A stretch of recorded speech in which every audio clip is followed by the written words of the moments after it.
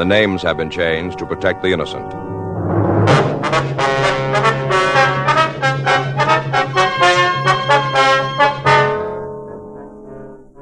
You're a detective sergeant. You're assigned to robbery detail. You get a telephone call from a woman who wants to see you. She says it's about her husband. She's afraid he's going to pull a holdup. Your job? Check it out.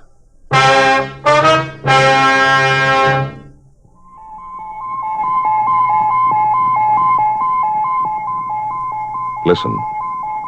Listen to news of an electronic miracle.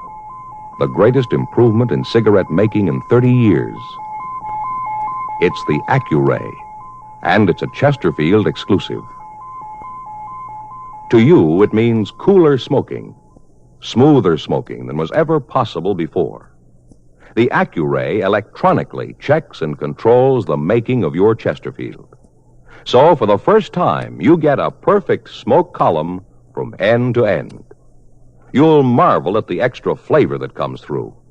Yet, because this measurably better cigarette smokes more slowly, you enjoy a cool mildness never possible before. Yes, from the first puff to the last, your Chesterfield smokes smoother. Your Chesterfield smokes cooler. Chesterfield is best for you. Today, discover what modern science can do to increase your cigarette enjoyment. Change to Chesterfield and put a smile in your smoking. Look for the new Chesterfield carton. It tells you only Chesterfield is made the modern way with Accuray.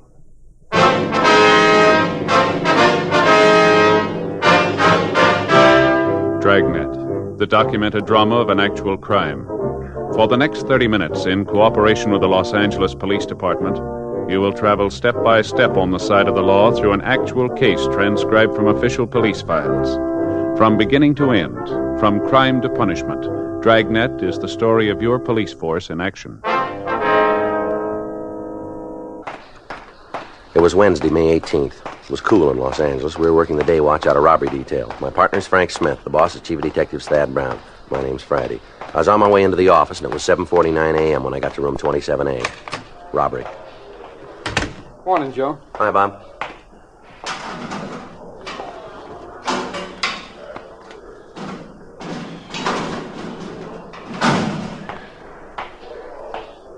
Well? Well, what? Good morning, Frank. Oh, hi. What's eating you? Nothing. Are you mad about something? What would I be mad about? I don't know, but you didn't say good morning. I'm just not going over there anymore, that's all. Over where? The Talbots. Who?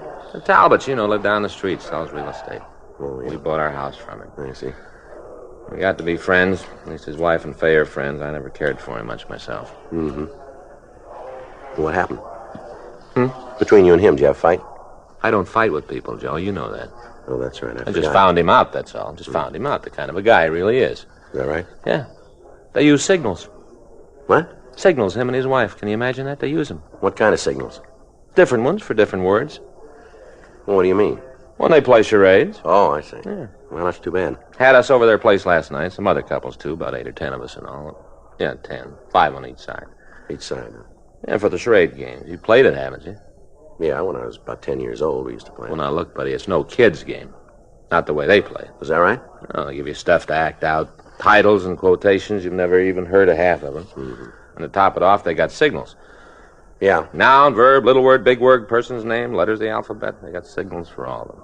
You can spell something out. What's the point of the game? Well, beat you pretty bad, didn't they? Huh? Last night in the game, you lost. That hasn't got anything to do with it, Joe. No, I don't imagine. Doesn't matter who wins or loses. It's the principle of the thing. That's all it is. Signals. Yeah, I get it. And they use them. Robbery, Friday. Yes, ma'am. Well, I don't know. What seems to be the trouble? I see. Yes, I guess we could. Where is that? Are they open this early? All right. Yes, ma'am, we'll be there. Goodbye. Lady wants to talk to us. Says she'll meet us at a bar out on Melrose. What's it all about? Her husband. Yeah. He bought a gun.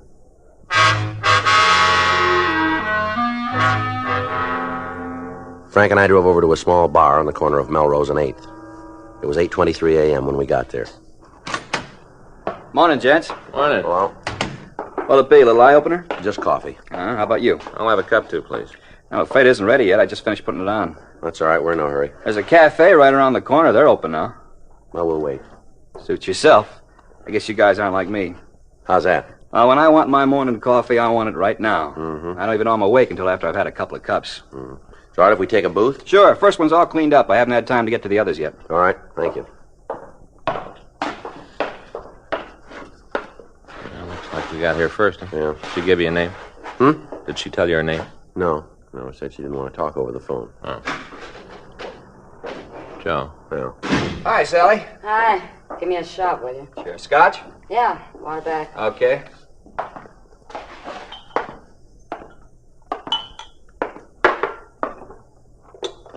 Go ahead, mister. Take a good look.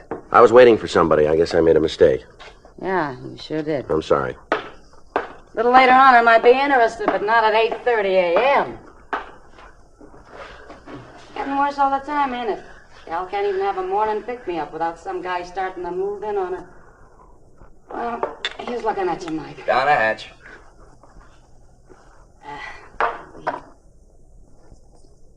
Put on the tab. Yeah, sure. See you around. Hey, your coffee's about ready. All right, thank you. Want cream and sugar? No, black. How about you? Same. Coming up. Don't pay no attention to Sally. Yeah? She must have got out on the wrong side of the bed today. Mm-hmm. Usually she's real friendly, you know what I mean? Yeah. So just don't take it personal, huh? That's all right. Forget it. Too bad you guys came in so early. Long toward evening, we get a lot of action here. We're meeting somebody. Okay. Just telling you, that's all. Mm-hmm. Phew, gosh. Whew. Yeah, boy, that's hot, all right. Boy, I think I burnt my tongue. that's too bad. Tomcat Bar, Mike speaking. Who? Well, I don't know. Yeah? Yeah? Okay, sure. Hey, one of you guys got a name sound something like Friday? That's right. Well, you're being stood up. Huh? She said to tell you not to wait.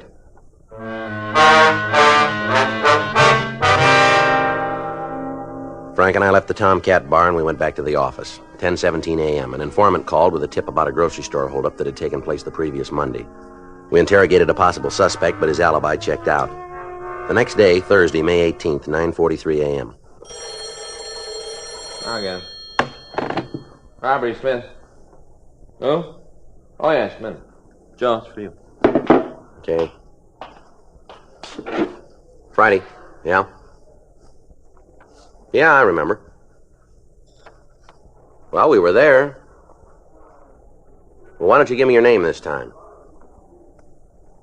No, I'm sorry. We'll have to have your name. Flint? F-L-I-N-T? All right, now look, Miss Flint, if this is some kind of a gag... All right, if you're sure this time. Right. All right. Goodbye. The woman again. Woman who called yesterday morning? Oh, yeah. What you want now? Same thing. Meet us at the bar. You think she's on the level?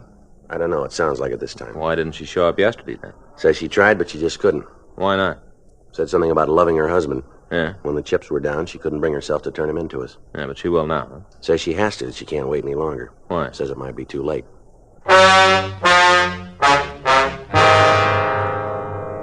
10:16 a.m. Frank and I left the office and drove out to the bar. When we got there was only one customer in the place, a small, dark-haired woman sitting in the corner booth. Hi. How are you today? What'll it be, coffee again? Yeah. Okay, what do you want? Well, we'll let you know. Hmm? That woman over there in the corner, Yeah? do you know who she is? I don't think she's been in before. All right, thank you. Say, that reminds me. Yeah? Sally was around last night. I asked about you. Yeah. Guess she had a change of heart. She's a pretty good kid. Yeah. Miss Flint?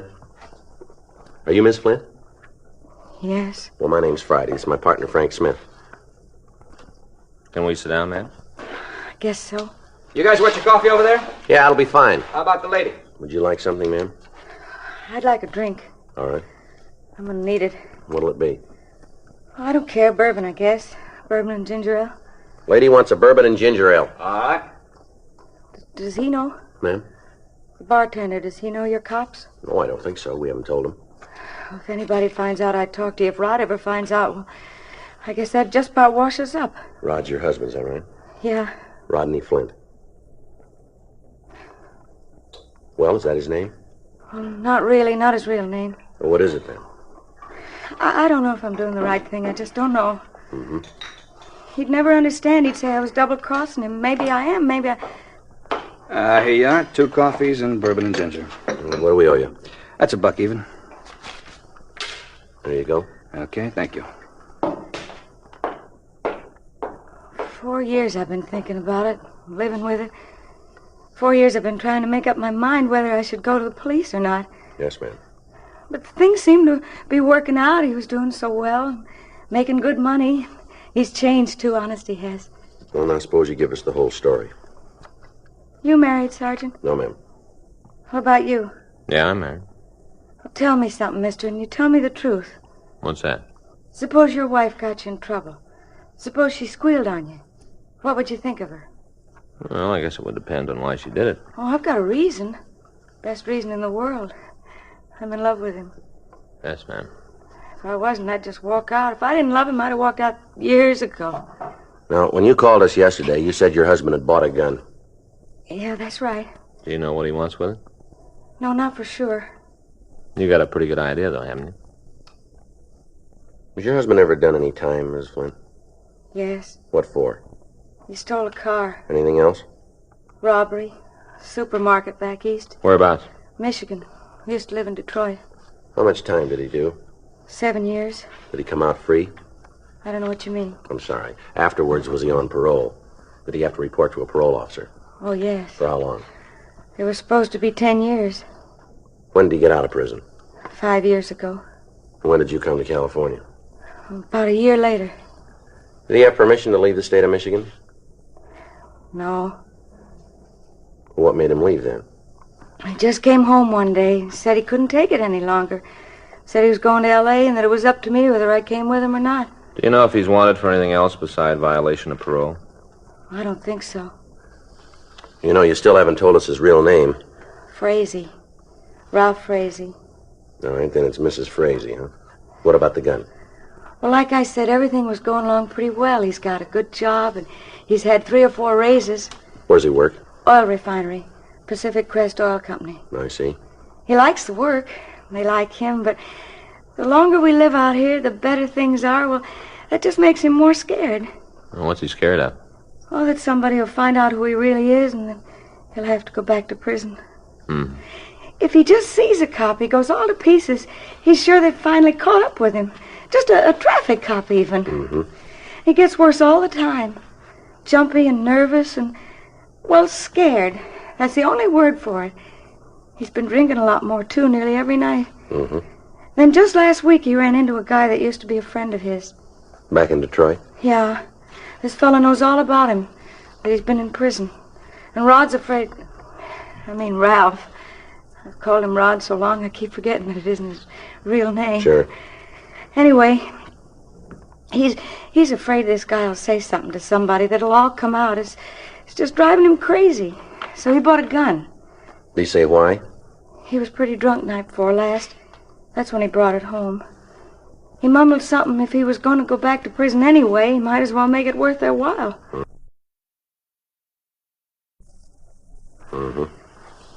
Maybe he's planning another robbery, I don't know. I don't really think he would. But with all this drinking and being so darned upset, well, I don't know what he might do. Where's the gun now, Miss Frazee? At home. He hid it in the stove in the pan under the broiler. At least that's where he put it last night after... After what? Well, you see, he was carrying on doing a lot of talking, and he was holding the gun at the same time, waving it around, telling me how easy it'd be to go out and rob somebody. Said that way he could get enough money for us to leave the country and go to Mexico, maybe, where they'd never find us. Right in the middle of everything, the pistol went off. I see. It was just an accident. He wasn't pointing at anything. The bullet only went into the ceiling. I'm sure he didn't mean to pull the trigger. Yes, ma'am. But when he heard the shot, he acted like he was going out of his mind. He was sure the neighbors had heard it, too, and that they'd report it to the police. What'd he do then? Well, he dug the bullet out of the ceiling, got rid of it. And after that, he just waited. Now, that proves he's changed, doesn't it? That he really isn't a criminal anymore? How do you mean that? Well, he didn't run away. Yeah. He stayed there all night long, waiting. And he didn't keep the gun. He put it in the oven. He didn't have it on him. So there wouldn't have been any trouble even if the police did come. Mm-hmm. Gee, I kept praying that they would. Over and over I prayed you'd come and find out who he is. He's got to go back to prison and finish out his sentence. I'm sure of that now. If he doesn't, I just don't know what'll happen to him. What about you, Miss Frazee? Me? While he's in prison, what'll you do? Oh, I can work. I did before. I'll manage. Mm-hmm. Miss Frazee, what time's your husband come home from work? It's later and later since he started drinking. 9 o'clock, maybe even 10. He's never there for supper anymore. Is there someplace else you can go this evening? Over to a neighbor's, maybe? I suppose so. Why? Well, it might be better if you weren't there when we pick him up. But you can't. I mean, well, not so soon, not tonight. Does it have to be tonight? Yes, ma'am, it does. He'll know it was me, that I had something to do with it. He's bound to know. We'll keep you out of it if we can. What are you going to tell him? What kind of an excuse will you use? Let's see what kind he has.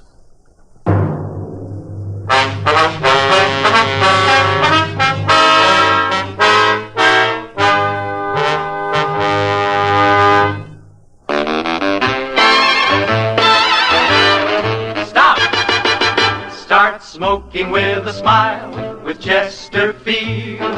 Smoother, cooler, milder, Chesterfield. Put a smile in your smoking, just give 'em a try.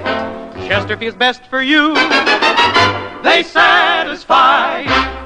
When you shop, stop. Remember, vacation time is carton time. The cigarette to take with you is Chesterfield, made the modern way, with Accuray.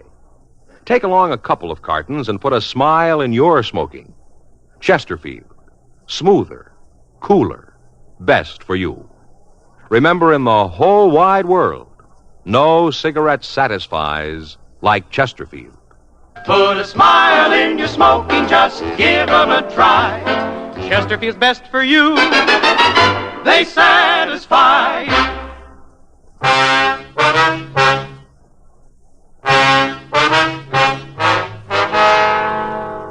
Frank and I continued to talk to Mrs. Frazee. She agreed to be out of the house during the evening. She also gave us a description of her husband. She said he was WMA, 38 years old, 5'11", and he weighed about 170. She told us he had black hair, brown eyes, and a dark complexion. 11:27 a.m., we went back to the office. We ran the names Rodney Flint and Ralph Frazee through R&I. They had nothing on Flint. Under Frazee, we found a warrant from the state of Michigan for a violation of parole. The dates given on the warrant checked with what Mrs. Frazee had told us. We contacted the Pacific Crest Oil Refinery, and without stating that we were from the police department, we learned that a man named Rodney Flint had been employed there for the last 3 years. They said he was a steady, dependable worker. 6:32 p.m., we drove out to the address Mrs. Frazee had given us. It was a modest one-story home just off Santa Monica Boulevard. We parked across the street and waited for Frazee to return from work. 7:05 p.m., we saw Mrs. Frazee go into a neighbor's home 3 doors west. Frank and I continued to wait. 8:46 p.m. Joe, across the street. Yeah, he's turned into the driveway. Let's give him a minute, let him get inside. All right. No, the lights are on now. Let's go. All right.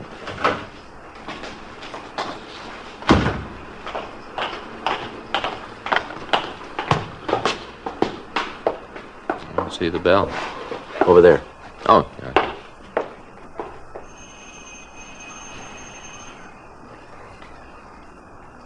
Who's coming? Mm-hmm. Yeah? We'd like to talk to you for a minute. What about? We're police officers. What? Police. This is Frank Smith. My name's Friday. I didn't send for no cops. It's all right if we come in? What do you want? Just want to talk to you, that's all. No, you do your talking out here. Be easier if we were inside. I ain't got all night. Neither have we. This won't take very long. Yeah, okay, come on. All right, stand right Hey, there. what? Stand still. What is all this? He's clean, Joe. What's your name? Come on, give us your name. Flint. First name, too. Rodney. You alone? Yeah? You live alone? Our wife's out. She left me a note. Said she's going over the neighbor's babysit for. Mm-hmm. Were you home last night? Yeah, I was home. All night? From about 10 o'clock on. Did you hear a gun go off? What? A gun. Did you hear one go off? Of course not. Well, somebody did, and they reported it. Said it sounded like it came from this house.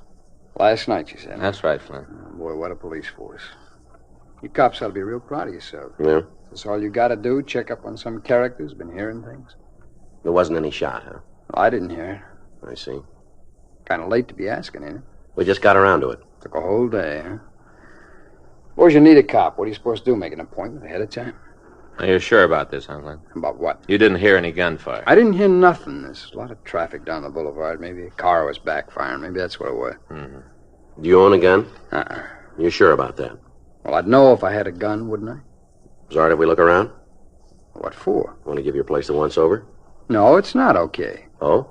I ain't gonna have you busting in here. Now, come on, go on, beat it, huh? We can get a search warrant and come back. Now, you listen to me, and you listen good, Yeah. huh? This isn't Skid Row, mister. This is my home. I own it. And you're not messing around a Main Street bum, either. I got a good job for a big company. They pay a lot of taxes in this town. They pay a lot of your salary. Yeah. My boss is a pretty important guy. He's got friends. So now you just take your little badges and move on. All right, Flint, if that's the way you want it. That's the way I want it. Just give us one more thing. What are you afraid of? I'm not afraid of anything, you guys especially.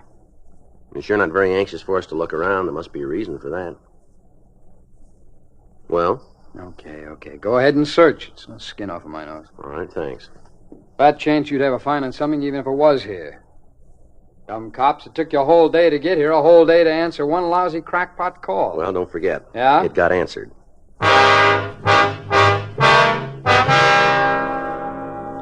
Frank and I began a routine search of the house. While Frank went through the 2 bedrooms, I took the living room and dining area. We found nothing suspicious. 9:42 p.m. We'd finished with the front part of the home, and we went into the kitchen. The suspect followed us. Okay, if I fix myself a drink while you're messing the joint up? That's up to you. You guys want one? What? A blast. You want one? No, thanks. What about you? No, thanks. You don't drink, huh? Not hurting my feelings. I'll check the service ports, Joe. All right.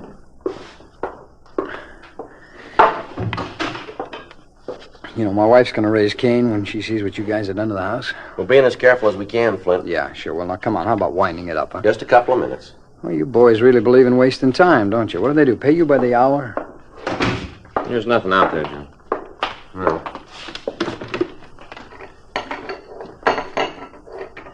I guess that takes care of it. Yeah. All right, come on. I'll be glad to show you to the door. We'll find our way. Just a minute. Did you check the stove? Huh? The stove. No, I thought you did. All right. All right, now what? We forgot something. Yeah? Well, it looks empty. What's with you? You think I'm cooking a gun? Yeah, it's okay, Joe. All right. As soon as I get this pan back. Hey, watch it there. Grab him, Joe. Wait a minute, Flint. You're not going anywhere. Look, I don't know what this is all about. I never saw that gun before in my whole life. Yeah. I don't even know how it got. Well, let's talk about it downtown. Huh? Come on. Look, wait a minute now. You can't haul me in like this. What have I done? You got to have a charge. I know the law. You got to charge me with something. You won't find anything. We found a gun.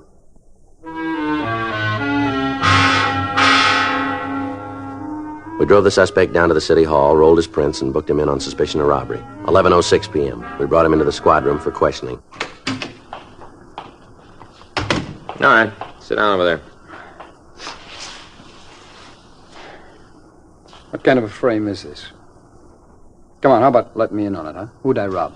You can forget about our robbery charge. I guess we made a mistake. Well, that's what I've been telling you, If we had to check the gun, we had to be sure. All right, so now you know. Yeah. Okay, no hard feelings. Sit down, Frazee. What? You heard me. Sit down. Maybe we were wrong about the robbery charge, but we came up with something else. A warrant from Michigan, violation of parole. What about it, Frazee? Well, What do you want to know? You've got it, the whole story. why'd you leave Michigan? Why'd you jump parole? Oh, what difference does it make? Suppose you tell us about it. I didn't have no choice. Yeah? I used to play around with some pretty rough boys. I got out of the joint. They're still in Detroit. Looked me up. You guys will think I'm conning you, but... Well, look, I wanted to go straight. They had different ideas. Yeah? So we came out here, Dorothy and me.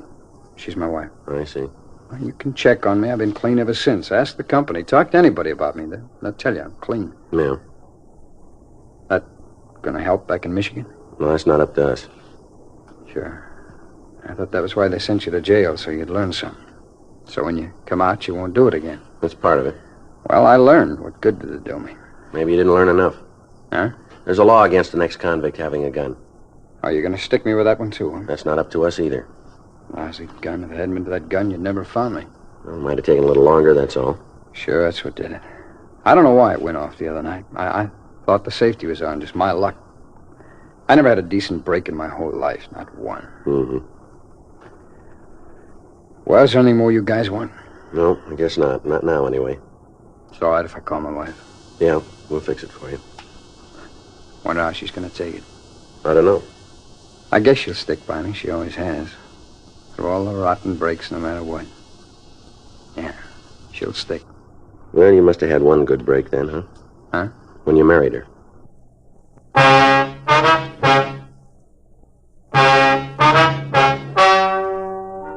The story you've just heard is true. The names were changed to protect the innocent. On Thursday, May 25th, the meeting was held in the district attorney's office in and for the county of Los Angeles, state of California. In a moment, the results of that meeting. Now, here is our star, Jack Webb. Thank you, George Fenneman. Friends, discover for yourself what modern science can do to increase your cigarette enjoyment. Remember, Accuray puts a smile in your smoking. Enjoy a smoothness and coolness never possible before. Chesterfield, best for you.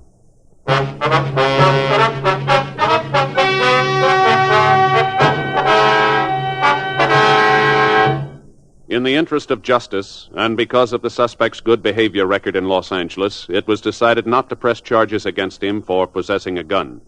Ralph Putnam Frazee, alias Rodney Flint, was turned over to Michigan authorities to serve out his previous sentence. He has since been released and has returned to his former employment in Los Angeles. Dragnet. Ladies and gentlemen, the story you are about to hear is true. The names have been changed to protect the innocent.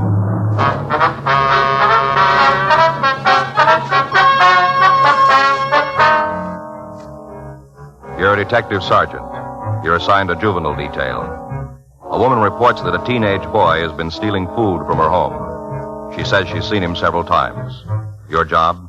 Check it out.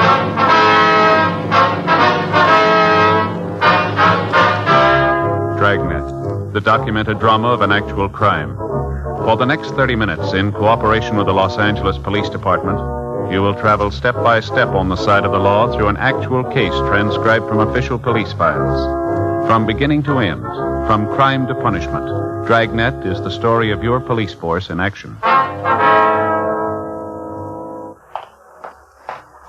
It was Tuesday, April 12th. It was warm in Los Angeles. We were working the day watch out of juvenile detail. My partner's Frank Smith. The boss is Captain Powers. My name's Friday.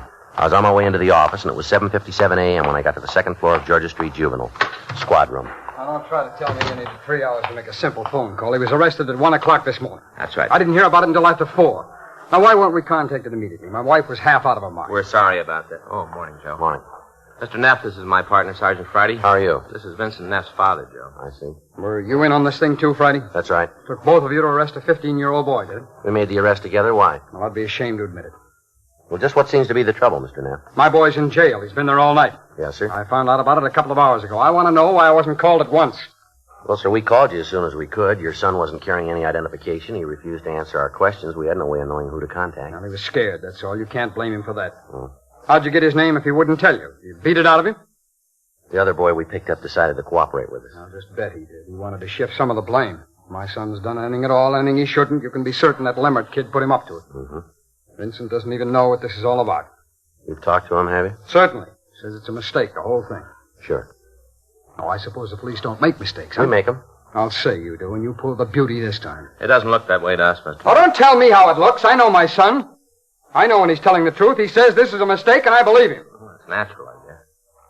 You know, I'm not going to make any wild threats or try to go over your heads, but I want that boy released, and I want him released at once. Sorry, sir, we can't do that. I'm being just as patient as I can with you, Sergeant.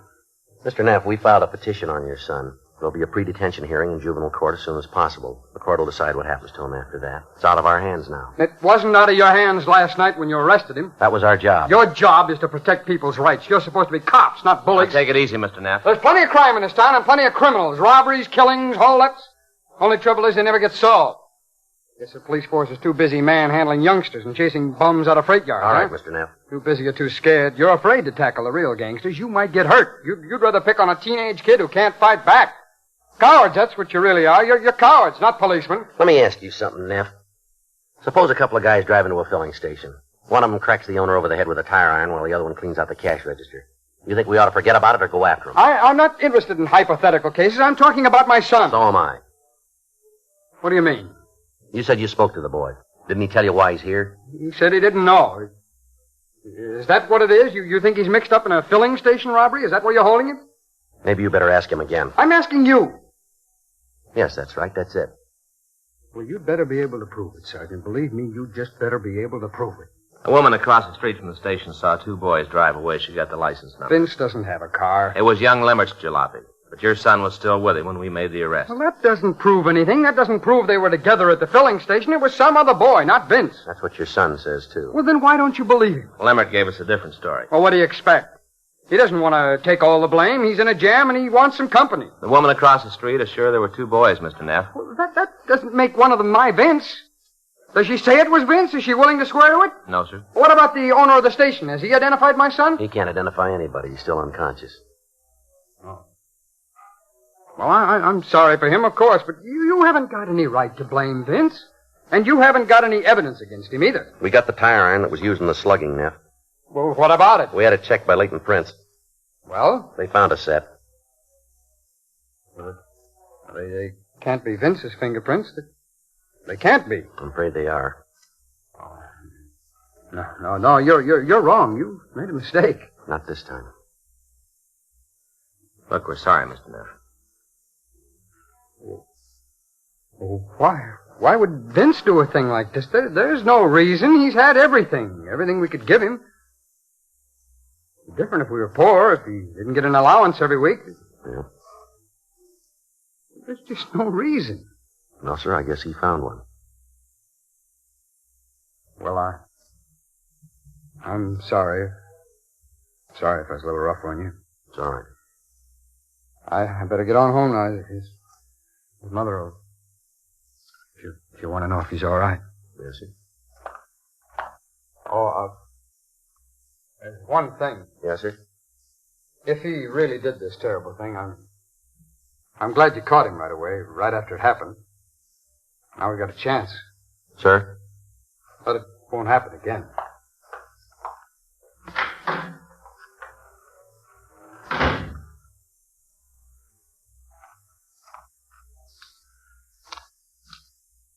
What do you got there? Oh.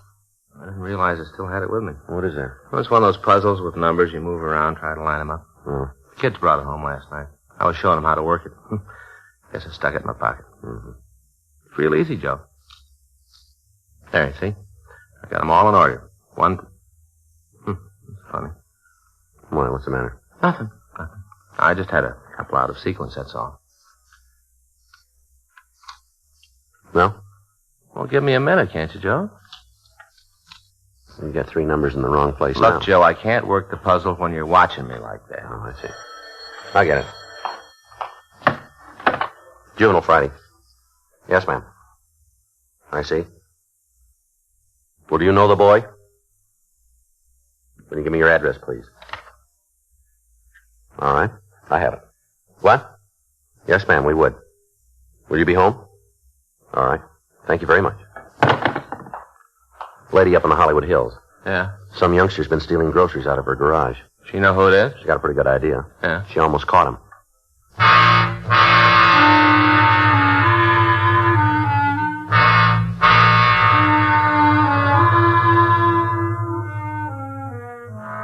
Frank and I left the office and drove out to a hillside address on Edgewood Drive, 2 miles north of Hollywood Boulevard. It was 9:17 a.m. when we got there. Well, there isn't too much to tell. Week, 10 days ago, I started missing things from the garage here. What sort of thing? Canned goods. I keep an extra supply on those shelves over there in the corner. I see. Well, there wasn't much gone, just a couple of items now and then. First, I wasn't even certain. I thought maybe I'd used them up myself and forgot about it. Mm-hmm. Then this morning I saw him. It was right after Clarence went to work. Well, now about what time would that be? 7 a.m. That's when he leaves. No later than 5 after. Mm-hmm. I was doing up the breakfast dishes, and I heard somebody fussing around the garage. By the time I got to the back door, he was sneaking off across the yard. I gave a shout, started after him. What happened then? I guess my yelling kind of took him by surprise. Anyway, he turned around and dropped the stuff he was holding. He sure didn't wait to pick it up, though. Started off as fast as his legs would carry him. He headed up the hill there. That was the last I saw of him. Well, now, just what was it he dropped, Miss Roman? A couple of cans of my groceries and a big paper bag. That's it, there on the stool there. Mm-hmm. I looked inside. Maybe I shouldn't have, but I thought it might be some more of my canned goods. That's all right. What do you got, Joe? Books? Huh? Books here. Huh? Theoretical physics, principles of dynamics, frontiers of molecular structure. Didn't make head nor tail of them myself. Must be something he's studying. Yes, ma'am. His name in him? No. No, they're all from the Hollywood Library. Mm-hmm. Wonder if you could tell us what he looks like, Miss Roman. Yes, I guess so. First off, I'd say he looks like books. How's that? You know, the studying Oh, type. yes, I see. Sort of thin and pinched. Mm-hmm. Blondish hair. Light complected. About how tall is it? 5'6" or 7. Might look taller than he really is on account of being so thin. Mm-hmm. About how old would you say he was? 15, 16, somewhere in there. Just a youngster. Did you notice his clothes? Hat on, pants looked pretty worn. And a sweater.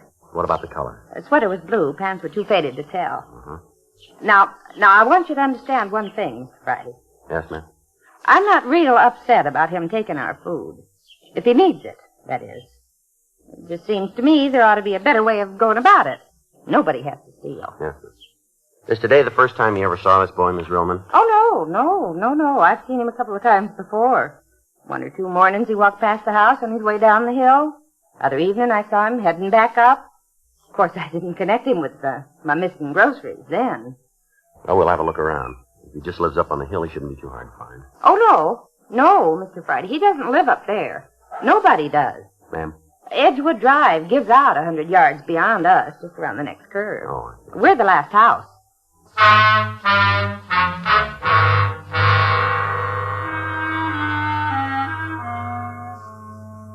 9:32 a.m. Frank and I left Mrs. Roman. We drove up to the end of Edgewood Drive, and we got out of the car. Well, she's right, Joe. What's that? No place for anybody to live around here. I think you're way out in the country. Yeah. Frank? Huh? Over there, halfway up on the slope. Where? See? Right behind that tree. Oh, yeah. What's it look like to you? I don't know. Oh, I guess. Why? Maybe that's where he set up housekeeping. What are you talking about, Joe? Well, didn't you ever try when you were a kid? Try what? Hiding out in a cave?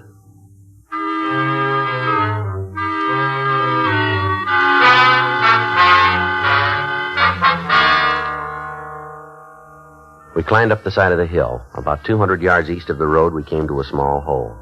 Behind this opening was a shallow natural cave.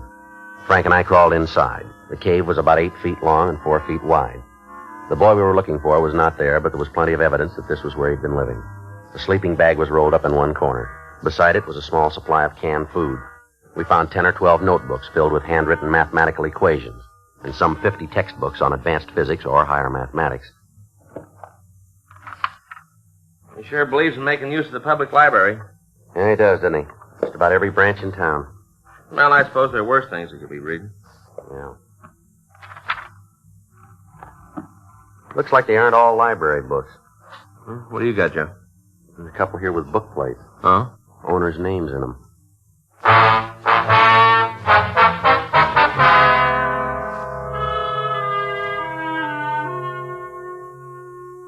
Book plates in 3 of the texts indicated that they were owned by a person named Carl Winderman. All the other volumes were the property of various Los Angeles libraries. We contacted the office and made arrangements for another team of juvenile officers to stake out on the cave. On our way downtown, we stopped off at the Hollywood Library. We showed the librarian several volumes which belonged to that branch. Her records indicated that the books had not been checked out. She had no idea who had taken them or when. 11:13 a.m. We put out a local with the boy's description, and we checked with missing persons. As far as we could tell, he had not been reported missing. 11:46 a.m. Frank and I made several calls to branch libraries. They all said that the books in question had been removed from their shelves without authorization.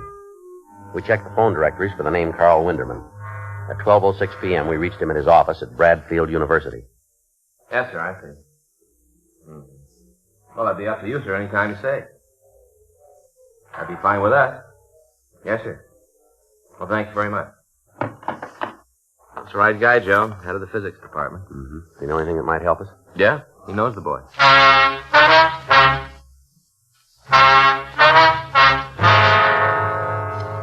4:16 p.m. Frank and I drove out to the Bradfield campus. We met with Dr. Carl Winderman in his office on the second floor of the science building.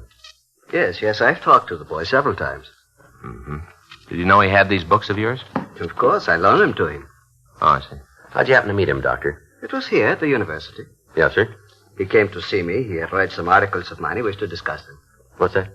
It was not presumptuous. He has a brilliant mind. Extraordinary. I see. And he also wished to inquire about enrolling. He asked about a scholarship. Mm-hmm. I tried to discourage him for a year or so at least. He's very young. Did he say how old he was? 18, that is what he told me. I'm afraid it is not the truth. About how old would you say he is? Perhaps 16. Do you know his name, sir? Peter. And his last name? I suppose he told me, but I'm afraid I do not remember. The typical absent-minded professor. What about his family? Did he mention them?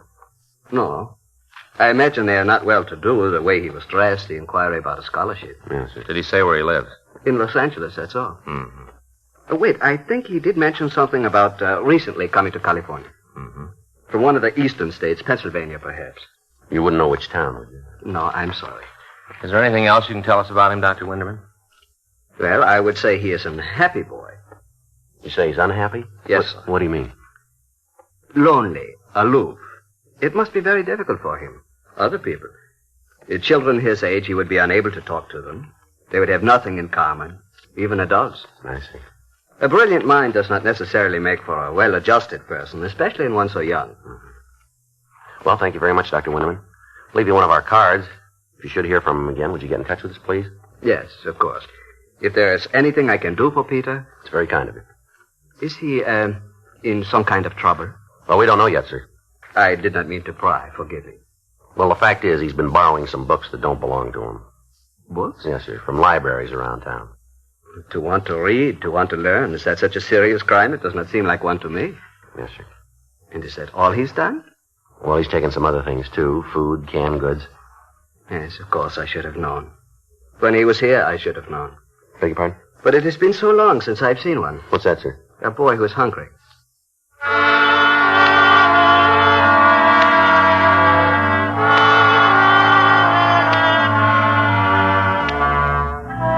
Frank and I went back to the office. The officers on stakeout reported that the boy had not returned to the cave. The stakeout was continued. 7:48 p.m. You still fooling with that thing? Oh, I wasn't even thinking, Joe. I just happened to reach in my pocket. Let me see. Did you get him in order yet? I wasn't trying, Joe. I told you I didn't even know I was fooling with it. I get it. I wasn't trying. Yeah. Juvenile Friday. Yeah. Uh-huh.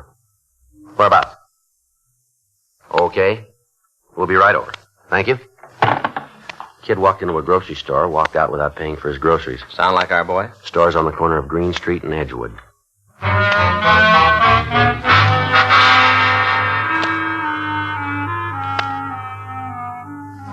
Frank and I drove out to the Huggin grocery store on the corner of Green and Edgewood. 8:17 p.m. We pulled up and went inside. I was waiting on another customer. I didn't pay much attention to him. Next thing I knew, he was sneaking out the door. Yes, sir, what can I do for you? We're police officers. This is Frank Smith. My name's Friday. You from Central? That's right. I'm Davis, Hollywood. Did you get a description here? Yeah, my partner's out looking around. I'll give him a hand. Okay, thank you. Say, will you take care of the report? Yeah, we will. Thanks. Now, this ain't no big robbery or anything like that. He was just a kid, you understand? Yes, sir. Could you tell us what he looked like, Mr. Huggin, Andy Huggin. There seems a sign on the window there. Yes, right. Well, like I said, he was a kid. Mm-hmm. Teenage, about halfway. How's that? Halfway in his teens, about 15 to 16. I see. Light hair, thin on a rail. How was he dressed, sir? Pants, sweater. I see. Just what did he take from your store, Mr. Huggin? Well, I couldn't say for certain. I wouldn't have known he took anything if it hadn't dropped out from under his sweater when he was sneaking out the door. Yeah. Can of corned beef. That's what it was that fell. Mm-hmm. Did you see which way he went? Out the door, up the street. Told the other policemen I guess they were after him. Yes, sir. I don't know whether I done right or not. How's that? In reporting it, I expect it seemed like a lot of fuss about a few groceries. No, sir. Trouble it is, you let one of them get away with something like this, the news gets around. Next thing you know, the store's full of them, you know. The kids try to steal you blind. Yes, sir, we understand. Worse than a plague of locusts. Sergeant? Yeah, David. Out in the car? What? We got him.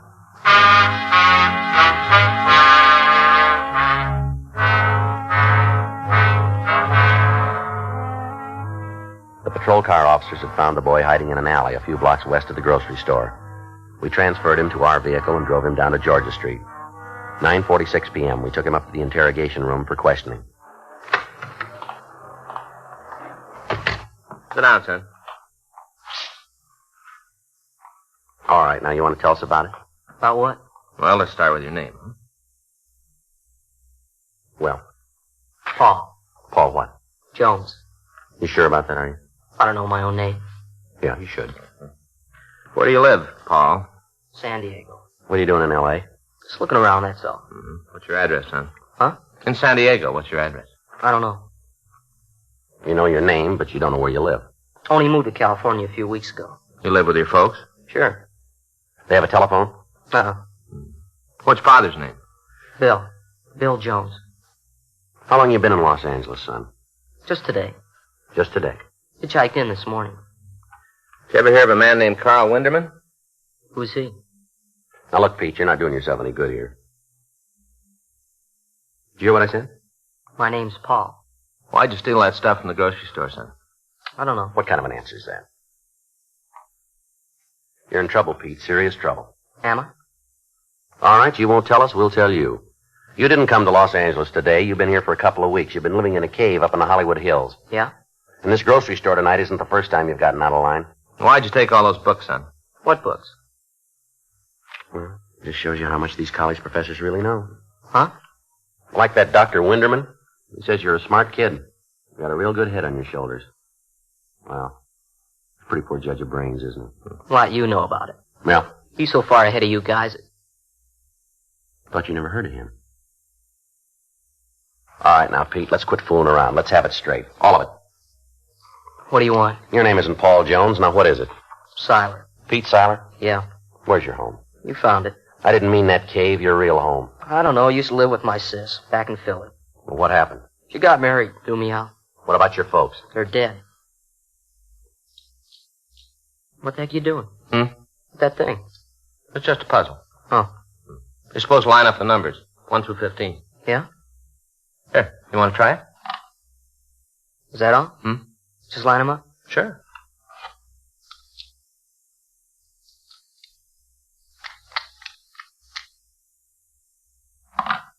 Now what? Well, that's it, I guess. Oh. Why'd you come out to California, Pete? Wanted to go to college. Thought maybe I could study physics. Did you finish high school? No, not the history and English part. What do you mean? Science and math, I finished them a couple of years ago when I was a kid. Just how old are you? 16 almost. Mm-hmm. It'd be harder if you didn't look at it. Huh? That puzzle. Yeah? You know, let the guy see it first so he knows just where the numbers are. Oh, yeah. Then make him work it with his hands behind his back. Remember it. Huh. Be harder that way. Yeah. I'll show you. Go ahead, mix them up. Okay. I thought you were going to memorize it first. I did. Take a look. I get them right? Yeah. It's harder that way, though. All right, Pete, now let's go back to it. Why'd you take all those books? I wanted to study them. I was going to return them when I was through. I couldn't get a library card, not without a real address. What about the canned goods you've been stealing? It wasn't much, just enough to eat. Mm-hmm. What's going to happen to me now? Well, that's not up to us. Huh? What do you think ought to happen? Well, I don't know. I don't see where I did anything so wrong. You don't, huh? Well, did I? You stole books, you stole food. You caused us a lot of trouble. Yeah. Well, you're the whiz at math, aren't you? Huh? You add it up.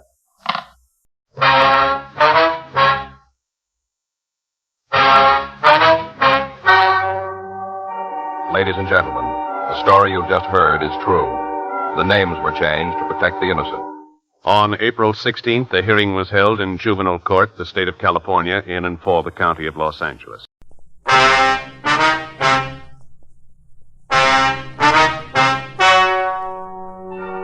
Ladies and gentlemen, the story you are about to hear is true. The names have been changed to protect the innocent.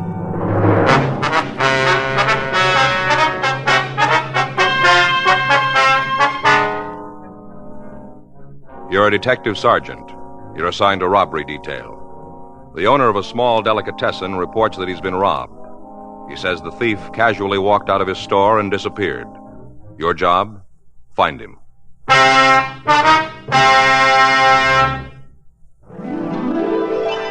Put a smile in your smoking. Next time you buy cigarettes, stop. Remember this. In the whole wide world, no cigarette satisfies like Chesterfield. Put a smile in your smoking. Instantly, you'll smile your approval of Chesterfield's smoothness. So smooth, so satisfying. You want them mild. We make them mild. Mild and mellow, with the smooth and refreshing taste of the right combination of the world's best tobaccos. So next time you buy cigarettes, Stop. Start smoking with a smile with Chesterfield. Smiling all the while with Chesterfield. Put a smile in your smoking, just give 'em a try. Light up a Chesterfield, they satisfy.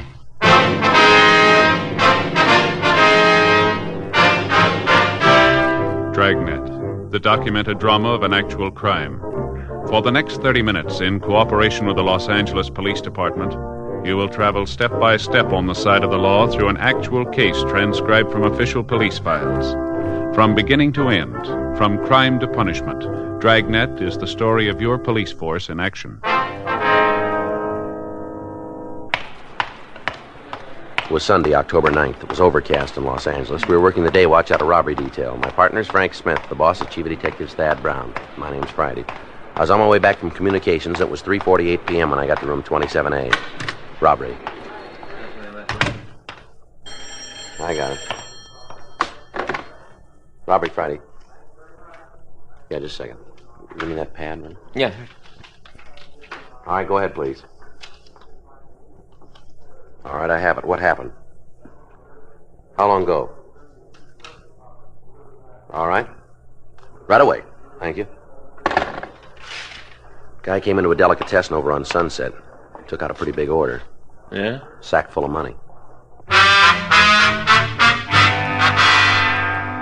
4:15 p.m. Frank and I drove out to a small combination delicatessen and grocery on the corner of Sunset and 3rd. The owner of the store, Mr. Paul Claypool, told us that the robbery had taken place approximately 20 minutes earlier. He said that the patrol car officer who had answered his call had left to make an immediate search for the suspect. Gave a real good description, I did. Yes, sir, you said that. Kept my wits about me. All the time that young hoodlum was in the store, I was studying him. Didn't let him catch on, of course, but I was making mental notes. I wonder if you'd tell us just what happened, Mr. Claypool. How's that? Well, we'd like to hear about the robbery right from the beginning. Oh, checking up on me, huh? Sir? Making sure I give you the same story I gave that other cop. Oh, no, sir, that's not the idea. I told him everything there was to tell. Well, we'd like to hear it, too, that's all. You ain't going to hear nothing different from what he did. Well, would you tell us anyway? Well, if that's how you want it. This here crook fella came walking into my store, big as life. That's how it begun. Mm-hmm. That was about 20 minutes ago, was it? Oh, might be 21 or 2, but now depends on how long you've been talking to me. Yes, sir. What'd he say when he came in? Bandit fella? That's right. Nothing. What? Nothing. That's what he said. Not a single solitary word. I see. Didn't even open his mouth. Just handed me an envelope. Yeah? Sealed it was. Sealed up shut. Mm-hmm. Go ahead. Struck me as being kind of peculiar. What do you mean? Well, lots of my customers bring in lists of things they're supposed to buy. They don't seal them in no envelope, though. I see. My instinct sure was right. It wasn't no grocery list. It was far from it. Is that so? Note inside. Hand-printed it was. I see. Want to know what it said? Well, that would be nice, yes, sir. Take all of the money out of the cash register, put it in a paper bag, and hand it over. Uh-huh. That wasn't all. You want to hear the rest? If you would, please. Don't do any talking. Don't try to stop me. If you do, I'll kill you. That was the end of it. Do you still have this note, Mr. Claypool? Right over there. It's laying on the register. Wonder if we could see it, please. Well, that's up to you, I guess. Other cops said I wasn't to handle it on account of fingerprints. Well, we'll try to be careful with it. Help yourself. Ain't my place to take no chances on destroying valuable evidence. Yes, sir.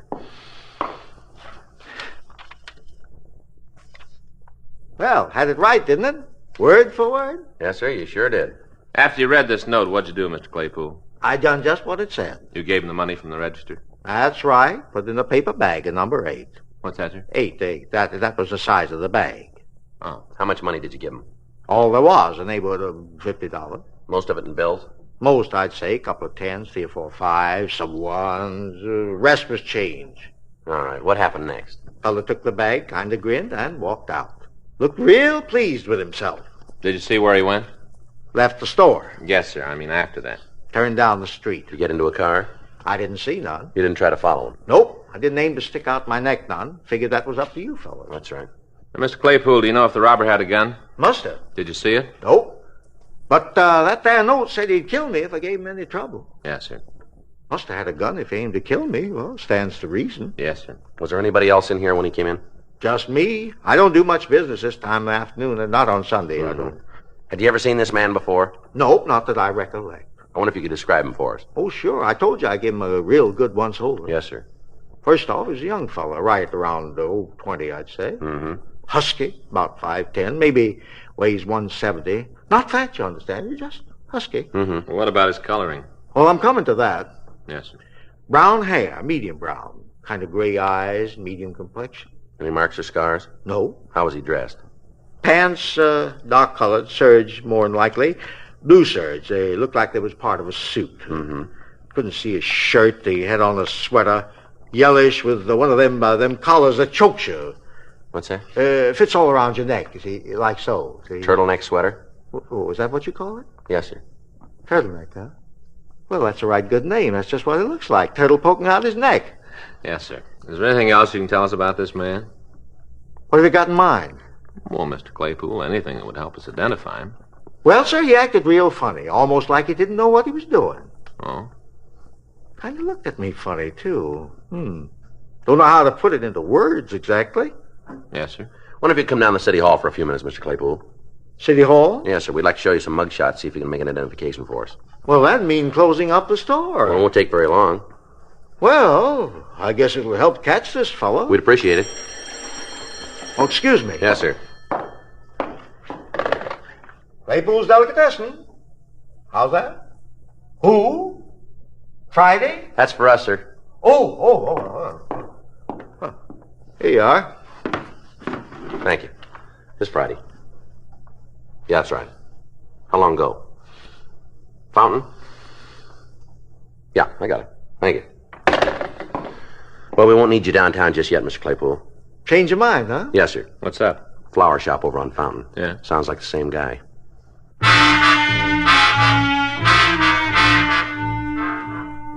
Frank and I told Mr. Claypool we'd check with him later. We left the delicatessen and drove out to the Pringer Flora shop on Fountain and Selma. 4:42 p.m., we talked to the victim, Miss Norma Devereaux. She seemed to be extremely agitated. She told us that a man had walked into the store about 4:30 and gave her a sealed envelope. She showed us the note the envelope had contained, and it appeared to be a duplicate of the note Mr. Claypool had been given. Did this man say anything to you, Miss Devereaux? I don't remember. I don't think so. Well, did you say anything to him? Oh, I was too scared. Yes, ma'am. How much money did he take? Well, I gave him all there was, everything in the register. I see, but about how much would you say? I'm not sure. You see, I don't work here. I was just helping out. Mm-hmm. The store belongs to my sister and brother-in-law. I see. They wanted to take their children for a ride this afternoon, so I said I'd look after the shop. Yes, ma'am. Oh, I never should have offered. I might have known something like this would happen. I've had a funny feeling all day long. Is that right? It's a bad week for me anyway, this whole week. Huh? According to my horoscope. Oh. And you don't have any idea how much money was stolen, Miss Devereaux? Well, I don't think it was very much. A few bills and some coins. Mm-hmm.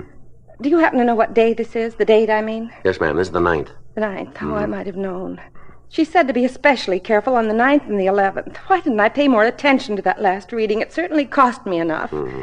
Now, Miss Devereaux, you noticed where this man went when he left the shop? What? Did you notice where he went? Oh, no. I didn't pay any attention. I was just so relieved that he was gone. I wonder if you describe him for us, please. Well, Miss Devereaux? I'm trying to think. Yes, ma'am. It just comes up a blank. His face, everything about him. Well, how's he dressed? I'm terribly sorry. I just can't remember. Well, maybe we can help you. Was he wearing a coat or a sweater? That's right. A sweater. I remember the sweater. Mm-hmm. What color was it? Lightish, I think. I'm not sure. What kind of a sweater? Would you recall that? Just a sweater, I guess. How about his hair? Eyes? Anything at all, Miss Devereaux? Well, there's one thing. I don't know whether it would do any good or not. Yes, ma'am. I feel like such a fool not being able to remember where it was or when, but I'm almost certain about it. What's that? That I've seen him before. Frank and I continued to question the victim. She insisted that she had met or seen the suspect sometime before the crime, but she was unable to recall the circumstances. 5:38 p.m., we drove both victims down to the city hall and asked them to go through the mug books for the purpose of identifying the suspect. We finished another book, Sergeant. Yes, ma'am. Seems like you sure have enough of them. Yes, sir. If I could only think where it was. Ma'am? That I saw him before. Yes. Did I get you folks some coffee? That sounds like a right good idea. How about you, miss? What? Would you like some coffee, too? Miss Devereaux. That's it. That's it. I remember now. His face, everything about him. It's the same man. I'm positive it is. Oh? It was when you mentioned coffee. That's what brought it back to me. Yes, ma'am. Now, just when was it you saw this man? Oh, let's see. It was last week when I went shopping for a new coat. Tuesday. Yes, that's when it was. Tuesday. Mm-hmm. I was having lunch. The Fairway Cafeteria in Hollywood. Yes, ma'am. Well, it was crowded, and I was sitting alone. He came by and asked if he could use the same table. All right, go ahead. I nodded, and he sat down. I didn't pay any attention to him. Not really. I just went on and finished my lunch. He was still eating when I left. Mm-hmm. Anything else you can tell us about him? I think he had on the same clothes he was wearing today, the sweater anyway. I remember the sweater, real plain now. I see. Now, you're sure this was the same man who robbed you? Oh, yes, I know it was. Mm-hmm. That'll help, won't it? My remembering where I saw him? Well, it might. I'll bet he eats there all the time, at that same cafeteria. Yes, ma'am. We'll check on that. Oh, he does. I just feel certain of it. You'll see, Sergeant. It was fate that made me go into that restaurant, and it was fate that made him sit at my table. Yes, ma'am. It was all part of a big plan. Our meeting like that, and then him robbing me today. It was all part of a big plan so that you could catch him. Yes, that's right. And you will catch him. Don't you worry about that. You'll catch him. Fate's against him. Well, that makes us even then, doesn't it? What? So are we. Now that she remembered seeing the suspect before, Miss Devereaux confirmed Paul Claypool's description. We asked the victims to continue going through the mug books. They were unable to come up with an identification. 6:31 p.m., Frank and I drove them home, and we went off duty. The next day, October 10th, 10:05 a.m., we interviewed the day cashiers at the Fairway Cafeteria. They couldn't recall any specific customer who answered the suspect's description.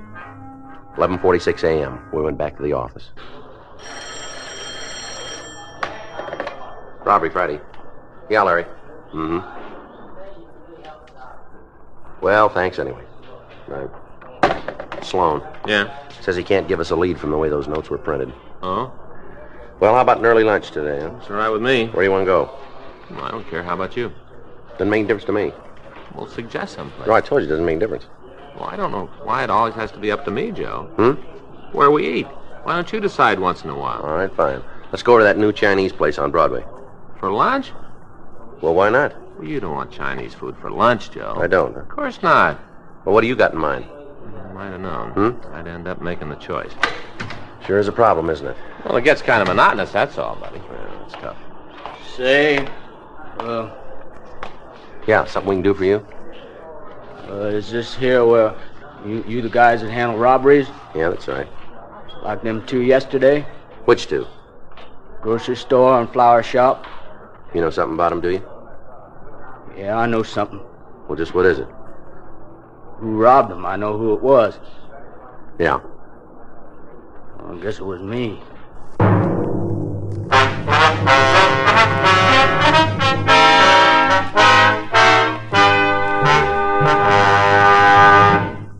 Put a smile in your smoking.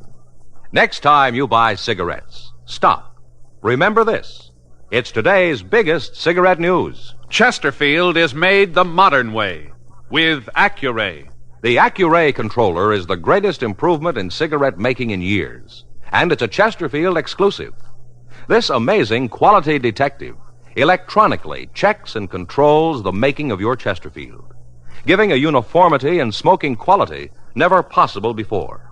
So buy Chesterfield today.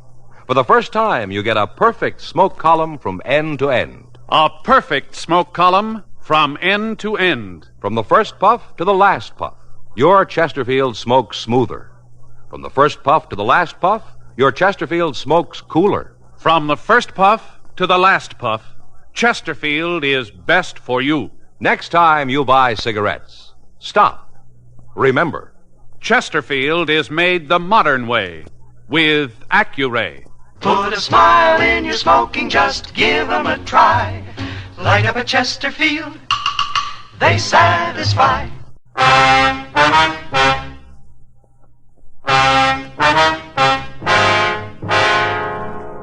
The man who had come into the office answered the description we'd received from the victims. He was in his early 20s, stocky build, about 5'10", brown hair and gray eyes. He was wearing dark blue trousers and a yellow turtleneck sweater.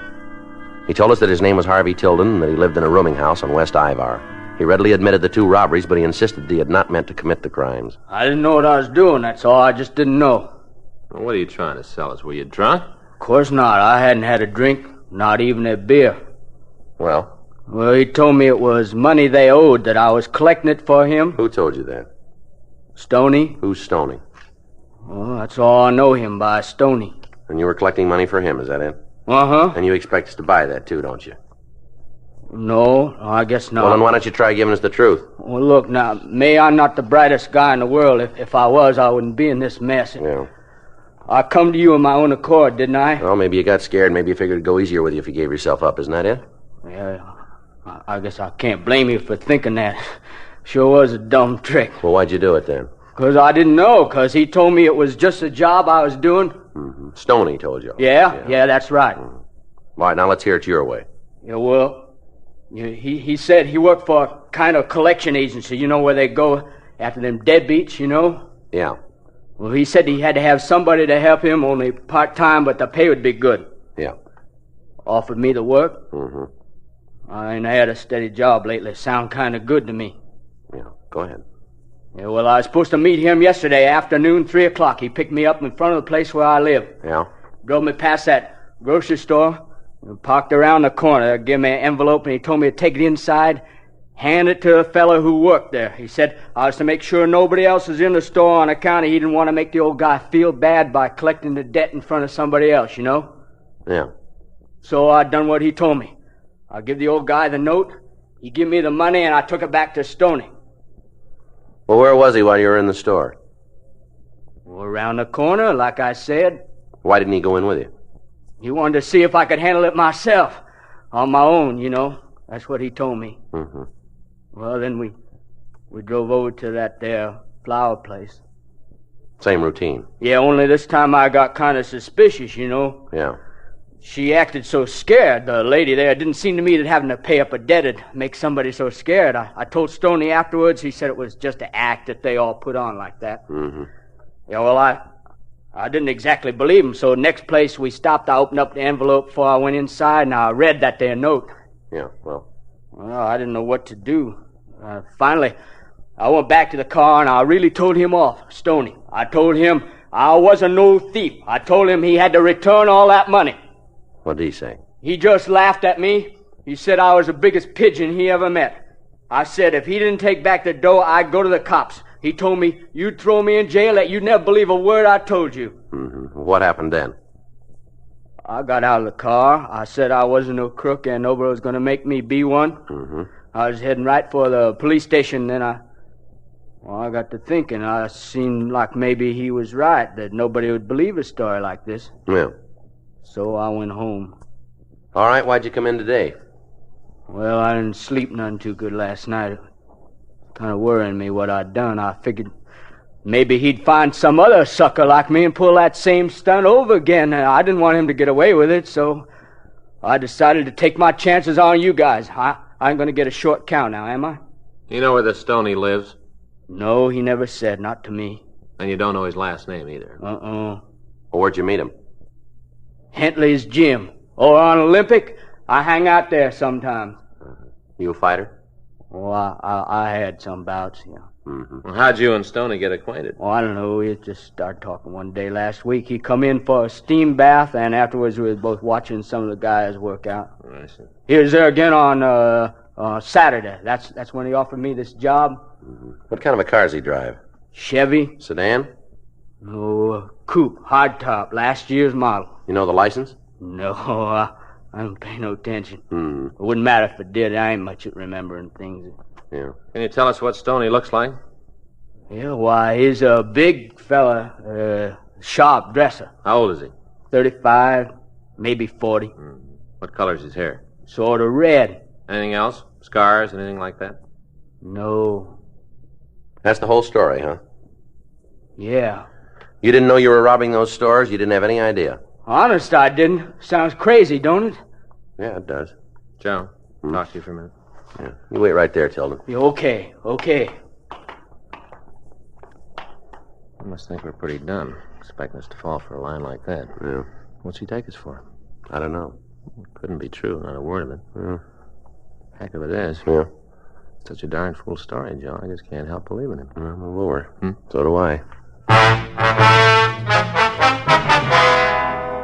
Frank and I continued to interrogate the suspect. He maintained his innocence, and we were unable to shake him. We ran the name Harvey Tilden through R&I. They had nothing on him. We also ran the name Stoney through the moniker file, and we came up with two possibles. We pulled the mug shots and showed them to Tilden. He tentatively identified one of the photos, James Brightstone, but he wasn't positive. We telephoned Brightstone's last known address, a small downtown hotel. They told us he'd moved during the summer, and they had no idea of his present whereabouts. We checked DMV and our own vehicle records. They reported that a late-model Chevrolet was registered in Brightstone's name. Harvey Tilden was held in custody for further questioning. 4:08 p.m., Frank and I drove over to Hentley's gym on South Olympic and talked to the owner, George Hentley. What's right? That's it. Stoney. Yeah, that's right. Full name maybe James Brightstone. We're not sure. Now move away. Don't ring a bell. He in a fight game? Well, we aren't sure. How about a Harvey Tilden? You know him? That jerk, sure I know. He come here pretty often? Off and on. Used to do a little boxing. Had a perfect record. 6 fights, 6 KOs. He was punchy before he ever got in a ring. Tilden says this is where he met this Stoney. Yeah, it could be. Take a look at this picture, will you? You ever seen this guy before? Hey, you got a left hand, use it. Well? I wouldn't swear to it. Guy looks something like this. Been coming in lately. Works out, takes a steam bath. You know his name? I never asked. You been around today? No, not so far. When was the last time, do you remember? End of last week, Friday, Saturday. Is he talking to Tilden? Oh, I don't know, maybe. Guys come in here, friendly type guys. They all talk to each other. All right, here's our card. So? If this fella comes back, give us a call, will you? Hey, you want him for something? We want to talk to him. Okay, if he comes in, I'll call you. Thanks. Sure, I'm a real obliging type fella. I got no beef with you cops. Be a waste of time, though. Calling you. If you want to see this guy, all you got to do is turn around. What's that? He just walked in the door. Frank and I talked to the man George Hentley had pointed out. He readily admitted that he was James Brightstone. He also admitted knowing Harvey Tilden. He said he had spent the previous afternoon in his room at the Jackman Hotel. We telephoned the hotel, but the clerk was unable to confirm Brightstone's alibi. 5:31 p.m. We drove the suspect down to the city hall and continued our interrogation. Look, why don't you guys just tell me what it is you want to know, spell it out in real big letters, and I'll give you the answer, same size. Where were you yesterday afternoon? Thought we already covered that. Let's go over it again. Okay, boys, I was in my hotel room. Well, the clerk doesn't back you up. Well, does he say I wasn't there? When was the last time you saw Harvey Tilden? Saturday over at the gym. Not yesterday, huh? Gym isn't open on Sundays. You know where Tilden lives? Nope. You picked him up at his rooming house yesterday, didn't you? Why would I be picking a crumb up like that? Did you offer Tilden a job? Oh, that's pretty funny. What's the joke? I ain't got a job myself. Did you ever take Tilden for a drive? Boys, I'm telling you, the only place I ever seen the guy is Hentley's gym. Yeah. He knows what kind of a car you got. Oh? Make and model. Well, maybe he's seen me in it. I didn't see him. Mm-hmm. Now, look, this Tilden fella, he's a screwball. He don't even know what time it is. Whatever he told you, you can forget it. Well, there are a couple of things we can't forget. Yeah? Tilden says you put him up to robbing 2 stores yesterday. Are you kidding? He says you hired him to work for you, to collect some past due bills. Boy, this kid is really off his rocker, isn't he? Maybe. Where was I supposed to be while he was doing me these favors? Outside in your car, waiting for him. Go on, boys. You interest me. Well, that's about it. And you'd pick up a guy in a phony story like that? Hey, look, I'm getting out of here. Tilden ain't the only guy who's nuts. Sit down, Brightstone. All right, you jokers, prove any part of it. We're going to try to. I'd like to know how. We got a team out right now checking the neighborhood of both robberies. If anybody saw your car around those stores yesterday afternoon, you got trouble. I got news for you guys. It don't matter where I was yesterday. You can't tie me into these jobs. We'll see. Matter of fact, I'll give you a hand. I might have been driving around those stores yesterday. Is that right? Yeah, come to think of it, I went for a ride along about 2 o'clock. Slipped my mind before it. Sure. Not that I know where Tilden pulled his heist. You don't, huh? Sure, of course not. Then what makes you think you were in the vicinity? Well, I'm not saying I was. I'm saying I might have been. Yeah. Just where were you? Who knows? It took me a real long drive. What time did you leave your hotel? 2 o'clock, maybe? What time did you get back? Later. How much later? All right. I tell you what, I'm going to give you guys a break. Good. Now, I know you can keep this up for 72 hours, and I got more important things to do, so let's get it over with, That's okay? entirely up to you. Okay. Tilden was giving it to you square. He was just a pigeon. Dumbest pigeon I ever ran into. Yeah, go ahead. Well, that's it. You got it now. What are you going to do about it? What do you think? Oh, if you're smart, you're going to turn me loose. Mm-hmm. Yeah, look, let me give you a little advice, free. So Tilden was a fall guy, all right? I admit it to you guys. Yeah. But to nobody else. Anybody else asks me, I deny it, the whole thing. So you might as well play smart. You figure on sticking me with this rap, you got to have a signed confession. I ain't going to give it to you. Well, now maybe we won't need it. Boy, you got the biggest rocks in your head. Tilden was in those stores, I wasn't. He took the money, I didn't. You go into court, you come out looking dumber than he does. Mm-hmm. It's my word against his. You think anybody in their right mind is going to believe this boy? You think he'd stand a chance of convincing the jury? Well, he might. Fat chance. He convinced us.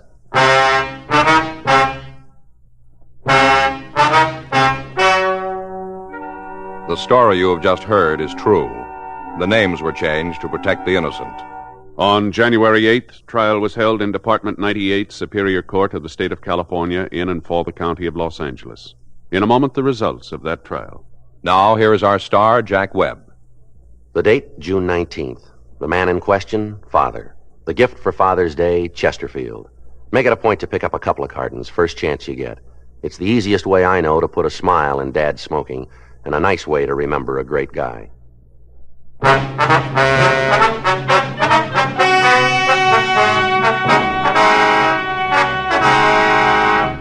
The district attorney failed to issue a complaint against Harvey Tilden. James Hill Brightstone was tried and convicted of robbery in the second degree, 2 counts. Robbery in the second degree is punishable by imprisonment in the state prison for not less than 1 year.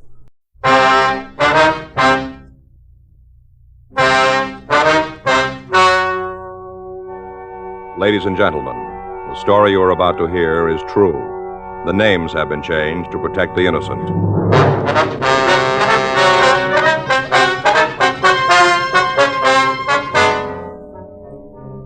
You're a detective sergeant. You're assigned a robbery detail.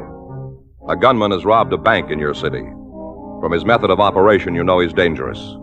Your job? Get him.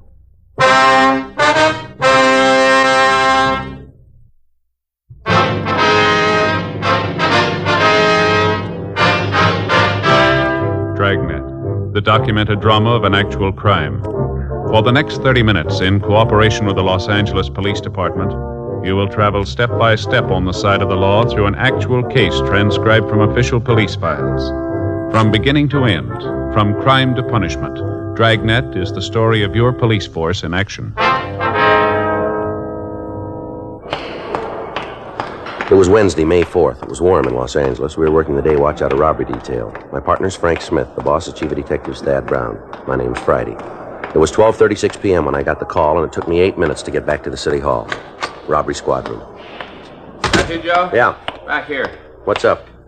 Oh, bank job and slugging. We got a rule on. Where? Corner Melrose and Fountain. Anybody else on it? Yeah, J.J. and Murph went out. All right, let's go. All right.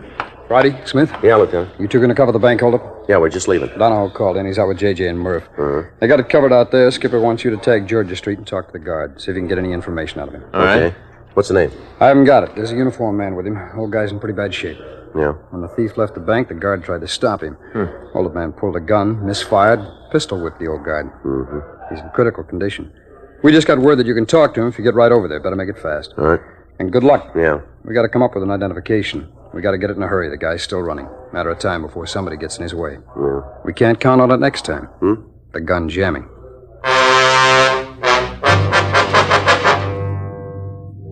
12:47 p.m. Frank and I left the city hall and drove over to Georgia Street Receiving Hospital. It took us 5.5 minutes traveling code 3. We went up to the 3rd floor and met the officer who'd been with the guard. You fellas from Central? Yeah, Friday and Smith. I want to see the victim. You missed him. What do you mean? He died 5 minutes ago.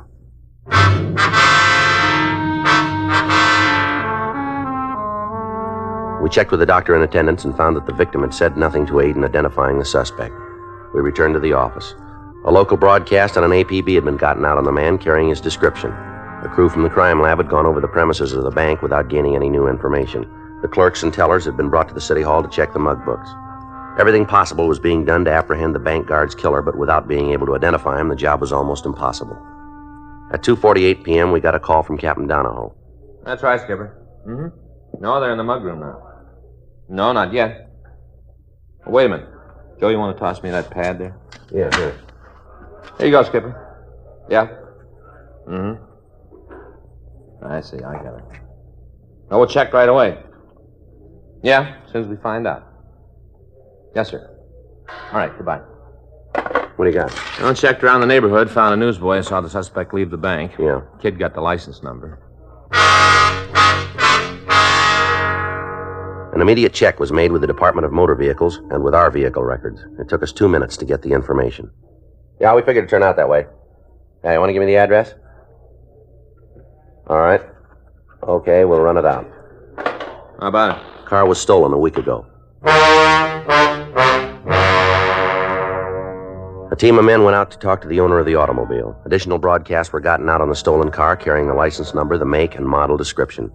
In the event the car was found abandoned, it was to be staked out and we were to be notified. Roadblocks were set up in the area adjacent to the bank and all vehicles were checked. Captain Donahoe came in from the scene and a meeting was held between him and Chief of Detectives Thad Brown. At the time, 25 officers from Robbery Division were trying to find a lead to identify the thief. We knew what he looked like, what kind of car he was driving.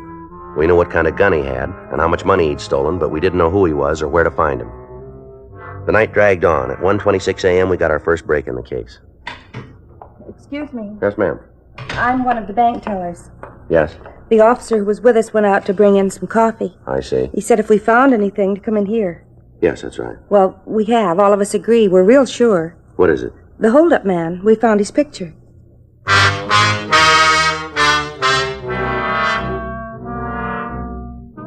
The suspect was identified as Thomas Bud Carey, WMA, 26 years. According to his package, he'd been arrested the first time when he was 16. He'd served a total of 5.5 years in state institutions. We checked with Fred Galloway of the Adult Authority and found that there was an outstanding warrant on Carey for parole violation. Additional broadcasts were gotten out carrying his name and description. Officers in the field were notified of the latest developments. While other teams of men covered Carey's known hangouts and friends, Frank and I left the office and drove out to see his mother. She lived in a run-down apartment house on the east side of town. The building was dark when we got there. Yeah, here it is, number 5.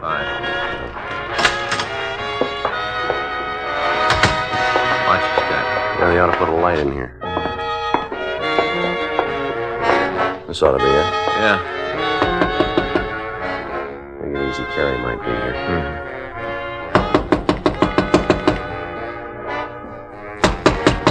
Who is it? Open up. Who are you? What do you want? Police officers, we want to talk to you. Nothing for the cops. Get out of here and leave me alone. Come on, Miss Carey, open up. I ain't Mrs. Carey no more. Now go away. We can do it 2 ways. You can talk to us here, or we can go downtown. What's it about? Your son. On in. Where's he going? We want to check. For what? There ain't nothing here. One lousy room. That's it. We can see. It's the kitchen. Better take a look in the stove. Might be something there. That place is clean, Joe. It's not true either. Now, what do you want? Have you seen your son? He in trouble again? We'd like to talk to him. What's he done now? You know where he is? No. You know where we can find him? I haven't seen him for a couple of months. Might as well be dead. Well, he isn't. Ain't any difference to me, one way or the other. You know where he lives? It ain't here. That's no kind of an answer. Question don't fit either. Look, I'll tell you. I'm his mother. Long time ago, I gave him to the world. I've had trouble ever since. Gallagher again. Fell asleep with the radio on. Lady, you got any idea where we can find your son? No. You got any close friends? Maybe. If he has, I don't know. How about girls? What about him? Has your son got one? Last time I saw him, he had a couple. Both of them married. Same as always. He couldn't do anything the easy way. If it wasn't a problem, he'd make one. Yeah. Is there any place he'd go if he was in trouble? What kind? Ma'am? What kind of trouble? What's he done this time? It'd be better if we talked to him about it. Yeah, always that way. Talk to him. Not do any good. I tried for a lot of years. Didn't do no good. You know why? What's that? You know why it don't do no good? Go ahead. Because he don't listen. You can stand right in front of him and scream the top of your head right off, and he don't hear you. Is that right? He was little. First time I caught him stealing, I talked. All day and all night. For a week, I talked. He stood there and looked at me. When it was over, you know what he did? You know? No, ma'am. He did it again. Every time he turned around, he stole something. I tried it all. Beatings, yelling, all of it. I tried it all. His father walked out when Bud was 6, left us by ourselves. I did everything I could to bring him up right. Read the books, saw the minister. Even had the relief people talk to him. He just wouldn't listen. Yeah. That time when he was 16, when we first picked him up, I thought that might do it. You know, being in jail, the judge in the court. Oh, I prayed it'd work and he'd change. Yeah. Didn't. A couple of days later, he was right back. You tell his probation officers about it? Bud was 5'10" when he was 16, weighed 170 pounds. If I'd opened my mouth, he'd have hit me.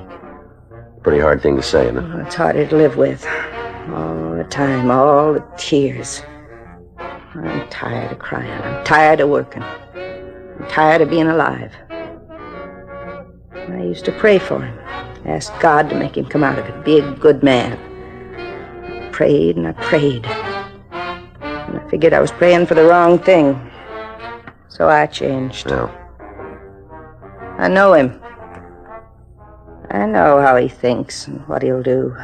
He's mean. In the soles of his feet, he's mean. Mm-hmm. I still pray. Maybe you're the one to do it. What's that? Kill him.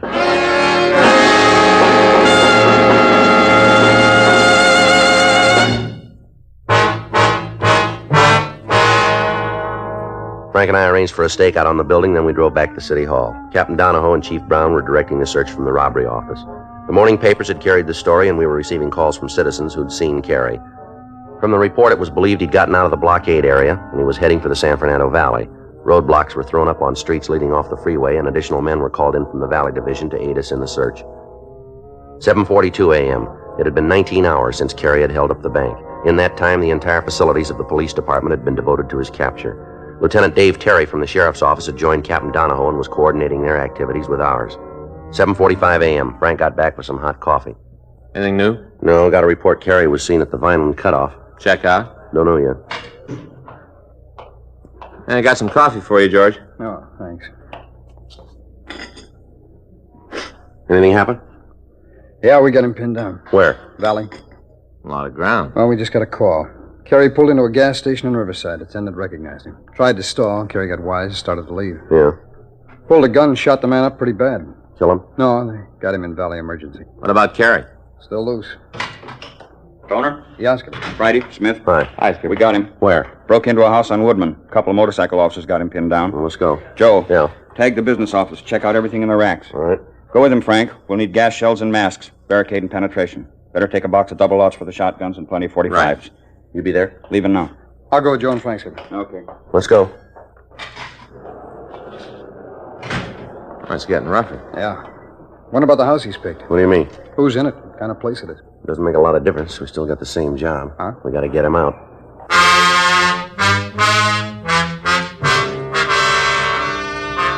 We left the city hall and drove out to the valley, code 3. By the time we'd gotten there, several other officers from Central Robbery and the Valley Division were on the scene. We talked with Sergeant Pat Murphy of our office. What do you know about the place? 6 rooms. Here, let me lay out for you. Got a pencil? I got a pen here. Oh, thanks. All right, now, the house is built in the shape of a U. Mm-hmm. The living room runs along the front, the dining room here on the corner. Here? Yeah. Now, the kitchen is here, and there's a back door. Any cover there?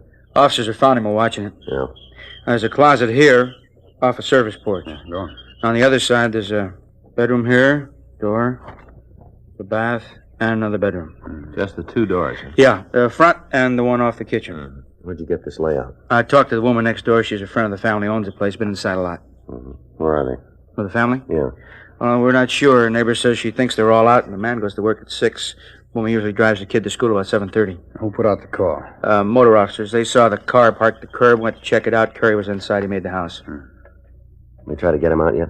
No, they weren't sure he was alone. How'd you do? Well, we got here right after they did. By the time we got to Kirby, started to shoot. Any chance of getting to him from the back of the house? Oh, it'd be rough. The shades are all pulled down. Hard to tell where he is. If we go in, he could be sitting under the window waiting for us. How about the phone? We tried, and he won't answer. Is that all of it? Much as we got. Well, what do you want to do? I'll give him a chance to walk out. It'll be his choice. Talk to him? Yeah.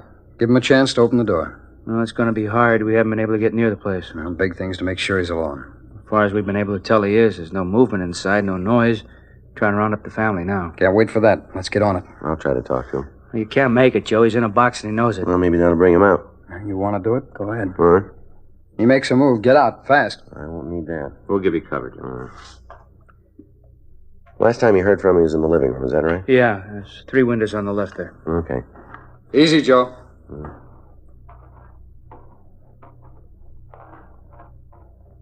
Carrie? Carrie?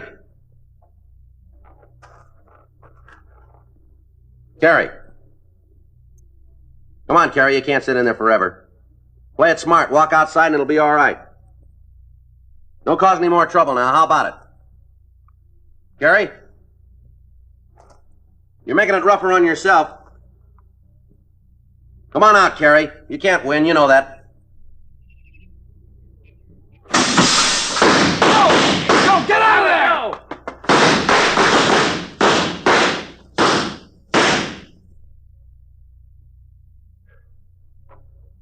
I don't have to tell you, it didn't work. Yeah. Clock ran out before you started. Carrie isn't going to walk. No. Well, he called it. Yep. Get the gas guns.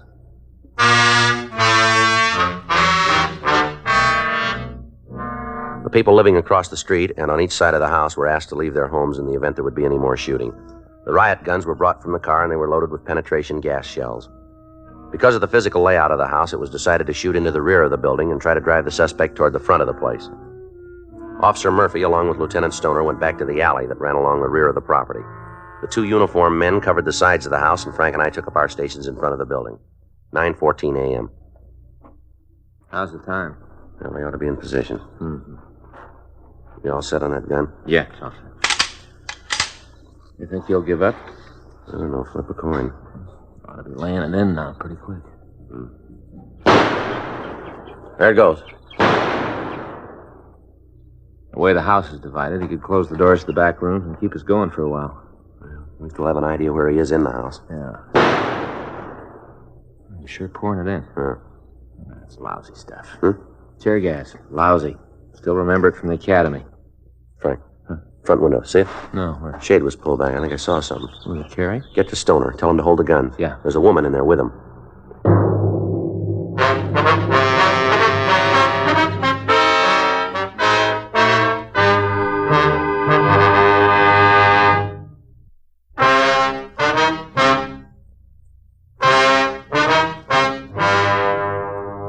Because of the possibility that there might be another person in the house, all shooting into the building was stopped. An immediate effort was made to identify the other person. The owner of the place, Virgil Bush, was contacted. He told us that he and his wife had left the house at about the same time. She'd taken their son to a neighborhood school, and then he thought that she'd returned to the house. A check was made at the school, and the youngster was found to be present.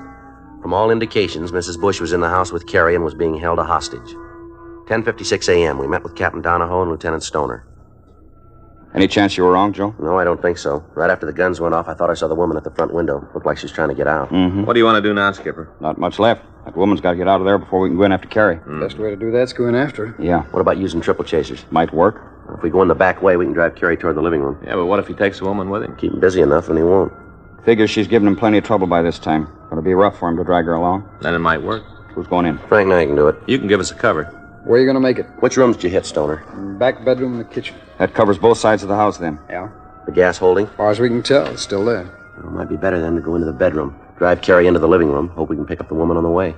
All right. You got the masks? I'll get them. Want to give me a hand, Frank? Yeah. We'll give you all the cover we can, Joe. Good. We can't shoot into the house, but we'll make Carrie think we are. All right. Once you got the woman, bring her out. All right. If Carrie goes into the living room, don't try to go after him. Let him sit for a while. We'll take care of the rest of it later. Okay.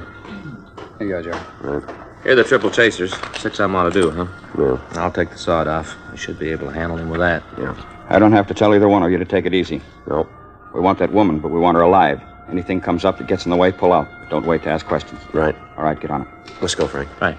Joe. Yeah. Carrie's rough. He's playing for keeps. You know he'll kill you if he gets a chance. Well, that makes it easy. Hmm? We won't give him one. Frank and I went around to the back of the house and put on the gas masks. He loaded the shotgun and flipped off the safety. I checked the triple chasers. They're about the size of a beer can, and they're built like a hand grenade. 2 seconds after the pin is pulled and the lever is released, the shell explodes into 3 parts. Each of them throws out a large quantity of tear gas. By using them, an officer can completely fill an area with gas almost immediately. A few minutes after we were in position, the covering gun fire started. Oh, that's it. Let's go. Yeah. You gonna toss one in the bedroom? Better. Make sure it's clear. Okay. I'll watch it. Go ahead. I'll cover you. Right. All right, come on. All right. That's clean. Yeah, let's get the next room.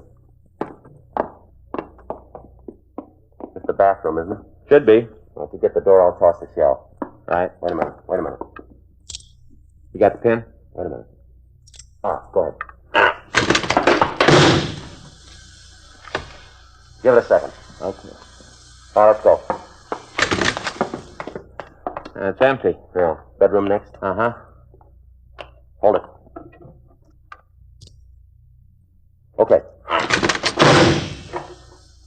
Now let's go. It's Carrie. He's in the living room. We better get him. Wait a minute.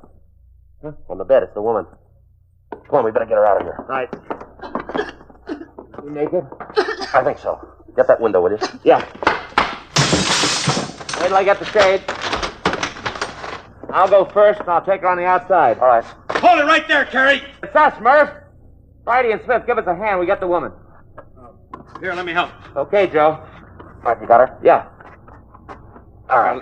Come on, let's get her out of here. Wait till I get this mask off, will you? Okay, Joe. Wait a minute.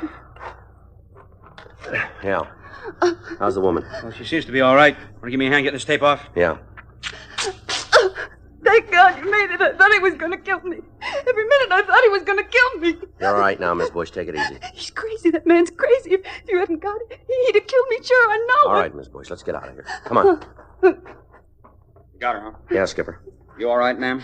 Yes, it isn't his fault, though. I've never seen anybody like that before. All right, Mrs. Bush. You want to take her to the car, Murph? Sure. Just a minute, ma'am. What? Can you tell us how many guns Carrie's got? What? How many guns did you see? What difference does it make? Makes a lot of difference to us. I don't know. He's got a pistol. Yeah, we saw that. Anything else? Yeah, he's got a rifle, too. A shotgun, I think. Did you see it? He brought it into the house. Where is it? What do you mean? What part of the house is it in, do you know? The front room, I guess. That's where it was the last time I saw it. Has he got any shells for it? Yeah, a lot of them. Had his pockets full. All right, that's all. Thank you. You gonna get him now? We're going to try. You'll have to shoot him. Ma'am? He told me so himself. Said you wouldn't take him alive. Uh-huh. Told me if you tried, he'd take a couple of you with him. Well, it isn't going to change things. Hmm? He's still going.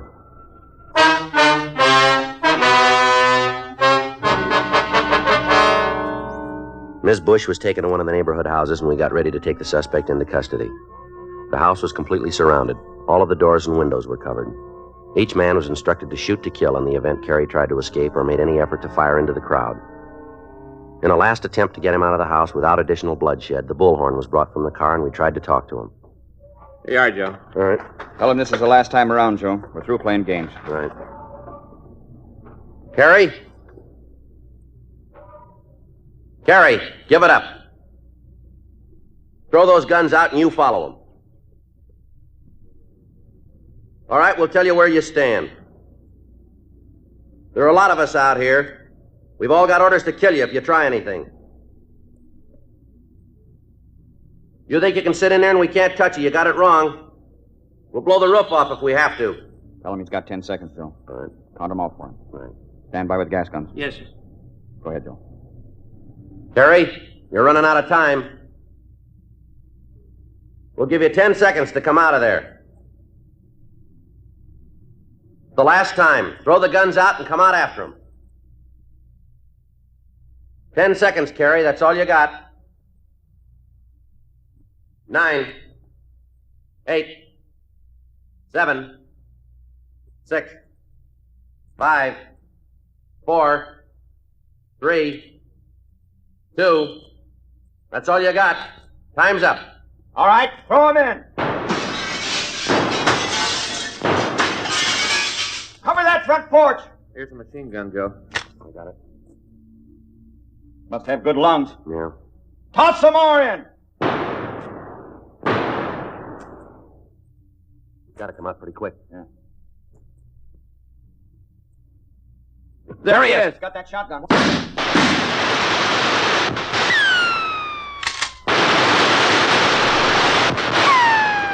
He's down. Yeah. Easy now. Carry. Carry. Not moving. All right, cover me. Yeah. How about it? All right. Must have been dead when he hit the floor. Yeah, we were lucky. I don't know. What? We had to kill him.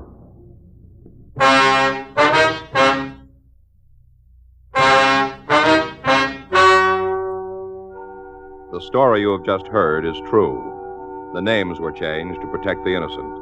On Monday, May 9th, an inquest was held in the coroner's office in and for the county of Los Angeles, state of California.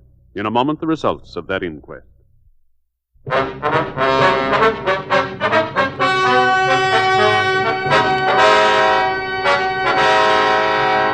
The coroner's jury found that the death of Thomas Herbert Carey was caused by gunshot wounds resulting from an attempt to resist arrest. The officers were absolved from blame.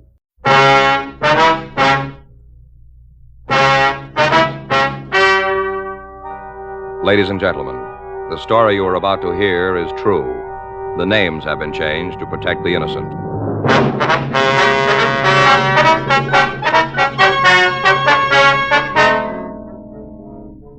You're a detective sergeant. You're assigned a burglary detail. For the past month, a hot prowl artist has been working the Silver Lake district in your city. Your job? Stop him.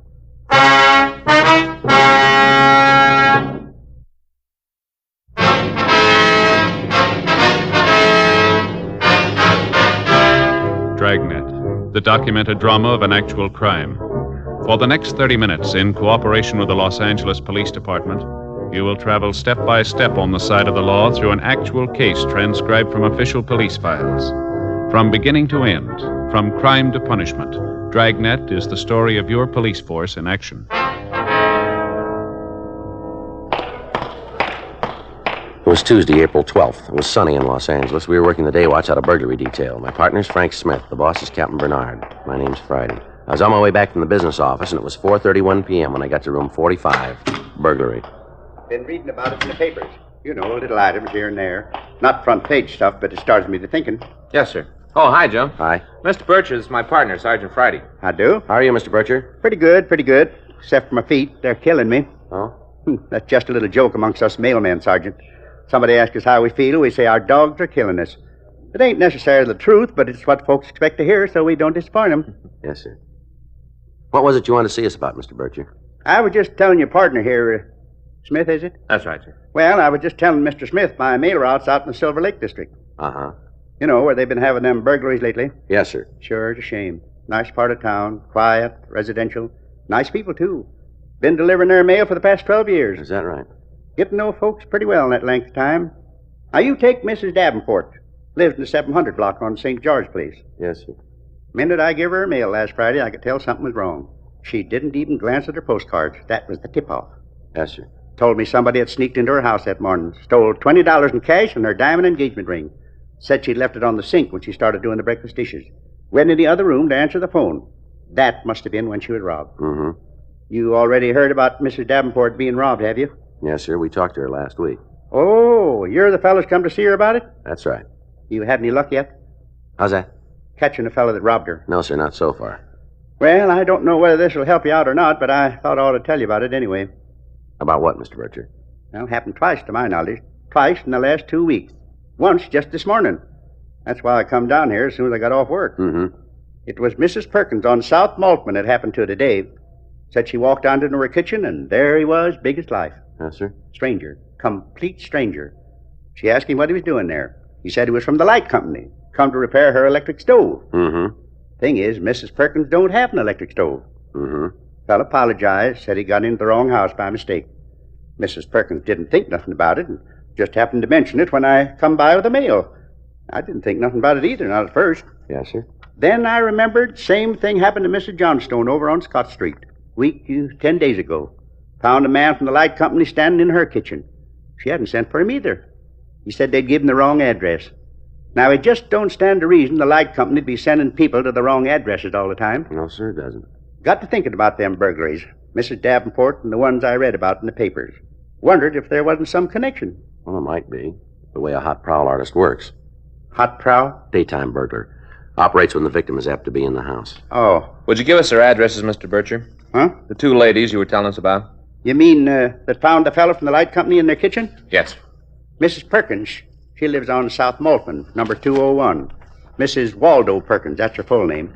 201. And the other lady? Johnstone. Mrs. Nellie Johnstone. She's a widow lady. Her address is 1247 Scott Street, corner of Scott and Brandon. I see. Thank you.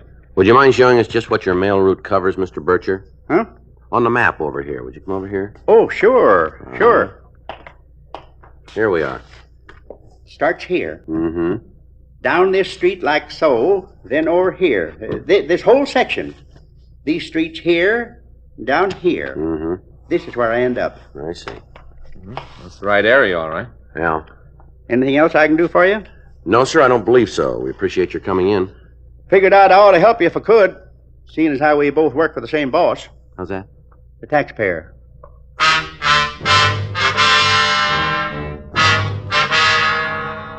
We checked with the utility companies, and they told us that they had made no recent repair calls in the vicinity of the addresses that Mr. Bircher had given us. 5:46 p.m. Frank and I drove out to 201 South Maltman. It was a one-story stucco bungalow set behind a white picket fence. Well, it's about time you... Where are the flowers? Ma'am? Aren't you from McAdams Flower Shop? No, ma'am. We're they from the... promised me they'd have them here by 5. Promised faithfully. Oh, you just can't depend on anybody. Well, what is it? We're police officers, ma'am. Police? This is Frank Smith. My name's Friday. Oh, for heaven's sake. You, Miss Perkins? Well, yes, of course. Who'd you think I was? We'd like to talk to you for a minute. Oh, what on earth about? Please, I'm in an awful hurry. I've got 16 people coming for dinner. Just a couple of questions, please. It won't take us long. Oh, all right, all right. I suppose you might as well come in. Thank you. It isn't about Waldo. Ma'am? My husband. It isn't about him, is it? Not on top of everything else. No, ma'am. Well, I don't know whether I'm coming or going. I'm just not up to a big dinner party anymore. I shouldn't have tried. Yes, ma'am. We understand you had a visitor this morning, Miss Perkins. Visitor? A man who said he'd come to fix your stove. Oh, yes. Now, how on earth... Oh, that mailman. I ought to know better than to tell him anything. He spreads it all over town. Yes, ma'am. You hadn't sent for an electrician, had you? Oh, certainly not. If anything was wrong with my stove, I'd send to the gas company. It's a gas range. Well, could you describe him for us, please? Describe him? That's right. I don't know what you mean. Well, what did he look like? Was he tall or short? Oh, I hardly even looked at him. He was just an ordinary man. I see. How old would you say he was? Isn't this kind of foolish? Well, we aren't sure yet, ma'am. Do you have any idea of his age? Oh, youngish, I guess. About 30. Mm-hmm. How was he dressed? I'm afraid I don't remember. Well, did he have on a uniform of any kind? No, no uniform. Suit, I think. I didn't pay much attention. No scars, anything like that? Well, not that I noticed. Might have. Well, just what did he say to you? Well, just that he'd made a mistake, that he was in the wrong house, that's all. Mm-hmm. Do you have any kind of an accent? No. He sounded like a plain, everyday American to me. I see. Do you think you'd recognize him if you saw him again? Oh, I don't think so. If it had been some other day when I wasn't so busy, when I didn't have so much on my mind... Yes, ma'am. Did you notice where he went when he left here? Out the back door. Did he drive away? I really haven't any idea. If you're so interested in the poor man, you better talk to Margot. Margot? Mrs. Summersby, my next-door neighbor. She was doing some gardening this morning. I see. I suppose she saw him, too. There isn't much that gets by Margot. She's a little on the nosy side, if you know what I mean. Yes, ma'am. Which house is hers? That one there. I see. Now, I've just got to get back to my dinner. I haven't even started the salad yet. Well, just one more thing, Miss Perkins. Well, what is it now? Is anything missing from around the house? Missing? Yes, ma'am. Money or anything of value? Why, no. No, of course not. You sure, are you? What on earth are you driving at? A man makes a perfectly honest mistake. Next thing I know, the police are bothering me. You'd think he was a criminal or something. I'm sorry we troubled you, Miss Perkins. I just don't understand it. People come here all the time, day in and day out. Some of them have the right address, some of them have the wrong one. Spend half my life answering the doorbell. Yes, ma'am. What's so special about this fellow? He didn't ring your doorbell.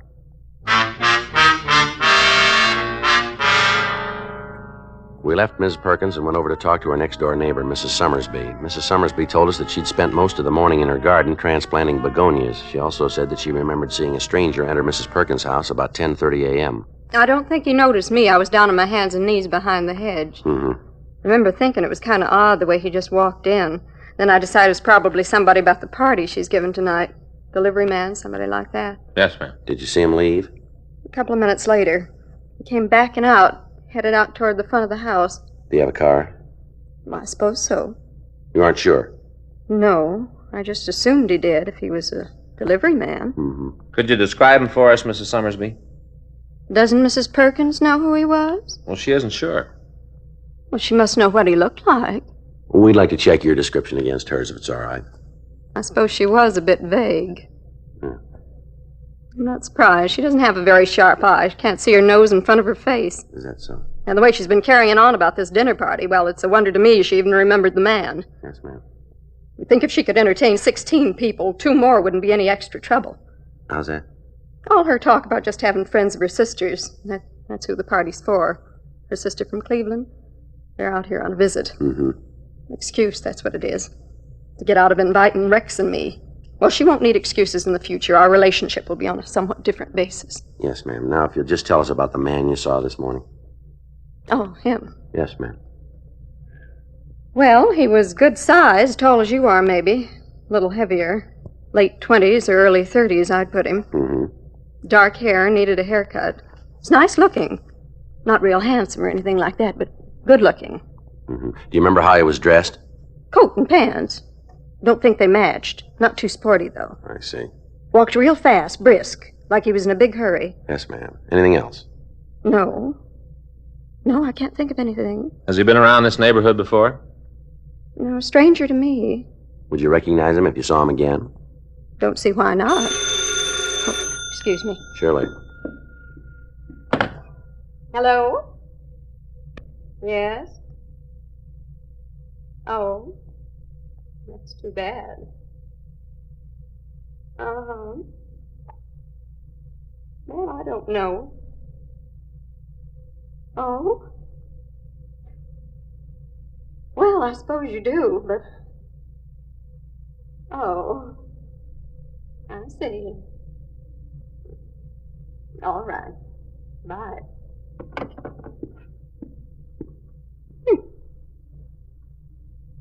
Mrs. Perkins. Is that right? Says the Barringtons can't come. Mr. Barrington's got virus. Wants me and Rex to fill in at the last minute. Well, if you're all through, Sergeant. Yes, ma'am. Thank you. I'd better start getting ready.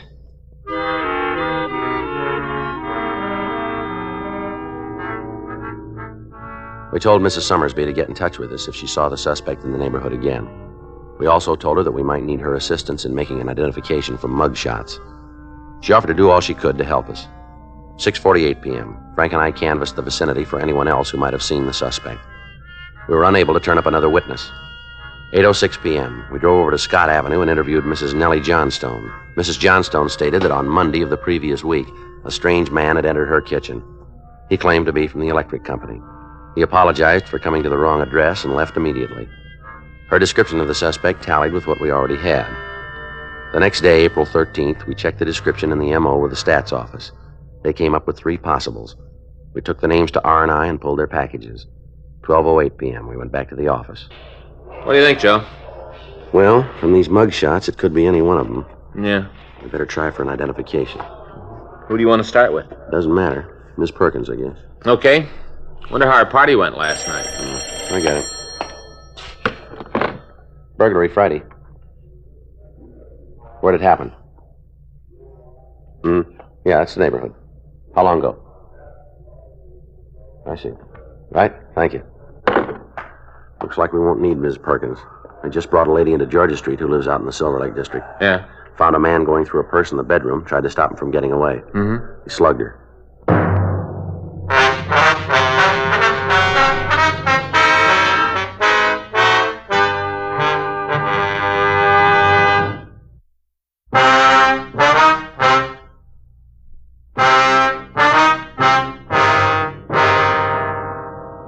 We drove over to Georgia Street Receiving Hospital and talked to Dr. Sebastian. He told us that a Mrs. Violet Castle had been brought in for treatment. He said she had a bad bruise on her face and a slight concussion. He also said she hadn't lost consciousness and was able to talk to us. Miss Castle? Yes? Police officers, ma'am. Okay. We'd like you to tell us what happened, if you would. Well, I told the others when they come to get me. Yes, ma'am. We'd like to hear it from you. Well, he was just standing there by the dresser. I couldn't imagine where he come from. Uh-huh. I didn't say anything for a minute. I was too surprised. He didn't seem to know I was in the room. His back was towards me. What was he doing?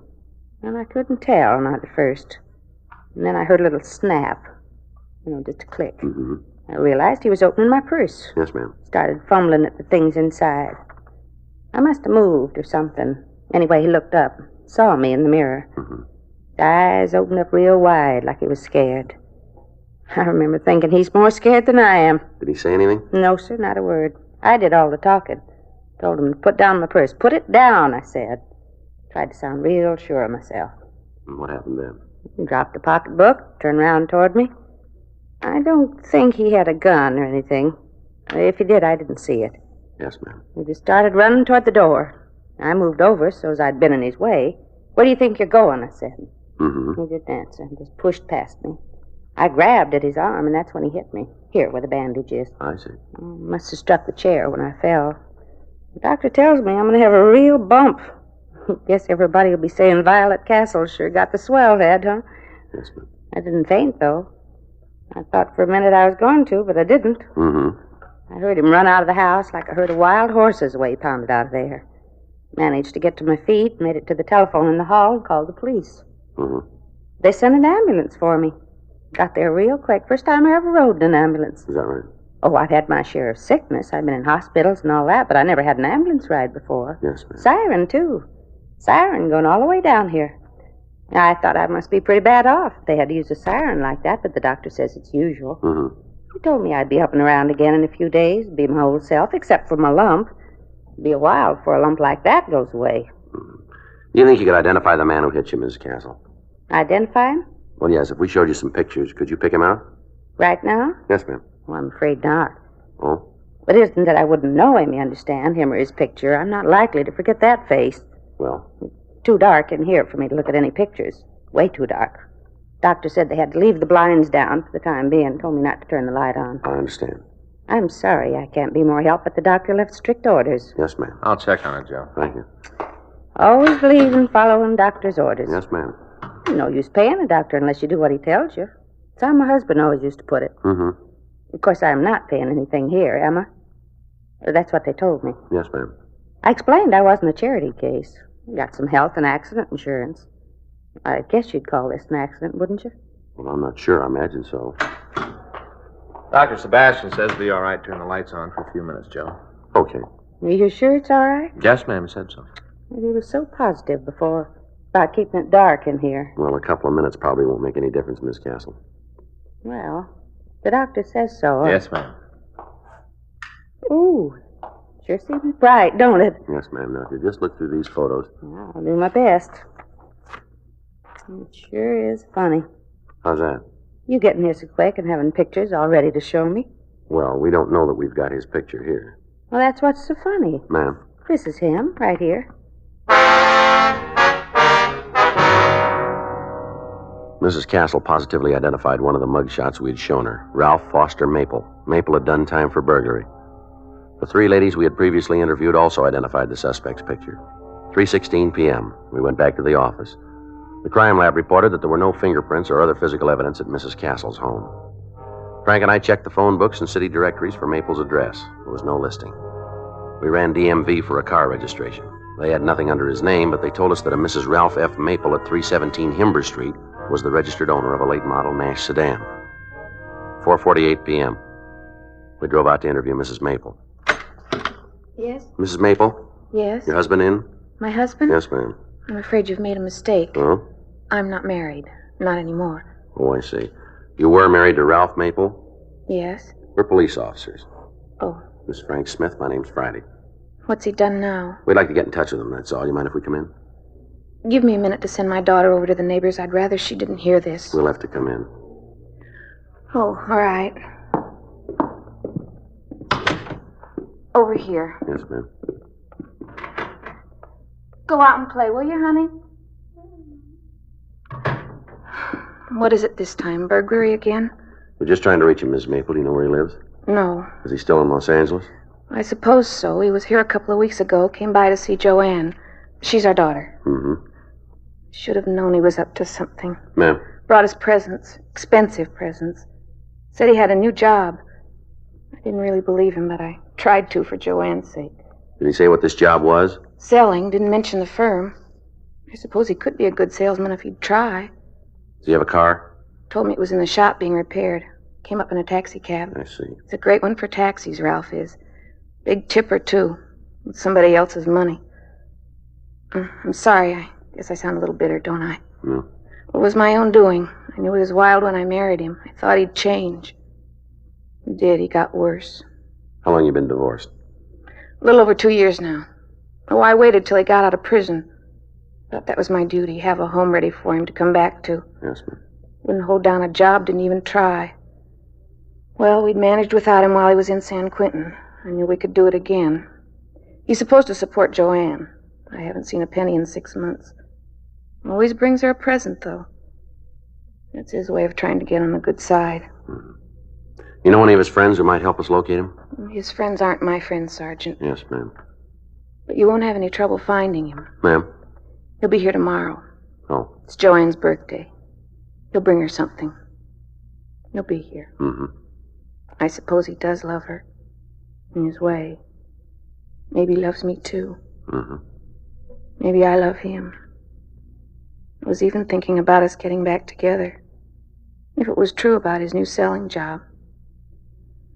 I guess you never learn, do you? You're sure he'll be here tomorrow? He won't miss Joanne's birthday. Ralph's a very thoughtful father, not the kind of man who forgets birthdays and anniversaries. I see. Might forget to pay his bills, but that's different. Yes, ma'am. It'll be quite a birthday present for Joanne, won't it? What's that? Her father getting arrested again.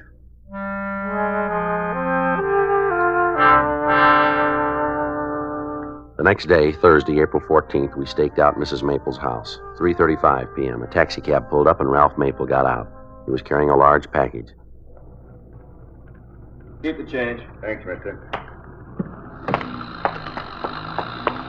Ralph Maple? Police officers, just stand still. What's going on? He's light, Joe. All right, let's go. No, wait a minute. Can't you tell me what this is all about? We'll let you tell us downtown. Well, you can't arrest a man without some reason. Where were you yesterday? What time? Let's start with the morning. Got up, had breakfast, went shopping. Where? Department stores, had to buy a present for my daughter. This is it right here. That take you all morning, did it? Yeah, most of it. All right, come on, get in the car. Well, if you just tell me what it is you want to know. We want to know about a lady who was in the hospital. Lady? Yeah, somebody slugged her yesterday. You think it was me? She does. Let's find out if she's right. Come on, Maple. Okay, she's right. All right, let's go.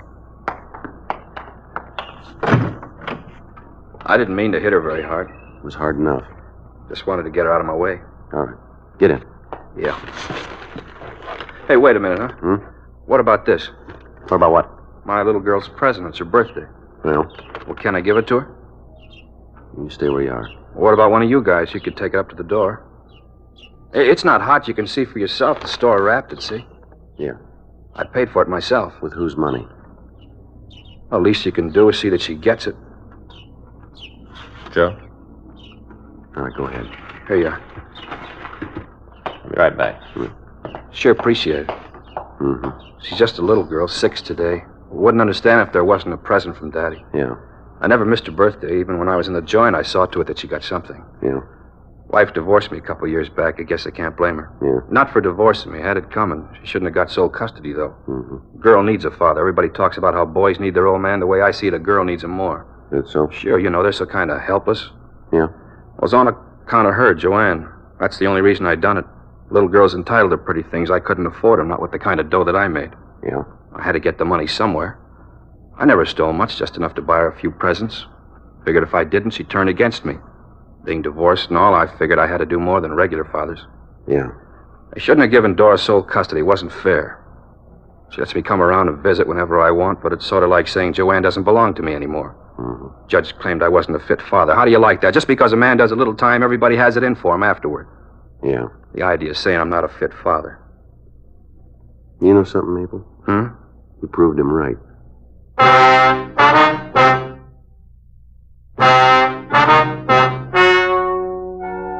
The story you have just heard is true.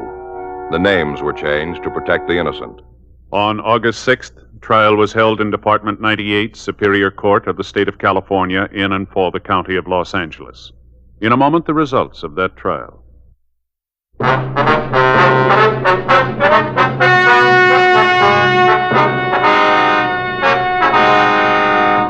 Ralph Foster Maple was tried and convicted of burglary in the first degree, assault with intent to do great bodily harm, and received sentence as prescribed by law.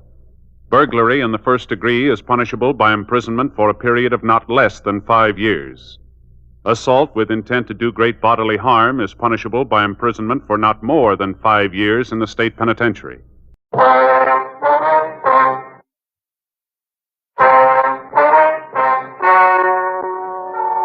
Ladies and gentlemen, the story you are about to hear is true. The names have been changed to protect the innocent. Dragnet.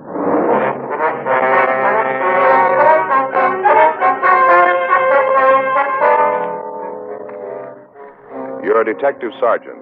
You're assigned to the business office. Past records show that you can expect 170 crimes to occur in the city during the next 24 hours. You don't know where. You don't know when. Your job, handle them.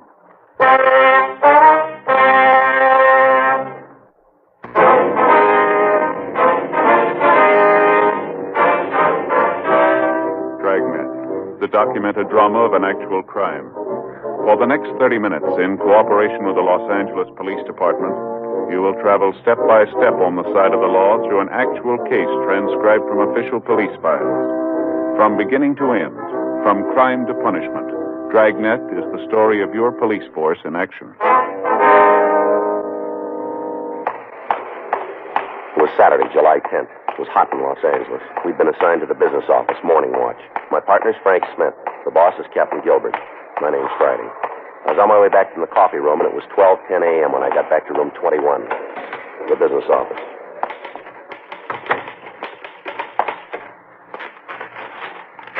Well, file what? Who are you talking to, buddy? Oh, hi, Joe. Hi. Hey, try to stay around, will you? Huh? I've been here 20 minutes. I've had 29 phone calls and written 3 reports. Okay, I brought you some coffee back. Oh, thanks. Hey, how you feel? Any better? Oh, a little bit. I don't know what it is. I ache all over. I think I'm coming down with a cold. That's too bad. A lot of that going around. Yeah. Where's Skipper? He ran over to the crime lab. Want to talk to Pinker. Mm-hmm. How about the pool cards? You check them? Yeah, the book's here someplace. There it is, right on that paper there. No, over there. There. Oh. Yeah, 5 of them out. Checks in the book. Mm-hmm.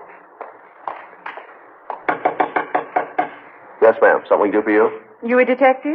Yes, ma'am. That's right. All right, young man, my car's been stolen. All right. I told one of the officers on the corner about it, but he said it might work faster if I came up here. Yes, ma'am. That's right. Now, the car's stolen. All you've got to do is go out and find it. Just find my car. What kind of a car is it? Well, it was a brand new Chevrolet. That's 1954? That's right. Bel Air with the windows that fold down. All right. Now, we'll need to know some more things here before we can start looking for it. Yes, what's that? Your name? Avis Bowen. Mm-hmm. That's A-V-I-S. Well, that's right. There's no other way to spell it. Avis Bowen. Yes, ma'am. Do you have a middle initial? R. Hope you're not going to ask me what it stands for. No, that won't be necessary. There isn't anybody that knows what my middle name is. Yes, ma'am. All we want is the initial. Well, that's all you're going to get. All right, Mrs. Bowen. It's Miss. All right. What's the license number? Oh, well, now, I think it's 1U44441. All right. Wait just a moment, please. Who are you calling now? DMV. Well, who's that? Department of Motor Vehicle. Oh, my, all this going on. It's a wonder you ever catch anybody. Hi, Harry. This Friday over at the business office. California license 1 Union 44441. That's right. Now, tell him it's a Bel Air with the windows that fold down by themselves. Yes, ma'am. Doesn't it? Well, hold on here. You sure about that license number? Well, what do you mean? Well, it kind of looks like you made a little mistake, Miss Bowen. I did not. The car's stolen. Yes, we understand that, but you gave us the wrong license number. 1U44441. I remember it because of all the fours. Harry, I'll call you back. Miss Bowen, that number's registered to a 1940 Studebaker. My license number? Well, I don't know, but the one you gave me, yes, ma'am. 1954 Chevrolet Bel Air. Windows that fold down by themselves. Yes, ma'am, I understand. There must be several hundred cars that look like that. You've seen them before. Well, you act like you've never seen a car like that. There are lots of them around. Mine's light blue with a gold on top. We still need the license number. Do you think you have it at home? Yes, I guess so. All right, fine. If you'll phone it in to us, we can start looking for it. Well, how do you expect me to get there? Ma'am? Home. How do you expect me to get there? We'll have a car drop you off. Well, it's about time I was getting some kind of service around here. Yes, ma'am. I think I'll write a letter to the papers about this. All right, ma'am. The whole thing, right down to that TMV or whatever it is. Expose the whole mess. Oh, you're going to be mighty sorry you ever opened this can of beans. We're doing the best we can, ma'am. Well, that's not very much. Standing around here making phone calls isn't finding my car. Well, you said it yourself, didn't you? What's that? There must be several hundred cars like yours here in the city. Yes? Well, without the right license number, how are we going to find it? You ought to be ashamed of yourself. Ma'am? You're nothing but a fake. I beg your pardon? You ain't no detective. The business office, room 21. It's open 24 hours a day, but it's after the detective division closes that it begins to work. While patrol units in the city function normally, the men in the business office give advice on booking procedure, policy matters, and other police business. They issue pool cars and riot guns, and in the event of an emergency, they act as advisors in an overall plan for the dispersal of policemen. The captain on duty is, in effect, the acting chief of police. On the average weeknight, the activities are slow and routine. But over the weekend, the men involved can expect to handle several hundred phone calls from the thousands put through the complaint board. These calls deal with every crime in the municipal and penal code. In addition to this, they handle the citizen traffic through the city hall. Next door is a report room where statements are taken and forwarded to the captains of the detective divisions for appropriate action. Frank and I had checked in at 12 midnight, and for the following half hour, we did business as usual. At 12:41 a.m., we got a hotshot call reporting the sound of shots in the 4200 block on Albany Street. At 12:43, the call was changed to a shooting and ambulance follow-up. At 12:45, the hotshot phone rang again. That the shooting? Yeah, it's a homicide now. You gonna call a unit? Better have them check it, yeah. Same address as the shot?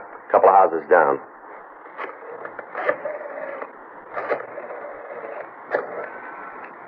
This is Friday, business office. Will you put out a call to 1K5? Have them cover the shooting and ambulance follow-up at 4289. That's 4289 Albany. You got it. Right, thank you.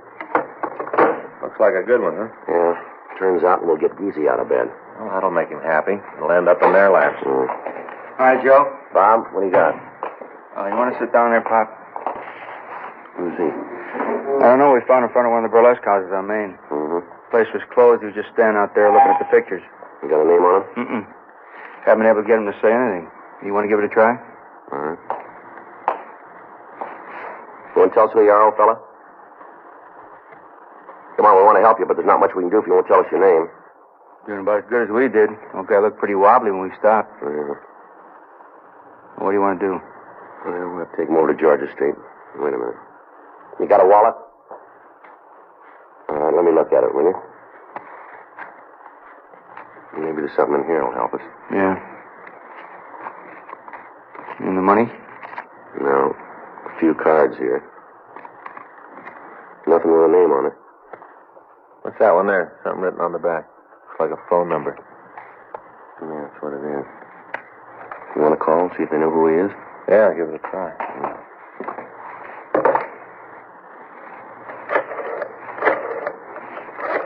Yeah, you just sit still right there.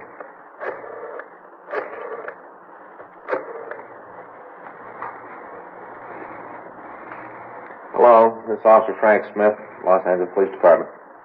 No, there's nothing wrong. We have a man here in the office. He's carrying a card with his phone on it. I wonder if you can tell us who he is. Oh. Yes, ma'am. Well, he looks to be in his late 70s. He's got white hair. That's right. Well, he's wearing a brown wool sweater, black pants, and a black felt hat. That's right. You want to give me that again? Mm-hmm. No, he's all right. Yeah. That's right. We'll have him brought home. Right away. Yes, ma'am. Thank you. And we got it. His name's McKinley Dunn. He lives out on Vincent Avenue in Highland Park. Talked to his daughter. Yeah. She says they got into an argument after breakfast. McKinley here just got up and walked out of the house. She hasn't seen him since. Pretty worried about him. Figures. Says he's always kind of independent. Well, better run him home. Huh? Hey, you want us to take care of it? No, we can't have you out of service that long. I'll call Highland Park, have them pick him up. You want to take him over to York Boulevard and make the transfer there, Bob? Sure thing. All right, thank you. All right, Mr. Dunn. Here you are. Let's put this back in your pocket. Come on, sir. We'll take you home. Thanks, Joe. It's no trouble, Bob. Tell the boys from Highland Park to have his daughter put a card in the wallet with all the information on it. Will you make it easier next time? Sure. The card's not going to do any good, Joe. Huh? Card's not going to help. Daughter says she always puts one in. As soon as the old man gets out of the house, he tears it up. I got it. Business office, Friday. Uh-huh. Photographer get there? How many?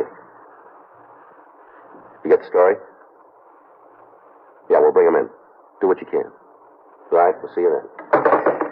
That's Sam and 1K5 on the shooting. Yeah. They got 2 suspects in custody. They're bringing them both in. Uh-huh. Third man left the scene. Sam says the accidental death possibility is out now. Yeah. It's a clean case of murder. 10 minutes later, the officers in Unit 1K5 arrived with the 2 suspects. They were identified as Fred and Harriet Purcell. The names were run through R&I, but no record was found on either one of them. It was obvious that the 2 people had been drinking heavily. The husband was taken to the report room while Frank and I questioned the woman. I don't remember too good. Everything seemed to happen so fast. Just all of a sudden there was this kind of noise and Norman was dead. Norman, is that the victim? Yeah. Norman Moncrief. You must know who had the gun. I've been saying that to myself, but it doesn't do anything. I guess I had too much to drink. Who else was in the apartment with you? Now, you mean besides Fred and me? That's right. It's just the 3 of us, that's all. We got a report there was another man present. Well, then you know more than me. All right, you want to give us the whole story? The beginning when? From the start. Okay. I had a tooth pull this morning. I guess that's what caused all the trouble. How's that? My tooth was impacted and I had it pulled, and the dentist gave me a shot of Novocaine and you pull it to a can, see it? Mm-hmm. Right here. Well, I got home and the Novocaine started to wear off. The whole side of my face started to hurt terrible. Yeah. Well, I told Fred about it. It was a terrible thing. I tried to tell him how much it hurt. Mm-hmm. He's a clod. Told me to have a drink and forget it. And it wasn't long before we were having the beef. Oh, Fred, he isn't very bright at times, you know. Mm-hmm. I guess I'd have a little sympathy for his wife at a time like that. That's right. Not old Fred. He's a clod. Told me to pour myself a little Ricky and shut up. Was Moncrief there at the time? Yeah. Him and Fred had been playing pinochle when I came home. I guess they've been at it all afternoon. Mm-hmm. Norman was on my side. He made Fred mad. And we got to fighting pretty good. Norman was right with me. Yeah. Telling Fred he ought to be quiet. I think Fred was sore about being beat at pinochle. He thinks he's a pretty good player. Not long after that, there was a shot, and Norman was dead. Were you in the room at the time? No. Where were you? Out in the kitchen. I went out to get some more ice. Who was in the room when you left? Just Fred and Norman. No one else. If there was, I'd have told you. Just a minute. I'll get it. Here's office Friday. No, ma'am. No, ma'am. You'll have to call in tomorrow. Yes, ma'am. That's right. What's going on here? You know Mrs. Regman? No? Mrs. Leo Regman? Yeah, what about her? She told the investigating officers there was another man in the apartment. Said that he left right after she heard the shots. She would. No, he's got her nose where it doesn't belong. Oh, she's pretty certain about what she saw. Then ask her. She saw the man. Let her tell you who he was. You think it'd be better if you did? Then it ain't going to be good, because I don't know. Did you hear anybody come into the place when you were in the kitchen? Nope. You pretty sure of that, huh? Now, look. I got enough troubles. Me and my old man's in jail. My face feels like it's coming off. I want to get home and get some sleep. If I knew anything, I'd have told you a long time ago. Now, leave me alone. What did you do after you heard the shot? Went in to see what it was. Mm-hmm. That's all. Just opened the door and looked. Norman was lying there on the floor. Where's your husband? Just standing there looking at Norman. Where was the gun? Fred had it. Whose gun is it? I don't know. You never saw it before? I don't like guns. I like to have them around. I go look at them when they are. I never saw it before. You talked to Fred yet? No, not yet. No. Well, he'll tell you the same story, same way I told it. You'll see. There's no need to even talk to him. Is that right? Sure. You already got it the way I told you. What more do you want? Just one thing I can think of. Yeah? The truth.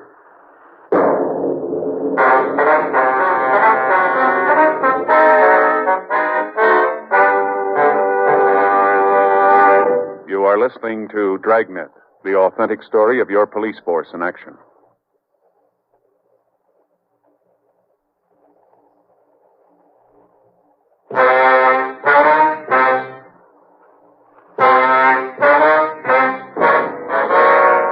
Frank and I attempted to talk to the husband, Fred Purcell. He was too drunk to be coherent.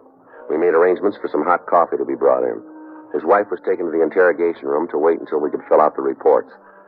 At 4:20 a.m., we got another hotshot call regarding a cutting on South 5th Street. The investigating officers found the knifing had resulted from a quarrel between a man and his common-law wife. The woman was in critical condition. She was removed to Georgia Street Receiving Hospital, and the husband was booked in at the main jail on charges of assault with a deadly weapon. We notified Chief of Detectives Thad Brown and Captain Lorman of the shooting and the cutting. During the next hour, there were 2 armed robbery reports, several burglaries, and numerous fights. 5:31 a.m., Frank went down the hall and brought back 2 beef and cheese sandwiches and some coffee. At 5:46, we got a call from the men in Unit 1K5 telling us that they were on the way into the office with the gun that had been used in the killing of Norman Mancrief. 10 minutes later, 2 uniformed officers brought in a pair of possible car thieves. One of them was held in the hall while Frank and I talked to the driver of the car, a Melville Hulbert, age 19. Where'd you get the car? I bought it. Where? Well, from a lady. She put an ad in the paper, said she had this here Sharp 52 Ford for sale. You remember what paper? Oh, no, sir. Yeah, I think it was one of them morning ones. When'd you buy the car? I don't know. Well, you must have some idea. I reckon maybe it was in January. Yeah, around there in January. Let me take a look at your driver's license, will you? Yes, sir. Here you are. Take it out of the wallet, will you? Oh, yes, sir. Here it is. Is this your present address? Sir? You still live here on Echo Park Boulevard? Oh, no, sir, I moved. I got me place over on Olympic. How long you lived there? You mean on Olympic, sir? That's right. I don't know. Reckon maybe a couple months. Don't you know for sure? Well, see, I got this here bad memory. I think it's been a couple months. You live with your family? No, sir. They down south. Where's that? New Orleans. Do they know you're out here? Yes, sir. When'd you come to California? August. Last year? Yeah, last year. You got a job? Aircraft factory out in the valley. Kind of a long drive to work for you, isn't it? Yes, sir. But I got a good deal on the place I live at, see? How come you haven't reported the change of address to the Department of Motor Vehicles? Reckon I just forgot. I got this here bad memory, you know. When you bought the car, did you finance it? Sir? You buy it on time, you pay cash for it. Cash. You got the pink slip then, haven't you? Lady sold it to me, signed it. Where is it? I don't know, sir. Didn't she give it to you? No, sir. She just told me she was going to send it to Sacramento someplace. Did you get any kind of a receipt for your money? Yes, sir. Well, where's it? In my wallet? Let's see it. Yes, sir. I got it right here someplace. Pretty funny about this. What's that? Well, I wouldn't steal no car. It's pretty funny to think I did. Mm-hmm. All right, now how about that receipt? Have you found it yet? Yes, sir. Now, here it is. Who wrote this? The lady sold me the car. What's her name here? Oh, yeah, I guess so. She wrote it. When'd you say you bought the car? Well, January, I guess. This year, huh? Yes, sir. You sure you couldn't be wrong about the date? Oh, now I don't know. Maybe. Where'd you meet the woman who wrote this receipt? At her place? Where's that? Out in Westwood. I think that's what you call it. Apartment out there. You remember the address? No, sir. Haven't got any idea at all where it is, huh? Well, it was up on Wilshire. I know that. Apartment on the 2nd floor. Mm-hmm. I think it was number B or something like that. I don't know. Right. Yeah, okay. Now, what'd you make all that big deal about when I bought the car? Date on the bill of sale is a year ago. Oh, somebody must have made a mistake. Yeah, we knew that when you walked in. We're trying to find out who. What do you got, anything? Yeah, it checks out. Names in the book. West Department B. Yeah, now that could be it. I know it was on the 2nd floor. Looks right out on Wilshire Boulevard. All right, Mel. You go over there and sit down. We'll be right with you. It's going to be okay? We'll see. Now, look, I didn't steal that car, mister. I should have told him about how I moved. But I did not steal the car. All right. You go over there and sit down, will you? Yes, sir. What do you think? seems to check out. Date on the bill of sale could be a mistake. Woman might have just written the wrong year. Yeah, it's pretty close to first. Could happen. Like to give the kid his first felony booking, don't you? Yeah. What do you want to do? Well, let's hold him over till we can check with the woman. Yeah. Officers? Gonna be all right? We'll see. You ain't gonna send me to jail. No, not yet. You can wait down the hall, will you? Now, long as you know I did not steal the car. We'll check with the woman first thing in the morning. I want to tell you one thing, though. Yes, sir? We're going to give you a break by not booking you right now. Don't make us sorry about it. Oh, no, sir. Thank you. All right, go on. Get out of here. Where's Jimmy? He's down the hall. The officer there will take you. Yes, sir. Officers? Yeah. Thank you again. You hear? Yeah, you take care of that bad memory, will you? I got it. Headquarters Smith. Oh, yeah. Yeah? What's the address? No, he's not here. Just a second, I'll check. Policeman out in Hollywood wants permission to kill a skunk. What? Wants to kill a skunk caught in a trap. I guess it's all right if it's the only way they can get rid of it. Well, the way he puts it, it is. All right. Go ahead. Yeah. What's that? Well, I don't know. You better check with the watch commander. Yeah. Okay, good night.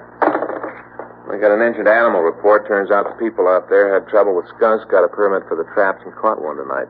Once they had it, they didn't know how to get rid of it. I better make a report on it. Must have been pretty funny. Huh? Officer said we could use the skunk in the department. What was that? Officer said we could use the skunk in the department. Says he'd qualify on the target range any day. I get it. Headquarters Friday. No, we got the word. Where you been? Check out with the lab? No. No, we'll wait. 1K5. Yeah. They just picked up a third person in the shooting. 3 minutes later, the officers in Unit 1K5 brought in a tired-looking man in his late 20s. His name was Harry Carnell. He'd been drinking, but he seemed to be in complete control of his faculties. We ran his name through R&I, but we found no record on him. The officers also brought in the murder weapon, a .32 caliber automatic. A check of gun records gave us the name of the store where it had been bought and the name of the owner. According to the registration, it belonged to Fred Purcell. The crime lab reported there were no fingerprints on the weapon. We tried once more to talk to Purcell, but again we were unable to. We asked Harry Carnell, the latest suspect, to tell us the story of the shooting. I went up to the place to collect some money Mancreef owed me. What happened when you got to the apartment? Knocked on the door and Purcell let me in. Who was in the room? Just him and Mancreef. That's all, huh? Yeah. All right, go ahead. Well, I came in and said I had to have the loot, and Mancreef told me he was stony. Yeah. He said to check him tomorrow. Mm-hmm. Purcell got on his back, said he was always welching, and the beef started. You mean between them, huh? Yeah, they were both pretty gassed when I got there. You have anything to drink with them? No, I had a date, sir. That's what I needed the money for. I got a girl with a pretty big appetite. I was broke, and I figured I'd tap Mancreef for what he owed me. All right. Anyway, these two got in a big beef. Purcell told Mancreef to get out. He wouldn't go, so Purcell ran over to a desk there in the room and hauled out this big gun, started to blaze away. How many shots did he fire? Well, one's all I remember. Might have been more, but I didn't spend a lot of time counting. Just one, huh? Yeah. No, a guy sets a clay pigeon on your head. You ain't gonna stand there. What happened then? Well, Purcell pointed the gun at me. Said I should get out, too. I didn't feel like telling him he was wrong. During the time you were there, did you see anybody else at all? No. Fred's wife was around someplace, I guess. Why do you say that? Well, they started yelling at each other. I heard Mancreef say they'd bother Harriet. That's Fred's wife, Harriet. Uh-huh. I took off like a big bird. Where'd you go? My place. Had a couple of belts and then walked by the apartment to see what was going on. An old broad there started yelling about how I was the guy who ran out of the place after the shooting. Next thing I know, I got the collar on, and here I am. Uh-huh. What was Purcell doing when you last saw him? I was standing over Mancreef, holding the gun, looking like a cover on a pulp magazine. You willing to sign a statement on what you just told us? Well, sure. I got no part in this action. Just went to collect a bet at the wrong time, that's all. Mm-hmm. Pretty lousy night. Missed my date, didn't collect the money, end up in the can. It's pretty lousy. Mm-hmm. But I'm not the only one, though. Old Purcell always thought he was such a great card player. He's a real fish. He lost $6 tonight. Well, you're part right. Huh? He lost more than that, didn't he? Harry Carnell was taken to the report room where he made a full statement. At 7:03 a.m., Lieutenant Ray Giese from Homicide Division came in and took over the investigation.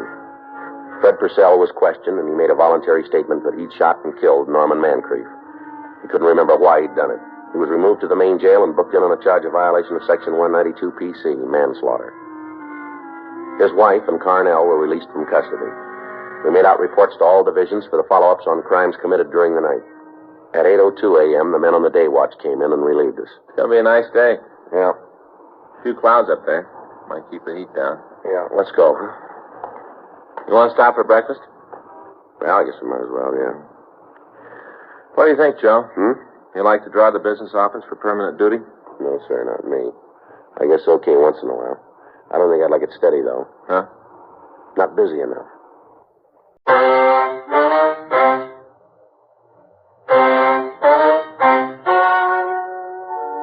The story you have just heard is true. The names were changed to protect the innocent. On November 18th, trial was held in Department 98, Superior Court of the State of California, in and for the County of Los Angeles. In a moment, the results of that trial.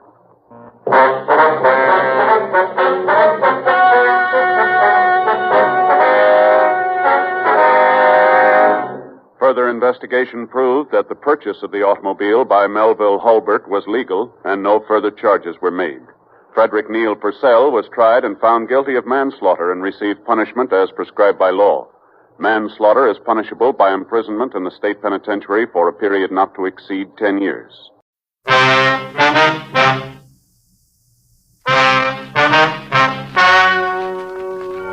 Ladies and gentlemen, the story you are about to hear is true.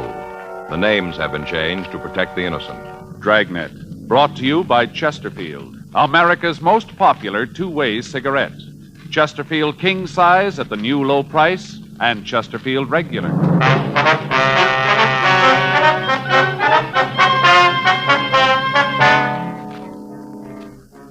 You're a detective sergeant. You're assigned to robbery detail. You get a call that a holdup man has hit one of the larger auction houses in your city. You have a good description of him.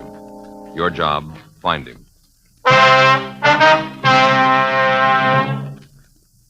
What a pair. What a buy. They're talking about Chesterfield King Size at the new low price. And Chesterfield Regular. They're the quality twins. Either way you like them, you get the same highest quality, the same low nicotine, the same wonderful taste and mildness, a refreshing smoke every time. Yes, the Chesterfield you smoke today is the best cigarette ever made. And it's America's most popular two-way cigarette. So buy a carton today. King-size Chesterfield at the new low price. Or Chesterfield Regular. What a pair they are. They satisfy millions. They're best for you.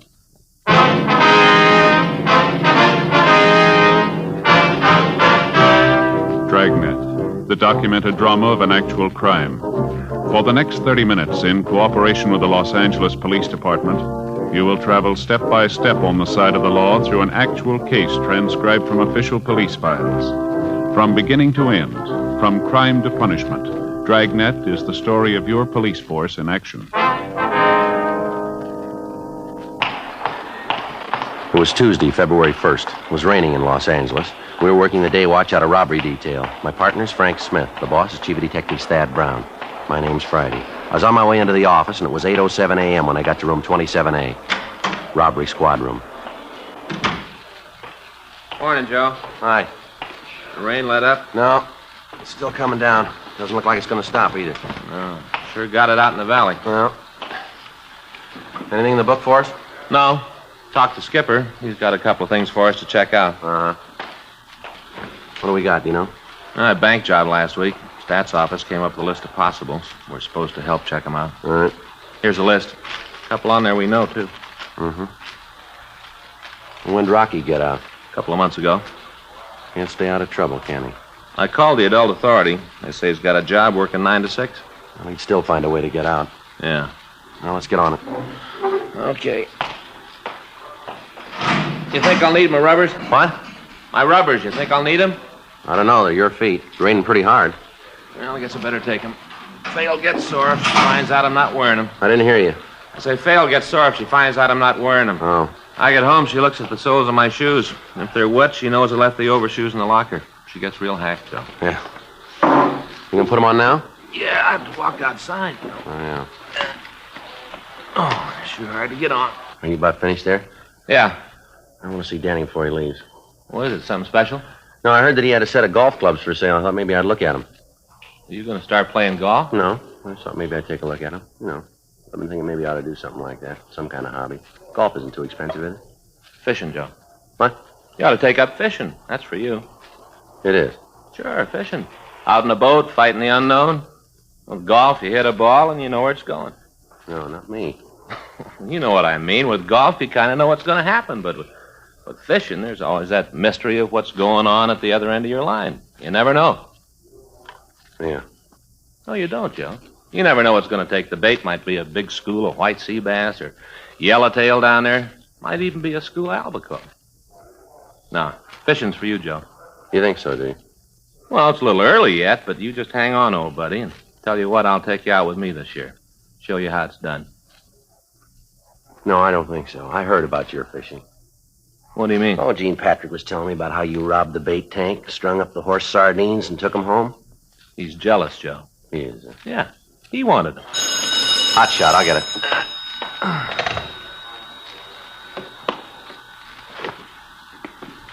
You better hurry up. We got one to roll on. Yeah? Auction house out on Wilshire Boulevard. Huh? They were just hit.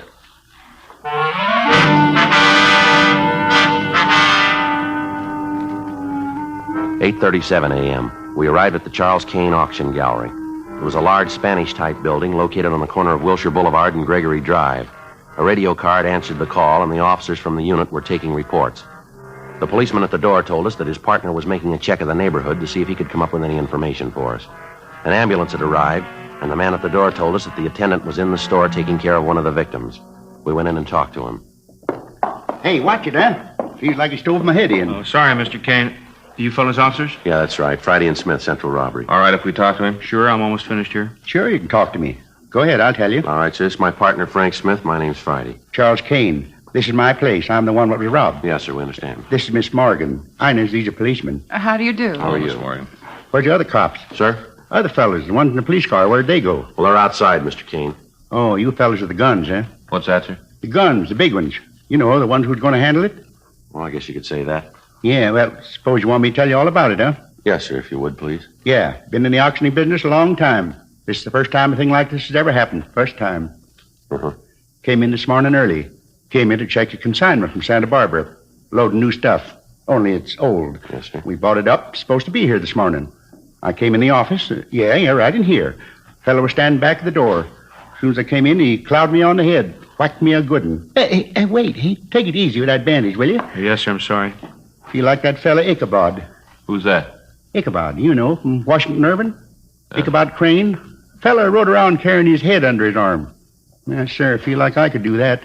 Grand writer, Irving. Read almost all his stuff. Grand. Yes, sir. What time did you come in? Yeah, grand.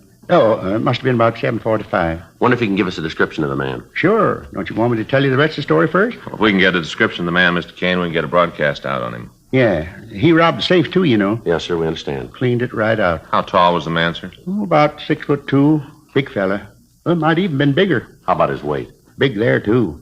Maybe a couple 100 pounds. Did you see the man, Miss Morgan? Yes, he was here when I came in. Yeah, but I'm the one he hit. Well, he was back here with Mr. Kane when I came in. The man must have just hit him. Did you get a pretty good look at him? Yes, sir. Yeah, he hit me. He gave me a real whack right on the head. Yes, sir. This fellow's covered it all up with bandages, or you'd be able to see it. A real whack. Yes, sir, we understand. I think that'll take care of it, Mr. Kane. Will, huh? Yes, sir. I suggest you see your doctor, though. Yeah, why? We usually recommend it, sir. Oh, yeah. Well, thanks, young fellow. Yes, sir. How about the man's coloring, Mr. Kane? That ambulance fellow been real nice. Yes, sir. Can you tell us about the man who held you up? Light complected. Did he wear glasses? No, didn't have glasses. Well, he had them on when I saw him. Yeah?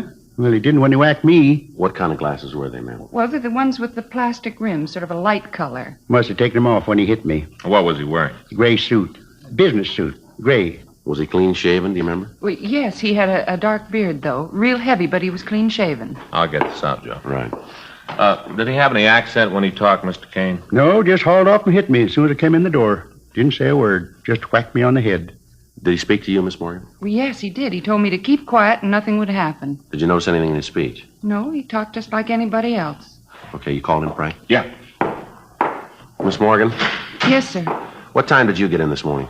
Oh, it must have been about 8, maybe a couple of minutes after. Did you see the hold-up man when you came in? No, not right away. He wasn't out in the gallery. Uh-huh. I came into the office here. This is where I work most of the time. That's when I saw him. He was standing right over there. Mr. Kane was on the floor, and the robber was standing next to him. I guess he just hit Mr. Kane. What did he say to you?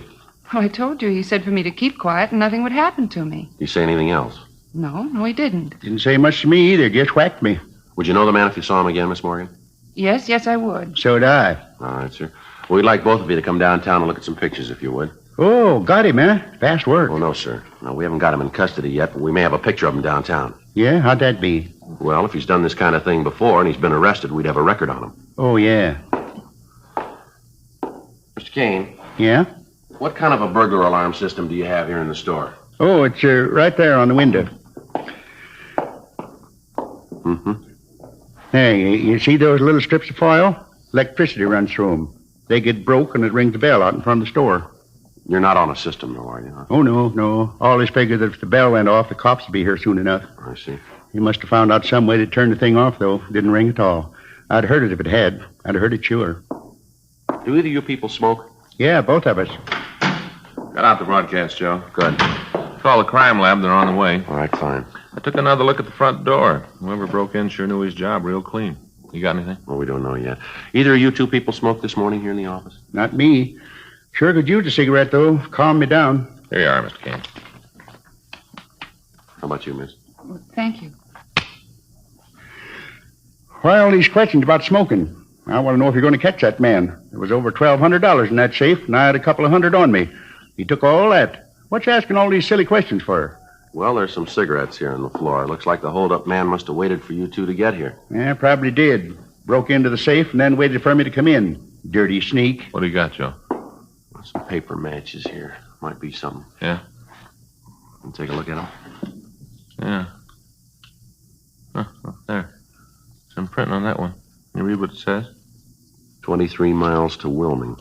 The rest of it's burned off. Probably Wilmington. Oh, you got something? A clue? Well, we don't know yet, sir. Here's another one, Joe. Can you read it? Yeah. This one's almost whole. Only the tip's been burned. What's it say?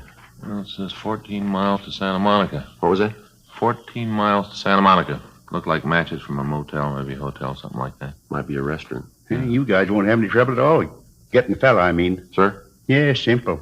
Just find a place that's 23 miles from Wilmington, 14 miles from Santa Monica. Don't you get it? Find that place, and your man will be waiting for you. You get it? Yes, sir. Yeah, simple. Find that place, and your man will be there.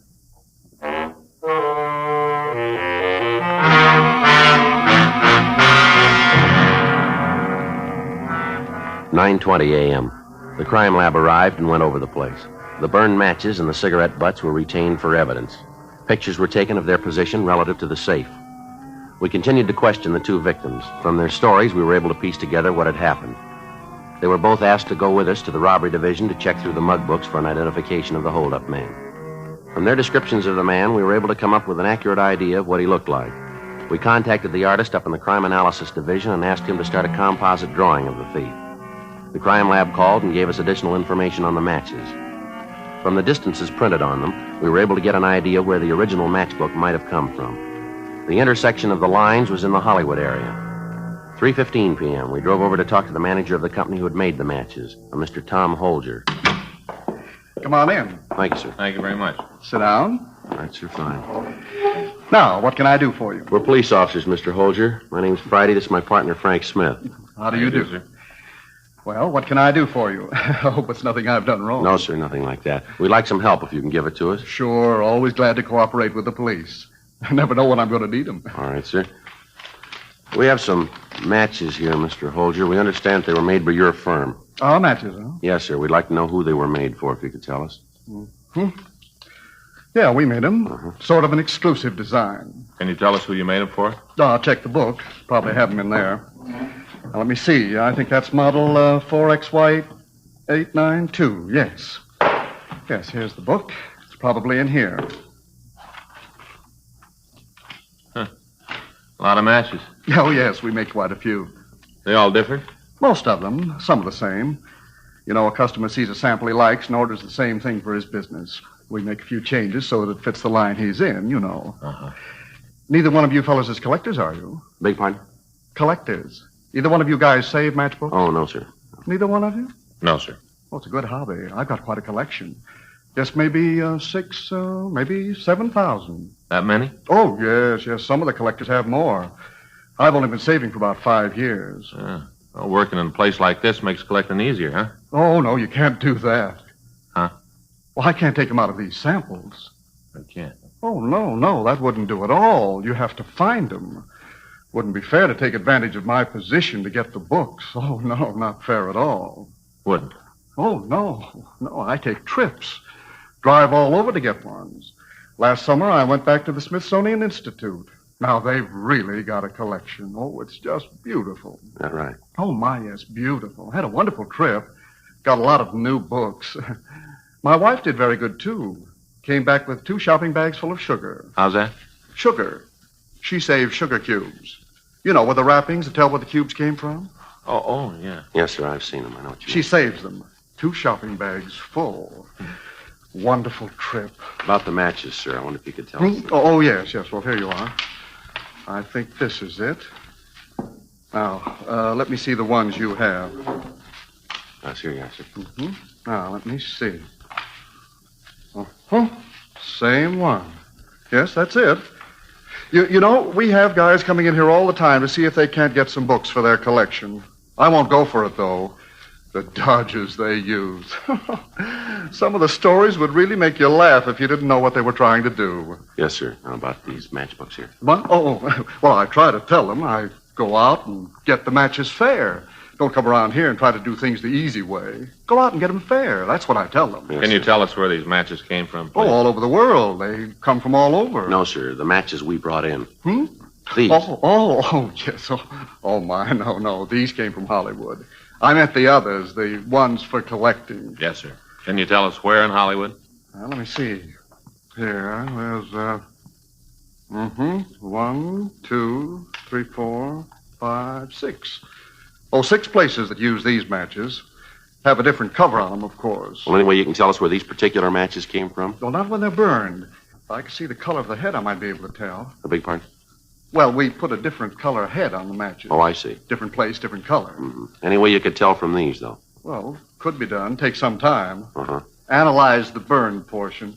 Tell what the chemical content is in the head. Tell that way. Take some time, though. About how long? Well, a couple of hours, maybe a little longer. Well, how much would knowing the color help? Oh, you can see here in the book. There are 2 with red heads, 2 with green, and 2 with white. Be able to narrow it down to 2 for you. Well, that's not necessary, Mr. Holger. Be glad to do it. Well, we'll drop the matches by our crime lab. They can run the test, and then we'll call you back. All right, that'll be fine. Wonder if you could give us the address of the places that use the matchbooks. Oh, sure. Got them right here. I'll make a copy for you. Sure, appreciate it. Oh, no trouble at all. Say, I was just thinking. What's that, sir? You fellas wouldn't like to start a collection, would you? I could let you have a few books to get you started. Well, sir. Wouldn't be cheating. Just a few. No, sir. Thanks, just the same. Well, take some of these along anyway. Loads of fun. Huh? Sugar cubes, all the way from Des Moines.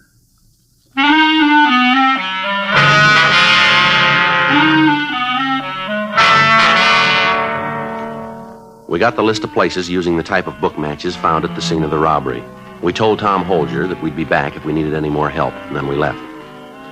5:30 p.m. We called the office and talked to Sergeants Murphy and Rafferty. We gave them the addresses of the 3 motels and asked them to check them out. 6:46 p.m. We started to check out the 3 motels on our list. The rain continued to fall. The Weather Bureau's report indicated that it would keep up for another 12 hours. At the first 2 places, we got no new information on the holdup man. 7:29 p.m. We checked at the last place on our list. Yeah? Police officers would like to talk to you, sir. Oh, sure. Come on in. Thank you. Boy, it's sure coming down, isn't it? Yes, sir. What's all this about? Something wrong? No, we'd just like your help. Nothing I can do. Say, you guys like a cup of hot coffee? Take the chill out of your bones. No, sir, no thanks. Got it all ready. Won't be no trouble. No, sir. Thanks just the same. Well, how about your partner? No, thanks. All right. Now, what can I do for you? I'd like for you to take a look at a picture here and tell us if you've seen the man. Sure. Frank, you got the sketch there? Oh, yeah. Got it right here. A little wet. Mm-hmm. Get some water you got in the pocket. Yeah.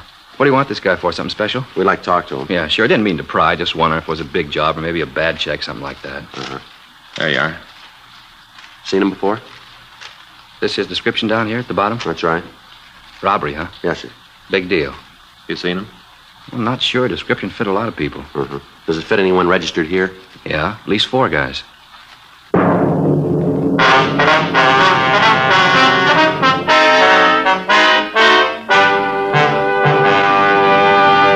You are listening to Dragnet, the authentic story of your police force in action.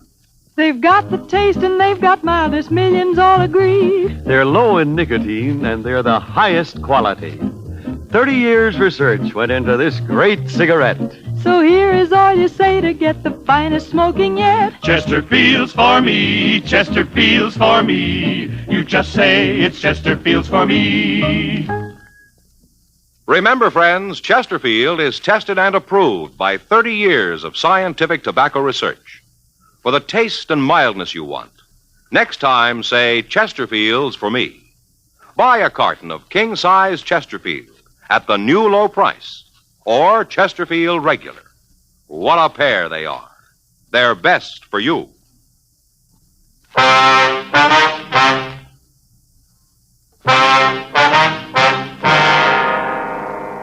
7:36 p.m. We continued to talk to the manager of the motel. He went through the registration cards of the 4 men who answered the description of the holdup man that we were after. We were able to eliminate 2 of them. In the manager's company, we left to check out the other 2 occupants. Cabin number 26 was registered to a John Keller.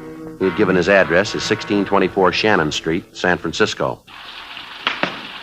There's nobody here. You want me to open the door? Better let us do it, huh? Figure he might give you some trouble?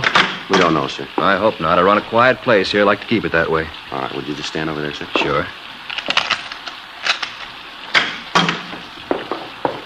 Not here. When'd you see him last? Well, I didn't see him at all today. Last time was yesterday evening. He came by to see if there's any phone messages for him. You say who was going to call him? No. Kind of impressed me like he was just asking to kill time. Mm-hmm. Better check the closet, huh? Yeah, I didn't check it good at first. I will now. All right. How long has this Keller been here? A couple of days, that's all. Just a couple of days. I didn't know he'd cause any trouble. I wouldn't let him in if I'd have known that. It's all right, sir. Joe? Yeah. See you, man? Sure. You got something? Yeah, pile of dirty laundry here. Take a look. Yeah, burglar tools.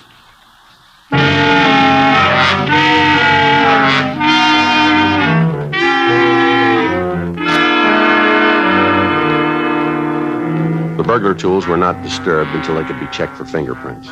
We asked the manager of the motel to go back to the office and act as if nothing had happened when the suspect came in. He told us the motel had a switchboard telephone, and we asked him to ring us in the event the office called. I called the city hall and told them where we were. I also asked that another team of men be sent out to help us with a stakeout. Then Frank and I settled down to wait for John Keller. The rain kept up. We waited. 8:30. No sign of the suspect. The office called to say that they were sending Stewart and Creasy out to relieve us at midnight. 9:30. 10:15 p.m. Well, I sure wish we could smoke. Yeah. Wonder what he's doing out in a night like this. Sure coming down, isn't it? Yeah. Hope Faye and the kids are all right. Is there anything wrong? No, but once in a while when it rains real heavy like this, the storm drain across the street gets clogged. Water backs up, fills the street, you know. Yeah. Well, we only got another half hour to go here. Yeah. I'll be glad to get some dry socks on. Hold it. Huh? Somebody coming out there. Yeah.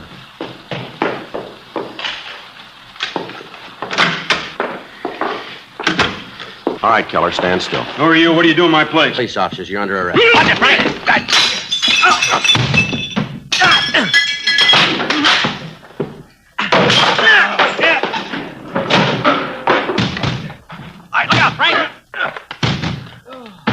Get up. All right, come on. Get up. Come on, get on your feet. What do you want me for? I haven't done anything. Those your tools in the closet? You guys been snooping around. Better shake them, Frank. Yeah. I got a gun. You'll find it anyway. I got a gun. All right, give it to him. 38, Joe. I got it. Yeah. Let's get out of here, huh? You got nothing on me. Me call a lawyer. You'll be turning me loose in a couple hours. Hold still, Keller. Yeah. What do you got here? Pretty wise. You guys don't miss a trick. No. 32 strapped to his leg, Joe.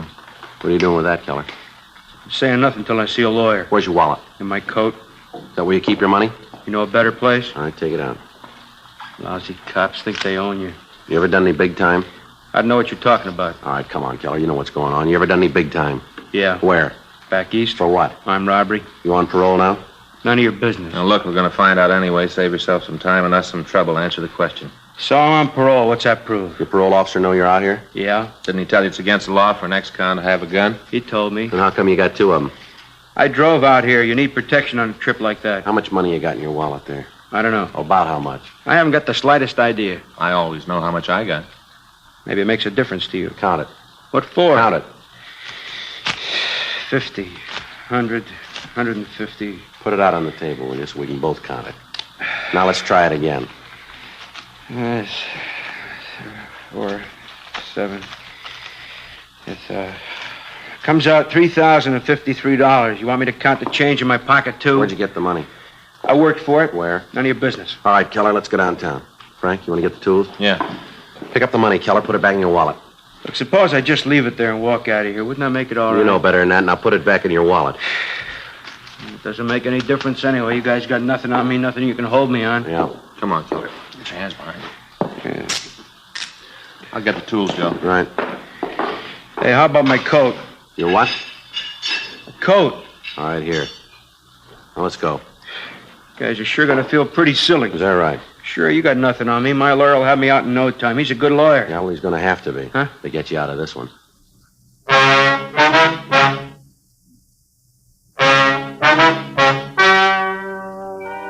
The story you have just heard is true. The names were changed to protect the innocent. On June 14th, trial was held in Department 97, Superior Court of the State of California, in and for the County of Los Angeles. In a moment, the results of that trial. Now, here is our star, Jack Webb. Thank you, George Fenneman. Friends, there's lots to remember when you're planning a weekend or a vacation trip. Road maps, reservations, and, of course, a carton or two of Chesterfields, America's favorite two-way cigarette. You can't beat Chesterfields for taste and mildness. A really refreshing smoke every time. Take along plenty, regular or king size. They satisfy.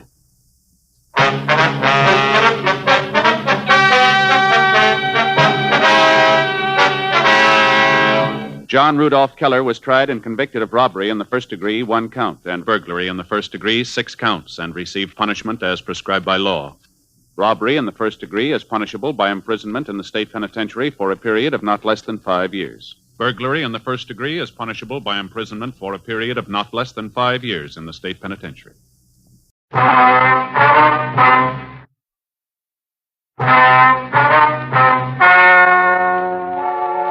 Ladies and gentlemen, the story you are about to hear is true.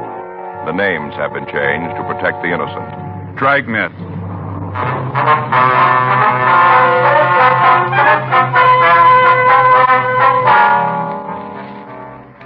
You're a detective sergeant. You're assigned to narcotics detail. The body of a man has been found in a public park lake. Physical evidence indicates he was killed by narcotics. Your job? Check it out.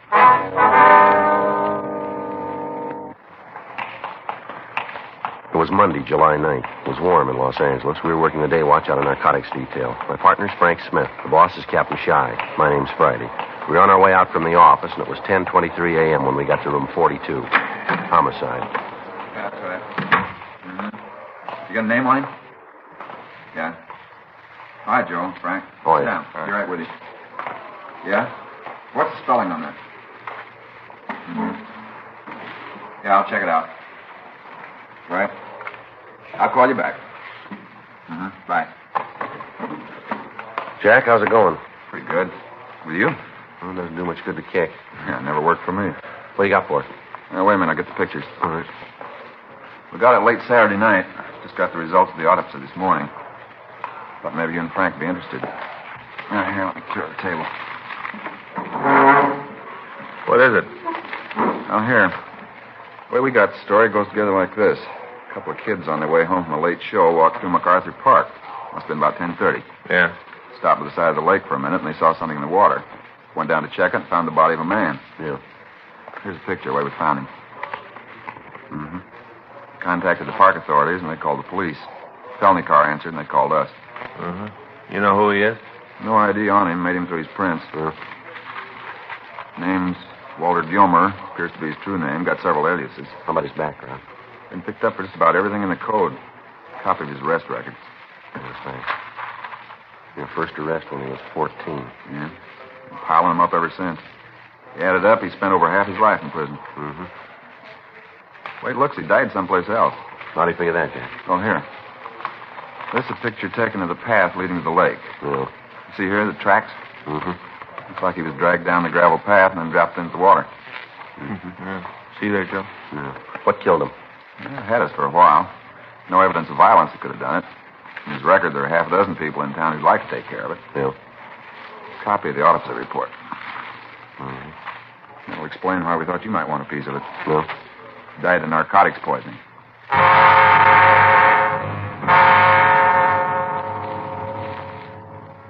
We went over the dead man's effects without coming up with any additional information.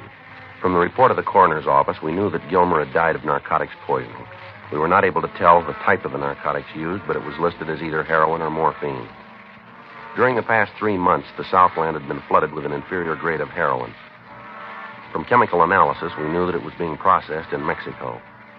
We'd been in touch with Mexican authorities, but in spite of our joint activities, the drug continued to cross the border and it continued to be circulated. Arrests of mules and pushers had been made.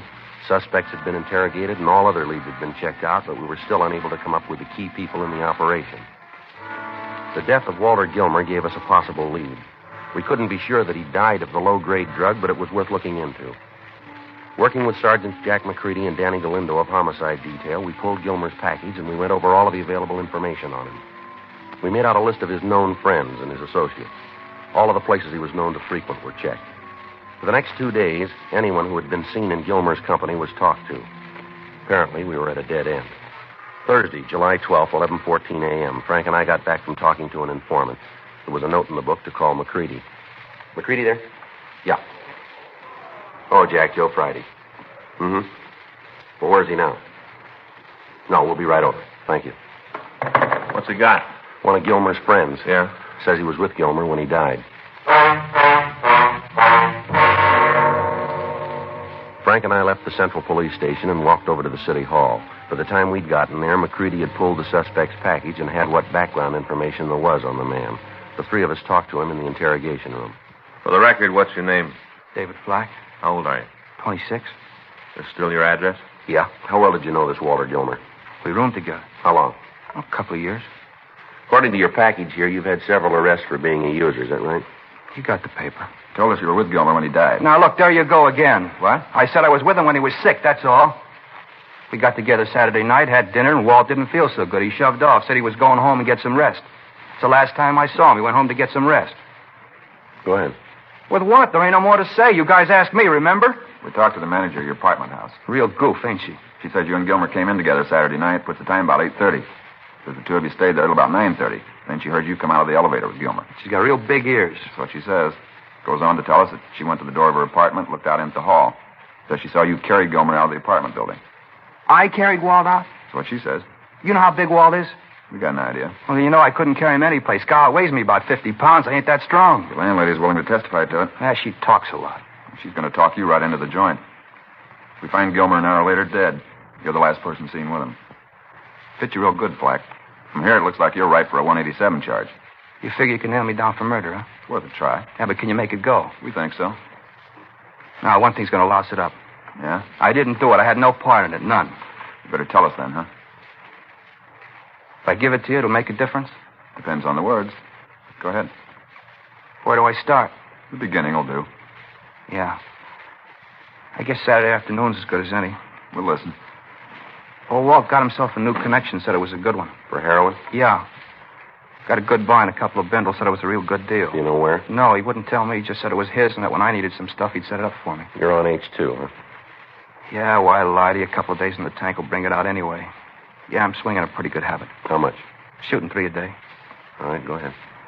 Oh, Walt had a fix about 4 in the afternoon. We were going out for dinner, and Walt said he had enough H so he could take one for free. Mm-hmm. After that, we went out and got something to eat. Walt didn't eat much, said he felt way out, didn't hardly eat at all. Yeah? Went back to the apartment, sat around, talked. Tried to get him to tell me where he made the connection. He just laughed and said it was the best thing he ever fell into. Didn't he give you any idea? No, not a smell. All right. Well, pretty soon he said he didn't feel so good. I thought maybe he needed another pop. I asked him if he wanted me to cook it for him. He said no. Said he just wanted to get some air. Told me he couldn't breathe too good. Just lay there on the bed grabbing for air. Mm-hmm. I asked him if he wanted me to call a doctor, get somebody up there to fix him. He looked pretty bad. Yeah. He told me he didn't want anybody, just to leave him alone. Mm-hmm. About an hour later, I checked with him. I wanted to see if he felt any better. He was dead. You took him out of the apartment then?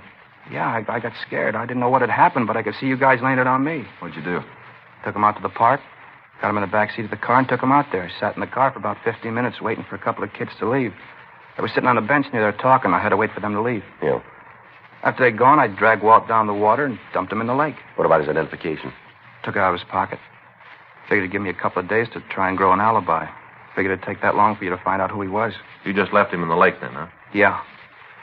Drove back to the house and tried to figure what to do. Think of somebody who'd grow me an alibi. You haven't got any idea where Gilmer made the connection, huh? No. You know where he went Saturday afternoon?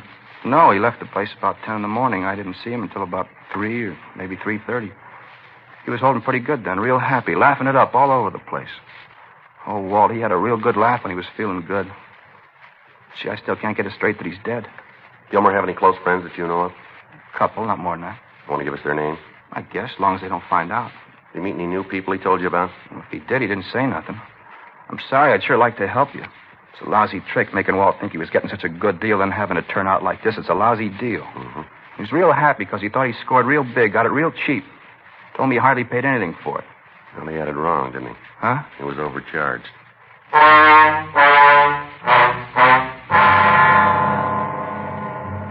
We continued to talk to David Flack. From him, we got additional names of people Walter Gilmer had dealings with. We also got the addresses of bars and restaurants the dead man was known to have frequented. In our interrogation of Flack, he was unable to give us any lead as to where Gilmer might have bought the lethal narcotics. Thursday afternoon at 4:21 p.m., Flack was taken to the main jail to be booked in on suspicion of violation of the State Narcotic Act, a felony. Frank and I went back to the office and talked with Captain Shy. We told him what had happened, and we reviewed the progress we'd made in attempting to apprehend the leaders of the narcotic ring. After talking over all the possibilities, it was decided that the only way we had of getting to the higher-ups in the operation was for one of us to go underground. It was decided that I would act the part of a buyer from Northern California and try to make the contact with the members of the ring. I was given a quantity of marked bills and fictitious identification before I left the office. Frank and I worked out a method for communication, and I went home to change my clothes. I left all of my police identification there, and the next morning I began to be seen in the bars and restaurants where Walter Gilmer was known. For the first week, it went slow. The people involved were cautious of all newcomers. On Saturday, July 21st, I had breakfast, and then I walked over to a small place on East 7th Street. Not open for business yet, Joe. No problem. I had some time to kill. Thought I'd do it here if you got no beef. No, sit down. Just getting the booze up from downstairs. Hey, you want something? A Coke, maybe? Yeah. You got one that's cold? Yeah. I could put a shot in it if you want. No, it's all right. It's too early. Boss don't like it if I pour before it's 10. Mm-hmm. How's business? Oh, not bad. Guess it's a little slow all over. Yeah. How's it going with you, Joe? Slow. How long you figure to be in town? Only got a couple more days. Mm-hmm. I got to get back up north. Never heard you say what you did. I told you I'm a promoter. You mean like prize fights? No, anything I can make a buck on. What are you working on now? Well, I got a deal. Yeah, I guess you'd rather I didn't get too nosy, huh? Yeah, it might be better that way. Mm-hmm. Word's out you're trying to make a buy. What's that? I say, word's out you're trying to make a buy. That's so? Yeah, that's what the word is. Where's it from? Around. No place you can point to, just around. Anything on what I'm looking for? I understand it's H. Is that what you think? I don't know. I'm just telling you what the word is. Uh-huh. I understand you're a good friend of Walt Gilmer. Yeah, I knew him. We didn't live together. I knew him. Rough thing about Walt. Yeah, yes it is. Did you ever find out what killed him? I don't know. I don't read the papers much. Was it in the papers? Yeah. Rumble is he got some bad stuff. Is that right? Yeah, that's what they're saying. Well, might be. I told you. I don't know. Well, I guess if you're a friend of his, you'd like to talk to his connection, huh? Well, it doesn't make any difference to me one way or the other. Mm-hmm. You ain't sore about Walt, then, huh? I told you I knew him. I didn't know him good. Just enough to say hello. That's all. Hmm. Yeah, rough the way he went. Call it your way. Well, I'll see you around, Al. Hey, you gotta leave, huh? Told you I only got a couple more days in town. I gotta line something up before I go back. Well, maybe I can give you a hand. Yeah? Depends on what you're after. I got a lot of friends around. Might be able to do you some good. Now, how you gonna work that? How much you want to buy? What's that? Come off it, Joe. We got the rumble on you. You're down here from Sacramento. You're here to make a buy. It's a simple question. How much you want to take back with you? If I wanted to make a connection, you the guy I'm supposed to see? If I wanted to make a connection. Might work out that way. You holding now? A little. How big? Enough to handle your action. I want a couple ounces. It's a lot of stuff. I don't sell cut rate. Now, you holding that much, or aren't you? No, I can line it up for you. Where do you take your piece? Off the top. I make the deal for you. Oh, no. No go. Huh? I don't know how you work things here, but I only do business with a gun. Yeah, well, this one don't work that way. Well, then let's forget the whole thing. Hey, wait a minute. Hold it, Joe. Yeah. You got the cash? I can get it. Maybe it'll work. I'll have to see. I deal with the gun or the buy's off. I'll check it. Is it good stuff? Best we got to offer. That's not much of an answer, is it? It's good. When will you know? When will you know? We'll wait here. I'll make a phone call. All right.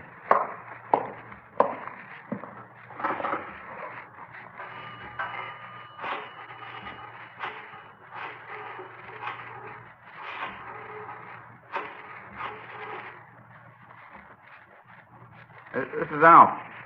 Yeah, I know, but this is important.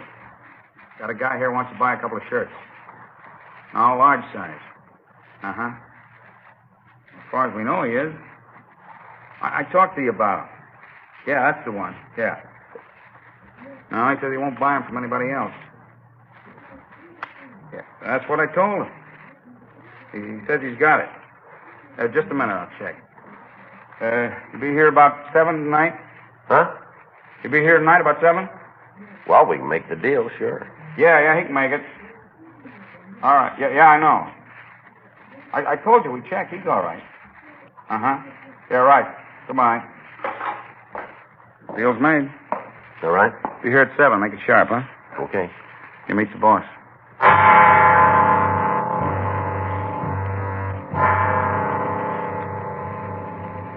I got in touch with Frank, and I filled him in on what had happened. For the first time in several months, it appeared as if we had a concrete lead to the operators of the dope ring. It was arranged to keep the bar under surveillance, but not to take anybody into custody until a buy had been made. I went back to the room I was renting, and I waited. I left at 5:30, had something to eat, and at 5 minutes of 7, I walked into the bar. The place was crowded. There wasn't an empty stool, and most of the booths were taken. I edged up to the bar and caught the bartender's attention. Hiya, Joe. You're early. No, you said 7 sharp. Yeah. We gonna do business? Wait till I get out from behind the bar.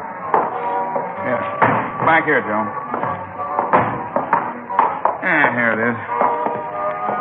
You're joking, aren't you? No, Joe, this is the boss. Well, I had it figured a little different. Yeah, everybody does.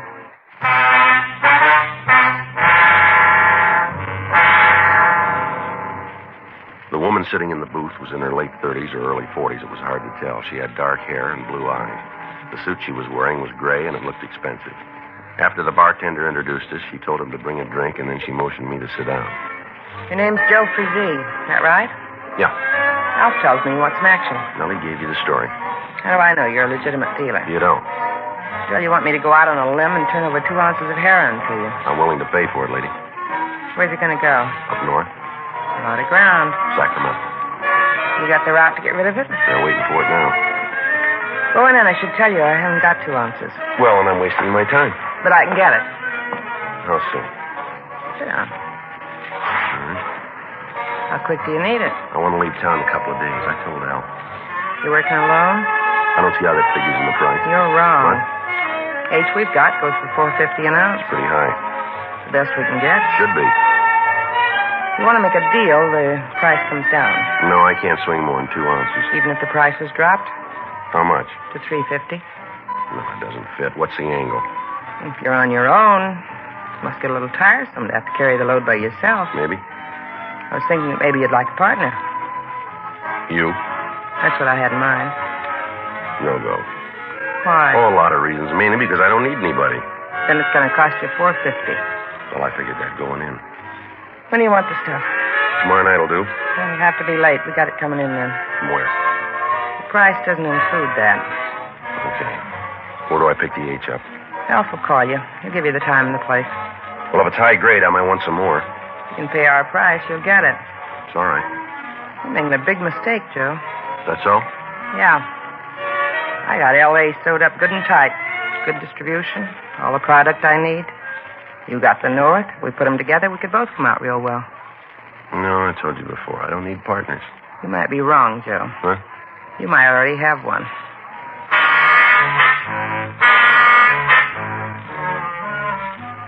I stopped by the bar and gave the bartender my phone number. He said he'd call me as soon as he had any information. I left the place and walked over to 5th Street. At a corner restaurant, I put in a call to Frank, and I filled him in on what had happened. It was set up that he and Sergeant Roxy Lucarelli would keep me under surveillance all the following day.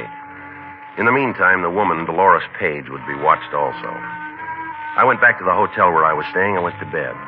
At 3:30 a.m., the phone rang, and the bartender, Alf, told me to get dressed and meet him in front of the hotel right away. He said we were leaving town immediately to make the narcotics buy. I tried to call Frank and fill him in on what had happened, but I couldn't reach him. I got in touch with the office and left word regarding the meet, and then went downstairs to wait for Alf. At 3:45 a.m., Alf drove up to the entrance. I tried to stall as long as possible to give the men from the office time to get there, but finally we left the hotel before they arrived. In the car with Alf and myself were a man who introduced himself as Earl and the woman, Dolores Page. We drove down to the beach and turned south on Highway 101. We continued down to San Diego.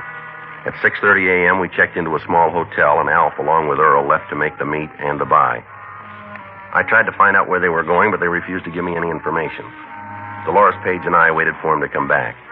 I was unable to contact the San Diego authorities, telling them what to watch out for. Apparently, I'd lost contact with Frank and Lucarelli. The only hope now was that someplace along the line, the Page woman and her associates would make some kind of a mistake. We waited at the hotel until 12:15, when Alf and Earl returned. Where's Earl? Downstairs in the car. How come you're so late? We got hung up on the other side of National City. Customs inspection. We went through the car. Find anything? No, but there's something wrong about the whole deal. What do you mean? Looked like they were waiting for us, like somebody had tipped them off we were coming through. What makes you think that? The way they acted. Other cars had just looked over. Ours, they went all the way through, took the seats out, checked the tires, even climbed underneath. I tell you, somebody tipped them off. They were waiting. Anything wrong with this? I want no part of it. You understand that? We've been working it a long time without no hitch. All of a sudden, you come along, we got trouble. What are you trying to build? Just that it's funny it had happened now, first time you're here. Are you trying to say that I got something to do with the shakedown? If it fits, wear it. Now, you listen, you two-bit punk. I got more to lose than you have. I'm paying top price for this product. I got customers waiting now. You come breezing in here and try to lay one of your own mistakes on me, and I'll break your back. You talk like a man 12 feet tall. I don't have to be that big. All right, knock it off. You two beefing isn't going to do any good. They didn't find anything. You got no call to figure it was a tip, Alf. No reason at all. Now, let's get out of here. Tell your boy to get off my back, will you? Don't worry about it. There won't be any more trouble. Better not be, because I'll spell it out for you. Is that right? There is, and I'm going to cause it.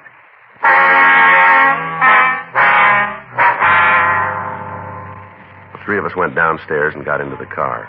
We started the drive back to Los Angeles. From what I could find out, the narcotics buy had been made in Mexico, but the heroin was not in the car we were driving. We continued up the coast. Just south of Oceanside, California, we began to follow a large bus. As we drove, I noticed that Alf was being careful to keep the vehicle in sight. At San Clemente, the bus pulled into a small roadside restaurant for a rest stop. We parked immediately in back of it. Alf got out of the car and approached the bus. He walked up to the rear of the vehicle, reached under the rear bumper, and removed a small package wrapped in waterproof material.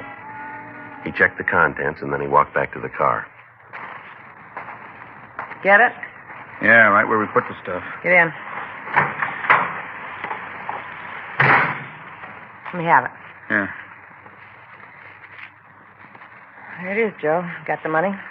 You want to wrap it up right here? No reason not to. Why don't we wait till we get back to town? It'll be easier there. You got any special reason to wait? No. Got the money? Yep. Then why wait?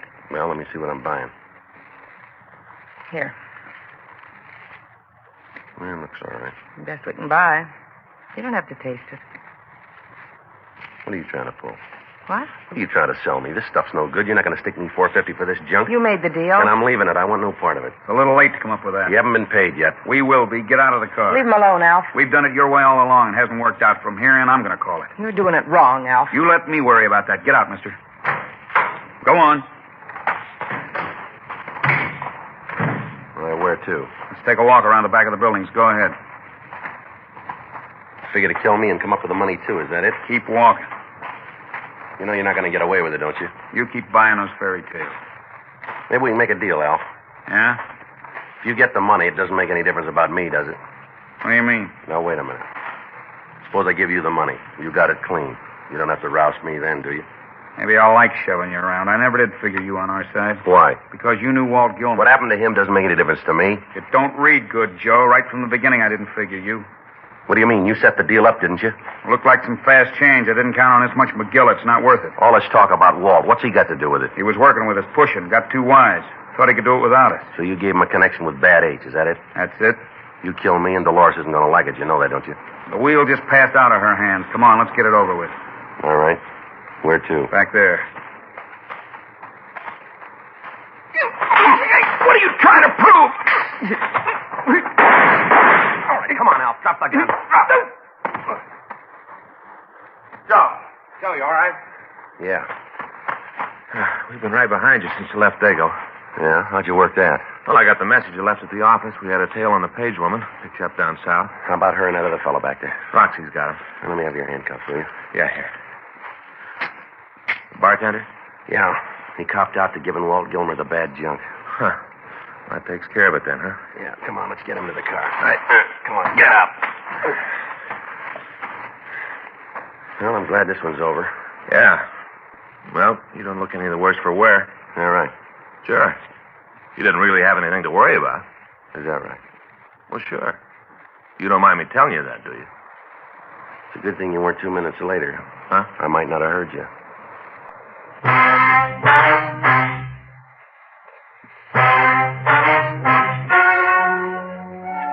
The story you have just heard is true.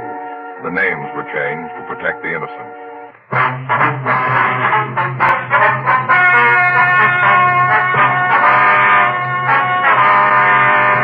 Dolores Marie Page and Alfred Giles Harnett were tried and convicted of murder in the first degree. David Alcott Flack was tried and convicted of using narcotics, and Earl Tyler Rockland was tried and convicted of possession of narcotics. They all received sentence as prescribed by law.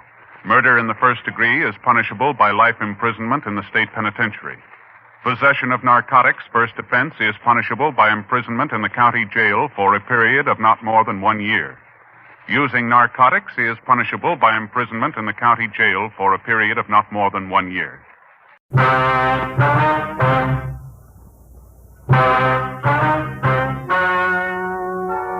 Ladies and gentlemen, the story you are about to hear is true. The names have been changed to protect the innocent. Dragnet.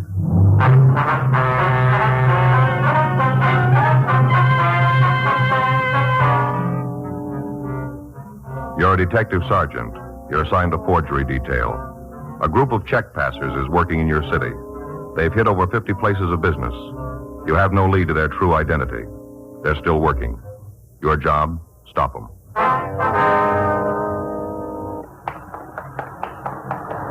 It was Wednesday, July 11th. It was warm in Los Angeles. We were working the day watch out of forgery detail. My partner's Frank Smith. The boss is Chief of Detectives Thad Brown. My name's Friday. We were on our way out from the office. It was 11:20 a.m. when we got to the corner of York Boulevard and Buchanan Street. The York Cannon Market. Yeah, something you're looking for? Like to see Tom Dawson? He's in the back there over by counter 11, cold cereal. Thank you. Yeah? Mr. Dawson? Yeah? Police officers would like to talk to you. Oh, about the check, huh? That's right. Mind if I go ahead with this display? I'd like to get it finished. I got enough trouble with the boss as it is. I don't want to build any more. No, sir. You go right ahead. This fellow cop, too? Yes, sir. This is Officer Frank Smith. My name's Friday. Hi. How do you do, Mr. Dawson? Sure hope you can get the guy that gave me the paper. The way it stands now, I'm going to have to make it up out of my salary. I don't make that much. I haven't told my wife yet. She's going to scream like an eagle when she finds out. We got a real strict budget. Sure going to louse it up. Do you have the check? Yeah. I got it right here. Came back from the bank this morning. The boss gave it to me. Here you go. Thank you. Same as the others? Looks like it, yeah. Here. Thanks. How's that look to you? Sir? The display, look all right? Oh, yes, sir. It's fine. Got this mask finished, and it's all done. What can you tell us about the man who gave you the check? What do you want to know? Well, what kind of identification did he use?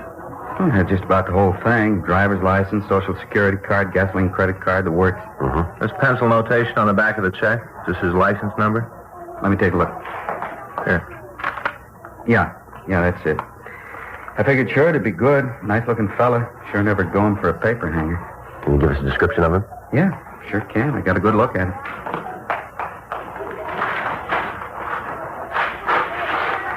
This sure ought to sell the stuff. What's that, sir? I say this ought to sell the stuff. This mask. We're giving them away when you buy the breakfast food. Extra quarter and you get one of these head things. Kids sure go for them. Uh-huh. Whole display's built around it. See, the finished mask goes right there.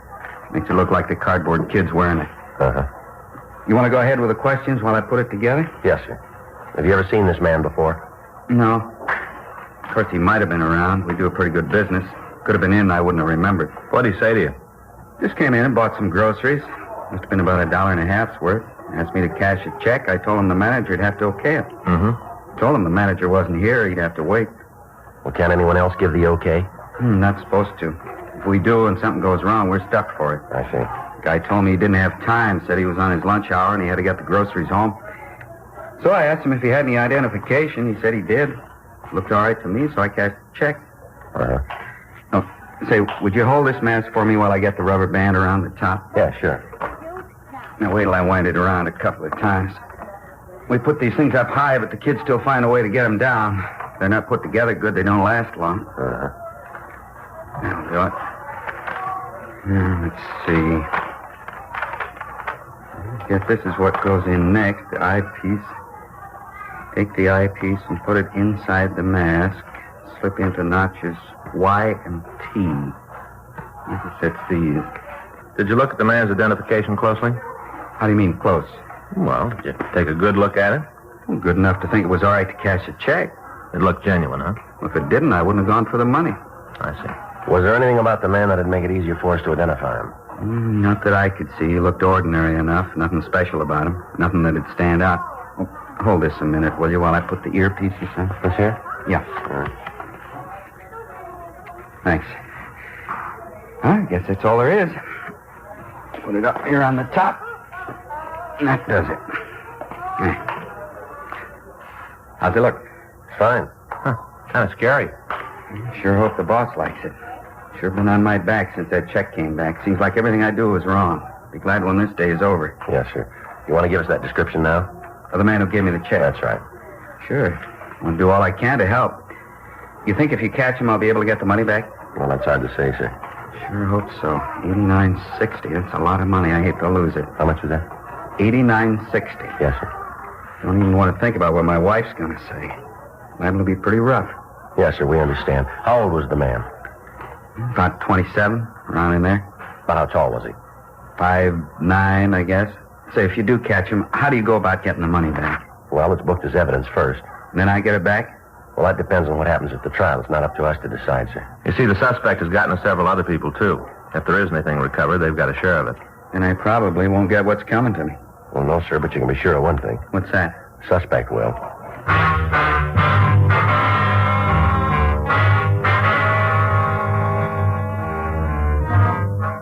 11:46 a.m. We got the complete description of the suspect, and we made arrangements for the victim to come down to the city hall and go through the mud books. The information on the driver's license was checked through R&I in the Department of Motor Vehicles, and we found it to be false. The first bad check had come to our attention on February 16th, 5 months previously. Between then and the present forgery, the gang had taken approximately $60,000 from businessmen in the Southland area. All attempts had been made to stop them. The checks cashed were all issued for the same amount, $91.10. The checks were drawn on real companies, but on banks where no account existed. Examination of the forgeries by the crime lab and by handwriting showed that the checks themselves were not genuine. The signatures on each of them varied. The typewriter used to fill in the payee and the date was different in each instance, as was the check protector used. M.O. bulletins carrying pictures of the checks and lists of the companies that they were drawn on were gotten out to all supermarkets and check cashing agencies in the city. None of the precautions we took did any good. The gang continued to operate. Each of the victims was questioned, but the descriptions of the suspect that they gave us was different in each instance. Examination of pictures of known check forgers using the same method of operation netted us nothing. The stats office had made several runs on the information we had, but they were not able to come up with any new evidence. George Brereton up at Sacramento was contacted, and he furnished us a list of possibles. These were all checked out, and several arrests were made, clearing up other forgeries, but our prime suspects were still free, and they were still operating. Wednesday, 4:15 p.m., Frank and I came back from Captain Welsh's office. Well, now we know how the skipper feels. Now, can you blame him? No, I guess not. We're doing all we can. If the people who run the stores won't look at the bulletins, there's nothing we can do. Well, the brakes are bound to go with us pretty soon. They got to start sometime. I get it. Forgery Friday. Oh, just a minute, ma'am. Fergie around? I don't know. I'll take a look in back. Hey, Ferguson? Fergie? No, he's not here. He's not here right now. Can I take a message? Mm-hmm. Yes, ma'am. No, he's not working today. Yes, ma'am. Well, if you give me your number, I'll have him call when he gets in. All right. That's 98? Yes, ma'am. No, it's right in the message book. No, he'll see it. That's right. Yes, ma'am. Mm-hmm. No, he'll look at the book when he comes in. No, the first thing. You bet. Well, you're more than welcome. Yes, ma'am. Bye. Problem? No, she just didn't believe that Fergie'd get the message. Yeah, I know. Sometimes Faye says the same thing. Sergeant Friday? Yes, that's... Oh, hi, B. Come on in. Wasn't sure you'd be in. You know my partner, Frank Smith, don't you? Beatrice Dowling? Yeah, we've met. Sure, I haven't seen you in a long time. Sit down, B. Here. Thanks. There you go. Well, what can we do for you? Just thought I'd drop in and say hello. It's been a while. Yeah, it has at that. How's it been going? Pretty good. Got myself a job when I got out. Things are working good for me. How long's it been now? A year ago, last January. Well, is there anything we can do for you? No. Might be the other way around. How do you mean? I never got a chance to tell you, Sergeant, how much I appreciated what you did for me, what you said in court. Well, we just told him the truth. Yeah, I know. It would have done a lot harder with me if you hadn't been on my side. Well, it's nice of you to think of it that way, That's anyway. True. Never get a chance before. Now maybe there's a way I can pay you back. Well, it's not necessary, you know. I know. I want to. All right, what do you got? You know how it is. When you get out of jail, you meet a lot of people in the business. They all got a deal for you, something to put you back on your feet. Yeah, I know. Same thing happened with me. I stayed clear of it, though. Never went near them. Well? I'm not going to con you. A couple of times, pretty hard, but I'm on the road, and I'm going to stay there. Well, that's good to hear. Yeah, you get rumbles. You know, things come up. Uh-huh. I got one the other day. More than a rumble. How about you, right away? Figured there's a way to pay you back. Well, what is it? Met a guy in a bar, a little place near where I work. Usually after work, I stop in and have a beer while I wait for the traffic to clear up before I go home. Mm-hmm. The other night, a fellow came up and started talking. Nice-looking guy. We got to talking about different things. Nothing big, just things. You know how you do at a bar. Mm-hmm. He asked me what I did for a living, how things were going, like that. And he wanted to know if I'd like to pick up a few extra bucks. Yeah. Said he wanted me to cash a check for him. I told him I didn't have the money. It didn't make any difference how small the check was. I didn't have the loot. Mm-hmm. Then he sprung it. He didn't want me to cash it myself. Said he wanted me to take it to the store and get it cashed. Said he'd give me half of what the check was for. Well, why didn't he do it himself? Well, I asked him the same thing. That's when he told me. As soon as I heard it, I figured it might be something for you. Yeah. He said the check was stolen.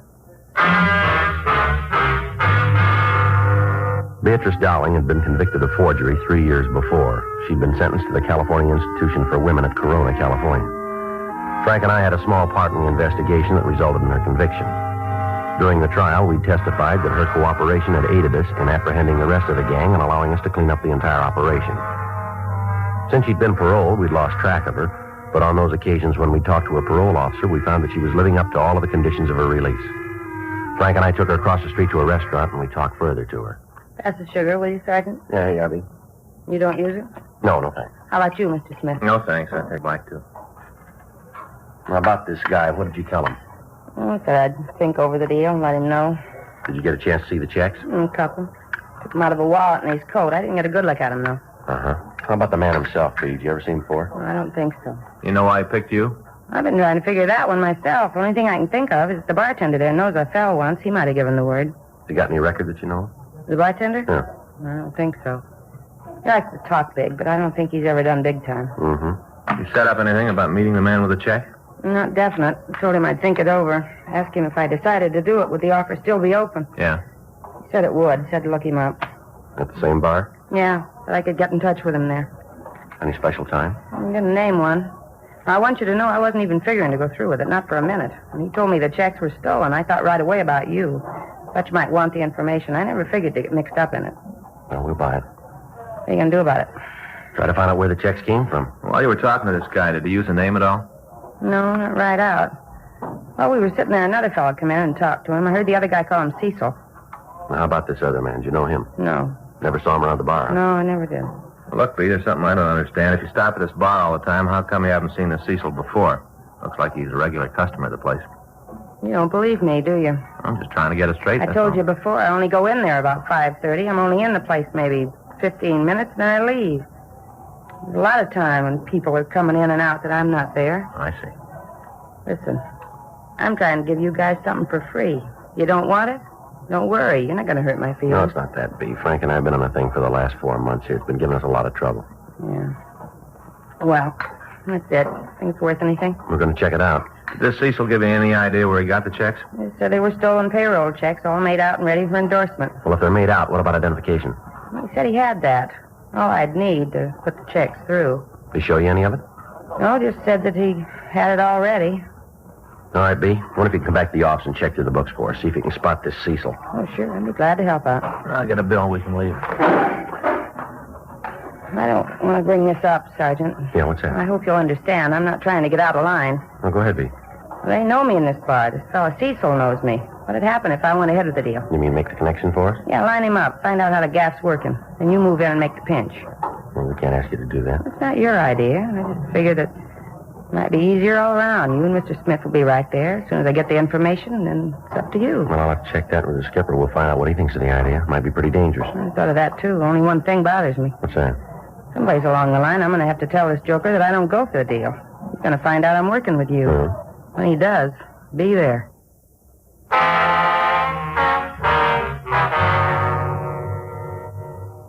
We returned to the office and made arrangements to meet Beatrice Dowling the next day. Frank and I got the name and description of the bartender at the place where the Dowling woman said she'd been approached. We ran it through R&I, but we were not able to find a record for the man. The next morning, we met with Captain Welsh and told him of the idea. He agreed that it appeared to be the only way we had of stopping the suspect. We contacted Miss Dowling and made arrangements for her to be kept under constant surveillance.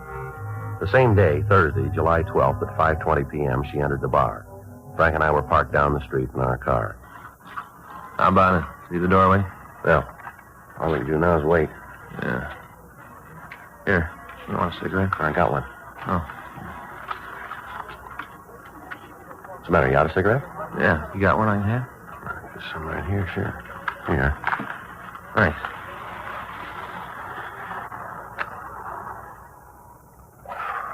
Boy, I'll sure be glad to get home. Well, yeah.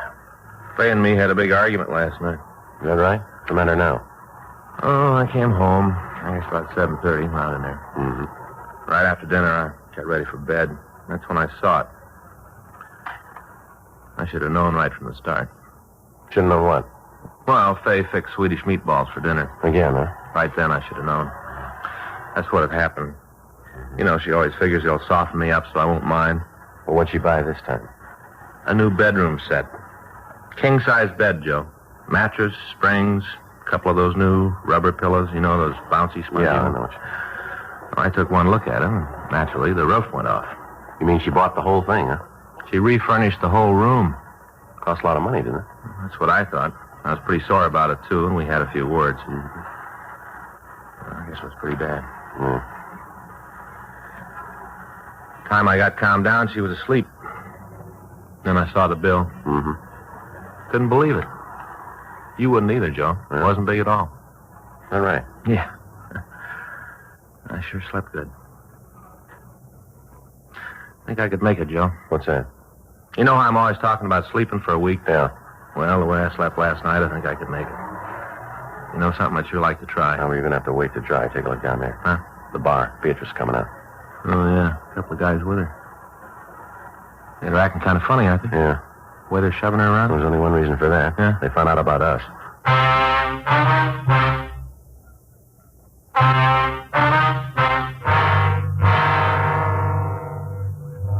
Frank and I followed the three people down the street. A half a block from the bar, they got into a black Oldsmobile sedan and pulled out into the line of traffic.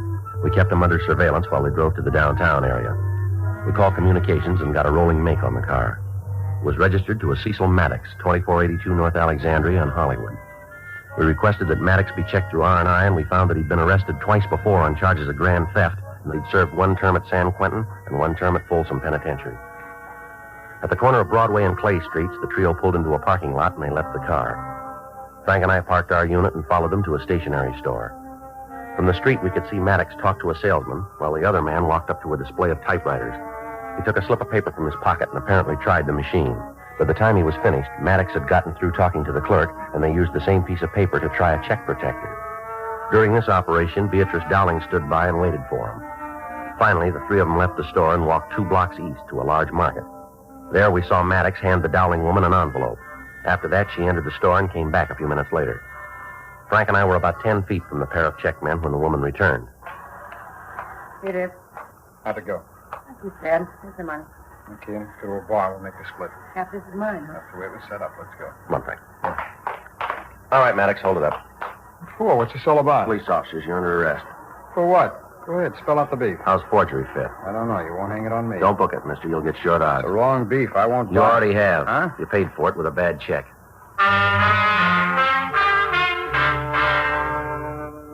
The two suspects were taken to the city hall. The second man was identified as Raymond Johnstone.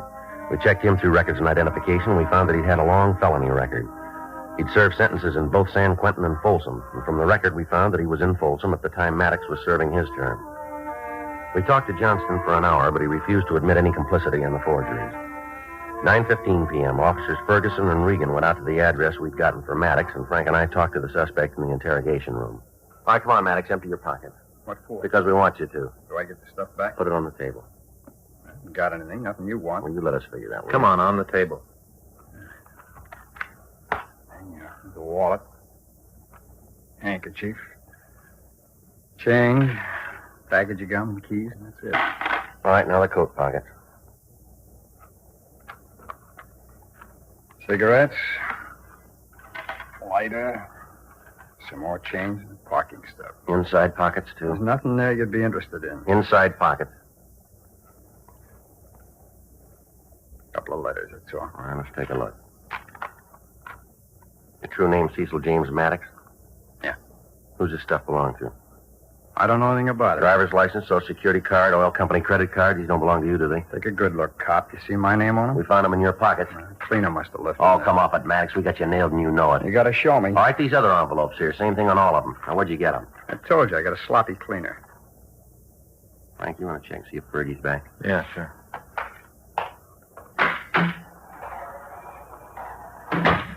You got any money in the wallet?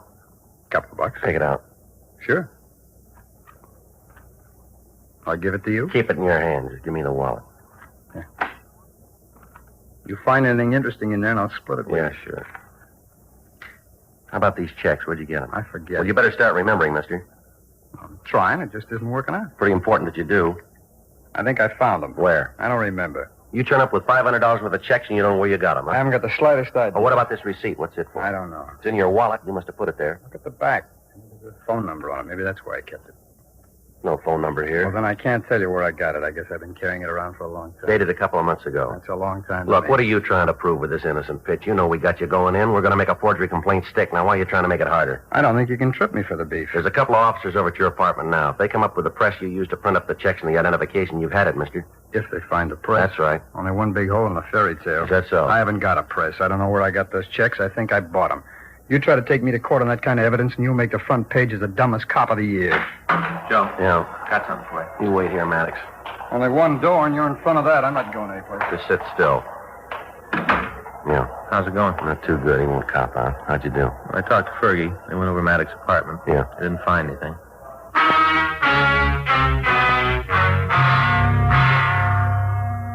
We went back into the interrogation room and we talked to the suspect. He'd admit nothing. We talked to Raymond Johnstone, but he refused to cooperate with us. A thorough search was made of their car, but we failed to turn up anything new. We contacted the printer who'd made up the receipt blanks. He checked his records and he was able to give us the address of the place that had ordered them. Officers Ferguson, Regan, Frank, and I drove out to the place. It was a cheap hotel located on East 7th. We checked with the desk clerk and showed him the receipt. He told us that two men answering the descriptions of the suspects had rented a room 2 months previously. He went on to say that there was a third man with the pair and that he was in the room at the time. We asked about luggage, and the clerk said that the trio had moved in several large trunks. We got the room number, and while Ferguson and Regan covered the rear of the building, Frank and I went up to the room. Down this way. All right. Yeah.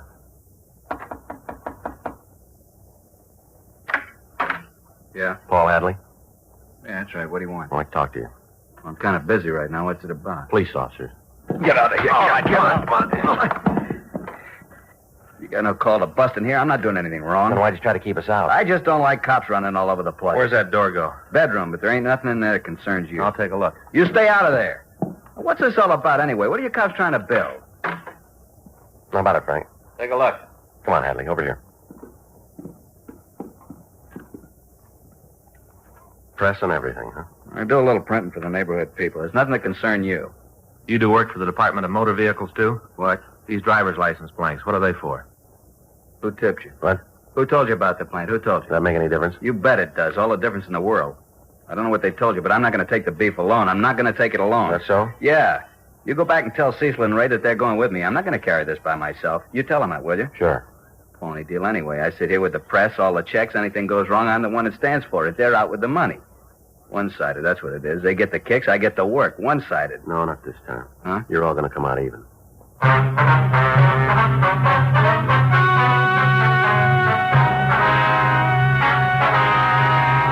Cecil James Maddox, Raymond Richard Johnstone, and Paul Milton Hadley were tried and convicted on 18 counts of forgery. They received sentence as prescribed by law. Forgery is punishable by imprisonment in the county jail for not more than 1 year, or by imprisonment for not more than 14 years in the state penitentiary.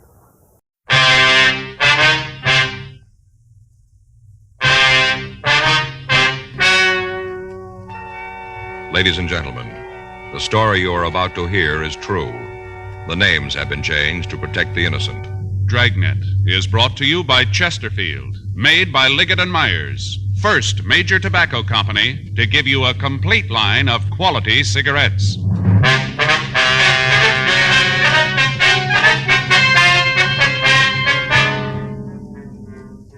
You're a detective sergeant. You're assigned to robbery detail. A gang has hijacked and robbed a bank truck. They've stolen over $100,000. There's no lead to their identity. Your job? Get them. During this holiday season, young America, all of us, will be concentrating on our favorite winter sports: ice skating, bowling, basketball, skiing. One thing you'll notice: whatever young America does, wherever it goes, Chesterfield goes along. Yes, Chesterfield is the choice of young America. Chesterfield is the choice of more thousands of smokers everywhere. People are learning the facts about Chesterfield, learning that Chesterfield is highest in quality, low in nicotine, learning that Chesterfield is really mild, really satisfying. So how about it, friends? Change to Chesterfield yourself. Smoke America's most popular two-way cigarette, regular and king-size Chesterfield. Best for you.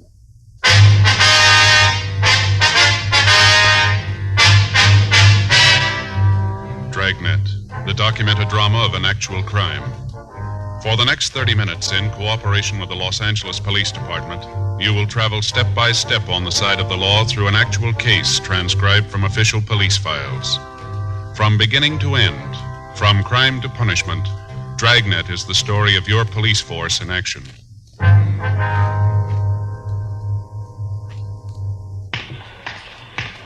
It was Thursday, June 5th. It was warm in Los Angeles. We were working the night watch out of robbery detail. My partner's Frank Smith. The boss is Chief of Detectives Thad Brown. My name's Friday.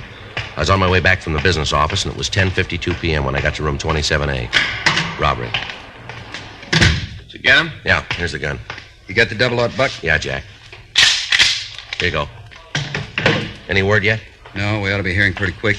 Nothing from Herman and Benson, huh? Last we got from them, they were over on Hobart. No action there? Nothing. I get it.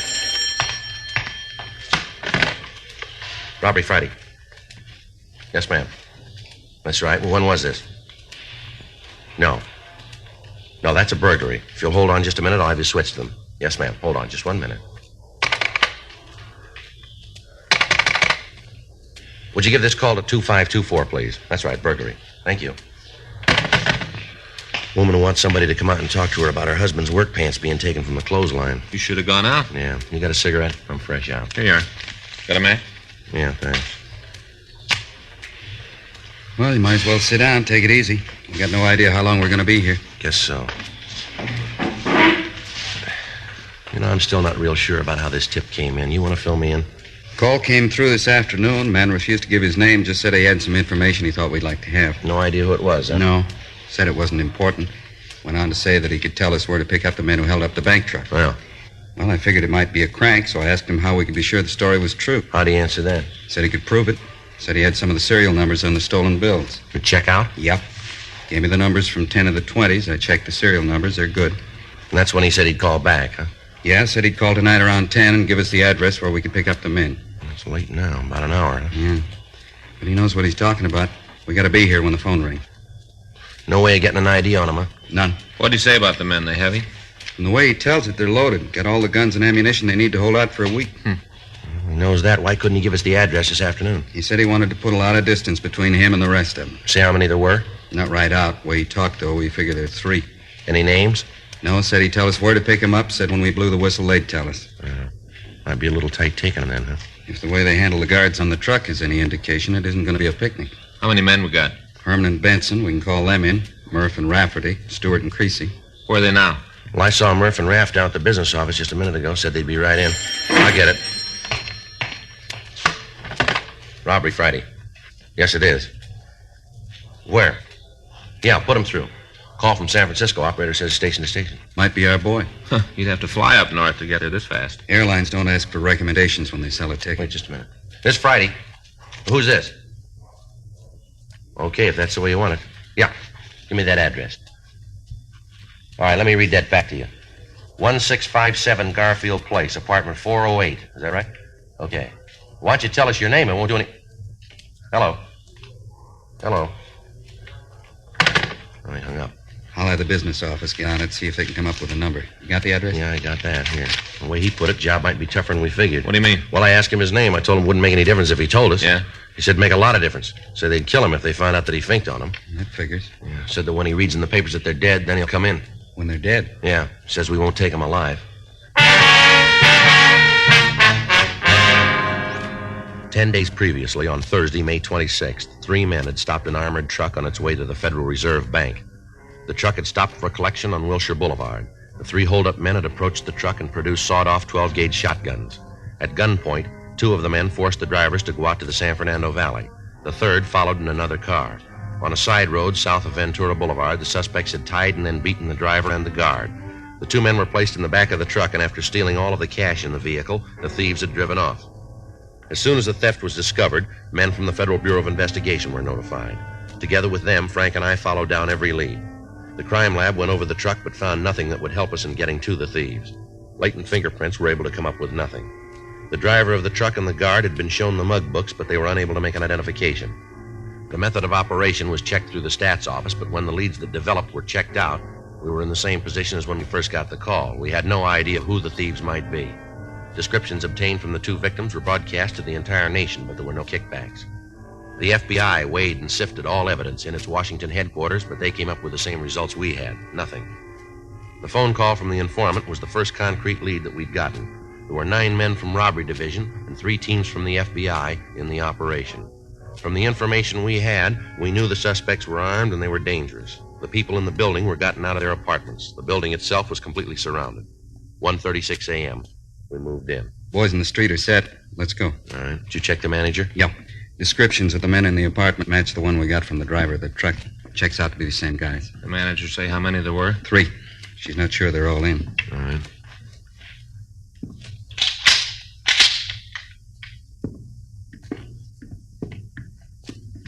Sounds like somebody's moving around in there. Yeah. You ready? Yeah. Let's go. Police officer, stand still. What are you doing in here? You here alone? Yeah, alone. What are you looking for, convention? Where are the other 2? What 2? Nobody else, Joe. Closet over there looks like an arsenal. Loaded with guns. Couple of sawed-off shotguns. You guys got no right to come in here like this. I don't know what you're looking for, but you ain't gonna find What's it. your name? Hank Peterson. You rent this apartment with 2 other guys. Manager tells us that they're Harvey Fitzgerald and Lou Colton. Is that right? Yeah, they live here. Where are they now? I don't know. Out. Maybe to a movie. I don't know. When do you expect them back? Well, look, they're big fellas now. They don't have to get me to sign a report card. They do what they want. They went out. I don't know where. They didn't tell me. They also didn't tell me when they'd be back. Well, what's this all about? Where'd you get those guns in the closet? They don't belong to me. Who do they belong to? One of the guys. Which one? Why are you coming in here and asking all these questions? I ain't done nothing. You got no beef with me. I know anything about the guns. Maybe Lou likes to hunt. I don't know. They belong to Colton, huh? Yeah, he brought them. You don't know where he is now? I told you. If I knew where he was, I'd tell you. I don't want any trouble. I don't like to have people pointing guns at me. Would you put that one away? Turn around. What? I said turn around. Get over to the wall. Put your hands up on it. Big deal. What happens now? You kick my feet out, I fall down? Stand still. I'll get it, Joe. You ain't gonna find nothing on me. I tell you I'm clean. Nice try, Peterson. Here's a .38 Colt. Joe had it in his belt.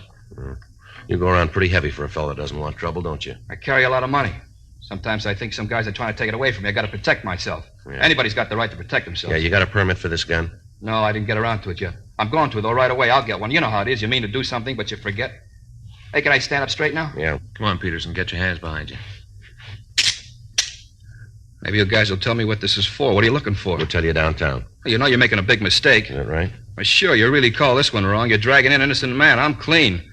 I made a mistake when I didn't register the gun. I'll cop to that, but that's the edge. I don't go past there. No, you got it wrong, Peterson. Read me how. We got you going in for the bank truck robbery. You and your two friends, you're going to stand for it. Keep talking about my two friends. I got no friends. I move in with a couple of fellas. All of a sudden, I got a piece of some action they're shoving. You got it wrong, cop. You aren't going to tell us you happen to be here at the wrong time, are you? Look, I'm from Chicago. I got a lead on a job out here. It gets cold in Chicago in the wintertime. I don't like the cold. Get a lead on a job out here in California, so I put an ad in the paper telling how I'd like to drive out with the guy, share expenses. The fellow that answers the ad wants to leave when I got to go is Lou Colton. I took a third of the tab driving out. We got into town. He's got this apartment lined up, this one right here. I got no place to stay, so he says for me to pad down with him. That's it. The beginning, the middle, the end. Anything outside of that, I don't know. If you got trouble with Lou, then take it up with him, but don't make me fit in. I got no part of the action. I don't want any. What about the gun? The gun you had on you. I tried to explain that. I meant to get a permit for it. I didn't get around to it yet. What about the ones in the closet? Well, talk to Lou. They belong to him. Maybe he's going to open a museum. All right. Let's get out of here. Come on, let's go. Look what you did to the door, breaking it up like that. No reason. All you had to do was knock. Landlady's going to be pretty sore about it. I'd have let you in if you'd have knocked. Breaking up a door like that, she's going to be real sore. Probably won't talk to me. Well, it's going to be a while before she's got the chance.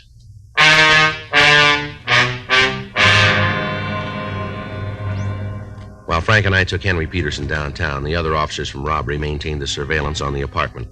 Because of the construction of the building, it was impossible to wait inside of the room. However, all of the entrances were covered. 2:40 a.m. We checked the suspect through R&I, but we found that he had no record in Los Angeles. His fingerprints were taken and forwarded to Washington for checking. He was printed and mugged and then placed in a cell in the felony section at the main jail. The rest of that night, the watch on the apartment continued without results. The following morning, Frank and I met with Lieutenant Smyers at a special show-up of the suspect for the driver and the guard of the armored car. Without hesitation, they both stated positively that Peterson was one of the men who'd held them up. The kickback arrived from Washington with the information that Peterson was wanted for escape from the state penitentiary in New Jersey. He'd been convicted on a charge of murder and robbery and given a life sentence. The record showed that he'd escaped from the prison on Friday, May 9th, 2 weeks before the truck had been robbed. 4:15 p.m. We had him brought from his cell, and Frank and I talked to him in the interrogation room at the main jail. You got a cigarette? Yeah, here. Thanks. Here's a match. What do we got going? Same thing. We want to know about the robbery of that armored car. You figure there's something I could tell you on it, huh? We wouldn't be here otherwise. I'll make you a deal. We don't make them. No, hear me out. You might go for this. We can't promise you anything. You're asking me to come over to your side. Seems like you'd be willing to come a little closer to the line. What do you got to say? How bad you got me nailed? As deep as it can go. For real? That's right. Well, lay it out. All of it? Yeah. We got the kickback from Washington. We know you're wanted for escape. We checked the guns from the apartment. Found out they were taken in a burglary in Chicago Tuesday, May 13th. Go ahead. We checked with the Chicago papers. The ad you told us about asking for a ride out here, it was never run. You guys are sure thorough. The victims of the robbery identified your picture. They sure? They're sure. No chance for a mistake? No chance. If I cop out, where am I going to do the time? We don't decide that. You think they'll send me back to Jersey? I told you we got no say in that. It's so cold back there. It's nice here in California. I like to stay here. Nothing you guys can do so I can take the fall in Quentin, huh? Nothing. Anyway you hear it, I'm nailed, huh? That's right. Okay. Maybe it's marked down that I copped out. They'll let me stay in California. It'll be put down that way. Okay. Where do you want me to start? Try the beginning. Good at places, any? You were with the holdup, huh? Yeah. How about the other two? You picked them up yet? No. They haven't come back to the apartment. Might be good if they didn't. Where do you come up with that? Heavy, real heavy. What are their names? Luke Colton and Harvey Fitzgerald. Those are the names in the mailbox. Are they real? As far as I know. You aren't sure, huh? No. Part of what I told you is true. I broke out of a jail in Jersey, then beat it to Chicago. Laid around for a couple of days, then started to look for some action. I was broke. I needed a score to set me up. Sitting in a bar down on State Street one night, and I met Lou and Harvey. They tipped me to the job out here. You mean they came all the way out here to pull the one job? Yeah. They got a rumble about how it'd be a cinch. Came out to run it off, and then they figured on going back, leaving you cops with nothing. When were they figuring on leaving? I don't know. This was their part of the deal. I told them going in I wanted to stay out here. Didn't make any difference to them. We all figured that if we cut up a $100,000 score, none of us was going to look bad. For all I know, they might be on the way back now. Their clothes were still in the apartment. You know how many suits you can buy with a third of $100,000? Go ahead. Yeah, well, after the job, we made the split. Talked it over and decided to dig in for a few days and then take off. At least they decided to leave. Didn't say when. I told you now, they might be on the way back now. Who else knows you're in on the job? Huh? Outside of you three, Colton, Fitzgerald, who else knows about it? Isn't anybody. Well, where's your part of the money? Got it down the bus depot. Got it in the locker down there. How long's it been there? Since day before yesterday. How often do they clean out them lockers? Every 24 hours. Well, then there's $33,000 floating around in the check room. You got the key to the locker? Yeah. Where is it? In my shoe. I got it taped from the sole inside. You want to give it to us? Well, no, but I don't guess there's any other way. No. Okay. You spend any of the money? You mean the stuff we stole? That's right. No, not a dime. Why do you ask that? Who else might know the serial numbers on the bills? Well, nobody. Nobody but us, and I guess the guys at the bank, they got a record of them, I guess. How about Colton and Fitzgerald? They spend any of their part? I don't know. You got to ask them that. The car you drove out after the armored truck, who'd that belong to? Colton. It's the one we drove out here in. What kind of car is it? Plymouth, 1952. What model? Sedan. Color? Light blue. You know the license number? No, I never paid any attention to it. What state's it out of? Illinois. Who drove the car when you went on the holdup? Harvey? Fitzgerald, huh? Yeah, he drove the car, and Lou and I went in the truck. Either of them been arrested before? Well, I'm not sure, but I think Lou fell in New York. I'm not sure, though. How about Fitzgerald? No. At least he never said anything about it. Only way I knew about Lou is that he talked about the food in Sing Sing. That's the way I knew about him. You know what he fell for? Armed robbery, I think, and there was a kidnap rap, too, but he beat it. He out clean? I don't know. Seems like you planned a job with two guys that you didn't know very well, doesn't it? I was hungry and I was cold. I wasn't about to ask for a life story when they offered me a part of the action. How'd they pick you? I told you, I was in a bar on State. Lou and Harvey came in. Both of them were carrying a load. I was sitting there drinking beer, just the three of us in the place, and Lou was drinking pretty heavy. He gets in a beef with the barkeep, and I saw the roll he was carrying, so I figured that if I could take his side in the brawl, maybe I could make a touch. We walked out of the bar, and he offered to buy me a meal. Next thing I know, I'm on the way to California. I'm a partner in a piece of goods that looks safe. All that time in the car, and you didn't find out anything about your two partners? We drove straight through. When we weren't driving, we were sleeping. Anyway, I wasn't a solid member of the club. I wasn't about to get my nose mashed in for having it someplace where it didn't belong. I figured if they wanted me to know something, they'd tell me. Did you go with them for the guns? No, they already got those when I fell in. You knew they were stolen? Guys turn up with that kind of muscle and can't come from anywhere else. Sure, I knew it was stolen. Colton and Fitzgerald have any friends out here? No, not in L.A. Anywhere on the coast? Well, I hear Lou's got some people up north. Where? Maybe San Francisco, Marin County, I don't know. Might even be Oakland. Somewhere around the Bay Area. They say anything about going up there? No. Of course, they might have. The way Lou likes to eat, coming out here, he'd go 10 miles out of the way because he knew a place that had a good chili size. Think nothing of it. Never saw anybody who liked to eat so much. Real gourmet. Only with him, it was glutton. He mentioned any names of people he knew up north? No, just said he had people. Anything about the car they're driving that'd make it easy to spot? What do you mean? Well, like a dented fender, a scratch, anything to identify it. Yeah, it might be something. There's a kind of scratch in the back left fender, I think. Woman backed into us on the way out here. Cut right through the metal. You think of any reason why they might ditch the car? No. We kept a close tab on the papers right after the job and looked to see how much you had on it. When we didn't see anything, we figured the car was all right. I don't think they'd ditch it. It'd be pretty easy to trace. Lou owns it outright. Unless you want to try to grab cold plates, he'd drive it like it was. Okay. We'll get you your things, and you can come over to the city hall and make a statement. How about the key to the locker? Oh, yeah. Here it is. Probably some money due on the package I'll have to owe you. We'll take care of it. Too bad, isn't it? What's that? $33,000. I haven't got the dough to bail out the package. Well, it works out even. What? You'd have no place to spend it.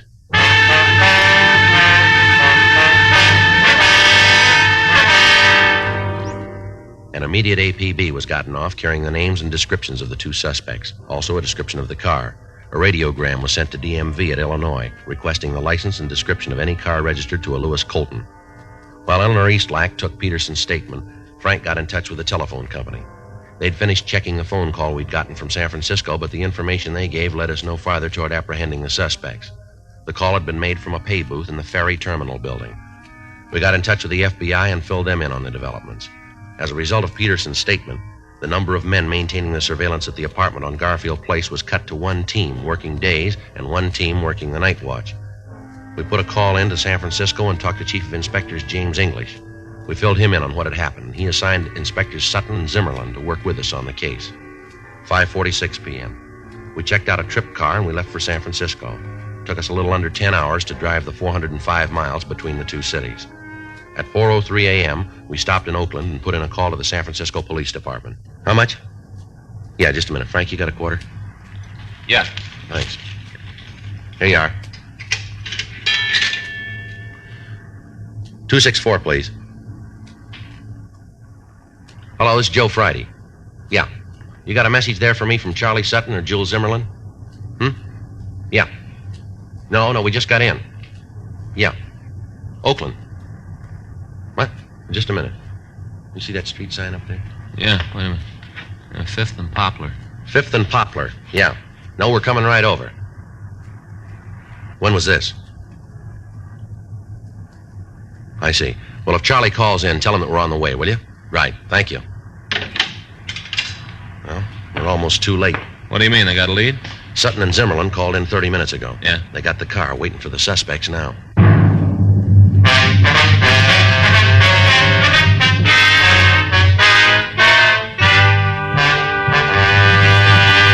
You are listening to Dragnet, the authentic story of your police force in action.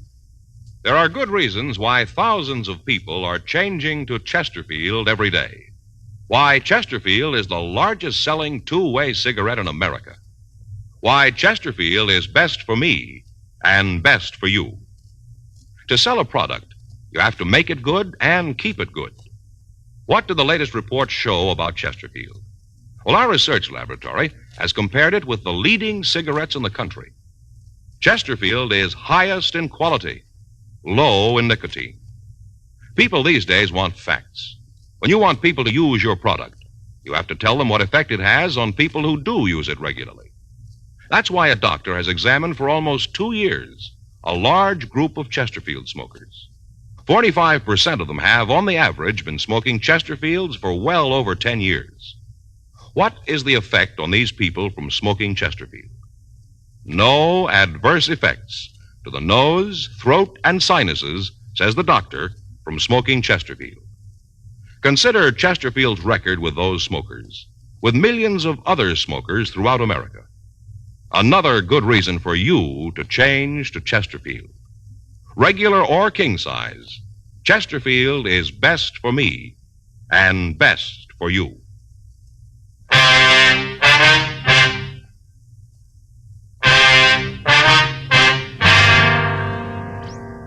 The address the business office had given me on the phone was a large garage located at the corner of Union Avenue and Lynch Streets. When Frank and I got there, we met with Inspectors Sutton and Zimmerlin. They told us that when they'd gotten the APB, a call had gone out immediately to the officers in the city to be on the lookout for a 1952 blue Plymouth with a dent in the left rear fender and carrying Illinois license plates.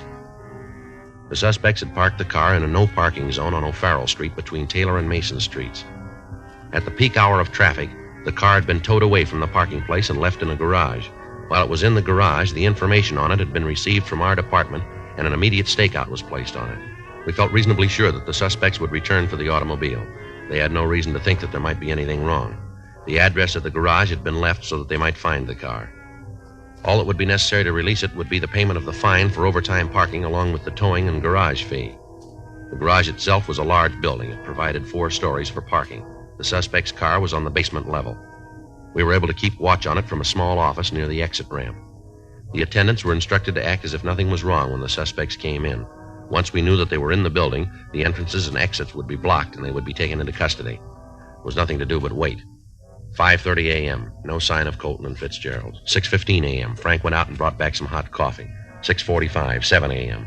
People began to come into the garage to get their cars, but not the 2 suspects. The later it became, the more difficult it would be for us to take the 2 men into custody. If there was going to be any shooting, we'd be in a bad position with civilians in the range of fire. 7:30, 8, 8:04 a.m. Somebody coming down there. Yeah. You see who it is? No. Jules. Yep. You and Charlie want to cover the other side? Right. And watch it. We should be able to get a pretty good look at him. Yeah. Lousy deal. You parked the car and it towed off the street. What kind of town is this? They got a sign. You should have put it in the garage. Yeah, you and your smart ideas. You read. Why didn't you see the sign? Who can tell you anything? It's Colton and Fitzgerald. Yeah. You see Jules and Charlie? Wait a minute. Yeah, over by the gray Merc. Looks like they're all set. All right, let's go. Let's get this crate out of here. We can have some breakfast with the rope if you got it. If the cops pick their bank, They should have been more than you. still not sure it was the right thing to do. Look, you don't have to think. If I wanted somebody for that, you'd still be back east. You know one of these days you're going to open that mouth just a little too wide. Yeah, what do you guys want? Police officers, you're under arrest. Run, Herb! Hit him off, Joe! The ramp, Joe. I'll get him.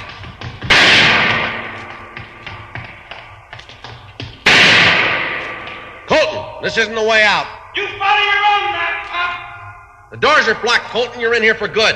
You're wearing the wrong kind of glasses. I'll get out. Now, look, we got you for robbery. Don't make it any more. Joe? Yeah. He's over in the corner. How about Fitzgerald? Sutton and Zimmerman got him. Two of their guns in their lap. On no part of trouble. Colton doesn't figure it that way. I'll try to get around him. All right, watch yourself. Keep those people back out of the doorway. Go on, Frank. I'll cover you. You come near me, Cup, I'll kill you. There's three more, Colton. You aren't going to get by all of us. Your partner quit. Why not be smart like him? He's not smart, he's scared. All right, Colton, I'm coming to you. You do and you'll be dead when you get here. Throw down that gun. Colton! Colton! See him, Joe? No. Take it easy, Joe. Colton. How about it? He's hit. I can't tell how bad. He's still got the gun. Colton! You can hear me? Throw that gun out here. Nothing. Come on. Better call an ambulance. Right. Never should have taken us. Better take it easy, Colton. You're hit where it shows. Never should have taken us. Two of you, two of us. You got it wrong, mister. Huh? You were outnumbered going in.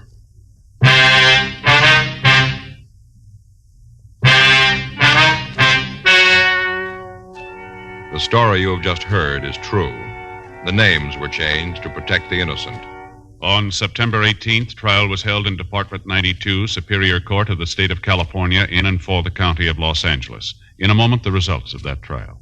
Now, here is our star, Jack Webb. Thank you, George Fenneman. The Chesterfield Christmas carton is the most talked-about gift of the year. It features the covered bridge, which, of course, inspired the Kissing Bridge song, now a highlight of the Radio City Music Hall Christmas show. The carton itself is featured in most of the 1,300,000 retail tobacco stores coast to coast. This Christmas, do what I'm going to do. Give America's most popular two-way cigarette. Regular and king-size Chesterfield. Best to give, best to get for Christmas.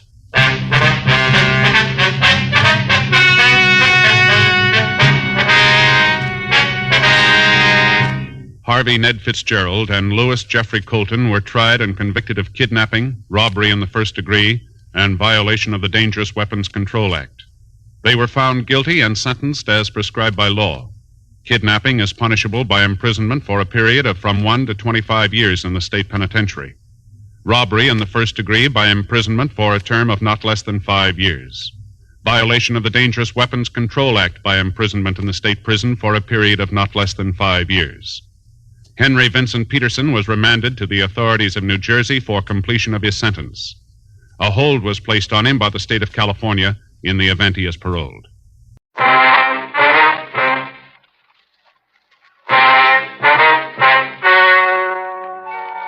Ladies and gentlemen, the story you are about to hear is true. The names have been changed to protect the innocent. Dragnet is brought to you by Chesterfield, made by Liggett & Myers, first major tobacco company to give you a complete line of quality cigarettes.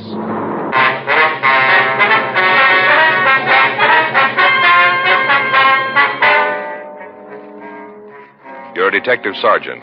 You're assigned to Bunko Fugitive Detail. An extortion ring is operating in your city. The victims are wealthy businessmen. The thieves claim they're policemen. Your job, check them out. Friends, this month's Chesterfield poster features the world's greatest golfer, Ben Hogan. Now, here's what he has to say about Chesterfields. I'm a Chesterfield smoker and have been for 7 years. The reason's simple. Chesterfield is the best for me. They're milder, and they taste great. Try them yourself. Take Ben Hogan's advice. Try Chesterfield, the only cigarette ever to give you proof of low nicotine, highest quality, and a proven record with smokers. Chesterfield, regular or king size, best for you.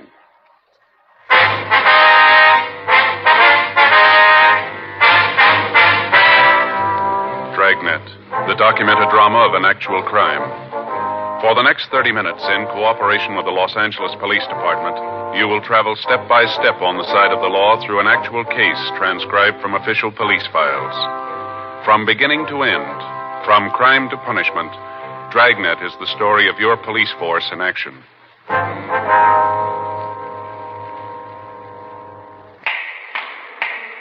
It was Tuesday, August 10th. It was warm in Los Angeles. We were working the day watch out of Bunko Fugitive Detail. My partner's Frank Smith. The boss is Captain Didion. My name's Friday.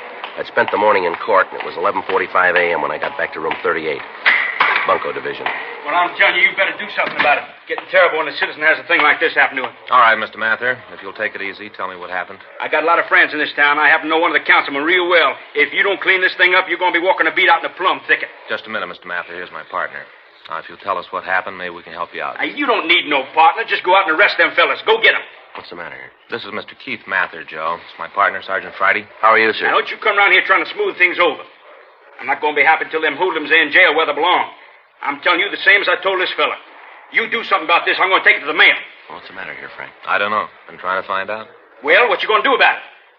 How about a cigarette, huh? Thank you. Here, I have a match. There you are. How about it? Sir? Well, how about it? What you going to do? Well, sir, if you'd start right at the beginning and tell us what this is all about, maybe we can give you a hand. Well, there isn't a shoe shine in the world that's worth $5. I don't care what kind of wax they use. Not for $5, no, sir. Shoe shine? Yes. They call it imported wax. Where they charge for it must be brought in from Timbuktu. Ridiculous. I'll get the report. Right. Take a match and light it, then they burn the edges of your shoe soles. Don't do nothing but smoke up your shoes, that's all. Just smoke up your shoes. A $5 hot foot. You want to give us your full name, sir? Keith Jefferson Mather. Right there on the street that threatened me. Where'd this happen, sir? Shoe shine stand, the corner of Main and Cola. Little place with pin-up pictures all over the walls. Never seen so many pin-ups. Mm-hmm. Do you know if they had a card showing the prices of the shines? Well, I didn't see one. Only them pictures, hard to tell. Well, if you just tell us in your own words exactly what happened, will you, please? I was on my way to work. Had a very busy day, a lot of important appointments. I just parked my car and I was walking along and went by this place. A fella standing there asked me if I wanted to shine. Just so happened I did, so I climbed up in the chair.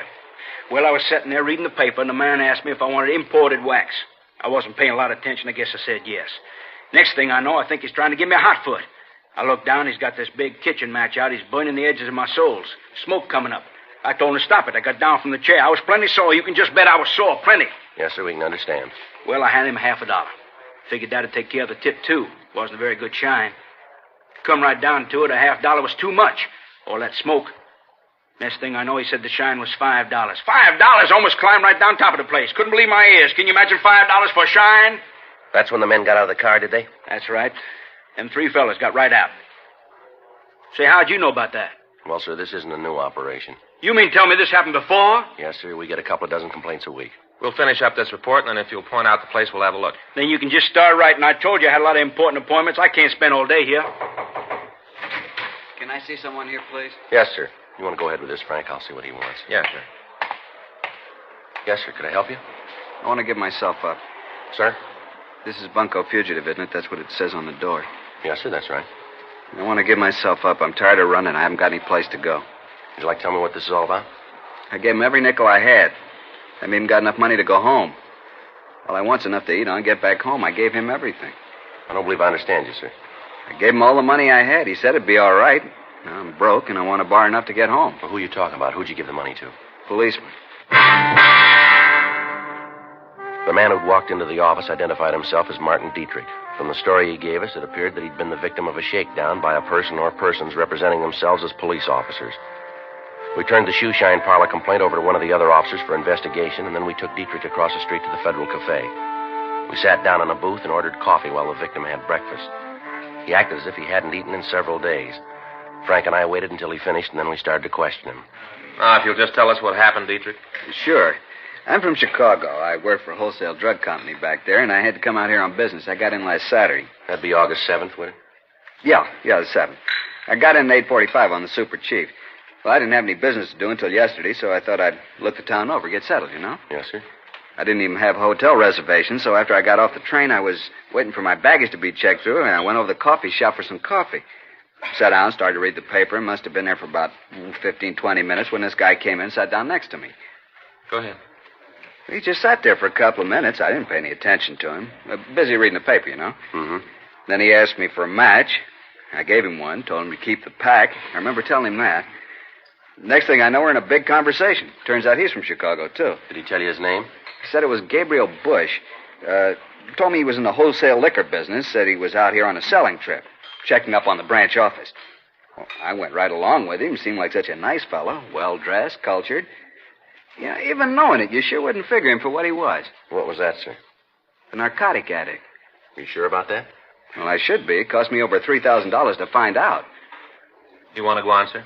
We got a cab and went out to a big hotel on Wilshire. He had reservations there. He signed the card, and we went up the room. The way he acted, you'd never know anything was wrong, never even suspected. I see. Well, we no sooner got in the room than Gabe started to unpack his suitcase. Gabe? Yeah, Gabriel Bush. Oh, yeah. He told me to call him Gabe. Said he was named after a great uncle or something. Didn't care much for the name. I see. Go ahead, please. Well, he unpacked his bag, and I guess I should have noticed something then, the way he acted. How do you mean? When he took the stuff out of his bag, he acted like he didn't want me to see what he was doing. But he did it in a funny way, so I couldn't miss noticing it. You know what I mean? I think I do, yeah. Well, he went into the bathroom, stayed in there a couple of minutes, and then when he came out, he had his sleeve rolled up, had a piece of cotton on his arm, like when they give you a transfusion. You know, here? Yeah. He had this little leather case, and when he went to put it away, he dropped it. Spilled the stuff in it all over the floor. I should have gotten out right then, right there. If I'd have had any brains, I would have gotten out. What was in the case, do you know? All the stuff for taking narcotics, hypodermic needle, all that stuff. Now, what did he say when he dropped this? He just tried to laugh it off.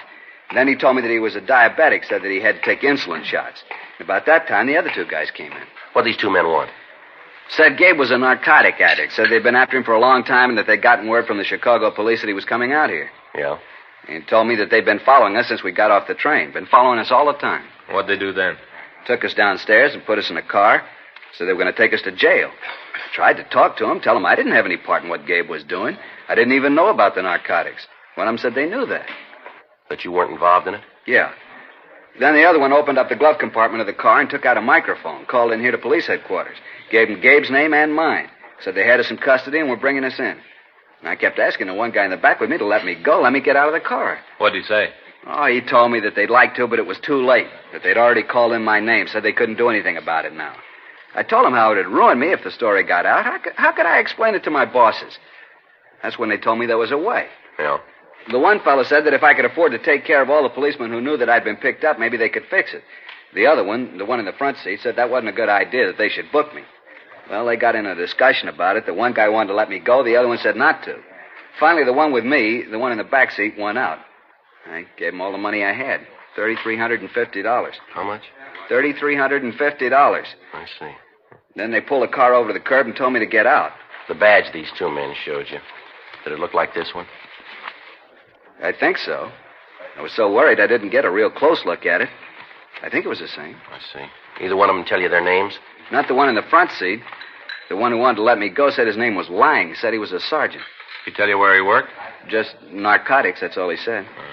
You gave him this money all in cash, did you? Yeah, all of it. Say, do you know him? You know these two officers? No, sir, we don't. You said they were policemen. The badges, the police car, even the radio.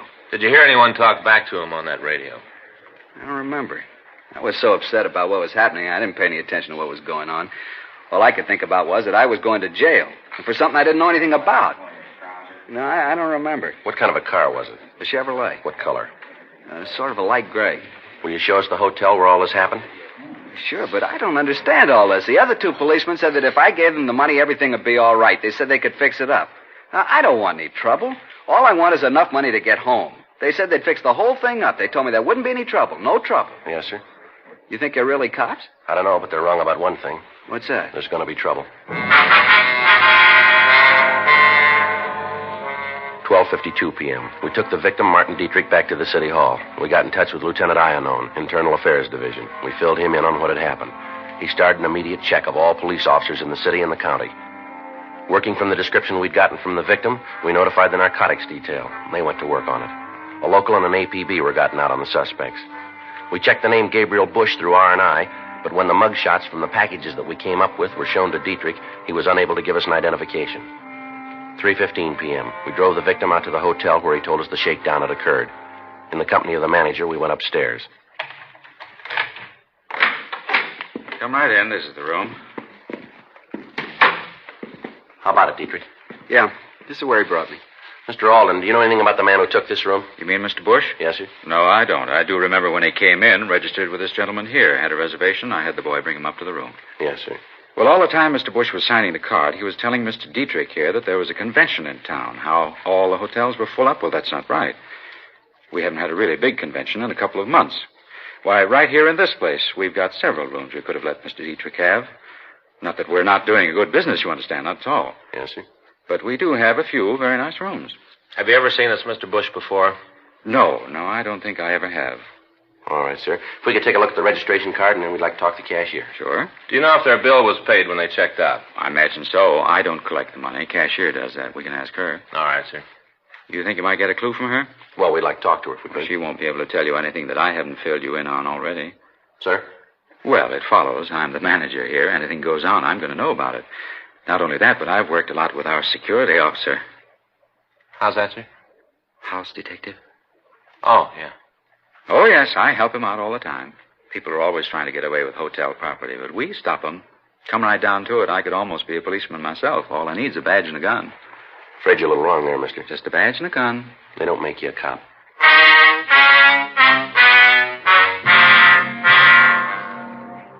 4:38 p.m. We talked to the cashier at the hotel. She told us that the bill for the room had been paid by Gabriel Bush at 2:15 the afternoon of the shakedown, 3 hours after Martin Dietrich had turned over all his money to the thieves. She told us that the bill had been paid with cash and that she could give us no further information on the man. We obtained the registration card the suspect had signed when he checked into the hotel. In the usual processing of the card by hotel employees, it had been handled so much that lifting fingerprints from it was impossible. The card was turned over to Don Myers in handwriting to be checked. 5:20 p.m. The victim started to look through the photographs of police officers. Lieutenant Iannone's preliminary investigation had failed to turn up any police officers who matched the description of the shakedown men. A check with the officers from narcotics detail netted us nothing. They were still checking their sources of information to help us in coming up with a lead. 11:16 p.m. We took the victim out for dinner, and then we came back to the city hall and continued to go through the pictures. At 1:26 a.m., he finished the last book without finding the men who'd claimed that they were police officers. We checked out of the office, and Dietrich spent the night at Frank's house. The following morning, Wednesday, August 11th, 8:04 a.m., Frank and I met with Captain Didion in his office. Well, where are you on it? Not too far, Skipper. What have you got? Well, we checked the files. We're pretty sure that they aren't policemen. How about narcotics? They come up with anything? Not yet. They're still working on it.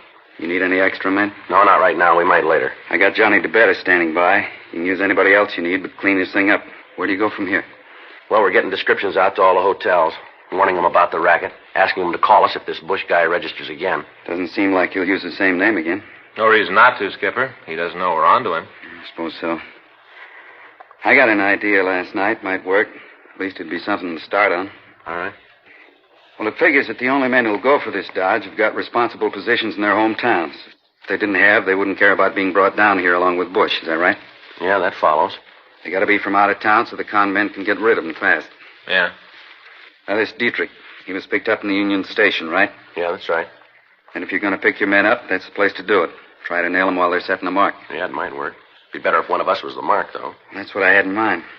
You got any good luggage, Joe? Expensive looking? Well, I got a set my mother gave me last Christmas. Looks pretty good to me. Well, we'll try it then. Smith, you'll work with DeBetta. Keep a tail on Friday from the time he gets into Union Depot. Joe. Yeah. Here's a timetable. What? Tomorrow morning you start riding the train.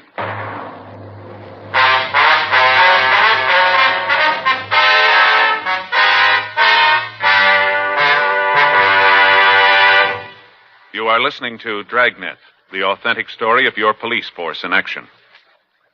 It's taking place at your dealers, cigarette dealers coast to coast. Smokers by the thousands are now changing to Chesterfield.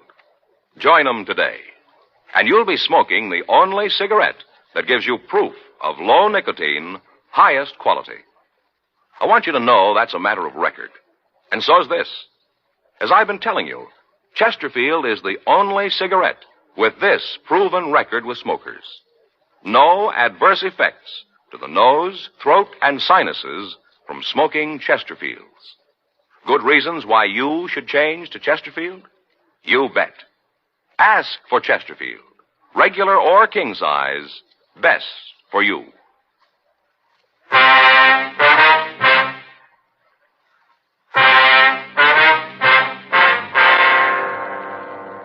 The following morning, Thursday, August 12th, I drove out to Pasadena. At 8:12 a.m., I caught the train on its last stop before it reached the Union Depot in Los Angeles. At 8:45 a.m., the train pulled into the station. I got off, walked up the ramp into the terminal. From there, I walked over to the coffee shop and waited for over an hour. From where I sat, I could see Frank and Sergeant John DeBetta further down the counter. At the end of the hour, no attempt had been made to approach me, and we called off the operation for the day. While I was in the coffee shop, I watched for anybody matching the description of the suspect, Bush, but if he was there, we didn't see him. The operation was staged again for the next 2 days without results. On Sunday, August 15th, I went through the same procedure. After the waitress brought my coffee, I waited. 9:02 a.m. Mind if I sit down here? No, go right ahead. Here, I'll move my coat. I'll get it for you. You're not going to need an overcoat out here. Sure is hot. Yeah, I guess so. This is my first trip. Thought I'd bring one with me anyway. California weather, you know. Yeah, you never know. Where are you from? Chicago. Want to take the chief in? Yeah. Just thought I'd have a cup of coffee before I start out to find a hotel. Yeah. Guess I had to introduce myself. I'm Gabriel Bush. Friends call me Gabe. Well, my name's Friday. Did you just get in, too? Yeah. I work for a wholesale liquor company in Chicago. It's a small world. Where are your offices? On State Street. Got a little trouble with our West Coast office, so the boss sent me out to see if I can straighten it out. What are you doing here? Oh, just kind of business and pleasure. Mm-hmm. What line you in? Machine tools. Well, how long are you going to be in town? Well, as a matter of fact, I'm leaving Tuesday. That doesn't give you a lot of time here. You know anybody in town? No, sir, I don't. Not a soul. Where'd you say you're staying? Well, I'm not staying any place. I haven't got a place yet. Thought I'd go over to the Statler. Oh, you're not going to get in there. Matter of fact, you're going to have a rough time getting in any place. Oh, is that so? Yeah, there's a big convention in town. No rooms to be had. I made my reservation a couple of weeks ago, and the office out here took care of it. Well, I didn't know it'd be that crowded. Should I tell you what? Yeah? Come on over to my hotel. You can park your luggage there, and I'll get in touch with a couple of friends here and see what they can do. Well, it's sure nice of you, but I don't want you to go to a lot of trouble. I'll find a place somewhere. It's no trouble at all. Can't let a fellow Chicagoan stand out in the cold. I'm sure the boys can find you a place. Now, you know, I sure appreciate all this. I don't think anything about it. Who knows? Maybe you'll be able to do something for me someday. Yeah, maybe I can. We walked out of the terminal and we got into a cab. I could see Frank and DeBetta following us. The address Bush gave the cab driver was out on Wilshire. We pulled up in front of the place. We went in. The suspect signed the registration card and we went upstairs. All the time he kept up a running conversation about how difficult it was to get a hotel room. The bellboy left our bags in the room and asked us if we wanted them opened.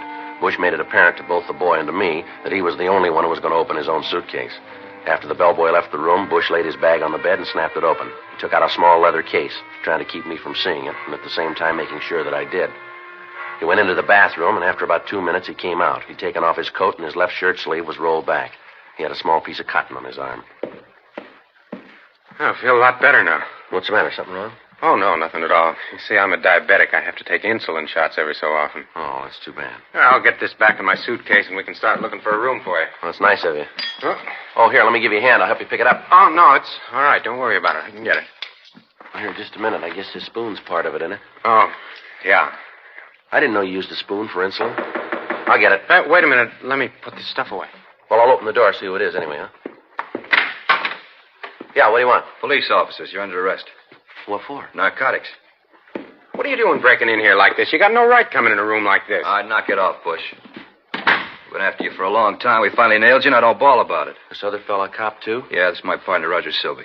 Now, listen, I had no part in this. I just met this guy. If you want him, okay, but don't tie me in with him, please. Too bad, mister. Get your coat.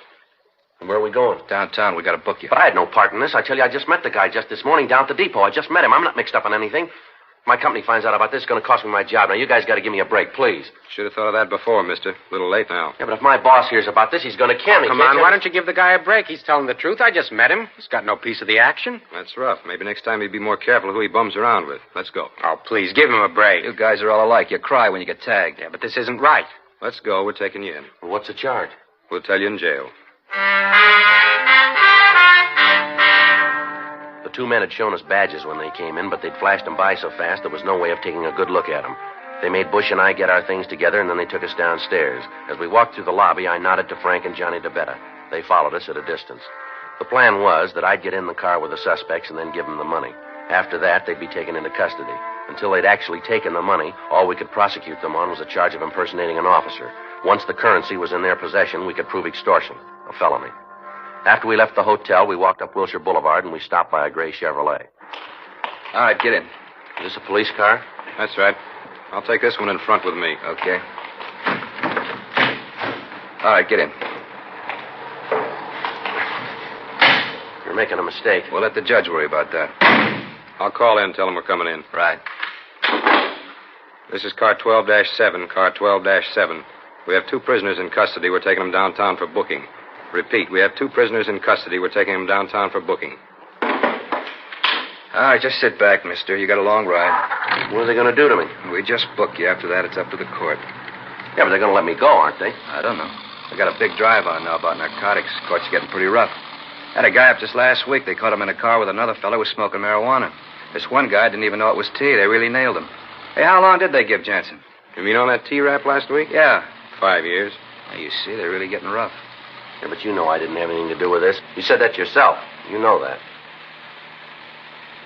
Listen, isn't there some way? There's got to be a way.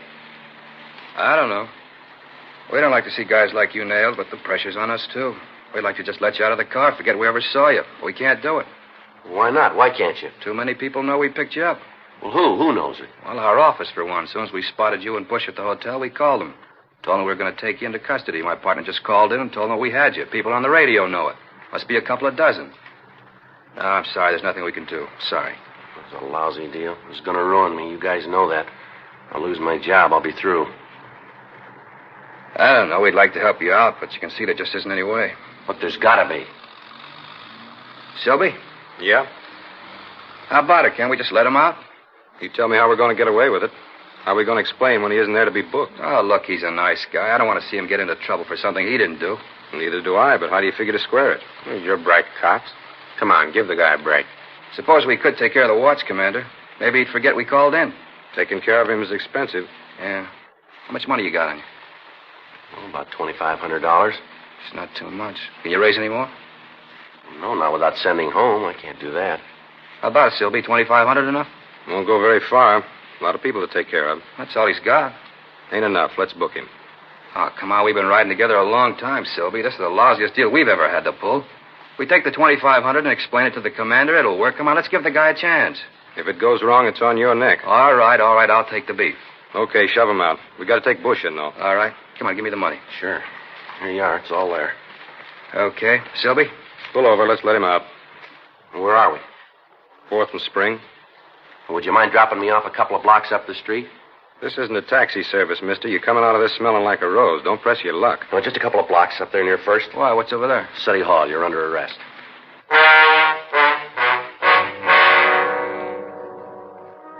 The 3 men were taken into custody, and then the marked money was booked as evidence. We got in touch with the victim, Martin Dietrich, and asked him to come down to the City Hall and give us an identification. He looked at the suspects and then stated positively that they were the men who'd shaken him down. That's them. You'll sign a complaint? You bet I will. I want to see him get theirs. Oh, it's all a beef, little con game, that's all. So we took the mark. Shut up, Lang. They still got to prove it. That ain't going to be hard with the help your friend Gabe handed out to them. Imagine being so dumb you pick a cop as a mark. You know, both of you went along with it. Oh, you're dumb, Gabe. Face it. All right, let's go. Come on, mister. Don't give me no orders, cop. You got me in custody, that's enough. Now don't order me around. I'll go when I'm ready. Come on, Lang. Hey, you know something, cop? I think I play the part better than you do. Now, I'm going to tell you something, mister. I want you to remember it. As a con man, you're a flop. You wouldn't know a mark if he came up and hit you right in the mouth. Besides being bad at that, you're a liar. The worst kind of liar. You go around telling people that you're a cop. You flash a tin badge and right off you're the law. You don't care what you do or who you hurt. I've been in this business a long time. I've seen a lot of 5'10s come across the desk here. Guys who take old women, cheap crumbs with a handkerchief switch in the smack game, but at least they don't try to hide behind a phony badge. We don't know how many people you pulled this cheap deal on, but we're going to find out. We'll get every name there is, and then we'll make you on all of them. I live in this town. I work here, and I like it. There are 4,500 men in the city who feel the same way, all cops. Men are trying to prove that the law's here to protect people, not to cut them down. They spend every day of the year making up a good score, and you come along and tilt it. Every one of those people you hit thinks he's been taken by a cop now. A cop whose hand was reaching for money that wasn't his. You keep wearing that grin, Lang. See if you can still make it when we turn the key on you. Now, let's go. You want to take him outside, Frank? I'll be right with you. Yeah, come on.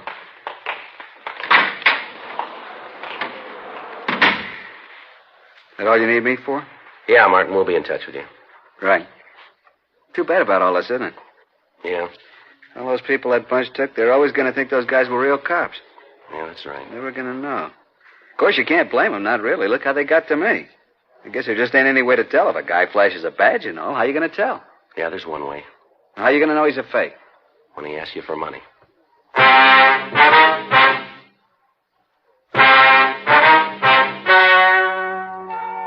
The story you have just heard is true. The names were changed to protect the innocent. On December 17th, trial was held in Department 92, Superior Court of the State of California, in and for the County of Los Angeles. In a moment, the results of that trial. Now, here is our star, Jack Webb. Thank you, George Fenneman. Friends, we'd like to express our appreciation to all of you who've made our Dragnet theme song so popular. Whenever or wherever you hear it, we hope it'll remind you to try our Chesterfields, to join the thousands who are changing to Chesterfields and getting the one cigarette that's low in nicotine, highest in quality. Chesterfield, best for me, best for you.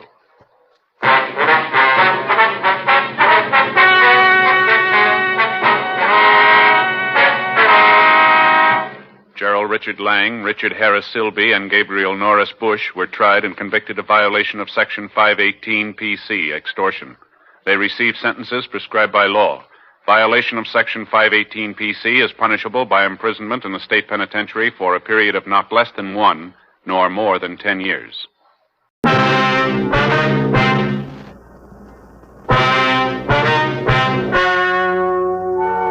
Ladies and gentlemen, the story you are about to hear is true. The names have been changed to protect the innocent.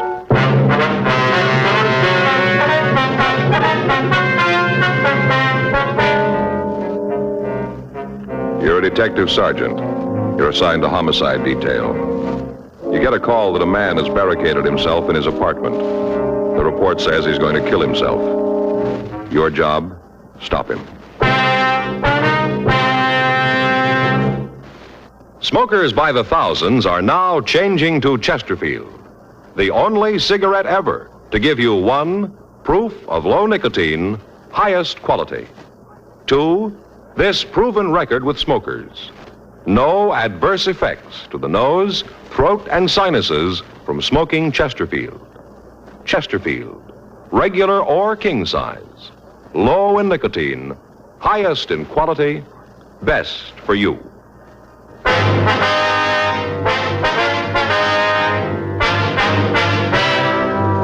Dragnet, the documented drama of an actual crime.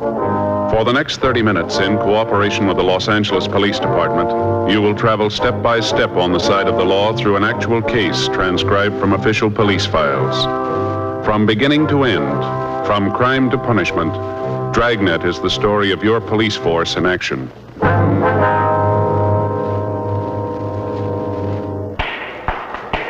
It was Wednesday, November 18th. It was cold in Los Angeles. We were working the day watch out of homicide detail. My partner's Frank Smith. The boss is Captain Lorman. My name's Friday. I was on my way back to the office, and it was 10:32 a.m. when I got to room 42. Homicide. Joe? Yeah? That didn't take too long. No, Saul just got the coffee made. Here you are. Thanks. Boy, it sure is hot. Mm-hmm. Anything come in? No, it's been pretty quiet. I got it. Homicide, Friday. Yes, ma'am. Mm-hmm. Yes, ma'am. When was that? Mm-hmm. No, ma'am. No, if you'll wait just... Yes, I understand, but... Yes, ma'am. If you'll wait just a moment, I'll transfer you to robbery. Yes, ma'am. Well, I'll explain it to you over there. Right. Would you hold on, please? Would you give this call to 2511, please? Yes, that's right. Sure dismal weather. Yeah. Feels like it's going to rain, doesn't it? Paper says it might hit tonight. Yeah. Well, I hope it clears up before Sunday. What do you got figured out this time? Well, Joe, I don't understand why you say it that way. You don't, huh? No. Well, what do you got figured? Take a look at this. I got just the ticket right here. The ticket, huh? Yes, sir, look at that. The answer to every homeowner's prayer. Take a look. Yeah. Gonna be a beauty, isn't it? Well, if you say so. Now, look here, Joe. Look what it says. Easy, simple, install in a few hours. Just the ticket. Do you need one of these? Have you seen our backyard lately? No, not for a couple of weeks. Looked all right the last time I did see it. Well, you ought to see it now. It's pretty bad. It is, huh? Awful.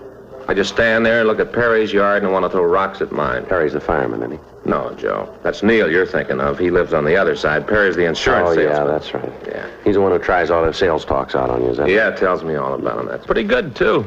Joe, would you believe it? Up to now, I've bought $246,000 worth of insurance. What? Yeah, me, just a policeman. Of course, that's all on paper, just on paper. Yeah. What's wrong with your yard? Too dry. Too dry. Yeah. Hot weather this summer, you know. Little plants that Faye put out drop like flies, Joe. They died. Like flies. But this is the answer, this right here. See? Home sprinkler system. Install it yourself. What's that? Look at it. Well, what is it? It's a home sprinkler system, Joe. Read what it says here.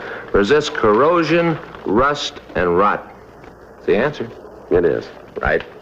I'm going to put one of these little gems in my backyard. Just turn on the faucet. Everything's all watered. Don't have to stand there with a hose. Just turn it on and it's watered.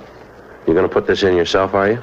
Well, I could, Joe. Like it says here in the paper, shouldn't be any trouble at all. Who's going to do it? Well, I thought I'd get all the stuff together and then just start on it Sunday. You know, about 10:30 in the morning. Old Perry and Neil work out in their yards that time. They do, huh? Yeah. They'll see this little gem and they're going to hop over the fence, see what it's all about. And then what happens? I got him, Joe. I got him. You have? Sure, Joe. They see me laying out the sprinkler system right off. They're going to want to help. Well, if you want them to give you a hand, why don't you just ask them? Well, you just can't do it that way, Joe. It wouldn't be right. It wouldn't, huh? No. You got to be subtle. Remember the kid that whitewashed the fence? Who? You know, Huck Finn or whatever his name was. Whitewashed the fence. You still reading those books? No, but I remember that he was pretty subtle. I got it figured out. They'll come over and, you know, look around, start asking questions, and next thing they'll be working. After we get the system in, I'll throw a little barbecue and just sit around, turn on the new sprinkler, and it'll be cool. Yeah. Sure hope it clears up before Sunday. Well, it doesn't matter, does it? Well, sure, Joe. If it rains Sunday, old Perry and Neil won't be out in their yards. They won't be able to see me with the hoses and the sprinkler heads. Yeah, but if it rains, there won't be any need to put in the sprinkler system right away, will there? I got it. Homicide, Friday.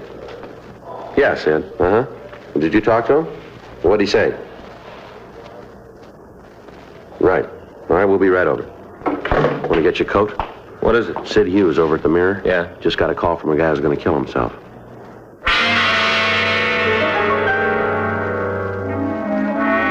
"10:37 a.m. Frank and I notified the complaint board what had happened, and then we left the office. As we drove out of the City Hall garage, it started to rain. We turned up First Street and then over to Spring. Sid Hughes, the reporter who'd called me, was waiting in front of the Mirror building. Sid, over here. Oh. You got the address, Sid? Yeah, here. 2682 North Ardmore, out by the Ambassador. Hi, Smith. Hi, Sid. All right, let's go. What do you got on it, Sid? Well, a couple of minutes ago, the guy called. I answered the phone. Told me his name was Jan Padachek. Said he was going to kill himself. Yeah? I talked to him for a couple of seconds. It was easy to see he wasn't just another crank. He meant what he said. How'd he happen to call you? I don't know. He said something about the paper treating him right. Said he wanted to thank us. You know what he's talking about? No, I got Casey Shawhan working on it now. He's our city editor. Yeah, I know. He's checking the morgue file to see if he can come up with anything. You ever heard of him, Frank? No, name does nothing to me. How come you figure he's on the level, Sid? Well, the way he talked, I can't put my finger on it. Just something in the way he sounded. You knew he meant what he said. What'd you tell him? Well, I tried to bluff it through. Told him that there wasn't anything so important he ought to kill himself over. Yeah? I asked him to let me talk to him. Asked him to wait until I could see him. What'd he say to that? Told me it wouldn't do any good. Nothing could make him change his mind. Said I'd be wasting my time. Yeah? Told him I had a lot of it. Wouldn't do any harm to let me see him. He went along with that, did he? Yeah. Said he'd wait 15 minutes. Told me to come alone, not to figure on trying anything. Yeah. Frank, you better kill the siren when we get near the place. Right. What time you got? 10:42. Can we go any faster? What's that? I told you I believe the guy. Yeah? He said to get there before 11:05.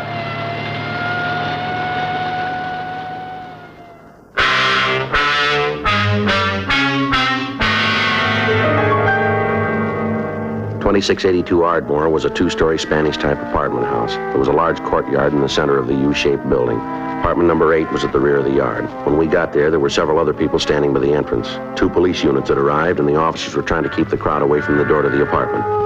11:03 a.m. As we walked back toward Padachek's apartment, Sid Hughes and I tried to figure some way to talk the man out of carrying out his threat to take his own life. I'm not sure how to handle this thing, Joe. I'd feel pretty bad if I went in and botched it up. I wish you could do it. Well, has Patachek ever seen you before? I don't think so. Why? Well, we can try a switch if you want to. Tell him I'm Sid Hughes. Well, that'd be better, Joe. You got some idea what to do in there. I'm not sure I could swing it. All right. I told him I'd shove one of my cards from the newspaper under the door. That way he'd know it was me. All right. Now, after you're inside, I'll try and get in touch with Casey and see what he's been able to come up with on Patachek. Good. Oh, better leave your gun here. Told him I'd come unarmed. All right. You think it's a good idea to go in there without a gun, Joe? Well, we haven't got much to say about it. The big thing right now is to try to get him out alive. Yeah, I guess you're right. Okay, you want to hang on to this for me? Right. All right, let's give it a try.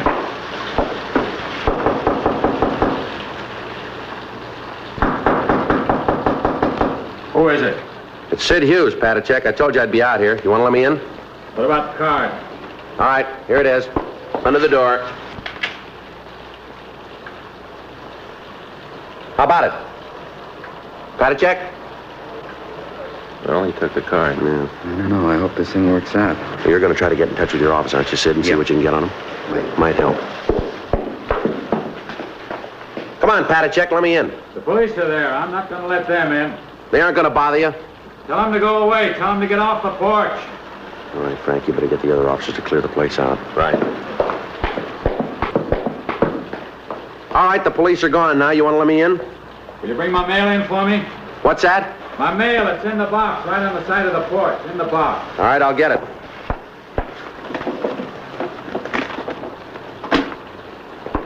All right, now let me in, huh? Come on. Now stand right there. You don't need that gun. I'm not going to cause you any trouble. Turn around. I told you I was coming unarmed. Turn around. We'll see. All right, let's go upstairs. All right. Just a minute.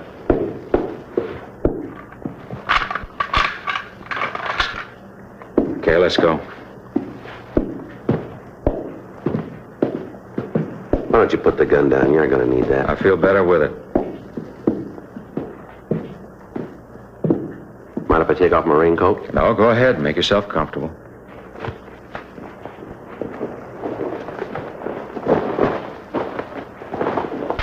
Here's your mail. Thanks. Aren't you going to open it up? No reason to. There's nothing important. You can't tell. There might be. There isn't. I know that. You want a cigarette? No, but you go ahead. Here, have one of these. I want to be able to see your hands. All right.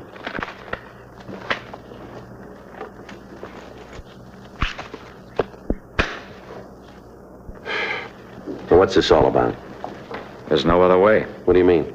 All night I've been thinking about it since I got home. There's nothing for me anymore.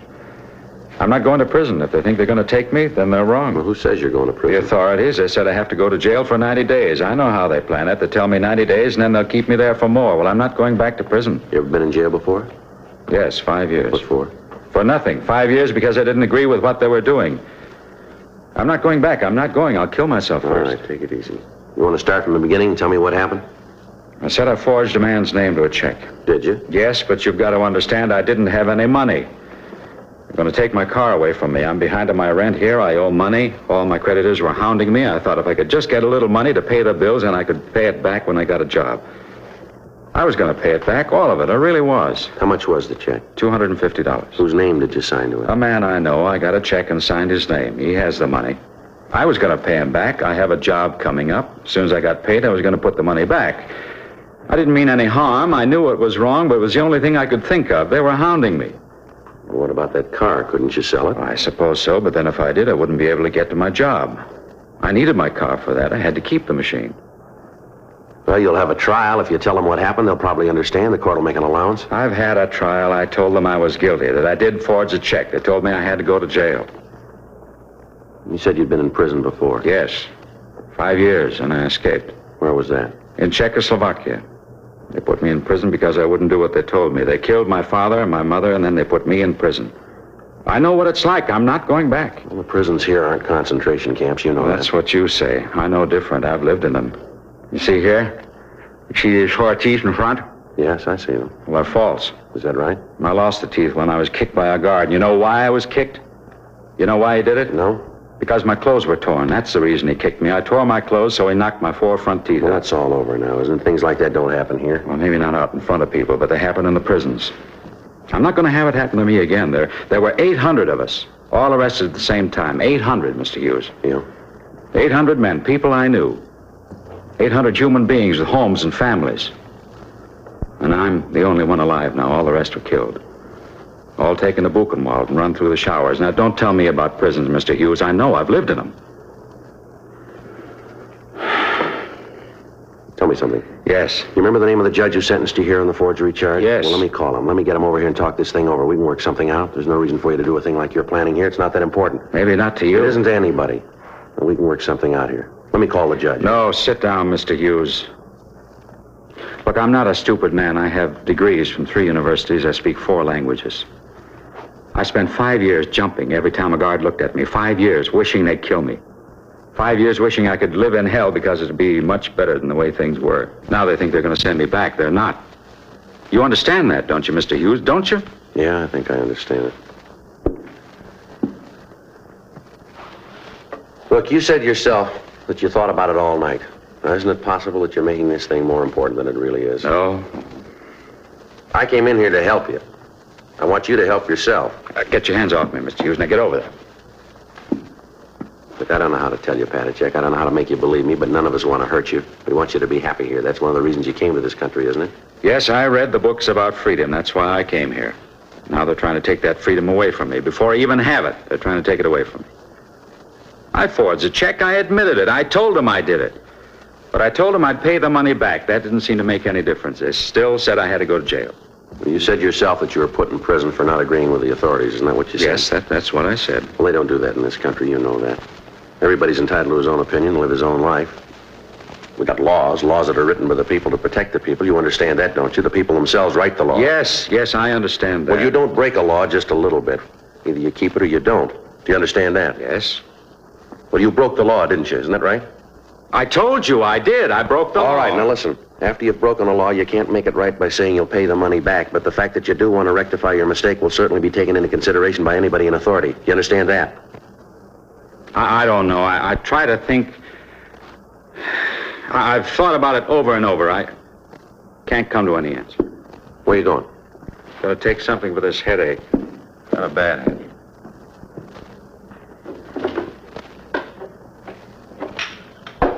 What's this here? What? This note here on the bureau. That's what I wrote. Tell why I did it, so they'd know. Nobody understands what has happened to me. I cannot accept a jail term. All I want is to find peace and freedom. I guess this is the only way to do that. I'm sorry to cause anybody any trouble. Please take care of my dogs. Patachek? Yes? You know this is all wrong, don't you? I don't know. I wish I did, but I don't know. No, we're not going to need this. There's going to be no reason for it. What are you doing? Get away from me. Leave my things alone. Like all the rest, you don't understand either. You better get out of here. Get out. All right, if that's the way you want it. Why'd you crumple up this note? Now, why? I didn't think that you'd need it. I thought we had this thing straightened out. Well, we haven't. I told you, get out. All right, wait a minute. You said that you'd pled guilty. You admitted you forged that check. Isn't that right? That's what I said. Well, how come you're here? How come you happen to be home? They gave me 24 hours to arrange care for my dogs. I put up a bond. They gave me 24 hours. Where'd you get the money for the bond? One of the companies by the jail. They put it up for me. Well, how about the dogs? Did you take care of them? No, not yet. Where are they? They're up in the kitchen. Can I see them? You like dogs? Certainly I like dogs. All right, come on.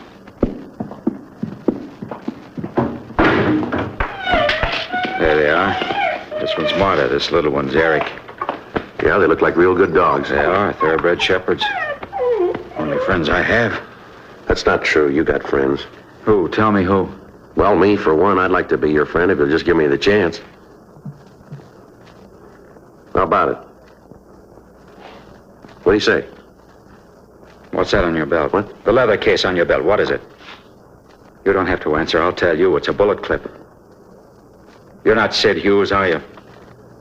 Are you? No, Jan. No, you're a policeman.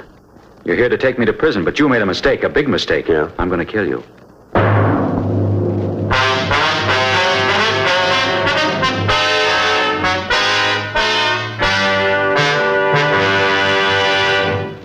You are listening to Dragnet, the authentic story of your police force in action.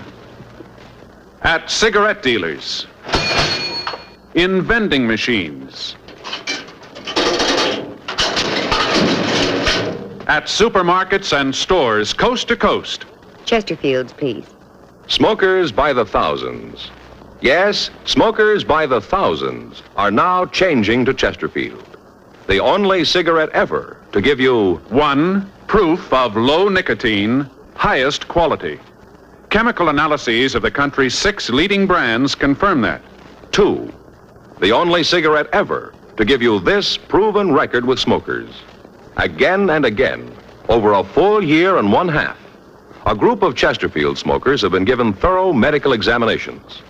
The doctor's reports are a matter of record. No adverse effects to the nose, throat, and sinuses from smoking Chesterfield. A responsible independent research laboratory supervises this continuing program. Chesterfield, the only cigarette ever with a record like this. Chesterfield, best for you.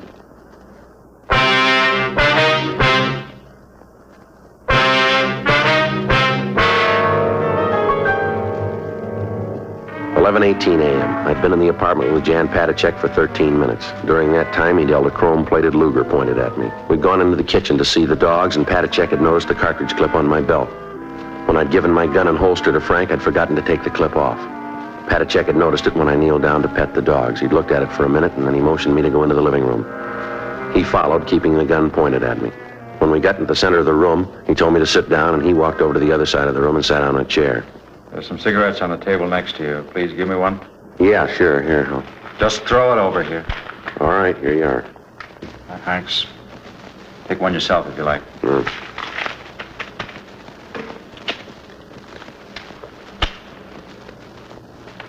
Who are you? My name's Friday. You're a policeman, aren't you? That's right. You know, killing isn't new to me. I've done it before. All right? Yeah. See this gun? Yeah. I killed the man who owned it. He was the one at the prison camp, the one who kicked me. After I escaped, I went back. Now I have the gun. Now I don't have to listen to other people who tell me what to do or when or how to do it. You'll listen to me because you know if you don't, I'll kill you. You know that, don't you? Maybe. I've seen a lot of killing. I know what it is. I won't hesitate to kill you. What about the people you know here? What about?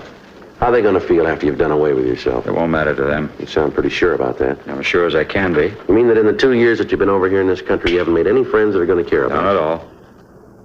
What about the people in that picture? What? Right here. This photograph here. Christmas party, all the signatures. Won't they care? No. How about this one here? Says to Jan with deepest regards. Signed Mary Jane. Is this her? Yes, that's her. Looks like a nice girl to me. She is. Well, she'll care, won't she? I don't think so. Why? Because all of them, they felt sorry for me all the time. They tried to make it easier because they felt sorry for me. They thought I didn't know, but I did. All the time, I knew. Well, some of the things that they wrote on the pictures doesn't make it look like that. Some of them are pretty nice. They didn't mean them. You really believe that? I don't have any other choice.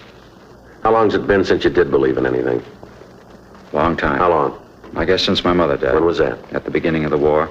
Right after the conference. They came one night. They took her and my father. Took them both. I never saw them again. I heard what happened. Guess that's the time I stopped believing in anything.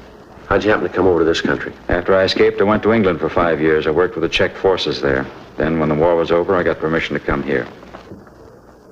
I think you said before that you came over here because you wanted the freedom. Isn't that right? Yes. You found it, didn't you? I guess so. Anyone ever try to tell you where you could go? No. What church to go to? No. You can say what you think, can't you? Yes. Well, why do you want to do this thing? I try to tell you, I know about prisons. I know what goes on behind the doors. I lived there. I lived and died in them. You ever been in one? Yes. As a prisoner? No, not as a prisoner. Well, that's just it. Maybe they got you fooled, too. I remember when the people from the relief organizations would come along. The guard would take us out in the court of the prison. They'd make us stand there and tell the people how good they were to us. If we didn't say it that way, then they'd take us back and beat us to death. I know what goes on behind the doors. I know because I saw it. I lived it. Now, don't tell me what happens. Now, you and your law come along and tell me that you're going to send me back. What about them? Who's going to take care of the dogs? Isn't that the reason that you're here? Not the reason you came home? Who's going to take care of them? I don't know. Somebody will. They're going to miss you. They'll miss me feeding them, that's all. You know better than me. Martha, Eric, be quiet. They seem to mind, don't they? They're well trained. You ever shown them? No. We have a lot of good dog shows around here. You ought to show them. They'd probably do real good. They have dog shows in prison? I don't know how to tell you. I don't know how to make you believe me. If you just let me get that judge over here, let him talk to you. Maybe he can make you believe that it's not going to be like it was in your country. You'll be well fed, you'll get decent clothes, nobody's going to beat you. We don't do things like that here. I'm not going to prison. Just let me get that judge over here. Now let me call him on the phone. He can be here in just a few minutes. He'll tell you. He can do something. There's no reason why we can't work this thing out. Now let me try to help you, please. I want to believe you, Mr. Friday. I really do, but it's hard to believe in anything. I'll just ask you one thing. Trust me. I've never seen you before. I don't know you outside of this room, but I ask you to believe me. And I promise you, I give you my word that I won't let anything happen to you. I don't know. I don't know. Let me have that gun. Let me take it, and then we can work things out. You really think we can do it? I think we can. John? John, let me in. I want to see you. They're here now to take me. You won't let them do it, will you? Please don't let them take me. Don't worry. All right, you down there, get away from that door. All right, come on, Jan. I'll go crazy if they put me in prison again. I know I will. I don't want to go back. Jan, come on, give me the gun, will you? I won't go back. If I go this time, it'll be for good. Now, if they take me this time, they'll kill me for what I did. I know they will. No, they won't, Jan. Now, please, give me that gun. Let me in! Get away from that door and stay away, will you? They're going to break in. Quick, we got to hide. If they find us, they'll kill us both. Come on, Jan, believe me. I won't let anybody hurt you. I promise. I give you my word. Now, give me that gun. You mean that? I do. You won't let them take... No, now, come on. Give me the gun. I want to believe you. I want to believe you. Then do it. Trust me, Jan. I won't let you down. Come on, give me the gun. Get away from that door. I'm doing the best I can.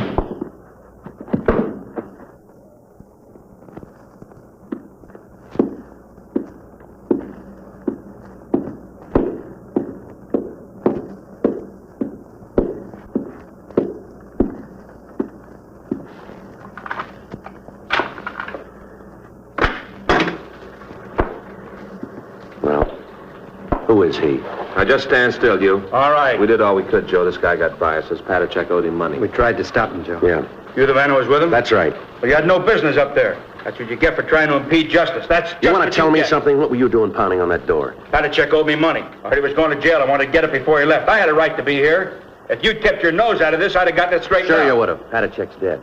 I know that. I heard the shot. I'm out $200 he owed me. Think I'll ever get it back? I hope you're happy. You just took $200 away from me, didn't you? Come on, Frank. Sit. Yeah. Let's go.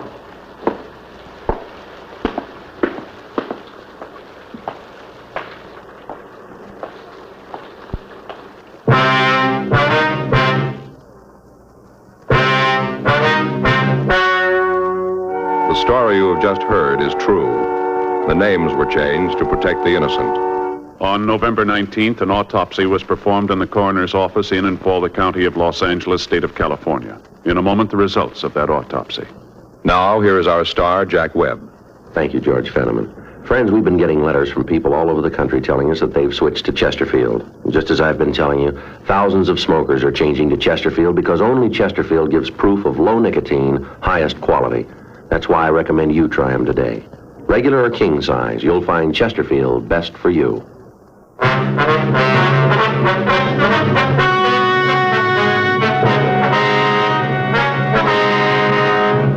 The coroner's autopsy disclosed that the death of Jan Patachek resulted from a self-inflicted gunshot wound. It was officially recorded as a suicide.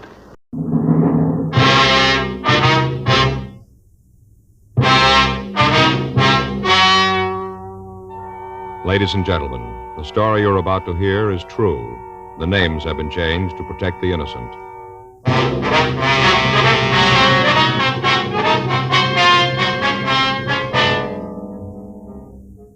You're a detective sergeant. You're assigned to robbery detail. A holdup man has robbed the owner of a neighborhood grocery store. The victim has been beaten unmercifully with a sawed-off shotgun. The assailant has escaped into the city without a trace. Your job? Find him. Smokers by the thousands are now changing to Chesterfield, the only cigarette ever to give you 1, proof of low nicotine, highest quality. 2, this proven record with smokers. No adverse effects to the nose, throat, and sinuses from smoking Chesterfield. Chesterfield, regular or king size, low in nicotine, Highest in quality, best for you.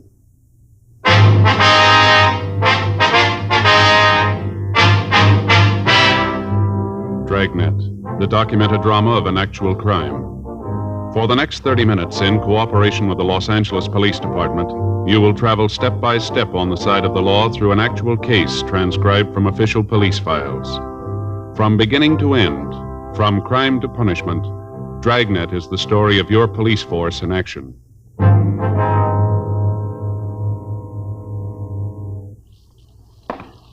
It was Wednesday, February 18th. It was raining in Los Angeles. We were working the day watch out of robbery detail. My partner's Frank Smith. The boss is Chief of Detectives Thad Brown. My name's Friday. The office had called me at 3:46 a.m., and by the time I got dressed and out in front of my apartment, it was 3:59 a.m. Frank was there waiting to pick me up. What's the best way to get there? Down the freeway, I guess, and cut over on the Liso, huh? All right. Who called you, the hospital or the office? The office. Said that Bailey had regained consciousness. We might be able to talk to him now.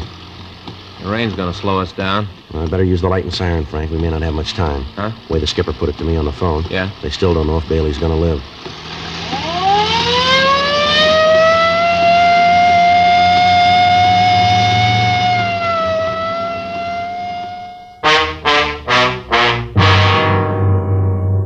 Raymond Bailey was 62 years old. He owned and operated a small neighborhood grocery store on the corner of Whitman and Beacon Streets. 2 days before, on Monday night, a man had entered the store and at the point of a sawed-off shotgun had robbed Bailey. After emptying the cash register and the safe, he'd slugged the elderly man with the barrel of the gun and he'd fled. Bailey had been rushed to Georgia Street Receiving Hospital and then transferred to the county hospital for treatment. For the past 2 days, he'd been under a heavy sedative and he'd been in a coma. He was suffering from a skull fracture, cuts, and bruises. His condition was listed as critical, and we'd left word to be called the minute he regained consciousness. 4:26 a.m. We got to the hospital. We went up to the 4th floor. We met and talked with the doctor who'd been taking care of Bailey. He told us that the patient had just been given another shot to ease the pain and that he'd probably drop off to sleep. We went into the hospital room and walked over to the side of the bed. It was a few minutes before the old man started to talk. I'll tell you what I remember. All seemed kind of far away, like I read about it in a book. Not like it really happened to me. All right, sir, if you just tell it in your own words, if you can. What time is it? It's 4:45, Mr. Bailey. Who's that? I'm Frank Smith.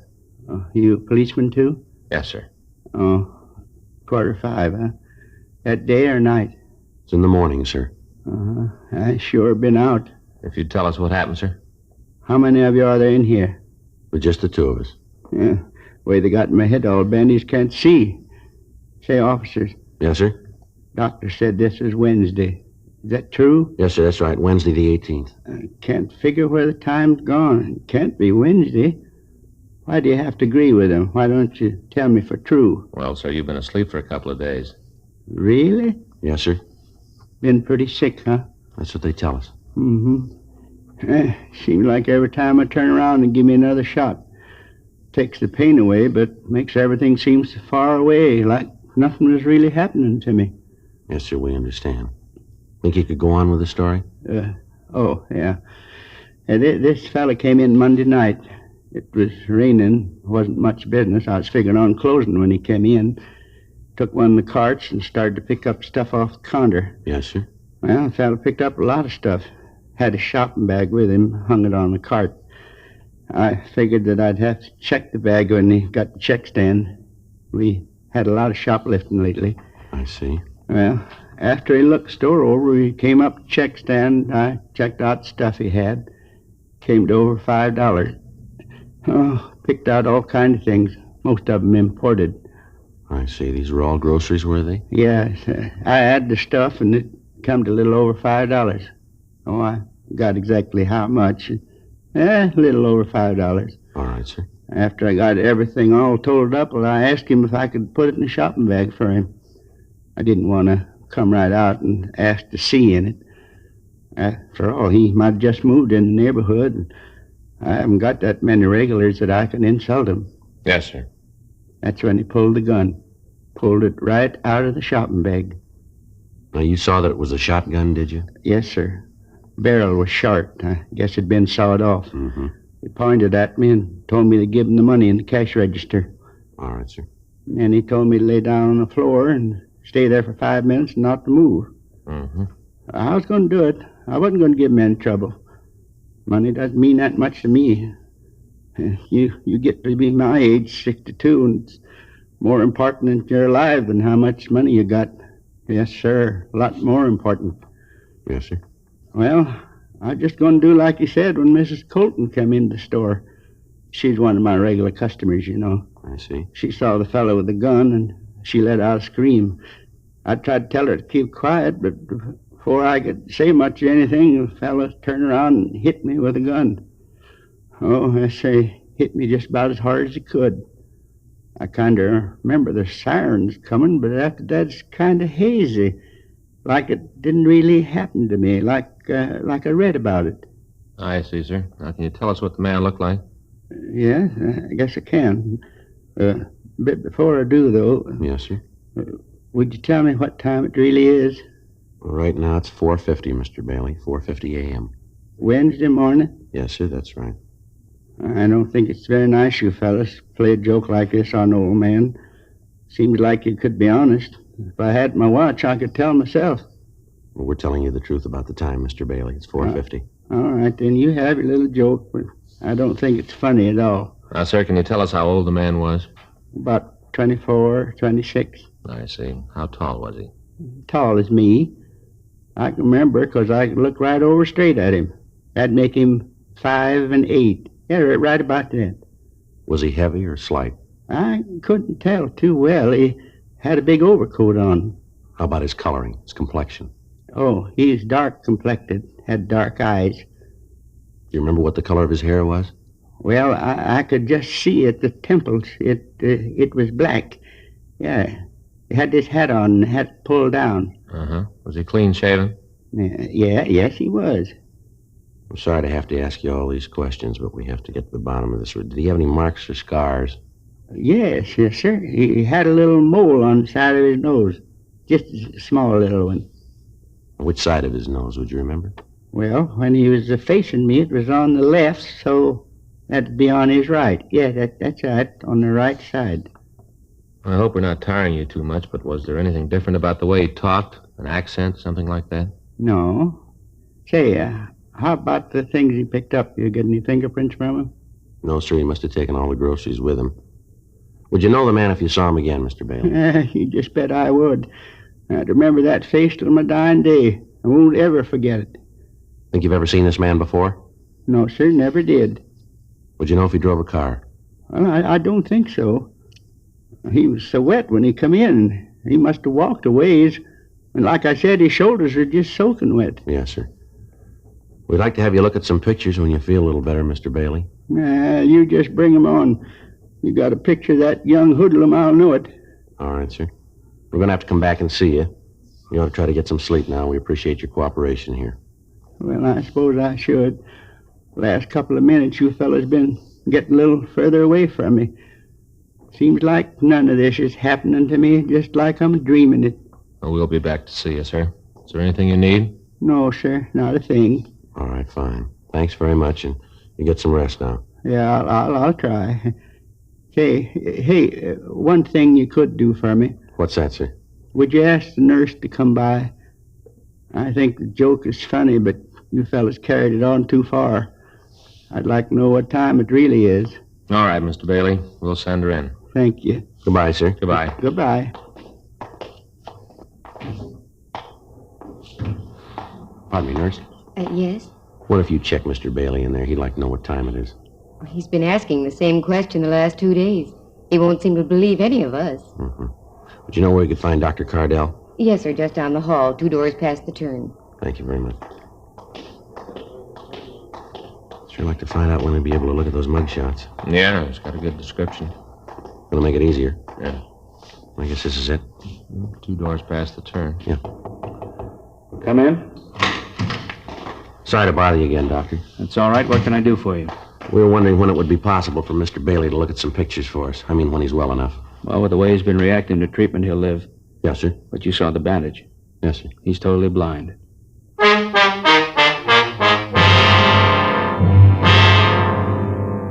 5:10 a.m. We got to the city hall. We got out a supplementary broadcast and an APB carrying the description of the suspect.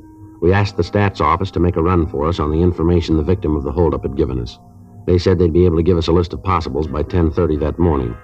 We checked through the oddity file to see if there might be something in the records on the small mole on the suspect's nose. There were several cards turned over to us, but none of them matched the rest of the description that we had. 6:30 a.m. We went across the street, we had breakfast, and then we came back to the office and put in a call to the hospital to check on Bailey. The doctor told us that he was sleeping comfortably and he appeared to be past the critical point. For the next hour, Frank and I checked through the mug books to see if there were any recent parolees who matched the description that we had. We came up with nothing that would help us in getting an identification of the suspect. The woman customer of the store mentioned by Bailey in his report of the crime had been questioned thoroughly, but she was unable to give us any additional information on the holdup man. She was unable to give us a concrete description of the thief. She'd been shown the mug books, but after looking at them, she stated that she was more confused than she had been before seeing them. She also told us about the suspect's black overcoat. She said that while the shoulders looked quite wet from the rain, the rest of the garment appeared to be dry. 10:30 a.m., we got the results of the run from the stats office. There were 17 names on the list. All men matched the description of the suspect and had at one time or another used the same M.O. used in holding up Bailey. It took us 2 days to check them out, and at the end of 48 hours, we were no nearer apprehending the thief than we had been before. 7:58 a.m. Saturday morning. I checked in for work. Hi, Joe. Morning, Frank. It's one of the best investments I ever made. Huh? This trench coat sure gave me a lot of wear. Well, if you only used it this week, you'd gotten your money's worth. Yeah. Sure is the answer to the rain question, though. I've been wearing that plastic coat of mine so long, I'm beginning to feel like a package of frozen food. Yeah, you look like it, too. Yeah. Anything in the book? No. I talked to Stoner this morning, thought for a minute he had something for us. What's that? Well, they picked up a kid down on 7th yesterday. Tried to heist a liquor store. Manager pulled a gun and held him. Stoner answered the call. But at first, it might be the guy we're looking for. Didn't check out, though, huh? No. Kid just got in town yesterday morning, broke and hungry.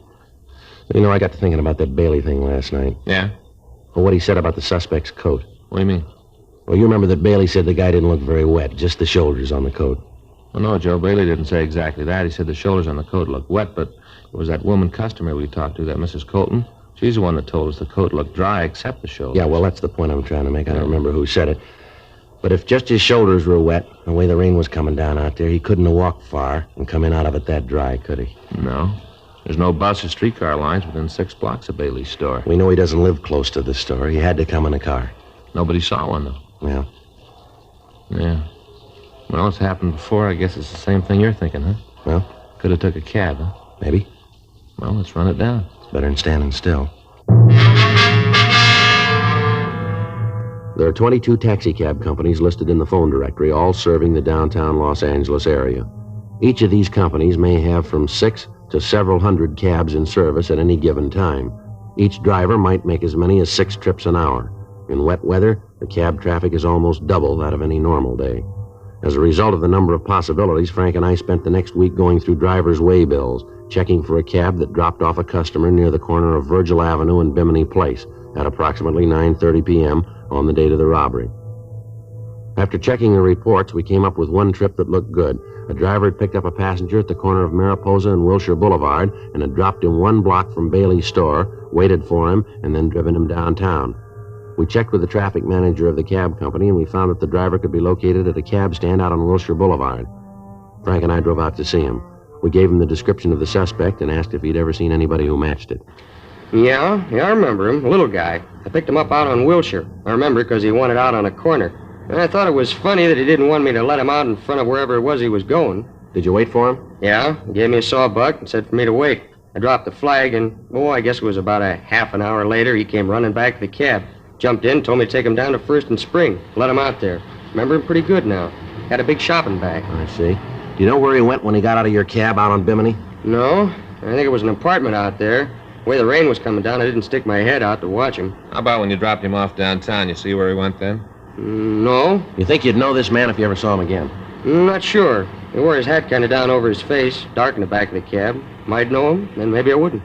I'd like to have you come downtown and look at some pictures if you would, see if you can spot him for us. Sure, I got to get cleared through the dispatcher first. That's all right. We'll take care of that. Say, what's this guy done? Something pretty bad, huh? Well, we want to talk to him. Going to a lot of trouble just to talk to a guy. Come on, you can tell me. I won't spread it around. What's a beat? What's he done, huh? That'll be a little better if we talk to him about it. Okay. That's the way you want to play it. I don't want to get nosy. I'll get you cleared with the dispatcher. Okay. I'd like to have you show us the apartment you think the man might have gone into, if you would. Sure. Glad to do anything I can to help. Oh, say about those pictures. Yeah. Sure was dark that night. I hope I can point them out. Yes, sir, so do we.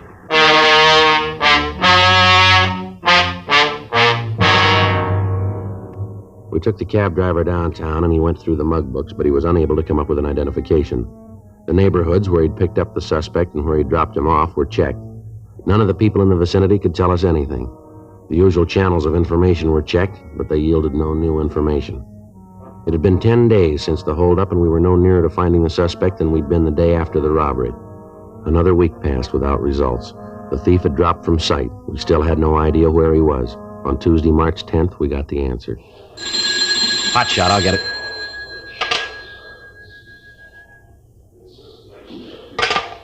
Anything? Yeah, he just hit again.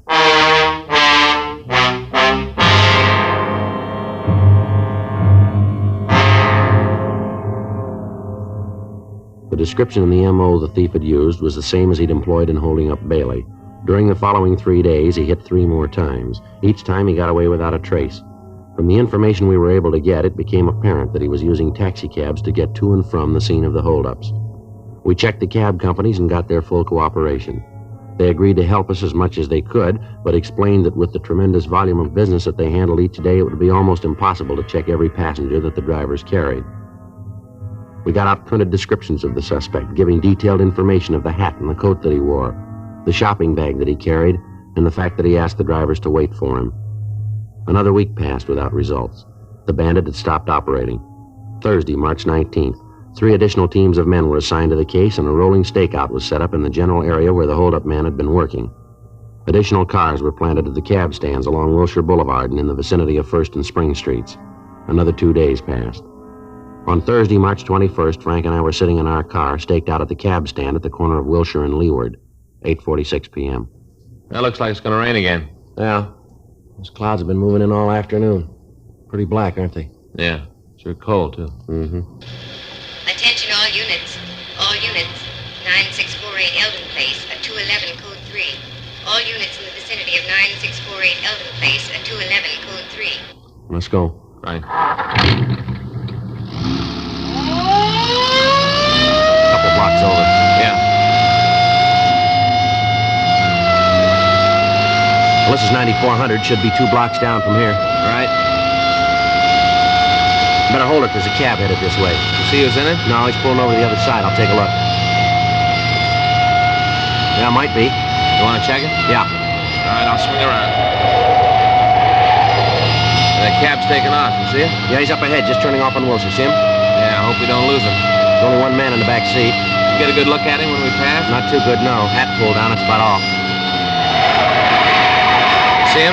Yeah, there he is up ahead. Yeah, probably pulled a gun on the driver. All right, stick to him now. Yeah. It looks like he's headed for MacArthur Park. Yeah. Turn right. Yeah. There's a cab. Come on, pull up. Come on.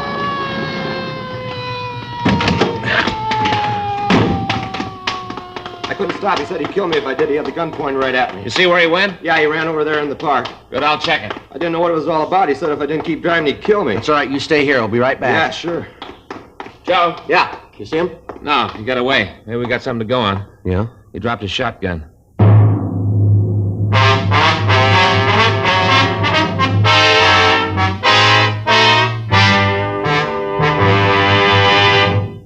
You are listening to Dragnet, the authentic story of your police force in action. Smokers by the thousands are now changing to Chesterfield, the only cigarette ever to give you 1, proof of low nicotine, highest quality. Chemical analyses of the country's 6 leading brands confirm that. 2, the only cigarette ever to give you this proven record with smokers. Again and again, over a full year and 1/2, a group of Chesterfield smokers have been given thorough medical examinations. The doctor's reports are a matter of record. No adverse effects to the nose, throat, and sinuses from smoking Chesterfield. A responsible independent research laboratory supervises this continuing program. Chesterfield, the only cigarette ever with a record like this. Chesterfield, best for you.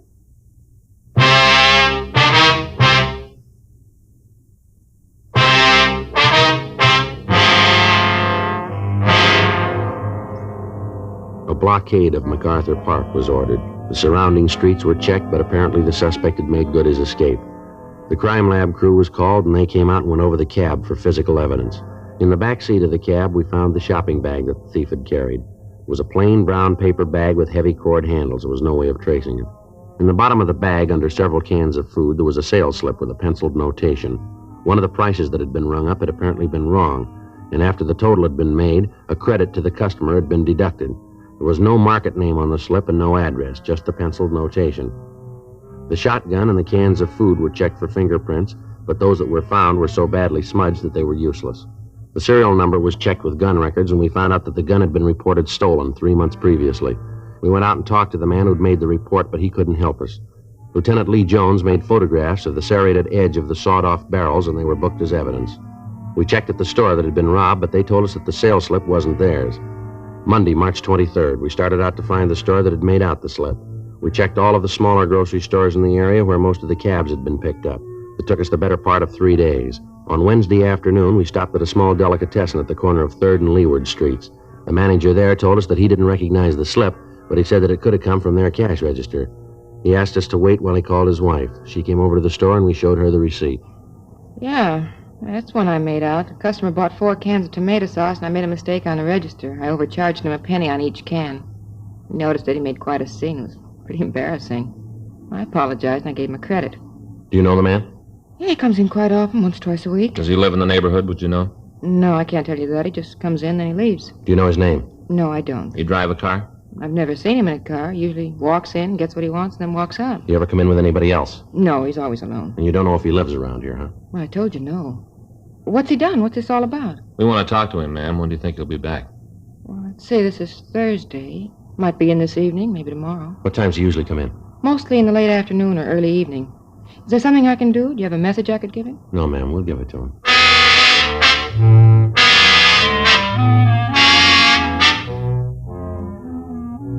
We called the office and told them where we were. Sergeants Murphy and Rafferty were sent out to help us cover the place. They'd stopped by the business office and brought out 2 shotguns for us. Frank and I checked the small store for some place to stake out. The only place we could find where we could keep the entire store under observation and yet not be seen ourselves was on top of one of the large refrigerators that held frozen foods and dairy products. Murphy and Rafferty took up their positions outside of the store, and we waited. At 5:30, it started to rain again. There was no sign of the suspect. 7 p.m., 8 p.m., still no sign of him, and the rain got heavier. 8:30, 9 p.m. Oh, every time this thing switches on, it feels like the dentist is working on the teeth. Sure not much room up here. Don't shove me off. Yeah, there just isn't one. What's that? Well, there just isn't any way a man can lay on top of an icebox and be comfortable. Yeah. Evening.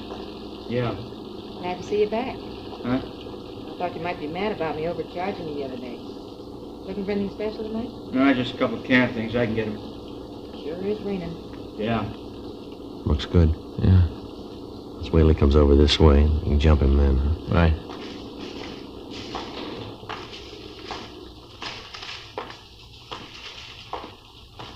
All right, now. Hey, what's going on? Watch it, Joe. Let's go. There he goes. All right, police officer, hold it up. He isn't going to stop, Joe. You see Murph and Rafferty? Yeah, they're across the street. Looks like he's going in that apartment. Come on. All right, take it easy. He should be in there. He is. All right, cover me. Right. All right, give it up, mister. Get away from me, cop. You come after me, I'll kill you. Come on downstairs. You're going to save yourself a lot of trouble. You okay, Joe? Yeah. He's still alive. You want to call the ambulance? Yeah. Who told you? Who tipped you off? You did. I never talked in my life. I wasn't even worried. You were once, fella. What about it? 4 cents.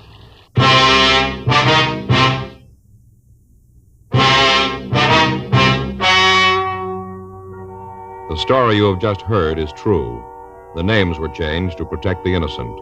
On July 16th, trial was held in Department 96, Superior Court of the State of California, in and for the County of Los Angeles. In a moment, the results of that trial. Now, here is our star, Jack Webb. Thank you, George Fenneman. I only need 7 seconds to tell you why you should be smoking Chesterfields. Chesterfield is low in nicotine, highest in quality, best for you. I'd like you to try them. Regular or king size? Chesterfield.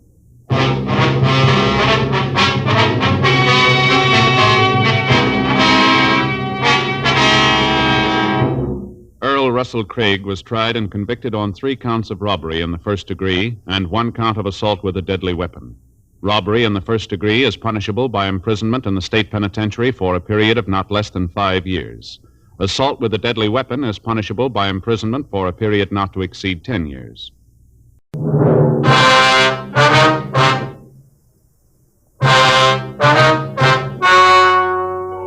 Ladies and gentlemen, the story you are about to hear is true. The names have been changed to protect the innocent.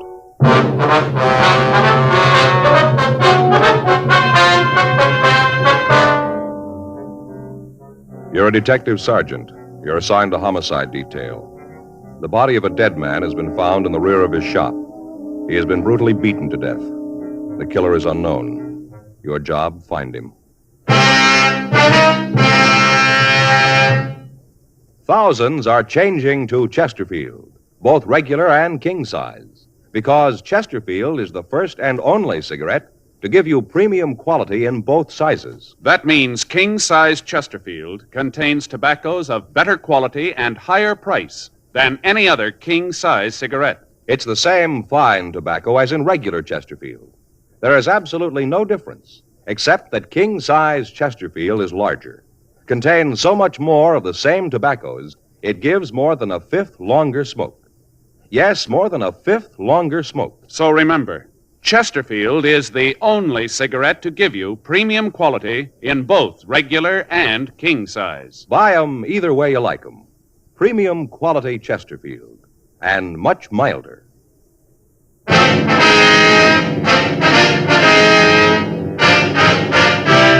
Dragnet, the documented drama of an actual crime.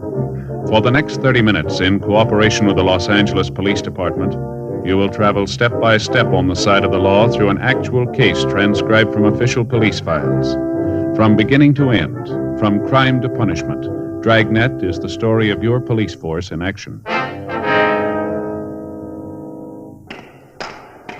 It was Monday, July 5th. It was hot in Los Angeles. We were working the day watch out of homicide detail. My partner's Frank Smith. The boss is Captain Lorman. My name's Friday. It was 7:58 a.m. when I got to room 42. Homicide. That you, Joe? Yeah. How's it going? Don't ask me. What's the matter? Went to the beach yesterday. Got so sunburned I could hardly sleep last night. I'm just miserable, Joe. It's going to be a week before I can wear a shirt without feeling I got army blanket on. Well, can't you get something for it? Something to make it feel a little better anyway? Don't bring that up either. What's that? If you've got any homemade remedies for sunburn, keep them to yourself. I've had them for now. Yeah, why? What's the matter? Like I said, we went to the beach yesterday. Beautiful day. Faye fixed up a lunch, sandwiches, potato salad, deviled eggs, all that stuff. Yeah, I know. We went down to Castle Rock, you know, down the highway. Yeah. Just had a ball. Just great. Kids played in the water, and then when it got dark, we had a few 4th of July things for them. You know, sparklers, stuff like that. Mm-hmm. When we got home, and I started to feel it. What, the sunburn? Yeah. Back feels like it's on fire, Joe. Legs feel like I got them in hot oil. Believe me, it's terrible. Took off my shirt, pants at home, just sitting there in my shorts. I was trying to figure out some way to stop the burning, you know. Yeah. Well, it happened. In comes Armand. Oh, that's your brother-in-law, huh? Yeah. He's read in some magazine where tea is the stuff for burns. Right away, he starts brewing tea. Tea? Yeah. And you drink? Yeah. Tells me to lay down on the floor, right flat on my stomach. I was feeling so miserable, I'd have done anything to get rid of the feeling, so I did just lay there. And he starts putting tea leaves all up and down my back of my legs, and well, felt real good at first, kind of cool, you know. Yeah. And all this time you're laying on your stomach there. Yeah, right in the middle of the living room floor. He put papers down first, you know, so the tea wouldn't drip all over the floor. Well, you brew this stuff first. Yeah, and then they put the tea leaves on me, but then the tea leaves started to dry. They crinkled all up, and the pain came back. Just miserable, Joe. Well, did it do any good at all? I don't know. They finally took it off and put some kind of ointment on my back. Helped a little. Had to sleep on my stomach all night. Couldn't turn over. I just lay real still. Once in a while, I'd fall asleep and roll over, and wow, I'd wake right up with the pain. I tell you, Joe, I didn't sleep at all. Not a wink. Yeah, I know what you mean. I don't see what you're blaming Armand for. Seems like he did try to help you out, though. Oh, sure, he tried. Whole thing was his fault. If he'd kept his big mouth shut, everything would have been all right. How do you figure that? A picnic. It was his idea, Joe. It's a hot shot. I'll get it. What is it? Killing down on Bixel.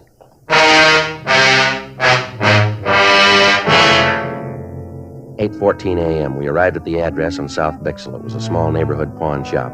A radio car had arrived, and the two officers had cleared the crowd away from the entrance of the store. One of the officers showed us through a curtain into the back room. Everything was smashed. Glass cases were demolished. Clothing from the shelves had been torn down and thrown all over the floor. At one side of the room, a closet door was half open, and in the closet was the body of a man. We started to talk with George Armstrong, the victim's partner. Terrible. I don't want to look anymore. I don't want to believe it. Anybody would do this to Mark. Mark? Is that your partner's name? Yes, Mark Williams, my friend. We've been together the last 15 years. Knew each other for 10 years before that. I don't want to think about it. Would you like to step out here, sir? Front part of the store? Well, would it be all right? Yes, it'd be fine. I'll call the crime lab, Joe. All right, good. Where's the phone, sir? It's back there on the wall. Thanks. I'd like to ask you some questions, if it'd be all right. Yes? You discovered the body, is that right? Well, yes. This morning when I came in, I opened the store like I always do, about, I think it was 7:45, I guess it was, something like that. I see. I opened the front door like I usually do, and then I came in and put the water on for some tea. You can see there, see that hot plate? Mark and I usually have a cup of tea when he comes in. I see. Well, then I went to the back room to hang up my coat. First, I thought that somebody had tried to rob the place. The way things, were scattered all over. Then I saw Mark laying on the floor, and I called you. They're on the way, Joe. Okay. Did you always open up the store by yourself, Mr. Armstrong? Yes. I don't know how it started, but somewhere along the line, I'd open up the place, and then Mark would clean up the shop and close. It's been that way for years. When did you last see Mr. Williams? That is, when did you see him alive? Saturday night. I left about 5:45. He was closing the place up. I told him that I'd meet him for breakfast Sunday morning. He wasn't there. I tried to call him at home, but there wasn't any answer. His landlady hadn't seen him. Was he married, do you know? No, he wasn't married. Same thing happened to both of us. Neither one of us married. What's that, sir? Well, you see, Mark and I are both in love with the same girl when we were younger. We used to take her to the park in the summer, listen to the band, concerts. Three of us, we used to go every place together. Like I said, both of us were in love with her. Well, things went along just fine for a year or so, and then she got married to someone else. Mark and I were pretty sad about it. Couldn't blame the girl, though. The guy she married was rich. He had a big house. It was a good family. We didn't have much of anything. No, neither of us married. Just never seemed to find a girl that compared with Kate. Kate? Kate Dillon. She's a lovely girl. This meeting you were going to have yesterday morning, was that a regular thing? Oh, yes, it was. You see, about the only relaxation Mark and I had was bowling on the green. Bowling? Every Sunday that it didn't rain, we'd meet for breakfast and then catch a bus out to Exposition Park. Bowling club out there. Mark and I both belonged. Mark was a sort of local champion. Played a real good game. Well, didn't you think that anything was wrong when he didn't meet you yesterday? Well, yes, I did. I did at first. Then I got to thinking about it, and I figured maybe he wasn't feeling too good. Just didn't want to go out to the club. Yes, sir. He'd get like that, moody. Just for no reason at all. Decided he didn't want to go anyplace at all. Just sit in his room. Almost always came to work, even when he was in the mood. But now and then he'd just sit up there and look out the window. Was there any special reason for all this? No, not that I know of. He just get like that. No special reason. When he did, you just had to sit and let the mood pass. Nothing else to do. I see. Well, did Mr. Williams have any enemies that you'd know of? Anyone at all that might do a thing like this? No, sir. No one. Was he alone when you left him Saturday night? Yes, he was straightening up the shelves, getting the things in order. But he was all by himself. No one was here. Well, have you ever had any trouble with anyone in the neighborhood lately? Somebody who might have been looking for trouble, maybe? Well, Sergeant, most of our customers have trouble. Well, yes, sir, but about how much money was on the premises when you left? Maybe $1,500. Where'd you keep the money? In the safe, right there. You can see for yourself it's all right. Would you mind opening it up just to be sure? Well, if you want me to, but I'm sure everything's okay. If you wouldn't mind, sir. Okay. I know there's nothing wrong here. 43. You can see for yourself that everything's okay, can't you? 16 left. Yes, sir. We just want to be sure. Right to 8. There. You can see it. Is the money kept in that strong box? Yes, sir. Who knew the combination to this safe? I mean, besides you. Just Mark and me. We were the only ones. Yeah, all the money's there. Is there anything else missing from the store? Anything that you can see? Well, Sergeant, look around you. If there was anything, how could I tell? I'd have to take a complete inventory. Well, what difference does it make? How's it going to help Mark? Well, it's pretty important we find out why he was killed the way he was, sir. A beating and all. If you'd look around, you might be able to come up with something. Oh, all right, I'll look around, but I tell you, I don't think there's anything gone. All right, if you just do that, we'll look over the back room if it'll be all right. Pretty bad, huh, Joe? Yeah. Looks like revenge could have been the motive, maybe from the looks of things here. Yeah, it'd have tell. to be something like that. Terrible beating. The way the place is all smashed up. Yeah. Frank? Yeah? Come over here. Yeah? Look here in the closet. You can see it there under the body. Oh, yeah, looks like a hand axe. Yeah. Might have been trying to defend himself, huh? Well, maybe. Sergeant? Yes, sir? You were right, absolutely right. What's that, sir? Well, he did steal something. The gun case has been broken into. Yes, sir. Anything missing? A couple of revolvers. 8:32 a.m. The crime lab crew arrived and went over the place. In the back room, under a pile of clothes, they found a 10-inch length of lead pipe. Dean Bergman from Leighton Prints dusted the room, the safe in the store, and the lead pipe. He came up with several clean prints. He rolled the dead man's fingerprints, and then he took Armstrong's. Comparison with those he'd found eliminated all of them except a partial print on the safe. The coroner arrived and removed the body. Frank and I canvassed the neighborhood, but none of the people in the area had noticed anyone suspicious in the last few days. We called the office, and Sergeants Joe LaMonica and Howard Hudson came out to help us in the search of the vicinity. The axe found in the hands of the victim, Mark Williams, had stains on the blade. A closer check of the pawn shop showed that several articles other than the guns had been stolen. George Armstrong gave us a complete list of the missing property along with the serial numbers of the guns. 11:34 a.m. Frank and I checked back into the city hall. Frank, did you get the APBs out? Yeah? Notified the pawn shop detail. Any word from LaMonica and Hudson? No, not yet. At least there's nothing in the book there. I'll get it. Homicide Friday. Oh, yeah, John. Yeah. No, we haven't heard from him yet. No. Where? Yeah. Yeah, well, that figures. Okay, thanks. It's LaMonica. He and Hudson found a blood-stained shirt in an alley behind an apartment house a couple of blocks from the pawn shop. Yeah? Checked the apartment register, and they found a Wallace Holmes listed. Holmes? Yeah, LaMonica knows him. Yeah? Just served 6 months for violation of the Narcotics Act.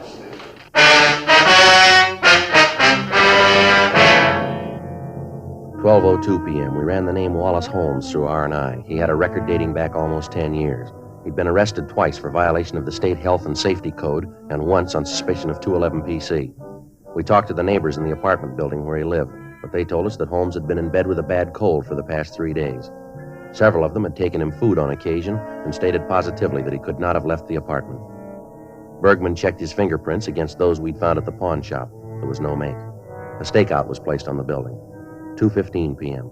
We checked with the crime lab to see if Ray Pinker had finished the tests on the physical evidence that he'd collected at the murder scene. Looks like the lead pipe. Can you tell us anything about the killer? Nothing except he's WMA. Well, how about the other bloodstains, Ray?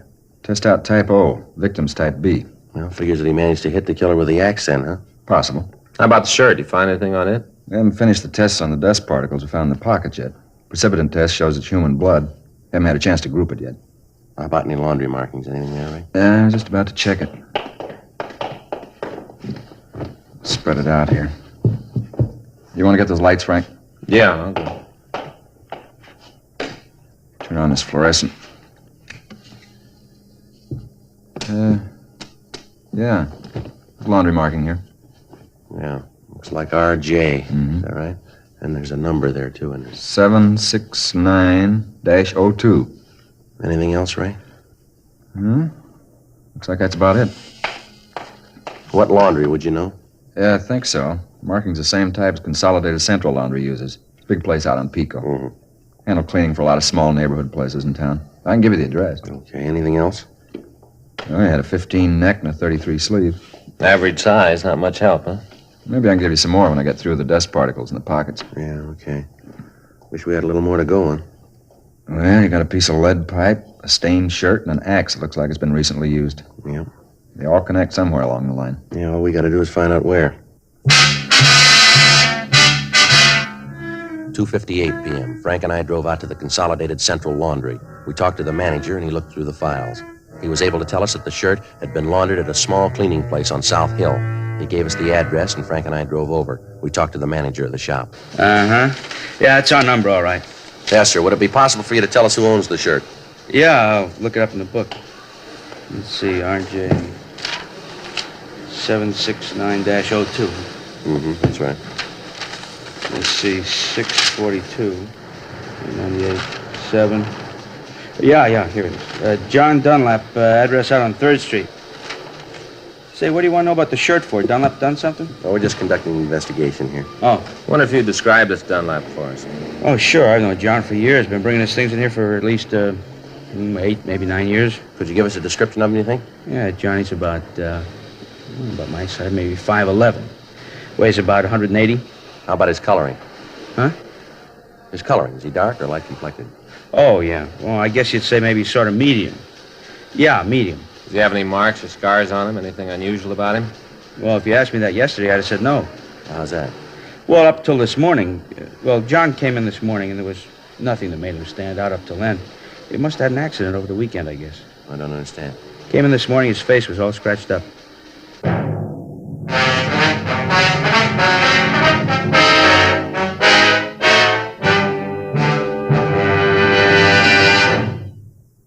You are listening to Dragnet, the authentic story of your police force in action.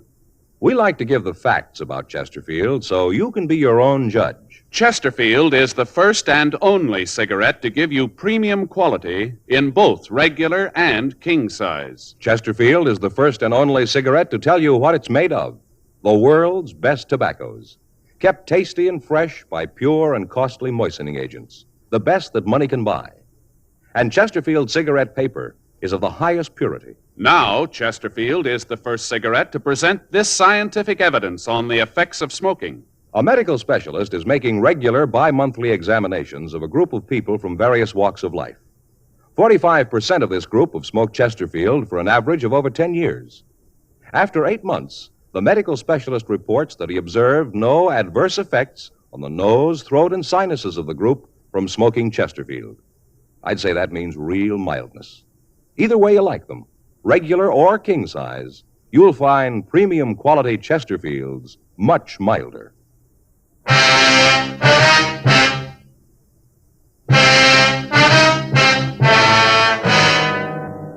Monday, 5:30 p.m. Frank and I ran the name John Dunlap through R&I. We found no record on anyone answering his description. Meantime, the stakeout on Wallace Holmes' apartment where we'd found the blood-stained shirt continued. Ray Pinker had finished the test on the shirt and found that most of the blood on it was type B. However, there were also small traces of type O. The tests on the dust particles found in the pockets of the shirt netted us nothing. 6:15 p.m. We drove out to the address given us by the cleaning shop. It was a large apartment building. Dunlap was registered in the penthouse. We took the elevator up and rang the bell. Yeah? John Dunlap? That's right. What can I do for you? Police officers would like to talk to you. Police? What do you want with me? Just like to talk to you. Okay, come on in. You can see you caught me in the shower. This is my partner, Frank Smith. My name's Friday. How do you do? How do you do, sir? How do you do? Hey, you mind if I go ahead and get dressed while we talk? I got a date and I don't want to be too late. No, that's all right. Go right ahead. Come on in here. What is it I can do for you, officers? Well, I wonder if you could explain your movement Saturday night. Saturday night? Yes, sir. Well, let's see. I played golf in the morning, got back from the club about 6, I guess. Miserable game, 102, lost $35. Sure was off Saturday. Just a minute, sir. You tell us what clothes you want. We'll get them for you. All right, hand me that shirt there, the blue one, huh? Here you are. Sure, a miserable game Saturday. 3-putted almost every green. Nice-looking shirts, Dunlap. Like them? Well, they're nice-looking. Where do you get them? I have them made. Can't wear store-made shirts. Neck's too long. Collar doesn't fit right. What'd you do after you got home from the golf club? Took a shower, then went out. Had a date. Lousy game, ruined the whole evening. Sir? Well, after that crummy 102, I really played the 19th hole. Got pretty loaded. By the time I got to Alice's, I was in a rare mood. Alice? Yeah, Alice Miller. Anyway, I was about half hour late, and she was fit to be tied. We were supposed to have dinner out in Malibu. Took us about an hour to drive out there, and Alice kept getting madder as we drove. I guess I didn't help things out any. I was in a foul mood and didn't keep it to myself. Yeah?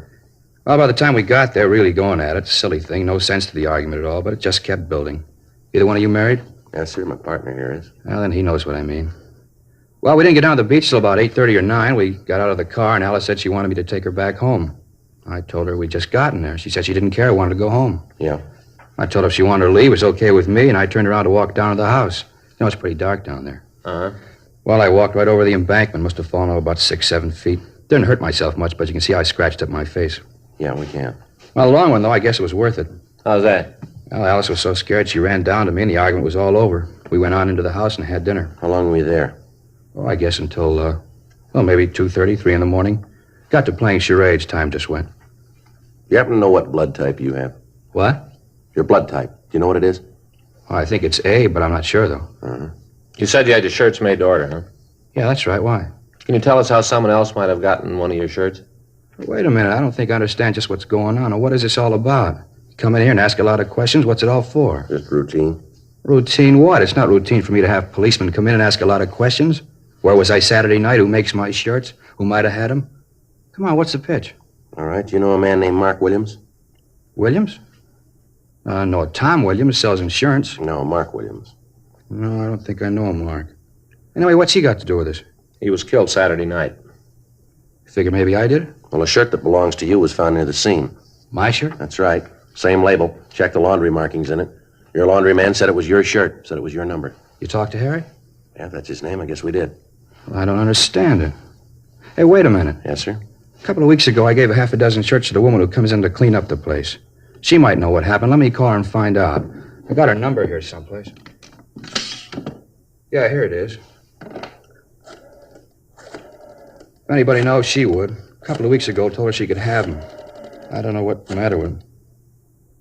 Hello? Mrs. Lambert in, please? Yeah, thank you. Hello, Mrs. Lambert. This is John Dunlap. Oh, just fine. And you? That's good.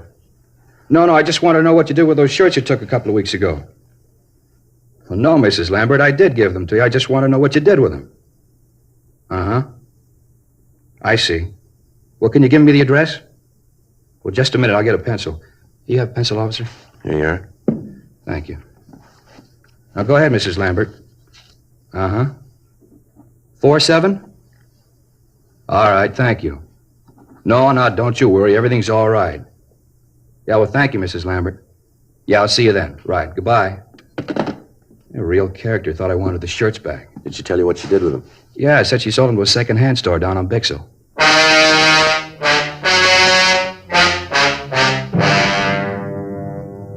$7:20 p.m. We drove over to talk to the cleaning woman. She gave us the same story that we'd gotten from John Dunlap. We went over to the second-hand store, but it was closed. The stakeout on the apartment continued. The body had been posted, and the coroner told us that Williams had been killed at approximately midnight on Saturday night.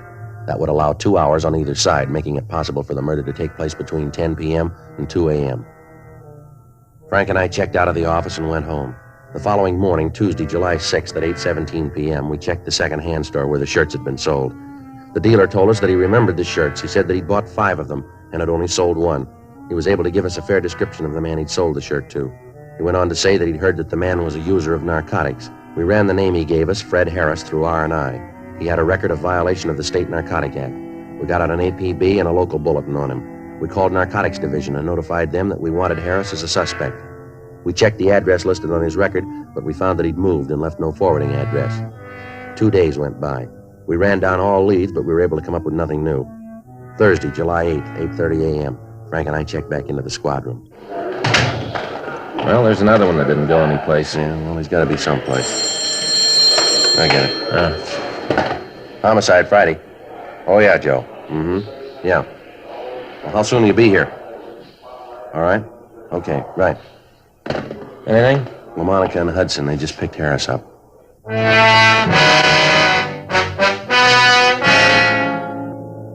11:20 a.m. Fred Harris was brought to the interrogation room. Frank and I talked to him for about an hour, but other than his name, he refused to tell us anything. We tried to lead him out. We talked about his family, about sports, food, everything we could think of. None of it worked. Harris remained sullen and uncooperative. 1:46 p.m. How about some lunch, Joe? I guess so. Harris? No, thanks. Well, you suit yourself. What do you want, Joe? Well, ham on rye, all right. Get some coffee, too, huh? Okay. You sure, Harris? You don't want anything to eat? No, I told you. Okay. All right if I smoke? Yeah, go ahead.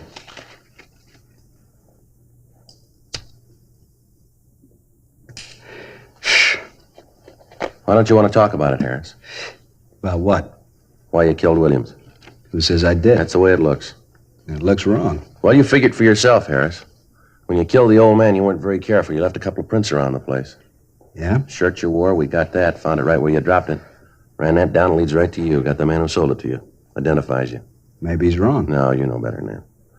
When they picked you up, you were carrying some of the things you stole from that pawn shop. You can't account for your time on Saturday night. I told you I didn't do it. I didn't kill the old man. I just don't remember where I was that night. Didn't that happen to you? You go someplace and a couple of days later you can't remember where you were. Doesn't that ever happen to you? Oh, yeah, once in a while. Hey, you see? How you expect me to remember when you sometimes forget? You a user?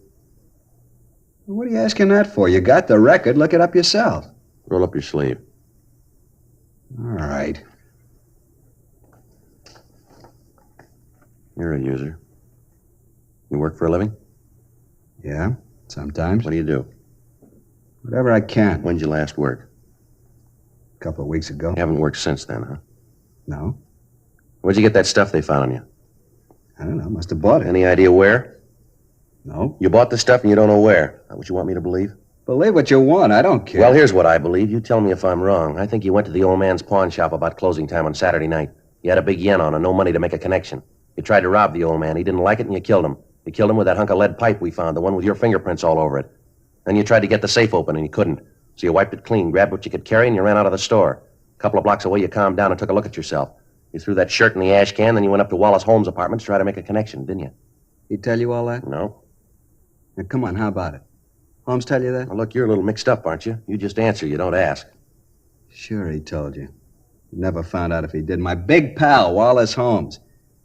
After all I'd done for him.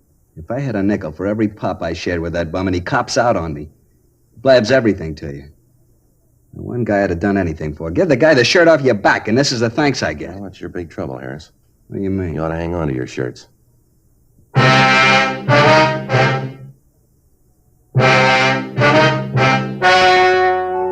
The story you have just heard was true. The names were changed to protect the innocent. On November 15th, trial was held in Department 86, Superior Court of the State of California, in and for the County of Los Angeles. In a moment, the results of that trial. Now, here is our star, Jack Webb. Thank you, George Fenneman. Friends, again this year, Chesterfield has asked me to remind you to see your own neighborhood cigarette dealer first about your Christmas shopping problems. Among many wonderful gift ideas, he's featuring the gift of the year, the Chesterfield Christmas carton. Now, to my way of thinking, it's the ideal gift because Chesterfield is the only premium quality cigarette available to you shoppers in both regular and king size. Either way, regular or king size, they're a wonderful smoke and they make fine Christmas gifts. Get them from your dealer. Premium quality Chesterfields.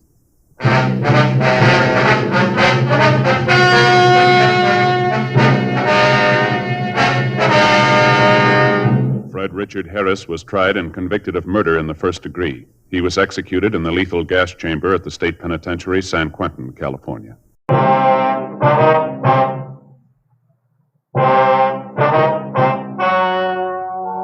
Ladies and gentlemen, the story you are about to hear is true. The names have been changed to protect the innocent.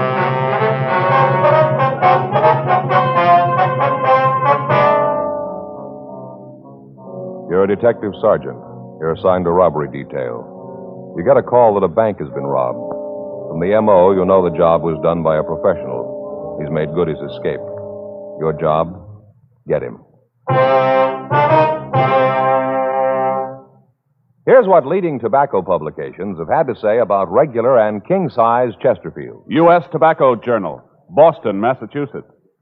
Chesterfield cigarettes in the new king size is still maintaining large turnovers in this area. Dealers report that sales continue to climb on this size, and it seems that volume on the regular size has climbed to new heights with its new big brother. And Tobacco Leaf reports from Chicago. More calls for Chesterfield king-size cigarettes than for most brands being marketed. The reason for king-size Chesterfield's amazing success is this.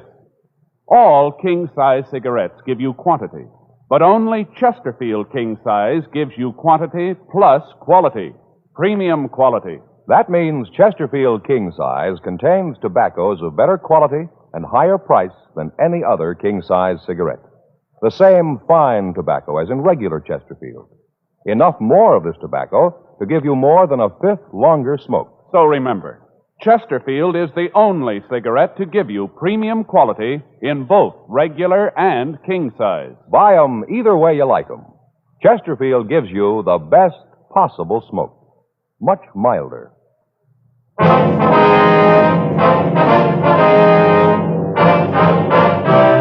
Dragnet, the documented drama of an actual crime. For the next 30 minutes, in cooperation with the Los Angeles Police Department, you will travel step by step on the side of the law through an actual case transcribed from official police files.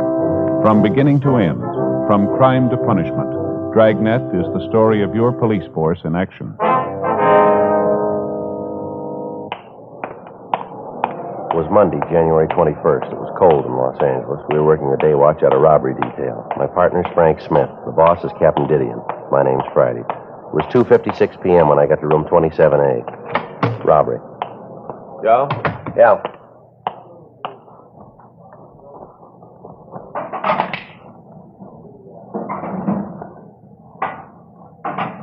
Sure cold out. Yeah, paper says you'd warm up a little before the end of the week. Well, I hope so. How'd your weekend go? Don't bring it up. What happened? At my house, there's only one thing that could happen. What do you mean? My brother-in-law, Armand. All the time, he just sits around the house, sits there and reads those detective magazines. Doesn't he work? If he's ever held a job, he's kept it a secret. Just moves around between the relatives. This year, it's Faye's turn. He just sits around all day, huh? Yeah. Reads those detective magazines. Always sending for those books that are sent in the plain wrappers. You know, the ones that tell you how you can have a business in your own home. Yeah, I know what you mean. Well, this time he really did it. He sent for one that tells you how to go into the house cleaning business. I thought at first it might be a pretty good deal. You know, if it worked out, he could give Faye a hand with the house. Well, Saturday morning, the book gets to the house with all the formulas and instructions for making the cleaners for the rugs and the upholstery. Yeah. First off, he borrows $5 from me to buy the stuff to mix the formulas. Then he goes to the kitchen and takes all of Faye's good pans to mix up the goop in. It smells terrible. All those bleaches and soaps. I'm sitting in the front room watching television. All in all, I'm pretty comfortable. He comes in, he says the room is filthy, and he's going to clean it. Tells me to get out of the room and that he's going to surprise all of us. Yeah. Well, he did. Faye and I took the kid down to the barber's to have her hair cut, did a little shopping for the weekend. You should have seen the house when we got back, Joe. Just miserable. What had he done? First off, he wasn't there. Left a note on the kitchen table telling us that he was out for a walk. I kind of figured what had happened, so Faye and me walked into the living room. Joe, you wouldn't believe it. Is that so? Faye almost fainted. Pretty awful, huh? Worse than that. Room was beautiful. Everything in it was clean as a whistle. All spotless. Curtains, carpet, the upholstery, even the tables had been waxed. Well, what's wrong with that? Sounds to me like a pretty good deal. Faye. Well, what about her? Right away, she starts climbing all over me, reads me off for being so mean to him. Says all about how I should be ashamed of myself, said that I should have thought of the house cleaning gimmick myself. I should have given him a hand in cleaning up the place, and that the next day off, we have to do the whole house. I tell you, Joe, no matter what the guy does, it always ends up making me look bad. Well, you say you've only got this year with him, huh? Yeah. Then he goes to Faye's sister in Piedmont. I'll sure be glad when that time comes. Yeah, don't blame me. Hot shot, I'll get it. ADT 211, bank robbery in progress. It took us a little over 4 minutes to get to the bank at the corner of Lebanon and Broadway. In that time, the bandit had completed the robbery and made good his escape. A radio car had arrived at the scene, and the officers had gotten a description of the car and of the bandit. They'd called the information into communications, and a broadcast was gotten out to all cars in the vicinity to be on the alert for the holdup man. 2:40 p.m., Frank and I arrived at the bank. Back there, bank guard. Yeah. I couldn't help it. What do you want me to do? Try to stop him, have him shoot that gun off? He'd have killed half the people in here. I'm not saying that you should have actually tried to stop him. All I'm saying is that there is something that you should have done. You just stood there and looked at him. You could see the gun. There must have been something you could do. I beg your pardon, sir. You get away. You're probably in cahoots with the robber. You probably came back to get the rest of the money. Well, Gibson, don't just stand there. Stop these men. We're police officers, sir. You see, Gibson, they're police officers. You have a badge or something? After this, I don't think I'll trust anyone again. Yes, sir. Here's our identification. Oh, yes, Officer Friday. This is my partner, Frank Smith. How do you do? Hi. I suppose you want to ask me a lot of questions? Well, there are some things we'd like to know, sir. You'd like to talk in my office, I guess. It'll be more quiet there. That'll be fine. Would it be all right if Gibson came along? I'd like to have him see how a couple of real detectives work. Yes, sir. I think it'll be all right. Fine. Back this way. Oh, Officer Friday, this is Gibson, the bank guard, and I use the term loosely. This is Mr. Jones. That's Smith, sir. Frank Smith. Oh, yes, Smith. Sorry. Go ahead. Just sit down any place. Yes, sir. Thank you. Now, you listen good, Gibson. Yes, sir. Mr. Allen, you were the victim, were you? I certainly was. It was just 3 o'clock. Gibson was just putting up the chain across the door, you know, to keep people out. Yes, sir. Gibson was out there. I was in here in my office. Go ahead, Gibson. Tell the officers about it. Yes, sir. Well, he parked his car right in front of the bank, and when he pulled up, I thought it was a customer trying to get in before the bank closed. I held the chain for him. That was nice of you. What happened then, Mr. Gibson? As soon as he got to the doorway, I saw the shotgun. He had it kind of under his coat. I tried to stop him, but he had the gun pointed right at me. He said that if I made a move, he'd as soon shoot me as look at me. Mm-hmm. You sure it was a shotgun, are you? Yes, sir. I could tell it was a 12 gauge. It was sawed off. Told me to get over in that little alcove near the entrance to our escrow department. Mm-hmm. I did.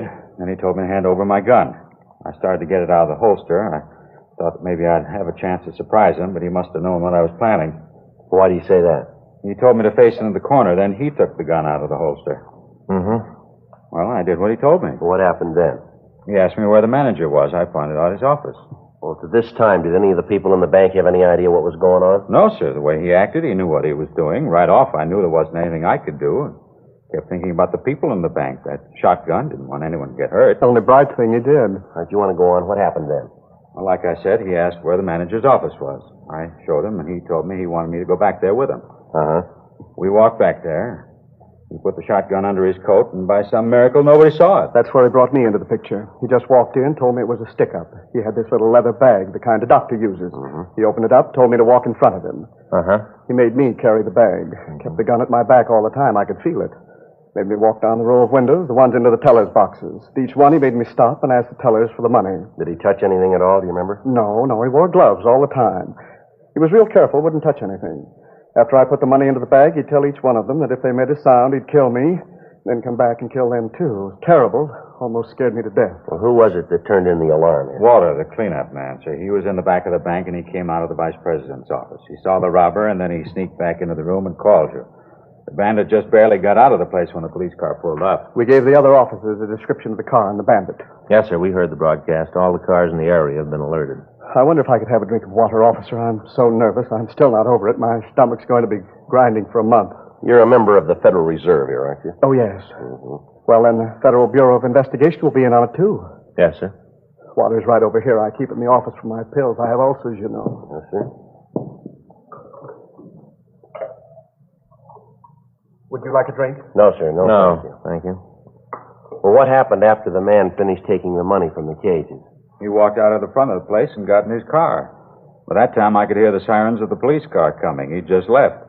On the way out, he said if we told him anything about him, he'd come back and kill us. Yes, and he looked right at me when he said it.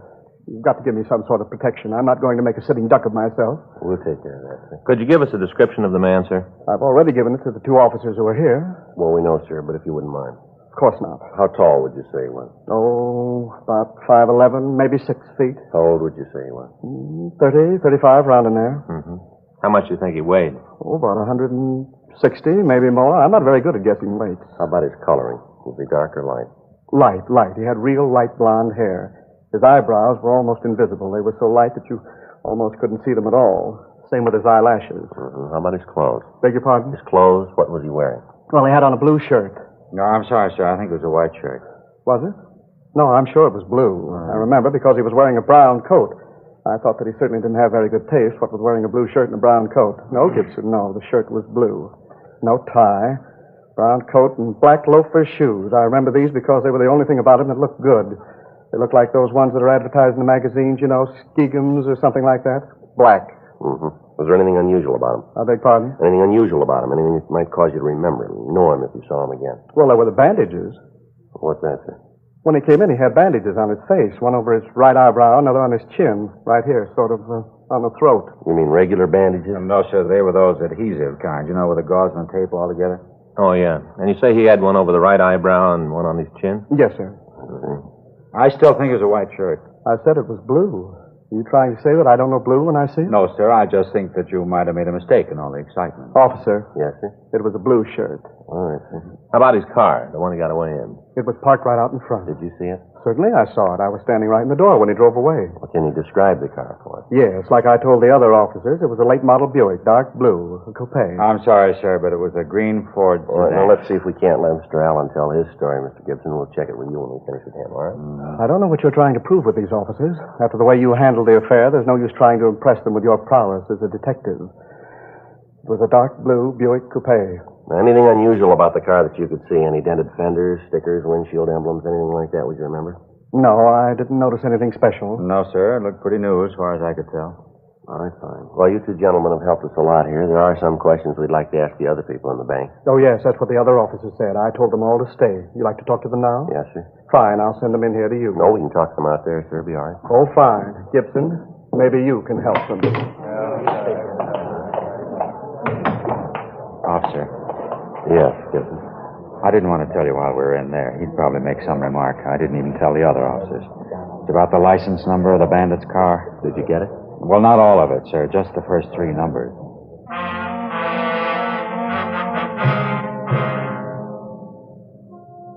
The bank guard went on to explain that in the confusion, he had failed to give the information about the license number to the other officers. We continued to talk to him. He told us that the bandit had tied a cloth over the rear license plate, and that as he drove away from the scene, a corner of the cloth had come loose, and he was able to see the first 3 numbers of the plate. We called this information into communications, and a supplemental broadcast was gotten out. In company with agents from the FBI, we talked to the rest of the employees in the bank. From them, we got a fairly good description of the holdup man and of his car. They agreed that it was a late model dark Ford sedan. With FBI agent Tom Ashford, Frank and I checked by the office and asked the stats office to make a run on the M.O. We checked the oddity file on R&I on the possibility that the tape might have been used to cover scars or other marks that would make identification easier. 9:46 p.m. We stopped and got some sandwiches and coffee, and then we went to the DMV offices. Hi, Joe. George, you know Frank. Yeah, hi. How's it going, George? This is Tom Ashford, agent from the FBI. He's working with us on this thing. Oh, hi. Glad to know you. Yeah, same here. Where do we find the files here, George? Oh, what's the number again? 1U5. That's all we have. Not much. Oh, you'll find the files for that number in these drawers here. You know what kind of car it is? Yeah, Ford sedan, late model. We're not sure what year. Uh-huh. Well, go to it. I don't envy you. Yeah, 9,999 possible. Mm-hmm. Well, that's it for the night. I think I'll shove off. Anything you guys need, there'll be somebody here. You can give me a call. I'll leave my home number on the desk. Right, thanks a lot. Good night, George. Good night. Right. Hope you find it before I get back. Yeah. So do we. Well, let's get to it. Right. Let's see. 1U5. It took us the next 8 hours to go through the almost 10,000 license registrations. Each file card had to be checked for a similarity of make and model. Each automobile in the Los Angeles area was listed, and then each one in the entire state. Each of them had to be checked out. 6:02 a.m., Tuesday, January 22nd. We finished checking the files. That does it. I didn't know there were so many cars in California, let alone that many with a license that begins with 1U5 in the Los Angeles area. What's the total, Joe? How's it look? Well, we got a place to start here. 302 names. 6:30 a.m., we checked back into the office, and then we went home to get a couple of hours' sleep. At 8:30 a.m., Frank, Tom, and I met in the robbery office. Captain Didion had assigned 4 other teams of men to work with us. The FBI had also assigned additional agents. The list of possibles was divided up, and we began to check them out. We spent 3 days on it. In each instance, we didn't talk to the person involved directly, but to their neighbors. We didn't explain what it was that we were after, merely that we were conducting an investigation. We ran into the usual false leads, the usual petty jealousies, and the neighborhood feuds. It all served to slow us down and make the job more difficult. There'd been no replies to the local or the APB that we'd gotten out on the car or the bandit. The staff's office had come up with 2 possibles on the M.O. These were both checked out, but led us nowhere. We went back to checking out the license plate numbers. January 28th. The names on our list were down to 7. The next one was a Mr. Ivan Q. Field. We rang the bell to the house next door and waited. Yes? Sorry to bother you, ma'am. Police officers, wonder if we could talk to you. Police? Well, what's it about? I haven't done anything. No, ma'am. We'd just like to ask you a couple of questions about your next-door neighbor, Mr. Field. Why, I should have known. I thought a couple of times about calling you about him myself. Miserable man. I wonder if we could come in, ma'am. Might be better than talking on the porch. You just bet you can. Come right in. I'll tell you what you want to know. Thank you very much. What do you want him for? What's he done? Well, we're just conducting an investigation, ma'am. A few things we'd like to know about Mr. Field. Well, you don't have to play cozy with me. I know what kind of people they are. Can't understand it either. Ma'am? I said I couldn't understand it. His brother's so nice, a real gentleman. Seems hard to believe that they'd even be related, let alone be brothers. Nothing but trouble since he and his wife moved in. You mean it's not their house? Oh, of course not. Don't think either one of them could afford the rent on a one-room apartment, let alone a house. Would you know if they have a car? No, not them. Like I said, I don't think he's ever worked. Just lives off his brother. His brother has a car. It's real nice. What kind of a car is it, ma'am? Do you know? Yes, it's a Ford. Do you know what model? Model? Yes, ma'am. Is it a coupe or a sedan? Oh, sedan. Real nice. Sort of a dark green. Only I guess it really isn't dark. Then it isn't light, really. Just green. Pretty, though. Yes, ma'am. Do you know if Mr. Field is in right now? Yes, I think so. I saw him out in the backyard a couple of hours ago, him and his wife. She was prancing around in one of them skimpy little sunsuits. Terrible. No decency at all. I tell you, officer, neither one of them's any good. Do you know what Mr. Field does for a living? Oh, you mean does he work? Yes, ma'am. Oh, no. At least I've never seen any indication that he does. All he does is just sit around the yard and throw rocks at my cat. It's terrible. That's what I was going to call you about. Isn't there a law or something about throwing things at poor, dumb animals? Yes, ma'am. Of course, cats aren't really dumb. Lots of times I think they're a lot smarter than some people I know. I wonder if you could describe Ivan Field for us, ma'am. Oh, sure. He's kind of a little man, not very big. About how tall, ma'am? Oh, maybe 5'7". How about his coloring? You mean his hair? Yes, ma'am. Dark, very dark. He lets us out. It looks that way. Well, thank you very much, ma'am. Sorry to cause you all this trouble. Oh, no trouble at all. Are you going to arrest him now? No, ma'am. Well, why not? What about the rocks and my cat? Well, I think the SPCA are the people you want to talk to on that. Well, all right. But I tell you right now, Mr. Field isn't going to like it. He likes my cat. He isn't going to like the idea at all when he hears about it. Just wait until he gets home. I'll tell him about his brother's been acting. Oh, just a minute, ma'am. Yes? You mean that the man living next door isn't Ivan Field? No, I didn't say it was. It's his brother, Harry. Brother? What's the matter with you, young man? Don't you hear well? Everything I say, you ask me to repeat. Well, I don't mean to, ma'am. It's just that I want to be sure of what you say. What's going on here? First you ask me a lot of questions about Mr. Field, and then I tell you that he isn't home. He and his wife went back east for the holidays. They haven't come back yet. While he was gone, he said that his brother could use the house. I thought at first it would be nice. Then I found out. Harry is nothing like his brother, nothing at all. Well, I wonder if you could describe him for us. My, you want to know about everybody, don't you? Well, we'd just like a description of Harry Field, ma'am, that's all. Well, he's taller than Ivan. Harry must be close to 6 feet. Doesn't look anything like Ivan in any other way. Ivan's dark and Harry's light. His hair almost doesn't have any color. He's real blonde. How long ago did they move in? Well, now, let me see. Elizabeth, that's my Persian cat. Well, Elizabeth had her last litter in December. December the 12th. Harry and his wife moved in the next morning. I remember that because I was up most of the night with Elizabeth. She didn't need me. Awfully independent. But it was the morning that they moved in. Oh, I remember it well. Elizabeth had 6 little kittens. It was December the 13th when Harry moved in. And they've been using Ivan Field's car? Oh, my, yes. Hardly a day goes by but what they don't drive it somewhere. I wonder if we could use your phone, ma'am. Oh, sure. It's on the table there in the hall. Thanks. I'll check the name through R9. Okay. Would you happen to know if this Harry Field has any marks or scars on him? Well, now, let me see. I think so.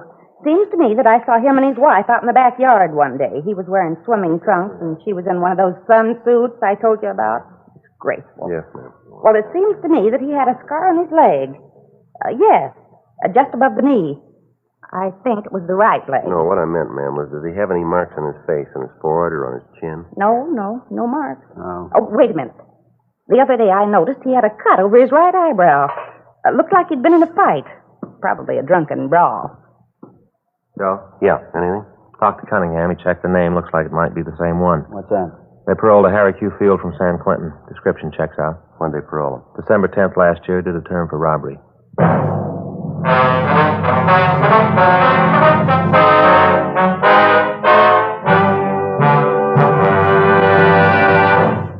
You are listening to Dragnet, the authentic story of your police force in action. Chesterfield was first to name its ingredients. Ingredients that give you the best possible smoke. Now, Chesterfield is first to give you scientific facts in support of smoking. Nose, throat, and accessory organs not adversely affected by smoking Chesterfields. First such report published about any cigarette. A responsible consulting organization reports a study by a competent medical specialist and staff on the effects of smoking Chesterfield. For 6 months, a group of men and women smoked only Chesterfield, 10 to 40 a day, their normal amount. 45% of the group have smoked Chesterfields from 1 to 30 years, for an average of 10 years each. At the beginning and end of the 6 months, each smoker was given a thorough examination, including x-rays, and covering the sinuses, nose, ears, and throat. After these examinations, the medical specialist stated, "It is my opinion that the ears, nose, throat, and accessory organs of all participating subjects examined by me were not adversely affected in the 6 months period by smoking the cigarettes provided." Remember this report and buy Chesterfields either way you like them, regular or king size. Premium quality Chesterfields, and much milder.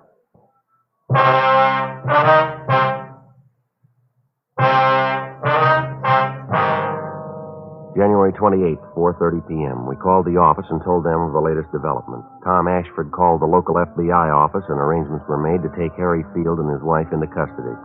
A further check on him was made through R&I, and we found that his record listed 4 arrests for armed robbery, with only 1 conviction.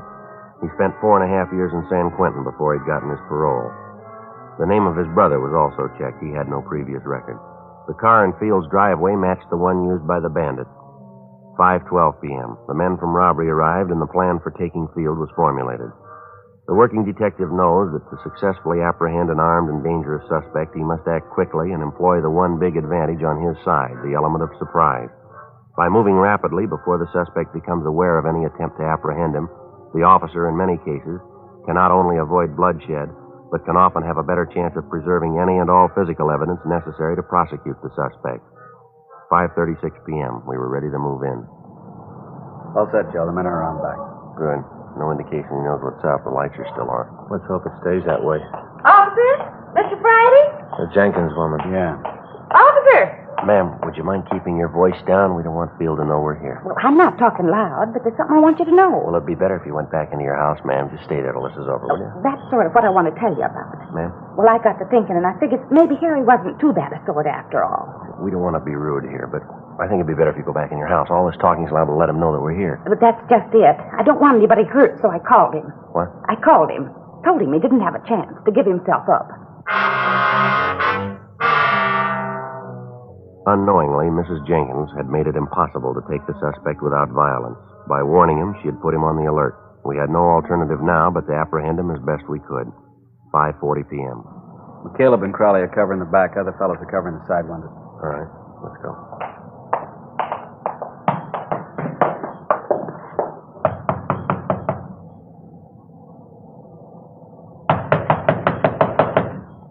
What do you want? Open up. Come on, Field. We want to talk to you. Yeah, I'll be there in a minute. Take it easy. Open up, Field. Police officers. All right, I'll be there in a minute. Let's go. He's stalling. All right. Locked. Come on, let's hit it. All right. All right, stand Hey, still, what are you mister. doing? The fireplace, Joe. I'll get it. Guy's on parole. You cops won't leave him alone. I'm straight. Bag's full of money, Joe. Partially burned. My money, I could do what I want with it. You bet you can. Hands behind you. Come on. I'll shake him down. All right.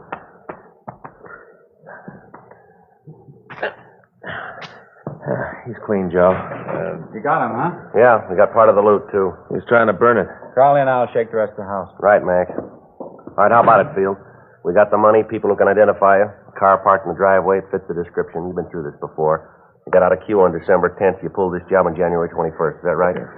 Like I said, I fell once. I did my time. Joe? Yeah, Mac. Found his wife hiding in the back bedroom. Found a sawed-off shotgun. All right, let's get him out of here. Say, Frank? Yeah? Message came in for you before I left the office. Forgot about it. Say who it was from? No, I didn't leave a name. Here's a number. Why don't you phone right away? I'll call it now. We can take Field in. Good, Mac. Thanks. We'll be right behind you. We want to talk to his wife anyway. Okay, Field, let's go. All right, come on, Frank. Come on. Hollywood 24709. I don't know anybody with that number. Well, a simple way to find out is to call him, isn't it? It's kind of late. Well, go ahead and call him anyway. Yeah, here's the phone. I'll check with you later, Joe. Frank. Right, Tom. We'll check it. Bye, Tom. Come on, let's go. I want to use the phone. Oh, yeah. Go ahead. You got a dime? Yeah. I'll leave it for the call.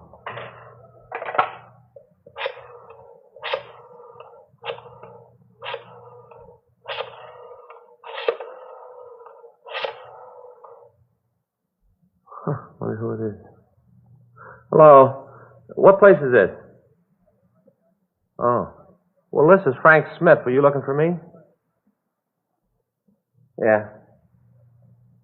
Yeah, he does. Oh. Yeah, that's the right address. Yeah. I should have known. Well, what's that? Call from the Murphy House Cleaning Company. What they want? My brother-in-law. Called him in to clean up our house. Yeah, what about it? Now they want to know where to send the bill.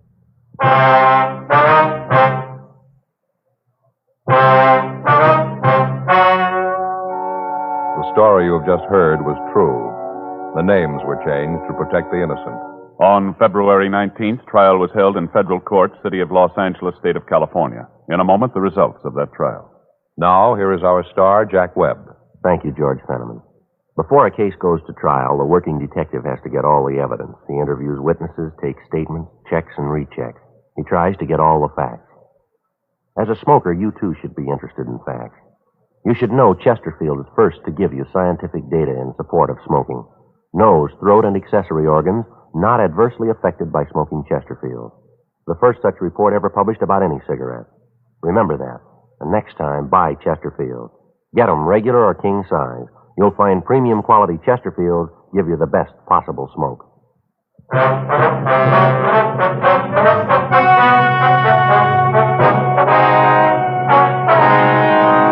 Harry Q. Field was tried and convicted of violation of the federal bank robbery statute. He received a sentence of 20 years in a federal penitentiary, McNeil Island, Washington. The investigation showed his wife, Dora Field, was not implicated in any way in the robbery.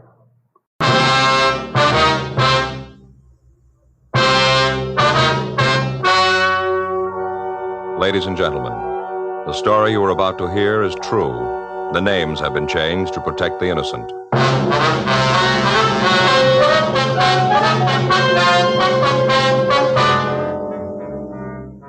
You're a detective sergeant. You're assigned to homicide detail. A nightclub manager has been robbed and killed. The killers made good their escape. Their identity is unknown. Your job, get 'em.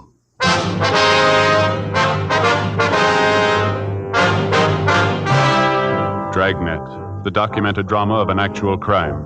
For the next 30 minutes, in cooperation with the Los Angeles Police Department, you will travel step by step on the side of the law through an actual case transcribed from official police files. From beginning to end, from crime to punishment, Dragnet is the story of your police force in action. It was Wednesday, April 7th. It was warm in Los Angeles. We were working the day watch out of homicide detail. My partner's Frank Smith. The boss is Thad Brown, chief of detectives. My name's Friday. I was on the way back from R&I, and it was 1:46 p.m. when I got to the interrogation room. Find anything? Oh, they're checking it now. Mr. Seaton? Yes, Sergeant? I wonder if you'd mind going over all that happened just once more. You might have forgotten something, some little thing that might help us here. All right. Where do you want me to start? Where I came in this morning? Yeah, that'll be fine. Well, I came into work about 8:30. Is that the time you usually get there? Yes, sir. It depends what time I catch my bus. Usually it's about then, though. Mm-hmm. Was Mr. Kelby there then? Yeah, he usually gets in around 8 or so, comes in, looks the place over. You know, checks the register, liquor supply in the bar, stuff like that. Mm-hmm. And then he goes to his office to count the money for the night before, get the deposit slip ready for the bank. That's what he was doing this morning when they came in. You see him come in? Yeah, I was in the kitchen when those two men came in. Mm-hmm. First, I thought they were salesmen. Both of them were dressed kind of nice. A lot of salesmen come in to see Kelby that time in the morning. I didn't figure anything was wrong. They say anything to you, these men? Well, no, not at first. They just stood there looking the place over. I went on peeling my potatoes. And then I heard one of them say that he guessed they might as well get it over with, and that's when they pulled the guns and told me it was a stick-up. Mm-hmm. Go ahead. Well, first, I didn't know quite what to do. I asked them if they was kidding, not to pull jokes like that. And I told them if it was a joke, it wasn't very funny. Mm-hmm. And then the big one come over and told me to keep my mouth shut, told me it wasn't any joke. And if I made a sound, they'd just soon blow my head off and look at me. Well, you just know I wasn't about to cause any trouble. Did Mr. Kelby know they were in the place? No, not then. You see, he keeps the door to his office closed when he's counting the money, and I thought about yelling to him, but then when I looked at those two guys, I thought about what they'd said about killing me. I decided not to. What'd these men do then? The tall one walked over to the door of Mr. Kelby's office and knocked on the door, and Mr. Kelby said for him to come in. Mm-hmm. And they opened the door and walked in. He saw the guns, asked them what they wanted. Told them they'd better get out of there with those guns, not to cause any trouble. The little one laughed at him and said They wanted the money and that Kelby was the one who shouldn't cause any trouble. I see. Go ahead. Well, the little one started to pick up the money and stuff it in his pockets, and Mr. Kelby told him they better leave it alone, that he had friends who'd take care of him. And the two of them said something I couldn't hear. The little one told Kelby that his friends wouldn't do him any good. And that's when they shot him. Which one actually shot him? Oh, the little one. He's the one who said that thing about the friends. Well, did you try to do anything to help Kelby while all this was going on?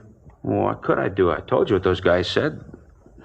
Kelby wanted to be a hero, save the money. Fine, wasn't his money, belonged to the owners. Look, I tell you, Sergeant, money isn't worth that much. They nail you into that box and they don't throw a bank book in.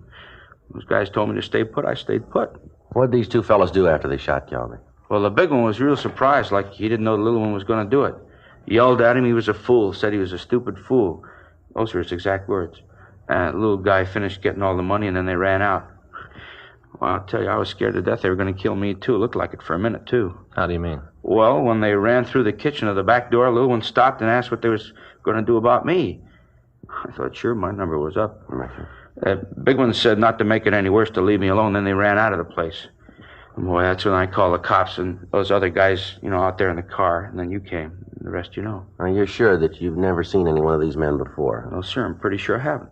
I wonder if you can give us some kind of a description on these two men. Yeah, the big one was about 6'2", maybe 3.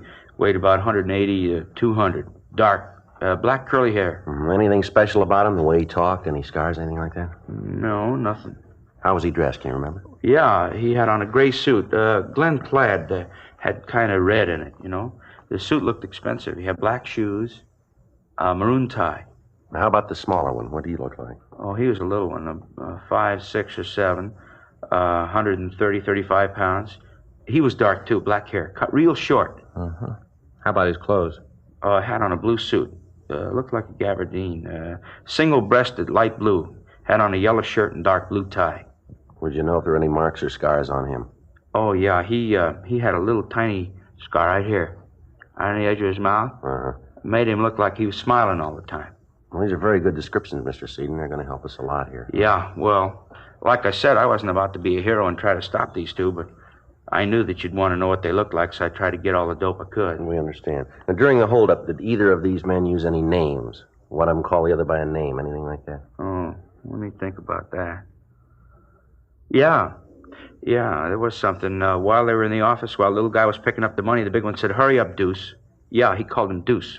That was a smaller one? Uh-huh, that's right, Deuce. Joe? Yeah? I'll ask the stats office to make a run on the descriptions and M.O. for us. Check the oddity and the moniker file in the R&I office and see if they can come up with a deuce or anything on the scar. That'll be fine, Frank. Thanks a lot. Hey, you got cigarettes, Sergeant? Yeah. There you go. Thanks. Yeah, how about a match? Sure. There you are. Thanks. Yeah, it's a terrible thing, Kelby being shot. I'll probably lose my job. How's that? I'll probably lose my job. The owners will figure, sure, I should have tried to stop those guys. Well, those are the breaks. You said that when these men came in, the door to the manager's office was closed. Is that right? Oh, yes, sir. Mr. Kelby always kept it closed when he counted the money, just like I said. Uh-huh. Well, then it looks like the men knew that Kelby would be checking the money at that time, doesn't it? That they knew the layout of the place when they came in. Yeah, I never thought of that. By gosh, that's what must have happened. They sure seemed to know what was going on. Anybody else that was usually around at that time, would you know? Anybody that might have known that the manager worked the accounts at that particular time? No, there's nobody else around. But I don't think that Mr. Kelby kept it a secret about the money. Was Kelby conscious at all after he was shot? Do you remember that? Not more than a minute. I ran over to him right after the men left. I wanted to see if I could help, Okay. Yeah, he was shot pretty bad. They'd hit him in the stomach. He was all doubled up. Terrible. He looked up at me and said, "I know." And his voice kind of trailed off. That's all. Just, I know. Stats office is making the run, Joe. I got out the local and the APB on the suspects. Nothing that matches the name Deuce and nothing on the scar. Anything from the crime lab yet? No. Checked by the office. While I was there, Murphy called from Georgia Street. Anything? Yeah, not good. What? Kelby died, never regained consciousness. With the death of the victim, any information he might have given us about his killers was gone. The one witness to the murder was shown the mug books, but was unable to identify the suspects. Sergeants Gill Encinas and Danny Galindo canvassed the neighborhood and came up with the driver of a bakery truck who thought he'd seen the killers leave the club. He told them that 2 men answering the description given us had walked out of the club and gotten into a late model Mercury sedan. He'd not been able to get the license number of the car, however. He was brought into the office and shown the mug books, but he was unable to point out the killers for us. In checking the neighborhood, Encinas and Galindo had come up with a waitress who had seen two men answering the description of the killers loitering around the area. She also described the Mercury sedan, but said that she hadn't paid much attention to it. Because of the smoothness with which the holdup men had operated, indications led us to believe that they had been tipped off by somebody working for the club. Proceeding with this theory, we checked with the club owner, a Mr. John Watson. We found him in the kitchen of his home. Hope you don't mind if I finish up here, officer. No, not at all, Mr. Watson. Guess it seems a little silly to you for a man to be in the kitchen. Kind of a hobby of mine, cooking. Yes, sir? Making a cheesecake. Got some friends coming over tonight. Figured a cheesecake might taste good later in the evening. Yes, sir. You go right ahead. We just have a few questions we'd like to ask you. About the robbery? Terrible thing. I don't understand why Kelby just didn't give him the money. Not give him any reason to shoot. Do you have any idea who might have known that the money would be in the office at the time? And almost everyone that worked in the place, not making mention of the salesman that came in. Would you hand me that rolling pin over there? Yeah. Here you are. Thanks. Crust to a cheesecake's important. That's one of the reasons I make it myself. Can't stand a soggy crust. Are there any of your employees that you think might do a thing like this? Well, that'd be hard to say. I didn't get around the club much. Once in a while, I'd drop by, chat with Kelby. He did the hiring and firing. As long as the place made money, I didn't interfere. Well, the way it looks, it could be very likely that one of the employees did it. The men who pulled the job seem to know just what they were doing. That right? Yes, sir. I wonder if we could look through your employment records. Sure, of course. Anything I can do to help out in this thing. Would you hand me that pan over there? Where? This one? Yeah. Thanks. Get this crust into it, and the cheesecake's about ready. Yeah, sure, you can look at the records. Don't see what that's going to show, but you're welcome to them. What kind of a car do you drive, Mr. Watson? New Lincoln. Just got it a couple of weeks ago. Any of your employees drive a late model Mercury that you might know of? No. Like I said, I don't really have a lot to do with the actual operation of the club. Kelby took care of that. Good manager. Did a fine job. Can you tell us how much money they took, sir? Well, near as we can tell, it came to a little over $1,100. Some of that was in checks, that we cashed for our customers. Well, that finishes that. Get this together. Now, get it in the oven. Looks good, doesn't it? Yes, sir. You should taste it. Set it for 350 for 25 minutes, and that does it. Yeah. Now then, can I get you officers anything? Cup of coffee, something like that? No, sir. If you just arrange for us to check your employment records. Certainly. I'll call the club right away. We'd appreciate that. My brother-in-law's down there looking after things now. He's an idiot. Never could get a job on his own. I only hired him because my wife insisted on it. Yeah, he'd probably botch up the whole thing. Usually does. Well, if you'd call him, sir. How's Kelby's condition? Going to be laid up long? Well, Mr. Kelby's dead, sir. We thought you knew. No, I hadn't heard. Oh, I can hardly believe it. Such a ruthless thing. Just terrible. Kelby was such a good man. Everybody that worked for him liked him. Didn't have an enemy in the world. He had two.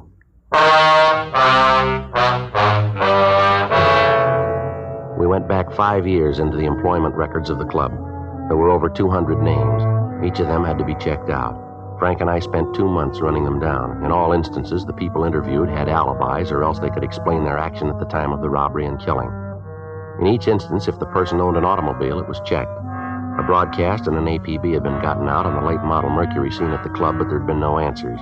No replies had come in on the descriptions of the two suspects. June 17th, we were checking out the last 3 names on the list. One of the 3, a David Adams, listed a rooming house on West 34th Street as his home address. We checked with the landlady, a Mrs. Elvia Collins. Adams? Sure, he lives here, 2nd floor front. Wonder if we could talk to him, ma'am. Sure, got no reason to say you can't. Come in. Thank you, ma'am. He isn't in right now. Went out about an hour ago. Said he had a lead on a job, and I sure hope he gets it. He's a couple of months behind in his rent. That's right. Sit down. Just take any chair. Thank you, Miss Collins. You officers like anything? Mint on the table there. Help yourself. No, thank you. Adams give you any idea when he might be back? No, he didn't say right out. I expect he'll be here by 6. How's that, ma'am? That's when we serve dinner. Mr. Adams hasn't missed more than 4 meals since he's been living here. What's this Adams look like?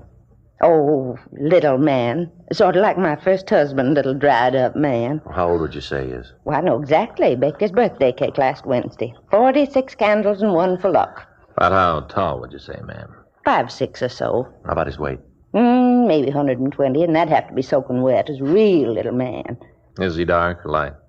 I beg pardon? His hair, is it dark or light? Oh, light. A real silky hair, what little there is left of it. Funny the way he combs it. Never could figure it out why a man would comb his hair that way. What's that, ma'am? Well, you see, he's only got a little bit of hair on one side.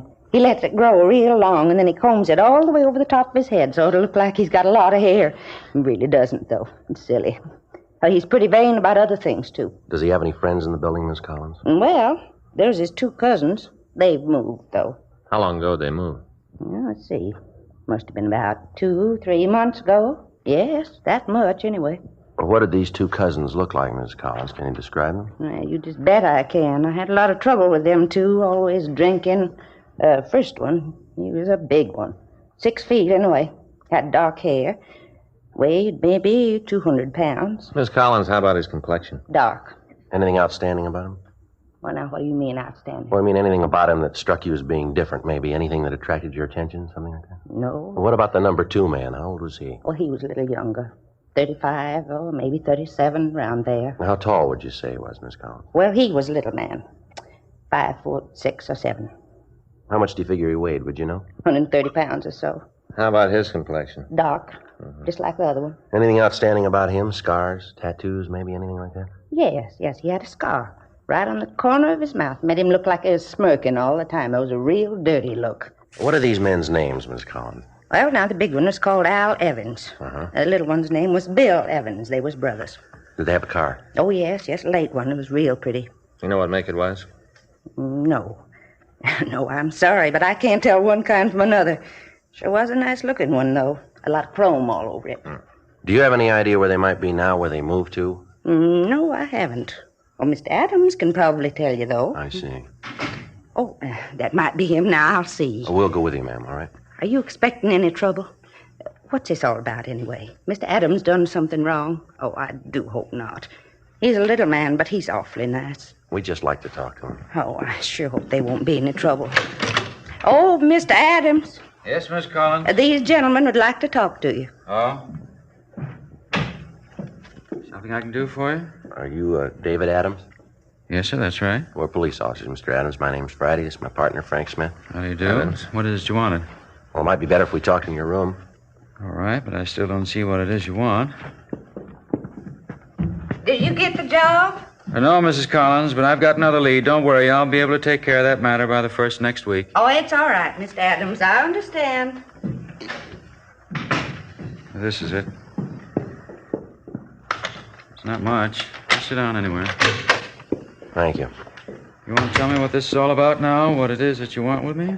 Well, we'd like to talk to you about the robbery of the Pink Rat Cafe last April. Manager was killed. The Pink Rat, yes. I worked there a couple of years ago, but I don't think I've been in the place since then and lost the job. Kelby fired me for dropping a load of dishes. Did you have an argument at the time? Well, a little one, yeah. I was sore. He was, too. Wanted me to pay for the dishes. I didn't feel it was my fault. I told him so. He had a few words. Nothing serious, so why? Mr. Kelby was killed in the holdup at the bar. Yes, I know. That's too bad. But you surely don't think I had anything to do with that, do you? Well, that's what we're trying to find out. Well, why do you think I'd have anything to do with it? I haven't been near the place for a couple of years. Well, the way the thing was pulled, the whole M.O. makes it look like it's an inside job. Somebody had to give the layout, tell him that Kelby would be in his office with the money at that time. It all points to somebody that either works there now or who did work there. Yes, but why me? Well, your name was on the list. It had to be checked out. Adams, you got any relatives in town? Not now. I had a couple of cousins. They were out here for a while. What are their names? Al and Bill Evans. Mind if we look around your room? No, I got nothing to hide. Go ahead and look around. You won't find anything. Thanks. What is it about my cousins? You figure they had something to do with the thing? Well, we think they might have. Their descriptions match the ones we got from the witnesses. You've been talking to old Mrs. Collins. She's the one who told you about Al and Bill, isn't she? Well, who told us isn't important, Adam? You don't have to admit it, I know. You're a busybody, always getting your nose into somebody else's business. Oh, Harpy. Joe. Yeah. Look at here. What's this gun for, Adams? You never know when somebody's going to try to break into the house. It's protection, that's all. You never had it out of the house, huh? Not since I bought it. It's a 32, though. What are you so interested for? Kelby was killed with a 38. Well, he was, wasn't he? Seems to me I heard it on the radio or read it in one of the papers. No, you didn't. The caliber of the gun that killed him wasn't released. How'd you know? I must have read it in the paper, like I said. No, this won't work, mister. I think maybe we better talk to you downtown, huh? You going to arrest me? Just like to talk to you downtown. Let's go. Well, sure, but I got nothing to hide. Well, you still got to come up with an explanation for knowing about that gun. Description we got matches your cousin's. You know about the gun. You got a lot to explain. I don't want to go to jail. It's too bad, Adams. You should have thought about that before you got involved in this. Well, if I tell you, if I help you get the guys that did it, will you give me a break? Well, we can't make any deals. Well, I don't want to go to jail. You can't do anything for me, huh? All we can do is see that the district attorney's office knows that you've helped. But you'll tell him, huh? If I give you a hand? He'll know about it. Okay. I got claustrophobia putting me in a cell to drive me nuts. I'll tell you who did the job. More than that. Yeah. I can show you the gun they used.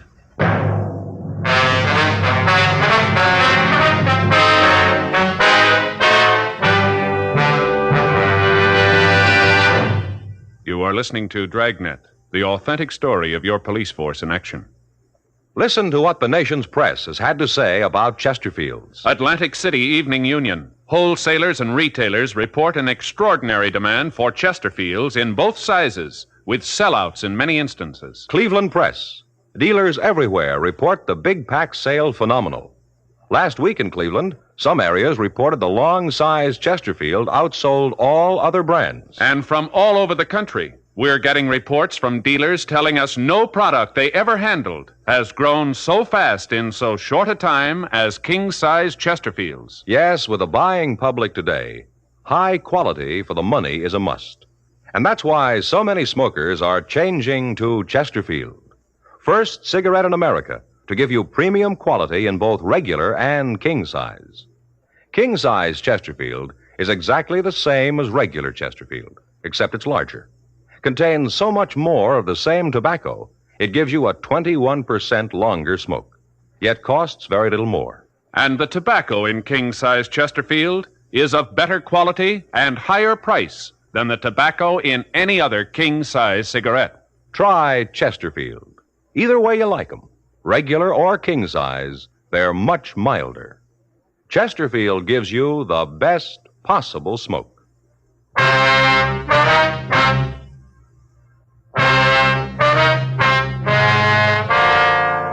We took David Adams back to the office and checked the gun with pawn shop records. It was clean. We printed him and checked him through R&I. We took him over to Westlake Park, and he showed us the approximate place in the lake where the gun had been thrown. He explained that his two cousins had talked him into helping him with the robbery of the club. He also said that as soon as he found out that there'd been a shooting, he'd washed his hands of the entire affair and told them that he'd have nothing more to do with it. The loot from the robbery had been divided between the two cousins, Adams taking no part of it. It took us 2 hours of searching before we were able to find the gun. It was turned over to Russ Camp in ballistics. He fired test shots from the gun, and comparison with the death bullet showed that it was the murder weapon. Markings on the shell casing found at the scene of the crime were the same as those left on the test casing.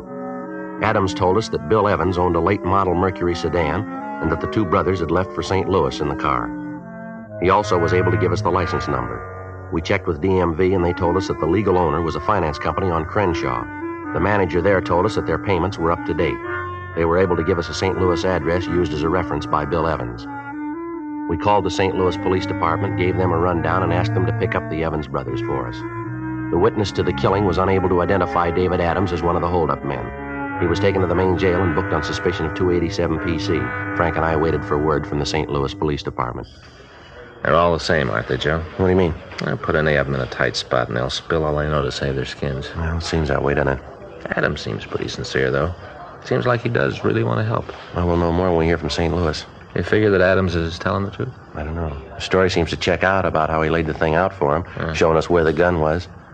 Being that far back in his room, it'd make that part about him not taking any of the money fit. I'll get it. Homicide, Friday. Yeah, I'll take it. Mello. Yeah. Yeah, we've been waiting to hear from you. Did you pick up the Evans brothers? Uh-huh. Yeah, wait a minute. Toss me that pad, will you, Frank? Yeah, here. Thank you. Yeah, all right, go ahead. Uh-huh. What was that again? I didn't... Yeah, I got it. Okay, thanks. Anything we can do for you, give us a call. Yeah, sure, we sure appreciate it. Right, bye. That does it. What do you mean? St. Louis checked the address. They'd been there all right, but they left this morning. Any idea where they went? Yeah, the Evans boys told us. Huh? They left a forwarding address. Motel out on Ventura Boulevard. Frank and I notified Captain Lorman of the new developments. We talked to the manager of the motel, and she told us that she did have a reservation for June 24th under the name Evans. She told us that they'd be in Cottage 12. In view of the fact that the suspects had not been alarmed, we decided not to put out an APB on the car. We felt reasonably sure that having made the reservations, they'd keep them. But in the event the suspects arrived earlier than expected, a surveillance was placed on the motel 24 hours a day. Sergeants Howard Hudson and Bill Cummings took the period from 6 a.m. to 6 p.m. Frank and I covered the other 12 hours. Directly across from the motel was a used car lot. We talked to the manager, and he gave us permission to sit in any one of his cars while keeping the place under surveillance. As we relieved each other, the police car was taken back to the city hall so there would be no indication that the place was staked out. 4 days passed. No sign of the suspects. June 23rd, 4:32 a.m. Joe. Yeah, Mercury sedan. License checks. 2 men. Stopping at the manager's cottage. They're ringing the bell. Yeah, looks like they're signing the register. Must be. There. He's giving him the key. All right, let's let him get to the cottage. We told her we would. All right. And there's the landlady's signal. Let's go. Right.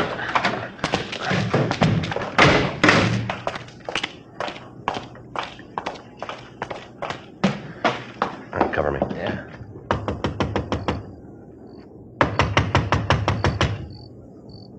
Who is it? This is the manager. Gonna have to move your car. What? You gotta move your car. Put it in the back. What do you want? Stand still. Cut, Bill! Hey, Joe, get the other one. Yeah.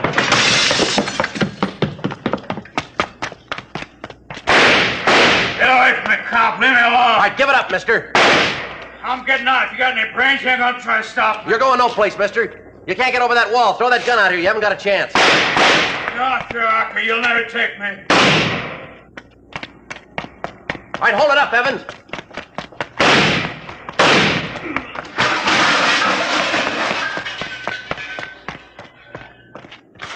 I got no gun. I dropped the AC. I got no gun. Get a doctor for me, huh? Or hurt. Yeah, we'll call one. You didn't have to shoot, did you? Lousy deal. You didn't have to shoot.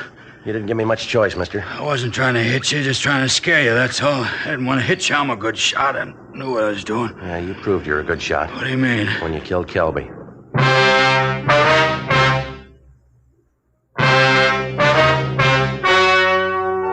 The story you have just heard was true. The names were changed to protect the innocent. On October 4th, trial was held in Superior Court, Department 87, City and County of Los Angeles, State of California. In a moment, the results of that trial. Nose, throat, and accessory organs not adversely affected by smoking Chesterfields. First such report ever published about any cigarette. Yes, and it applies only to Chesterfield. A responsible consulting organization has reported the results of a continuing study by a competent medical specialist and his staff on the effects of smoking Chesterfield cigarettes. A group of people from various walks of life was organized to smoke only Chesterfields. For 6 months, this group of men and women smoked their normal amount of Chesterfields, 10 to 40 a day. 45% of the group smoked Chesterfields continually from 1 to 30 years, for an average of 10 years each. At the beginning and at the end of the 6 months period, each smoker was given a thorough examination, including X-ray pictures, by the medical specialist and his assistants. The examination covered the sinuses as well as the nose, ears, and throat. The medical specialist, after a thorough examination of every member of the group, stated, quote, "It is my opinion that the ears, nose, throat, and accessory organs of all participating subjects examined by me were not adversely affected in the 6 months period by smoking the cigarettes provided," unquote. Now remember this Chesterfield report. It's the first such report ever published about any cigarette. Nose, throat, and accessory organs not adversely affected by smoking Chesterfields. Buy Chesterfield either way you like 'em, regular or king size. Chesterfield gives you the best possible smoke.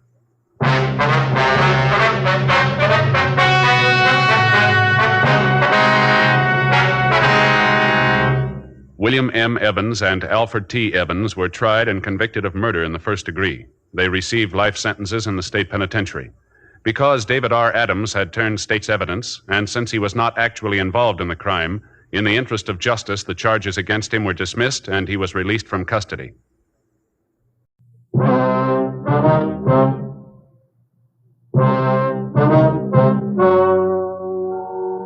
Ladies and gentlemen, the story you are about to hear is true. The names have been changed to protect the innocent. Fatima Cigarettes, king size, extra mild and soothing, brings you Dragnet on both radio and television.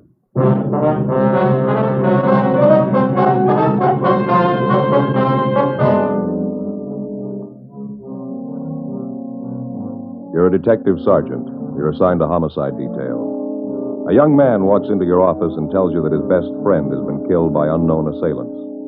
Your job? Investigate. Friends, the name Fatima has always stood for quality. Fatimas are distinctive, with a truly different flavor and aroma. And in king-size Fatima, you get an extra mild and soothing smoke, plus the added protection of Fatima quality. Remember, in Fatima, the difference is quality. Because of its quality, its extra mildness, its better flavor and aroma, Fatima continues to grow in favor among king-size cigarette smokers everywhere. Switch to Fatima yourself today. Ask your dealer for Fatima in the bright, sunny yellow pack. King-size Fatima. The difference is quality.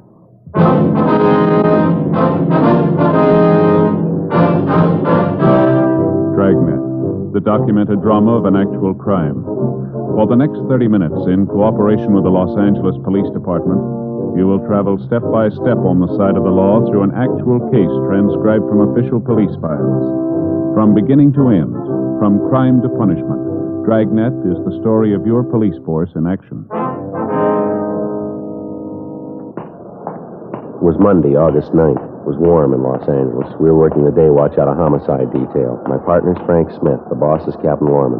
My name's Friday. It was 7:58 a.m. when I got to room 42. Homicide. That you, Frank? Yeah, morning, Joe. Looks like it's going to be a scorcher today, doesn't it? Yeah, nice and clear. How'd the weekend go? Lousy. Why? What do you mean? Oh, Fay and me had a ruckus Saturday night. Was that so? Yeah, it happens every time we have somebody over for dinner. Never fails. Yeah. She gets to yakking it up with the company. We never eat till 10, 10:30. It's a miserable time for dinner. Yeah, it's pretty late at that. Saturday night, we had the Johnsons over. Going to play a little cards, have a little dinner. You know, relax. Mm-hmm. Wife fixed Swedish meatballs. They're on the stove. Everything's dandy. She gets to talking. We finally sit down to eat. It's 10:15. Meatballs are burned. Yeah. By that time, we're all so hungry we lost our appetite. It was real embarrassing, Joe. We finally sat down. I figured I'd let Fay know I was pretty sore. But I didn't want to come right out and tell her in front of the Johnsons, you know. Yeah, I understand. So I picked up one of the meatballs that was burned, said she'd invented something new. Everybody else used chlorophyll for their teeth, but we had built-in charcoal. Yeah, what'd she say? Nothing, just a look. Hasn't said a word to me since. Sends the kids with messages for me. It's pretty miserable. She'll probably be over it when you get home tonight. Pardon me. Yes, sir? Is the homicide department where you report a murder? Yes, sir, that's right. You the fellas I talked to about a murder? Yes, sir. Come on in. Sit down. Take that chair over there. Thought I'd never make it. Are you all right? Yeah, now that I'm here, it's all right. Your face is pretty badly cut there. Those bruises, scratches on your throat. You sure you're all right now? Yeah, I'm all right. I never thought I'd get here. Times I was ready to quit, but then I'd think of Kevin, what they did to him, and I had to keep walking. I had to. For Kevin, I had to. Well, everything's all right now. You can tell us about it. I don't know where to start. What's your name, young fella? Bruce Hamilton. All right, Bruce. I'm Joe Friday. This is my partner, Frank Smith. Hello, Bruce. Oh. Well, we know that you must have been through a terrible ordeal, but you can tell us about it. It's all right. What day is today? It's Monday the 9th. Monday. And it was Saturday night. Just 2 days. Seems like 10 years.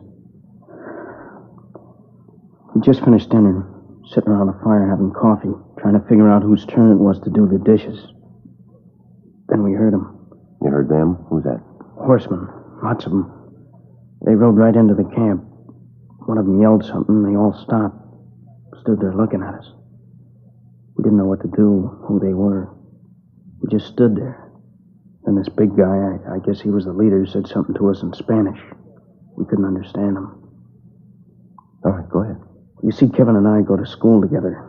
Summer vacation, we decided to go down to Mexico and do a little prospecting. That's the reason we were there. Mm-hmm. Go on. We just stood there and looked at him. Big guy said something else, and then they all laughed. Then he got off his horse and came over to Kevin and me. He was a big man. When we tried to tell him that we didn't know what he was saying, he laughed and turned to the other men, and they laughed too. Big guy said something else to him, and they all got off their horses and started to go through our things. Kevin told them not to and started to walk over to him to stop him. The leader hit Kevin and knocked him down. The men laughed at him, and Kevin got up and ran toward one of them. Kevin started to hit him. I broke away from the one that was holding me and ran to help Kevin. The big guy grabbed me and hit me in the face. knocked me down, started to kick me. I heard a shot. When I looked where Kevin was, he was all doubled up, holding his stomach. He hollered at me to help him. Then the guy shot him again. He fell down, didn't move. They all laughed, thought it was a big joke. I got up, one of them shot at me. I started running. I ran as fast as I could. He kept shooting. Thought sure they'd hit me, and I kind of waited for it. Then I ran through some bushes, and I fell into this gully. Mm-hmm. When I hit the bottom, I just lay there and didn't move, almost afraid to breathe. Guess they thought they'd kill me. I see. What happened then? I waited until I couldn't hear them anymore, and then I crawled up out of the gully to see if they were gone. I wanted to help Kevin. I didn't see anybody, so I walked over to where he was. He was laying on his face. You got no idea how I felt when I turned him over. Mm-hmm. All right, we understand. Go ahead. I knew right away he was dead. It shot him in the stomach and in the chest.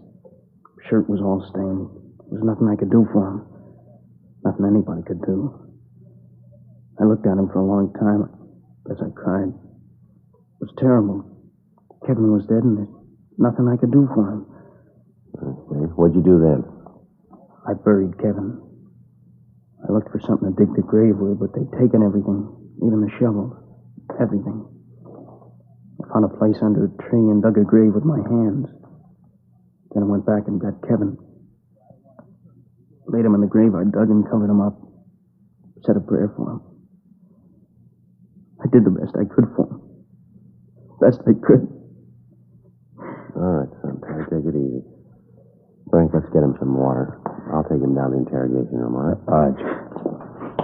Bruce, maybe you'd like to go down the hall to another room. It's a little more quiet down there, huh? Yeah. Sorry. Crying like a kid. I guess you think it's silly, but I can't help it. That's all right, Bruce. We know how you feel. Nobody gets too old to cry. Go ahead.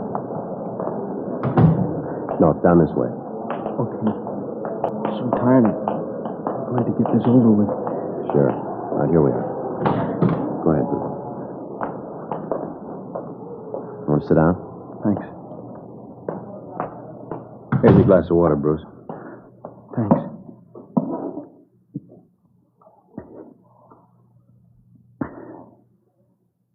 Tastes good. Helps. All right. Now, is there any more you want to tell us?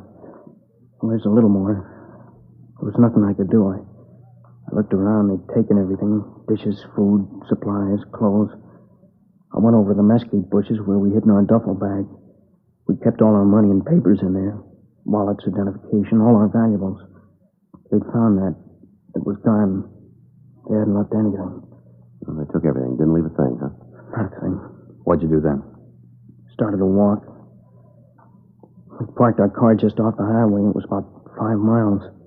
When I got to where we'd park it, the car was gone. I didn't know what to do. What could I do? All right. I started to walk to Ensenada to tell the police. Then I began to think that the bandits had taken my wallet. I didn't have any identification, no way to prove who I was. Couldn't even speak the language. Got scared that they might not believe me. Now, you walked all the way from Ensenada to the American border, is that it? That's right. I walked all Saturday night, and Sunday morning I found an old adobe house, and I crawled through a window and slept. I don't know how long I was asleep, but it was dark when I woke up. I started to walk again. I walked all Sunday night, too. When I got to the border, I was afraid to go through the gate, so I went down by the riverbed and found a hole in the fence. I crawled through and went over the American side. When I got there, I felt better. Safe. I figured that I'd go up to the first policeman I saw and tell him what happened. Did you notify the authorities down in San Diego? No, I got to the police station, but I didn't go in. I didn't tell them. Why not? Like I said, I didn't have any way to prove who I was. I had no money. My wallet was gone. My clothes were all torn. Face was all cut. I thought it'd be better if I could get to Kevin's mother. If I could see her and talk to her, she'd know what to do. I hitched a ride. I wanted to go to San Francisco. Truck driver brought me this far. While we were driving, I thought more and more about what I'd say to Kevin's mother, how I'd tell her he was dead. Then I knew I couldn't do it. But I had to tell somebody. That's why I came to see you. Now, Bruce, we're going to have to go back down to Mexico. You'll be able to show us where the body is, won't you? Well, if I have to go, I guess I can. But I can tell you exactly where it was. I can give you a map, tell you right where he's buried. You want to give us that information now? Yeah. It was south of Ensenada, 40 miles down the new paved highway. South of Ensenada, 40 miles. You sure it was 40 miles? Yeah. While we were driving, Kevin and I kept trying to figure out how many kilometers to a mile. I kept watching the speedometer. It was just 40 miles when we turned off the paved highway onto a little dirt road. 40 miles? Yeah. There's a clump of trees near there in the gully. You can't miss it. I see. Can you give us the description of the car, the license number?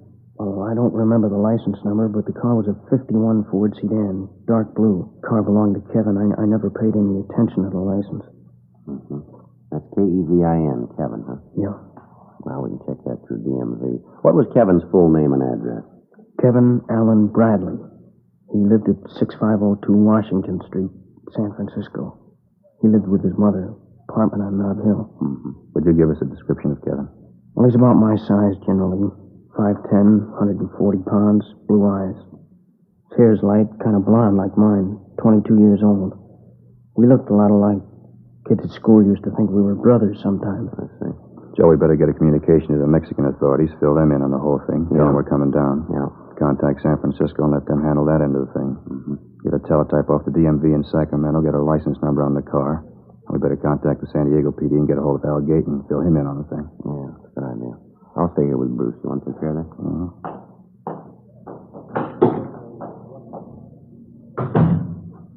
Now, look, young fella, would you know these bandits again if you saw them? I might not know some of them, but the big guy and the one that shot Kevin, I'll never forget them. The big guy was tall, heavy, over 6 feet, well over 200 pounds. I'll never forget him. That laugh when he killed Kevin. When he laughed, you could see he had 2 gold teeth right here in front. These here. 2 gold teeth, huh?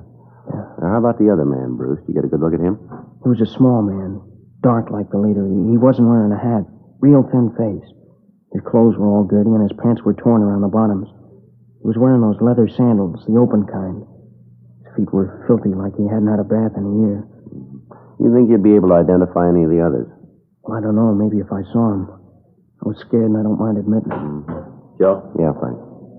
I stopped by R&I before I went on with the other communications. Checked the name Kevin Allen Bradley through. Yeah. There's a teletype from San Francisco dated July 13th. It's a missing person report on Kevin. You want to read it? What's it say? Regular missing report?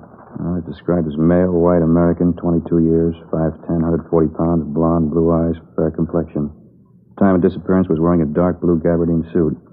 Driving a dark blue 1951 Ford, license number 1 Robert 2951. Something else, Joe. Mm-hmm. He's known to be carrying a sum of money in excess of $1,500 when he disappeared.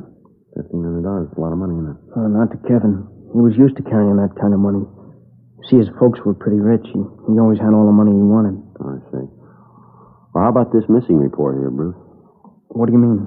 Well, didn't Kevin's mother know that he was going to Mexico? Well, no. You see, they had an argument about where he was going to spend his summer vacation. She wanted him to go to Canada, and he wanted to come down here. One afternoon, we just took off.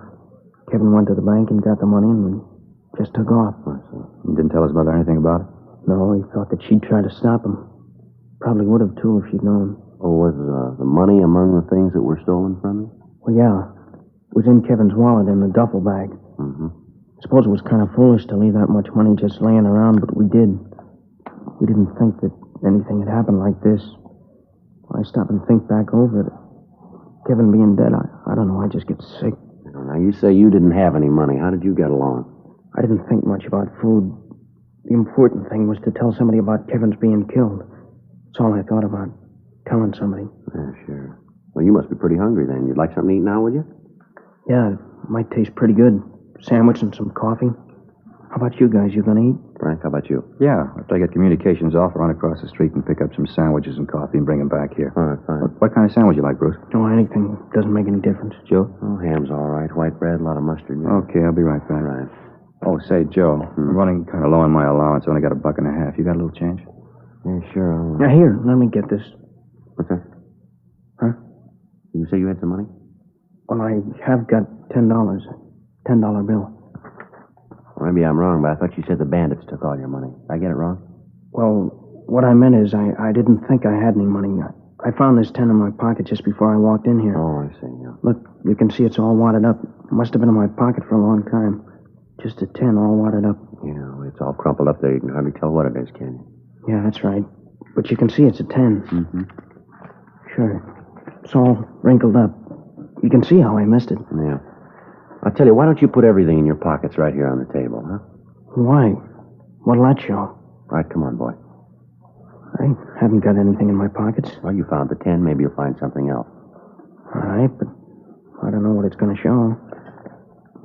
Pocket knife, handkerchief, comb. You got the 10 on the table there. That's all. Maybe there's something in your coat pocket. No, I don't carry anything in my coat pockets. Stretches them. Well, you take a look anyway, huh? I told you I don't use them. See? Nothing. How about the inside pocket? No. There's nothing there. Let's have a look, huh? I told you there's nothing there. Then you won't mind if we have a look. What's that you got there, Bruce? That's my wallet. Guess they didn't take it after all. Gee, thanks for finding it. No, I probably wouldn't have thought to look for it. I just figured that it was gone. Here, let me have it. Let's see what's in it, huh? Well, just some cards, personal stuff like that. Nothing you'd be interested in. I forgot all about it. I feel pretty silly. I didn't even know it was there. Take a look, Joe. You say this is your wallet, is that right, Bruce? Yeah, it's mine. I told you it's mine. How about letting me have it, huh? There's quite a bit of money in here, Bruce. Huh? I don't know. Just a glance here. Looks to be about $1,000, doesn't it? Well, just a minute. I think I can explain that. There's another thing here I don't think you can explain. What's that? The name in the wallet. Kevin Bradley.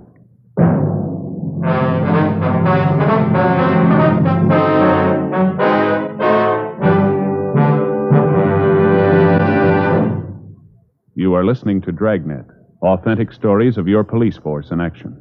Friends, the name Fatima has always stood for quality. Fatimas are distinctive, with a truly different flavor and aroma. And in king-size Fatima, you get an extra mild and soothing smoke, plus the added protection of Fatima quality. Yes, there's a good reason why Fatima continues to grow in favor among king-size cigarette smokers everywhere. In Fatima, the difference is quality. Quality of tobaccos, the finest Turkish and domestic varieties, extra mild and superbly blended to give you a much different, much better flavor and aroma. Quality of manufacture. Smooth, round, perfect cigarettes. Rolled in the finest paper money can buy. Quality, even to the appearance of the bright, sunny yellow pack, carefully wrapped and sealed to bring you Fatima's rich, fresh, extra mild flavor. So next time, insist on Fatima quality. Look for the bright, sunny yellow pack. Smoke Fatima, the extra mild and soothing king-size cigarette, with the added protection of Fatima quality.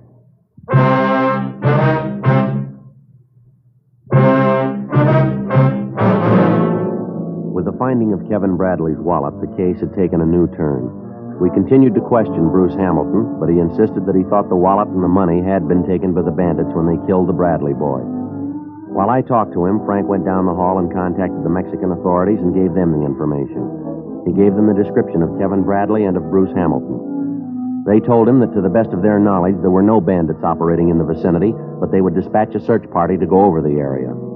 They said they would keep us advised of any developments that might arise. Frank also contacted the San Francisco Police Department and gave them the information. They said they'd take care of that end of the investigation. 11:47 a.m. Frank came back to the interrogation room, and we continued to question the Hamilton boy. I told you all I know. I don't know how the money got there. I was as surprised as you were. I don't understand it. You gotta believe me. Yeah, well, you're making it pretty tough to believe, Bruce. It's kind of hard to buy the fact that over $1,000 in Kevin's wallet turns up in your pocket and you don't know how it got there. But it's the truth. I don't know how I can convince you that it's the truth. Well, there are a couple of other things that aren't clear here. What? Tell me. I'm not lying. I've got nothing to hide. What's not right? Tell me. Well, this business of not telling the authorities. I told you I was scared that they might not believe me. You can understand that, can't you? Well, maybe up to a point. I thought that if I could get to Kevin's mother, then she could take care of it. I didn't know what else to do. Then when I got to L.A., I had a chance to think about it, and I couldn't go through with it. I couldn't tell his mother. I couldn't face her. Bruce, when you described where we could find the body, you said it was about 40 miles down the paved highway, that right? That's what I said. Well, how long has it been since you've been to Mexico? Well, I told you I just came back from there. Don't you believe anything I've told you? Well, Joe and I just finished an investigation down in Mexico. Investigation took us about 70 miles south of Ensenada. We found a highway paved for only about 5 miles south. You say 40 miles. How do you explain the difference? Well, maybe I was wrong about the distance. Well, you're pretty sure when you first told us about it. Well, maybe I made a mistake. There's something else, Bruce. It's a little hazy here. I told you I want to help anything. How far south of Ensenada did you say you were? I said about 40 miles. Now I'm not sure. But you are sure that it was south of Ensenada. Well, yeah. And Kevin was killed on a Saturday night. That's right. And you started for the States right away. That's what I said. I started walking as soon as I found the car was gone. And you walked all the way to the border. Well, that's right. How'd you walk? What route did you take? I told you I stayed off the road. I was afraid of the bandits coming back. I walked along the roadside and then through the hills. I got off the roadside whenever I saw anybody coming. But you did walk all the way. Yeah, that's right. All the way from Ensenada to the border. And it took you how long? Oh, Saturday night and Sunday night. I got a ride in San Diego in the morning. What time do you figure that you started for the border? Maybe 11:30, midnight. I don't know for sure. And you stopped at dawn? Well, yeah, I stopped and slept. Then I woke up and I started to walk. And you're asking us to believe that you walked over 100 miles in less than 14 hours. Is that right? Yeah. Through country like that? What do you think? That I'm making the whole thing up? Look at my face, my back. Here, look. Does this look like my imagination? You could have gotten these in a fight with Kevin. Maybe he didn't want you to take the money. You keep talking about the money. I try to tell you I don't know how the money got in my pocket. I don't know anything about it. You think I killed Kevin, is that right? Yeah, it looks that way, doesn't it? But he was my best friend. I had no reason to kill him. He was my friend. Now, look, son, we better get this thing straight for you. You've opened up a can of beans here. You waltz in here and give us a cock and bull story about this killing. Parts of your story we can't buy. Why are you trying to sell it to us? You lied about the road. You lied about the money. The story about how you walked doesn't ring true. You want to know what I really think, Bruce? I think the whole thing's a lie, from start to finish, a lie. Now, let's come off it. Who killed Kevin Bradley? I don't know. Now, get this straight, Bruce. Did you kill him? Huh? Did you kill Kevin Bradley? Is that the reason for this story? No, I didn't. Well, somebody did. Can you tell us who? You're getting me all mixed up. You're the one that's getting it mixed up, Bruce. We just want to know who killed Kevin Bradley. We think maybe it was you. Looks like it might have been. No, it couldn't be. Leave me alone. I didn't do it. Why couldn't you have done it? Looks like you did. Because Kevin Bradley isn't dead. What's that? He was never killed. I'm Kevin Bradley.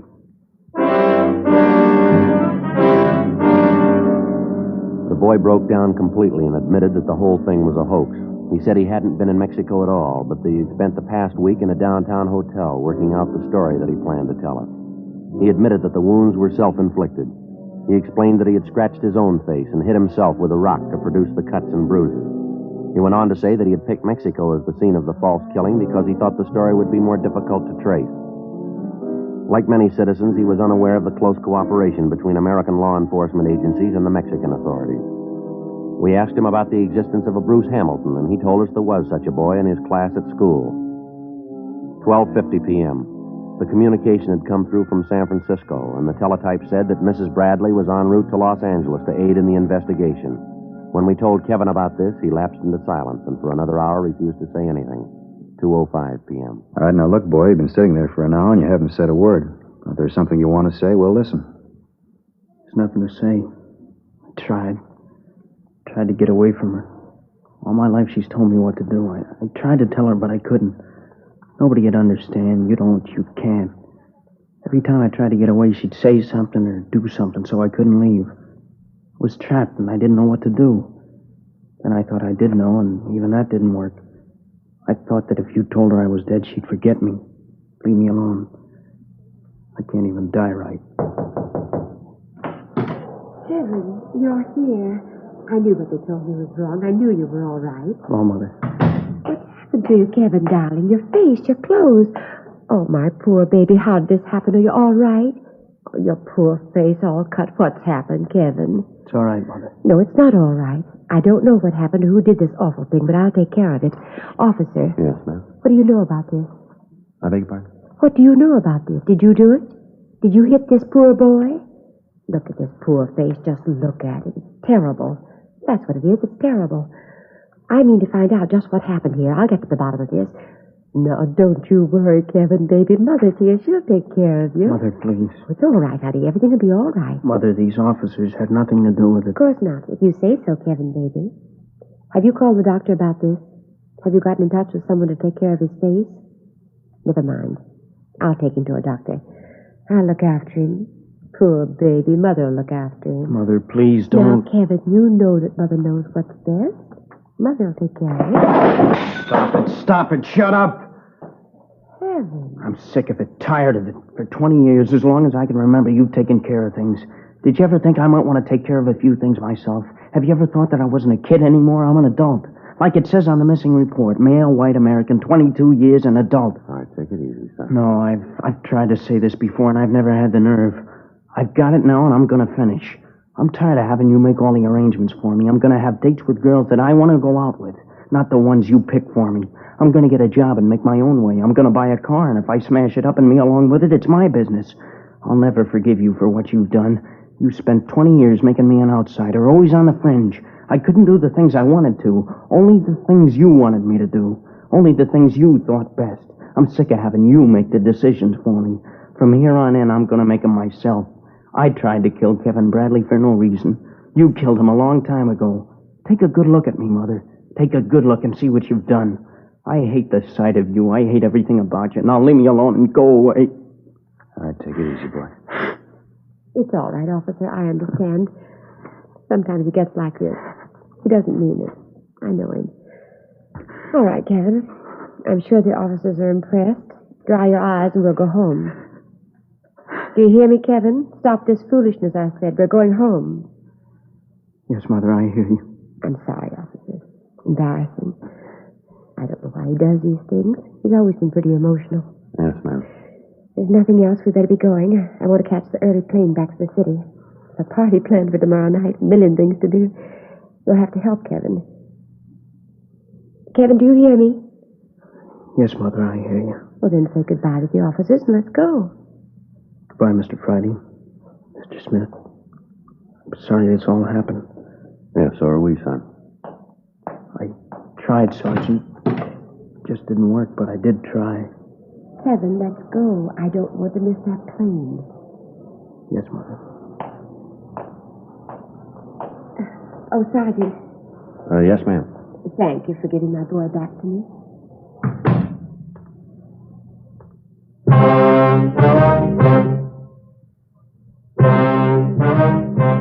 The story you have just heard was true. The names were changed to protect the innocent.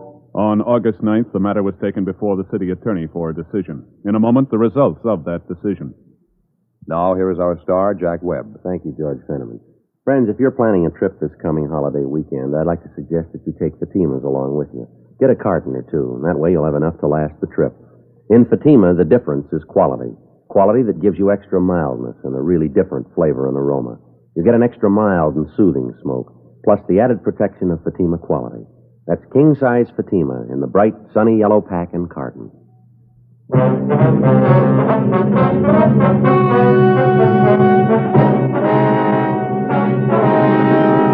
In the interest of justice, there was no complaint filed against Kevin Allen Bradley.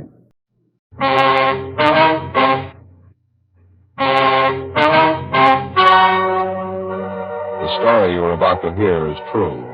The names have been changed to protect the innocent. Fatima Cigarettes, king size, extra mild and soothing, brings you Dragnet on both radio and television.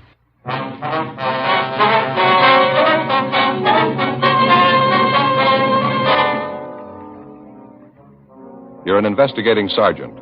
You're assigned to Traffic Division, AID. Death and tragedy is forecast for the people of your city. You don't know who the victims will be. You don't know how many there will be. Your job? Try and stop it. Compare Fatima with any other king-size cigarette. Yes, compare Fatima with any other king-size cigarette. 1.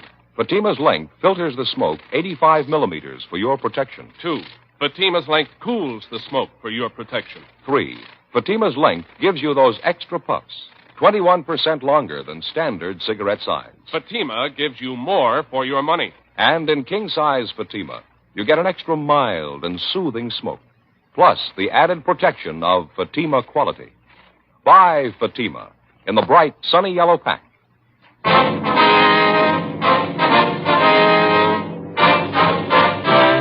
Dragnet, the documented drama of an actual crime.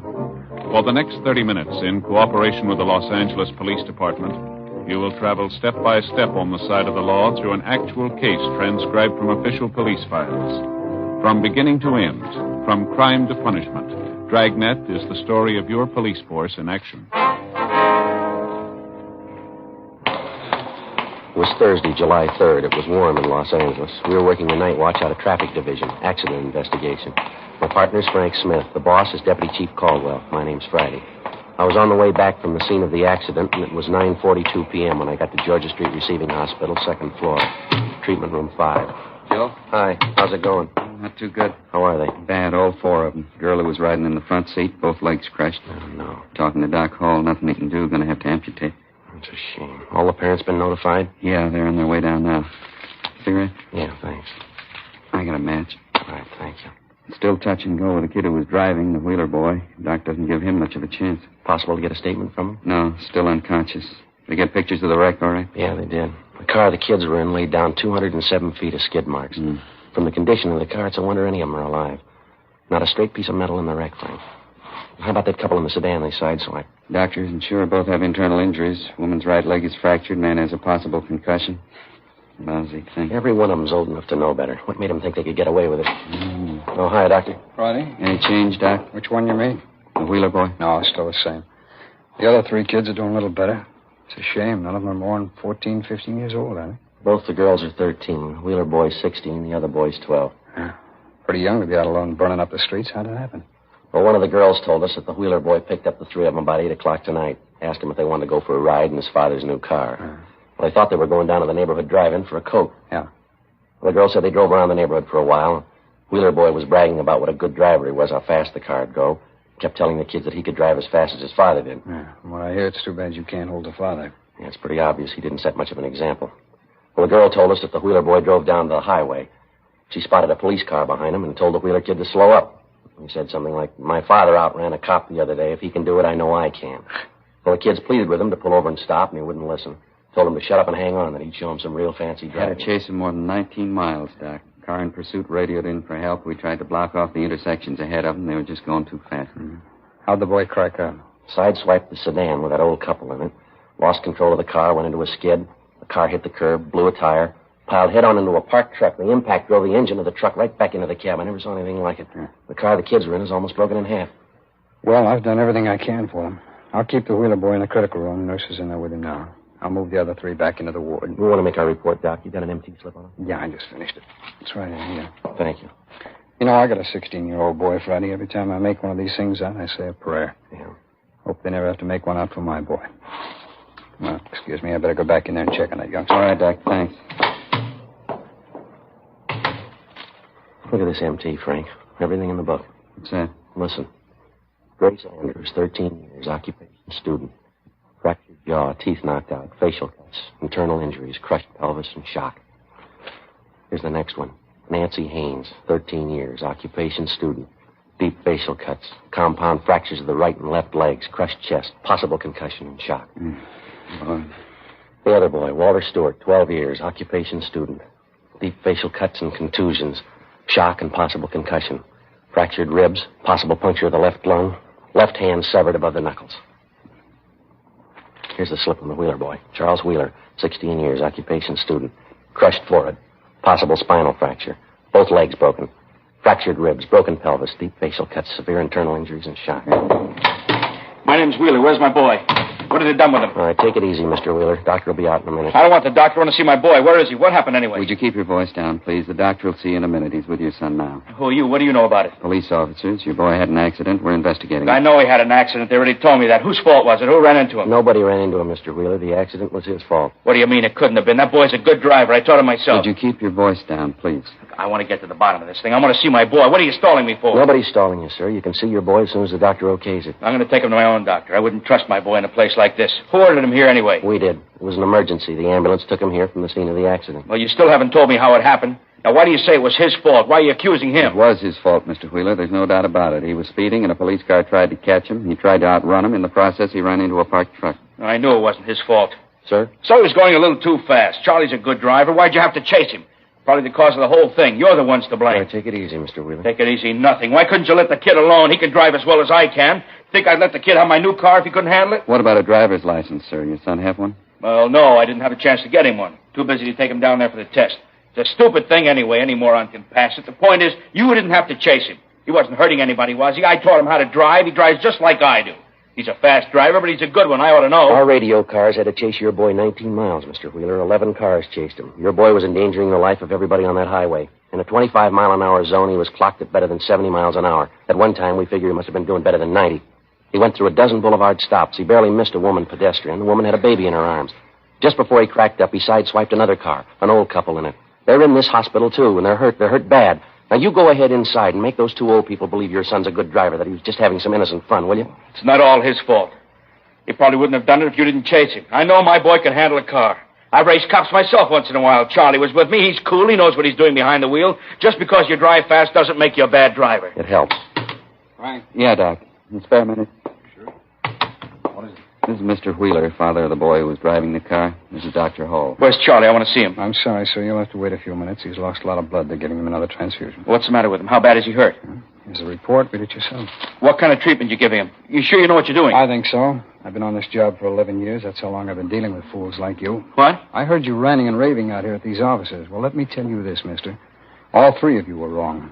That boy of yours lying in there isn't to blame. You are, his own father. You were driving that car tonight. I heard you ranting out here. You taught him how to drive. He can drive as well as you can. He's cool. He knows how to handle a car. You taught him how to race cops. Well, the results are inside, Mr. Wheeler. Look here, I don't want any sermons from you. I want to see my boy. I want to see him right now. You're not going to get any sermons from me. They wouldn't help you. But I'm going to tell you what's on my mind. I've seen your kind for years. I've sewed them up, I've patched them up, and I've pulled a sheet over their face. So far, you're lucky it hasn't happened to you. You're on borrowed time. Must be true what they say. The good Lord takes care of the fools and the drunks. Well, I can tell you now I wouldn't feel half as bad if it was you inside there on that bed instead of your son. Oh, when are people like you going to learn? When are you going to learn? I came down here to see my son. You're not impressing me a bit. Well, then maybe you ought to come down here some weekend, some holiday. Maybe that'd impress you. You stand inside that treatment room with me and watch them come over that table. A lot of them come in married and go out widowed, all kinds, all ages. They pull them out of the wrecks and they drag them in here and they expect miracles from us. They're battered and broken, and some of them you have to look twice because it's hard to tell they're human beings. You know who's responsible, Mr. Wheeler? You know who? Arrogant, egotistical, good, fast drivers like you. Well, I'm sick of you, Mr. Wheeler. I'm sick of the whole rotten, stupid mess. I'm sick of fools like you. Dr. Hall? Yeah. See you a moment, please. Yeah, all right.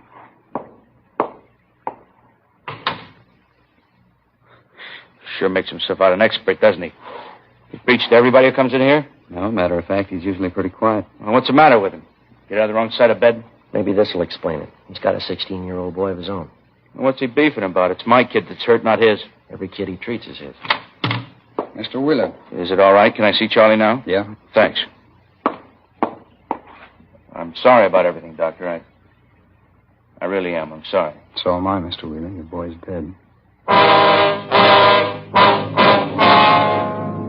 When George Wheeler recovered from the initial shock of his son's death, we told him it was necessary that the body be removed to the county morgue where an autopsy would be performed the following day. After that, his son's remains would be available to a mortuary of the family's choosing. Frank and I drove back to the office where we filed a 311 dead body report on 16-year-old Charles Wheeler. After that, we called the coroner's office and notified them to pick up the body at Georgia Street Receiving Hospital. 10:35 p.m. We left the traffic division garage and went back on the air. We were cruising the central area. 10:53 p.m. We got the call. Aliso and Spring, ambulance follow-up, victim of a hit-and-run driver. We were within a block of the call. Must be it up ahead, Joe, on the corner. Oh, yeah. You can pull up any place right here, I guess. All right, come on. Slide out my side. Yeah. Let us through, please. Police officers, excuse me. Pardon me. I wonder if I can get through here, please. Excuse us. Doctor? You fellas doctors? No, we're police officers. Oh, yeah, I see. Where's the ambulance? Be here in a minute. How'd it happen? The old man was trying to cross the street. A bus hit him. Oh, look at him. Terrible, poor old guy. You work around here? Yeah, I sell papers right over in that corner over there. My name's Harry Johansson. You want me for a witness? Frank, get his name and address, will you? I'll check the old man. Yeah, right. All right, now don't move around, Dad. Don't try to get up. The ambulance will be here in a minute. I'm hurt. Bad. Terrible pain in my back. Your legs hurt you, Dad? No. I don't feel a thing in my legs. It's just my back. I got a terrible pain. What's your name? Clyde Logan. Where do you live, Dad? Over there, just up in the corner. Apartment 37. Hey, could you go over and see Leona, see if she's all right? She's going to be awful worried. Yeah, we'll take care of it. You been drinking, Dad? Well, just a nightcap. The doctor said I ought to have a glass of port every night. I was just on the way home when it happened. Oh, my back. You sure it was just a glass of port, Dad? Yeah, that's right. I never touch anything but that glass of port before I go to bed. Say, would you please send somebody to see about Leona, apartment 37? She's going to be awful worried. Yes, sir. We'll take care of it. Oh, this feels terrible. I got to get up. Help me out, will you, officer? All right. You sure you feel up to it, Dad? I don't know. It's an awful pain in my back. I know I'm not supposed to move till the ambulance gets here, but maybe it'll go away if I stand up. All right, sir. Here you go. Easy now. All right. Frank, see you a minute? Yeah. Cancel the ambulance, will you? We won't need it. Cancel it. Call the wagon. Yeah, all right. Yeah, I'm going to get help, Sergeant. Are they coming for me? Yeah, you're going to get help, Dad. It's on the way. I come to the corner here and I started to cross over. And what do you think? Right out of nowhere, this big red bus come up the street. It must have been going 60. He hit me and kept right on going. I thought for a minute there I was gone for sure. Did you say it was a big red bus? It's red or blue. What's the difference? They run me down. Oh, look at that. You get the ambulance quick. Look at that. What's that? My shirt front here. Look, it's all red. It's blood. Get some help. I'm bleeding to death. Get some help. Oh, there's a sharp pain in my ribs. Let's take your coat off here. That's the idea. That's better. The pain's gone now. Yeah, well, I don't know what your blood type is, Dad, but you're bleeding port wine. Oh, no. Worse than you thought it was, Dad. You broke your bottle of port. It's all wrapped up in papers, too. I wonder how it happened. Just look at my brand new shirt, all that good wine. Joe? Well, I canceled the ambulance, called communications for the wagon. What's the score? Say, would you please send somebody up to my place to see Leona? It's apartment 37, building right up in the corner. Please look after Leona. Yeah, we'll tell her, Dad. Oh, say, when you see her, would you please give her this? What's this? Piece of liver. Leona just loves liver. I didn't know you were married, Clyde. When did that happen? I'm not married. Well, then who's Leona? That's my cat, the best friend I got in the world. Hey, where's the ambulance? No, there's not going to be any ambulance, Dad. We got a car coming instead. But I'm a sick man, Sergeant. I need an ambulance. You're a hit-and-run victim every time you get enough port wine, Dad. I don't know what you mean. It's a glass of port every night. That's all I ever take. What time do you think it is now? Time? I don't know. I went over to Jack. It's about 8 o'clock. Must be 8:15, 8:30. Why? It's 10 minutes past 11, Dad. You're overdue. Get it, Joe. What's the pitch? Don't you know him? Clyde Logan. Got an arrest sheet as long as your arm. Somebody down at Central tagged him with the name Hit and Run Logan. He's a town character. Well, what's the idea of the hit-and-run story? Oh, he likes attention. Every time he gets loaded, he likes to ride in an ambulance with a siren wide open, so he lays down in the street, pretends he's been hit. I see. Every city's got at least one of them, I guess. Some of them turn in fire alarms. Some of them confess to murder. Some of them just beat their wives. Clyde likes to be a hit-and-run victim. Say, what are you going to do? You're going to lock me up? No choice, Dad. I suppose not. Say, would you talk to the jailer and see if I could get my old job back? I mean, you know, anything in the kitchen. I like to work in the kitchen. Yeah, all right, we'll talk to him. And now, just one more thing. Yeah? Would you go see Jackie Martin for me? Place right up the street there. You know, you see the sign there? Yeah, uh-huh. Jackie's old-time wine shop. That's the place. Well, you go in there and you ask for Jackie. You tell him that I sent you. See, you can say that he's not going to get any more of my business. You tell him I won't even pay him what I owe him. Well, what's the matter, Dad? Why are you mad at him? Well, I got good enough reason. All the trade that I've given him and all the money I spent there had double-crossed her. You can't keep customers that way, and he'll find that out. What do you mean, Dad? Well, look, right here on the sidewalk. Yeah? Jackie Martin, him and his cheap bottles.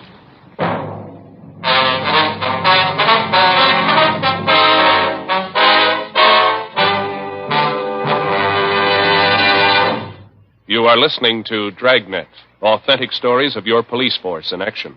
Friends, because of its quality, its extra mildness, its better flavor and aroma, more smokers coast to coast are switching to king-size Fatimas every day. Yes, more smokers coast to coast are finding that in Fatima, the difference is quality.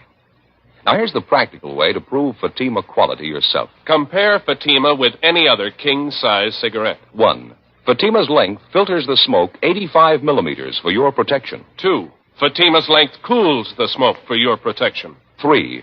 Fatima's length gives you those extra puffs, 21% longer than standard cigarette size. Fatima gives you more for your money. And in king-size Fatima, you get an extra mild and soothing smoke, plus the added protection of Fatima quality. Remember, more and more of your friends are switching to king-size Fatimas. Compare them yourself.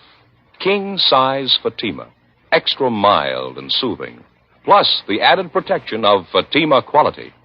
Look for the bright sunny yellow pack. Buy king-size Fatima.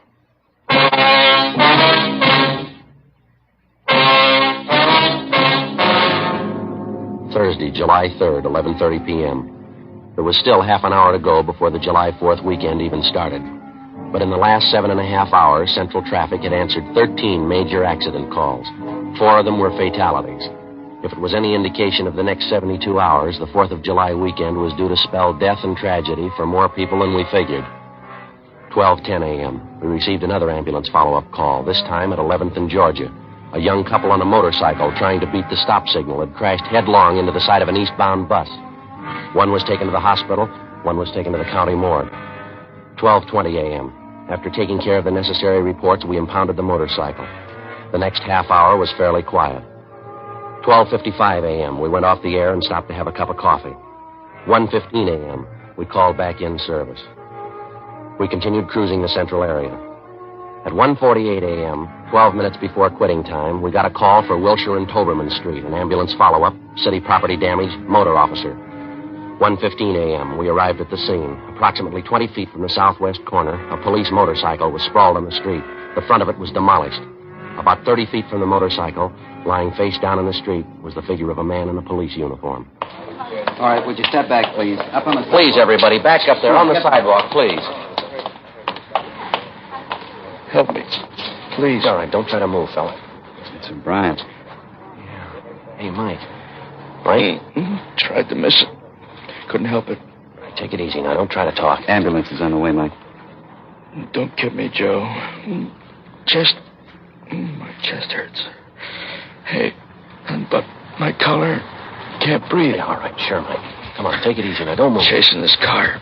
Cream convertible. Man, woman, I think he was 502.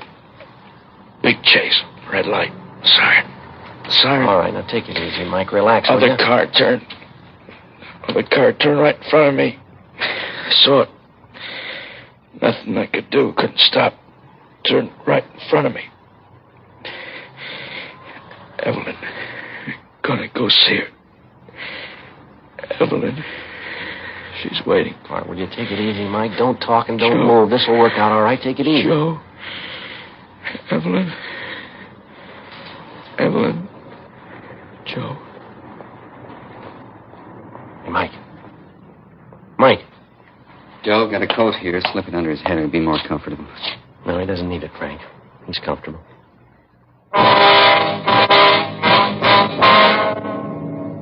1:57 a.m. The ambulance arrived, and O'Brien's body was removed to the county morgue. Photographs were taken, diagrams were drawn, and statements taken from the witnesses. A truck from Central Garage arrived and started removing the dead officer's motorcycle. Frank and I went over and started interviewing the driver of the car, which O'Brien had collided with. She identified herself as Corrine Norton, a bookkeeper at a South Los Angeles defense plant. I was making a left turn, that's all. Next thing I knew, he hit my car. You can see what he did to it. Who's going to pay for the damages? We can talk about that later, Miss Norton. Our first concern is we'd like to find out what happened. Well, there's nothing to it. I already told you. This cop ran into me. There wasn't anything I could do. Would you start from the beginning, please, and tell us exactly what happened? From the beginning of what? I told you. You ran into my car. What more do you want to know? Sorry it happened, but I couldn't help it. Look at my car. How am I going to get to work in the morning? Will you please tell us what happened here, miss? Just as near as you can remember. Well, I was going down this way on Wilshire on my way home. I started to make a left turn onto Toberman, and this cop on the motorcycle drove right into me. Wasn't anything I could do. His fault. I couldn't help it. Could we see your operator's license, please? Oh, certainly. Let's see it. Here's someplace. Yeah, here it is. All right, you want to read about Frank? Yeah. California operator's license number B208-927. Okay, got it. Corrine, C-O-R-I-N-N-E-M, Norton. 10,033 Ruth Ellen, Los Angeles. 10,033. Right. Female, 5'3.5", 123 pounds. Born February 18th, 1909. blue eyes, brown hair. Uh-huh. Must wear adequate glasses. Just a minute. Okay. You have your glasses with you, Miss Norton? Oh, yes, right here in my purse. I really don't have to wear them. I can see just as well without them. Were you wearing your glasses at the time of the accident? Yes, I was. I took them off right after the accident. Here they are, right here in my purse. See? Miss Norton, we understand the motorcycle officer had his red light and siren in operation at the time of this accident. Did you see it or hear it? No, I didn't hear any siren, and I certainly didn't see any red light. And when's the first time you saw the officer, ma'am? When he hit me, he seemed to come out of nowhere. He was going very fast. You say you were in the process of making a left turn. Is that right, Miss Norton? Did you give a hand signal indicating that you were going to turn? Of course I did. I always do. You touched your car since the accident. What do you mean if I touched it? Was your car just like it was when you were driving it prior to the accident? Well, yes, I suppose it is. I mean, with the exception of the damage he did. You're sure you gave a hand signal, Miss Norton? Of course I am. What's this all about, anyway? Well, if your car's exactly the way it was before the accident, and you're telling us the truth here, how do you account for the fact that the left-hand window of your car is still rolled up here? What? The window of the driver's side of your car there, it's closed tight. You couldn't have made a left-hand signal, now could you? What? I don't understand it. I'm sure I made a signal. I think so, anyway. Are you trying to say I'm to blame for that cop's death? We're not trying to say anything, ma'am. We're trying to get the facts here. Well, you certainly have a funny way of doing it. What do you call facts, anyway? Trying to incriminate me in this thing? I was making a left turn and he ran into me. It's as simple as that. I don't know what you're so excited about. The man just died, Miss Norton. We're trying to find out why. Well, why ask me? I didn't kill him. Speeding along on a motorcycle like that. He shouldn't have been going that fast anyway. That's his job, ma'am. That's what they pay him for. He was chasing a drunk driver. All right, that's his job. He knew it was dangerous when he took it. Yes, ma'am. It's part of his job. That's what we pay him for. Well, he's dead, Miss Norton. Who's going to pay him for that? 2:15 a.m. A traffic car took Corrine Norton downtown to the station where her statement was to be taken and a further investigation made. Frank and I contacted Sergeant Joe Whitehead of the medical detail and informed him of Mike O'Brien's death. He told us he'd notify the business office and the parents of the dead officer. Because of our close association with O'Brien, we happened to know that he planned to get married July 15th, the first day of his vacation. The girl he was going to marry was an Evelyn Monroe. She lived in the Silver Lake district. We told Whitehead that we'd notify her. 2:30 p.m. Frank and I drove out Sunset Boulevard to the girl's house. Oh, hi, Frank, Joe. Oh, I... Is Mike with you? Well, no, he isn't, Evelyn. Well, come on in. Have some coffee. I'm just waiting for Mike. All right, thank you. Guess Mike's a little late tonight. Come on in. How do you like your coffee, cream and sugar? Mike will be all right, thanks. Both of us. Look at the dining room table. Pretty nice, isn't it? Yeah, Evelyn, it's very nice. Nicest wedding presents I think I've ever seen. Didn't know we had so many friends. You see what the boys in the motor squad sent us?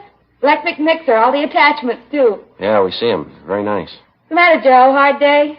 Yeah, it was. It was a tough one. Oh, you're just like Mike. When he gets off work, he's grumpy as a bear. I don't know why. Nothing tough about your job. You ought to work for the man I work for. Coffee's coming right up. Joe, you're going to have to tell her I can't. Do me a favor. Yeah, I'll try. Here you are. I think you ought to like these donuts. I get them at the bakery down the street. Mike's crazy about them. Would you sit down, Evelyn, please? I'd like to talk to you. Oh, sure, Joe. You sound serious. What's the matter?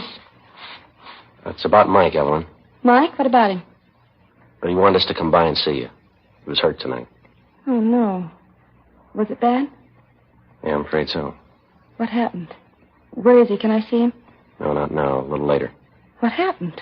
They told his mother and dad? Yeah, Evelyn, Joe Whitehead's out there now. Joe Whitehead, medical detail? Yeah, that's right. He usually doesn't go out right away unless they're dead. Joe? Joe, tell me the truth. What's happened to Mike? What's happened? Well, he's dead, Evelyn. No. It isn't the truth. He can't be dead. He was chasing a drunk driver over on Wilshire. A woman turned in front of him. Couldn't get out of the way. Didn't have a chance to lay his bike down. I'm sorry. It's not true. Can't be it's not true. He called me at 11. He'll be here any minute. He'll be here any minute. Mike. Mike! Oh, Evelyn, please. There's nothing you can do.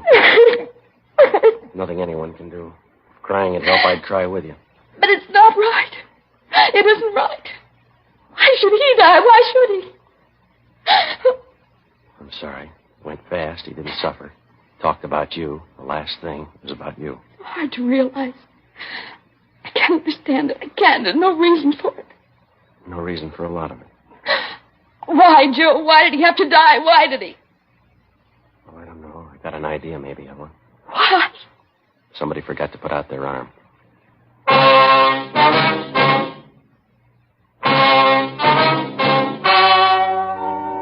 story you have just heard was true. The names were changed to protect the innocent. On October 2nd, an inquest was held at the county morgue, city and county of Los Angeles, state of California. The coroner's jury returned a verdict of excusable homicide in the death of motorcycle officer Michael O'Brien. In a moment, a word about another trial. Now, here is our star, Jack Webb. Thank you, George Fenneman. Friends, I know a lot of you listeners have taken my advice and switched to Fatima's. Now, if you haven't, how about comparing Fatima this weekend for sure? You see, Fatima quality stands out by comparison. And that's why I ask you to try Fatima's. Compare them with the king-size cigarette you've been smoking. You'll find Fatima's give you more for your money. An extra mild and soothing smoke, plus the added protection of Fatima quality. Remember, king-size Fatima's in the bright, sunny yellow pack.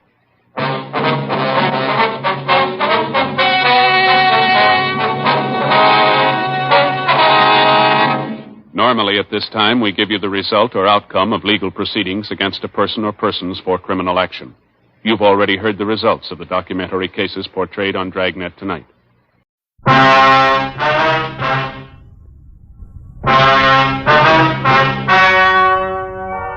The story you are about to hear is true. The names have been changed to protect the innocent.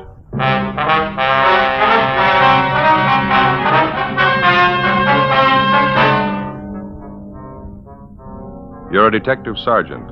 You're assigned to robbery detail. 2 armed bandits invade the home of an elderly couple in your city. The aging husband is tortured unmercifully before he reveals the hiding place of his valuables. The 2 thieves make good their escape. Your job? Get 'em.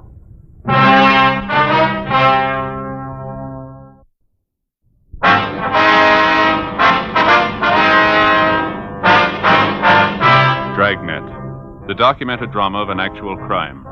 For the next 30 minutes, in cooperation with the Los Angeles Police Department, you will travel step by step on the side of the law through an actual case transcribed from official police files. From beginning to end, from crime to punishment, Dragnet is the story of your police force in action.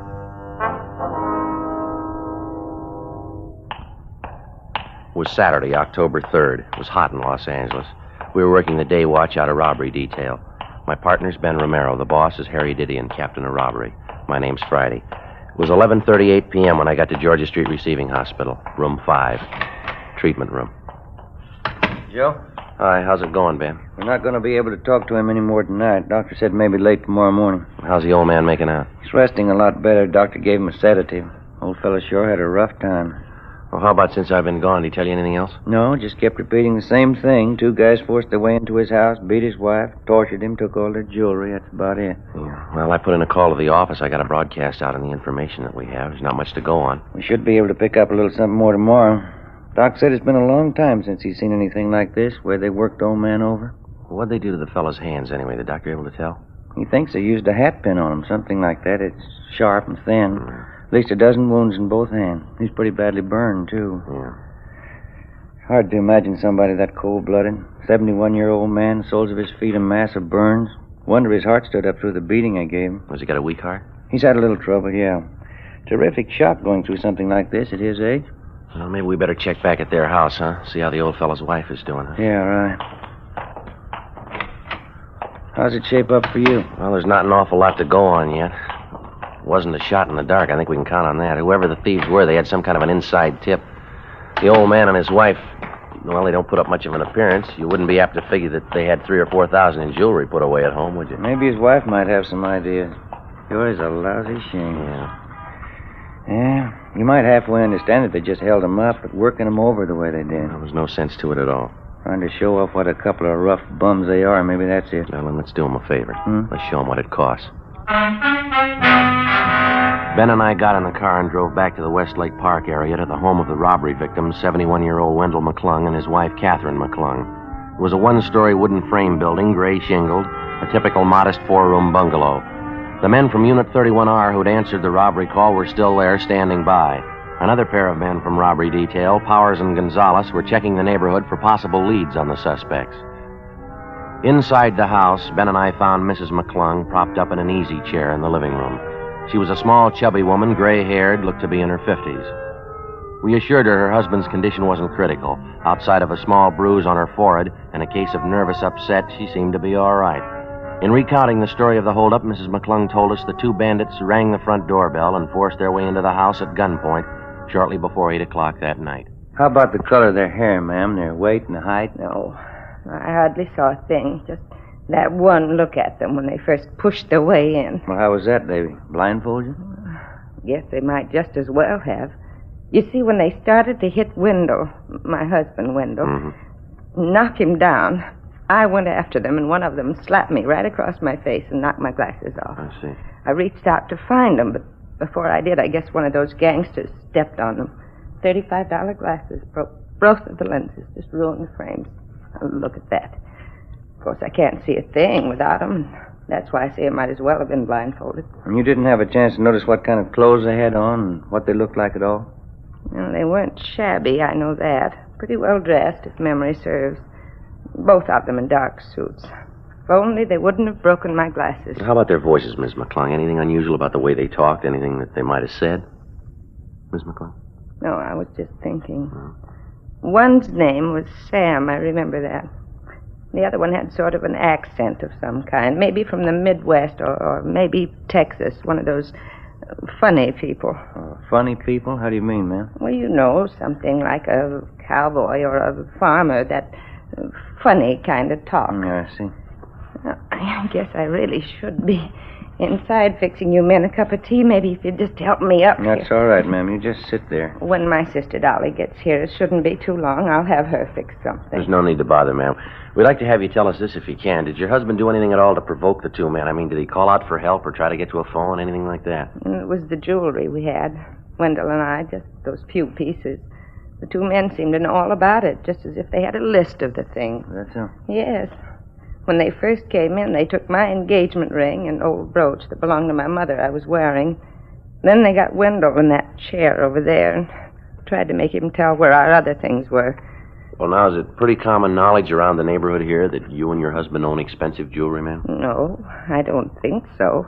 What the men seemed most interested in was Wendell's ring, his diamond signet ring. It was a beautiful thing, 4 carat. Yes, ma'am. We've got a description on that. That was when they tried to force your husband to tell them where it was hidden, is that right?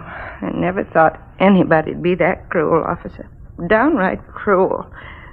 They burned his hands and his feet, kept hitting him in the face with their fists.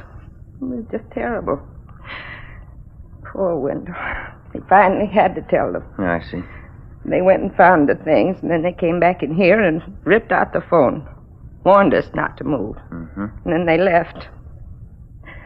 I just broke down and cried, officer. To see poor Wendell there, the way they abused him. Yes, ma'am, we understand. You're sure he's going to be all right? What did the doctor say? Well, he said there's no danger, ma'am. Mr. McClung's resting comfortably now. Well, that must be my sister You want to Dolly stay right now. here with Ms. McClung, Ben? I'll get that. Yeah, right. Joe? Hi, Jess. You and Powers do any good? I've been checking through the neighborhood 3-4 blocks around. Not an awful lot. A lot of people know the McClungs. Few of them know about their having jewelry. None of them saw anything unusual going on tonight. The thieves used a car. We know that. Didn't anybody at all spot it? I'm not sure, but there's one possibility. Some of the neighbors said a young kid was peddling magazines down this block tonight, just about the same time as a robbery. He might have spotted Well, something. that's fine. Where is the boy? Where does he live? Well, that's what we asked the neighbors. Yeah? Nobody knows. A supplementary broadcast in an APB was gotten out containing what description we had on the two hold-up men, plus descriptions of each article of jewelry taken from Mr. and Mrs. McClung. The following morning, along with Jess Gonzalez and Johnny Powers, we continued canvassing the immediate neighborhood of the hold-up. The only thing we got was a fair description of the boy who'd been selling magazines the night before in the vicinity of the McClung house, and also the names of the magazines he was peddling. Monday morning, 9 a.m., we got in touch with the local distributor for the publications, got a list of 5 boys who sold for them in that general area, and started checking them out. Third on the list was a Bill Newsom, a sophomore student at a nearby parochial high school. He lived a half a dozen blocks from the McClungs. We checked at his house, but his mother told us he wasn't at home. I'm sure Billy won't be long. Thank you, ma'am. Right in here, officer. Just go ahead. Well, thank you. Sit down, won't you? Thank you very much. Must be him now. Billy, in here. Yeah, Ma. Come in here, Bill. 2 police officers to see you. Huh? Bill, this is Sergeant Friday and Sergeant Romero, my son Bill. How are you? Would you excuse me? I'm going to have to start fixing dinner. You go right ahead and have your talk with Bill. I'll be out in the kitchen. All right, ma'am. Thank you very much. You speak right up now, Bill. Try and help the officers all you can.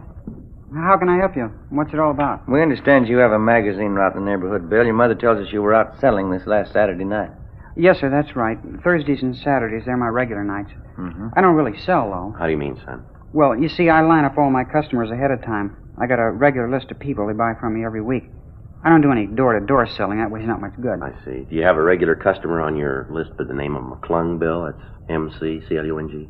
Yeah, Mr. McClung. Once a month, he takes a gardening magazine. Comes out the last weekend every month.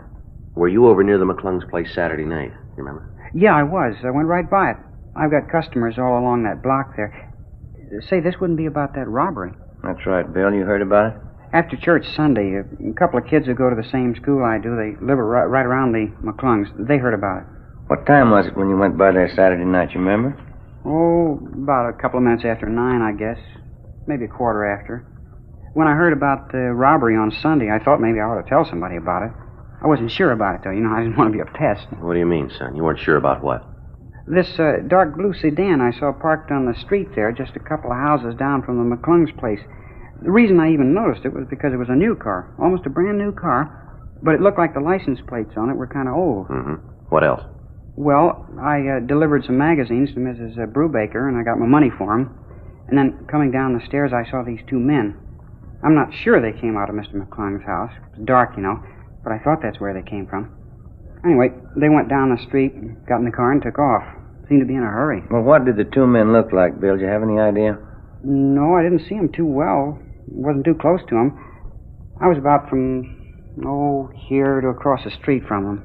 How about their clothes? You notice them at all? Yeah, they had suits on, dark suits, I know that. How would you describe their build, son? Medium, tall, fat, skinny? What would you say? Why, I think I'd say medium. Yeah, both of them medium. Now, about that car, Bill. You said it was a dark blue sedan, new model, and the license plates look kind of old. Is that right? Yeah, that's right. That's how I first noticed it parked down by the restaurant. How's that? About 7:15 when I started my route down on South Benson, I saw the same car parked outside the restaurant down there. Forget the name of the place now. It just opened about a month ago. You sure it was the same car? Oh, yeah, I'm pretty sure. That's why I noticed it again when I saw it up by McClung's place. I thought it looked kind of terrible. Brand new car like that with old license plates. By any chance, son, do you remember the license number on those plates? No, sir, I didn't notice it at all. I'll tell you what, though. Yeah? If I see that car again, I'll be sure and get the number for you.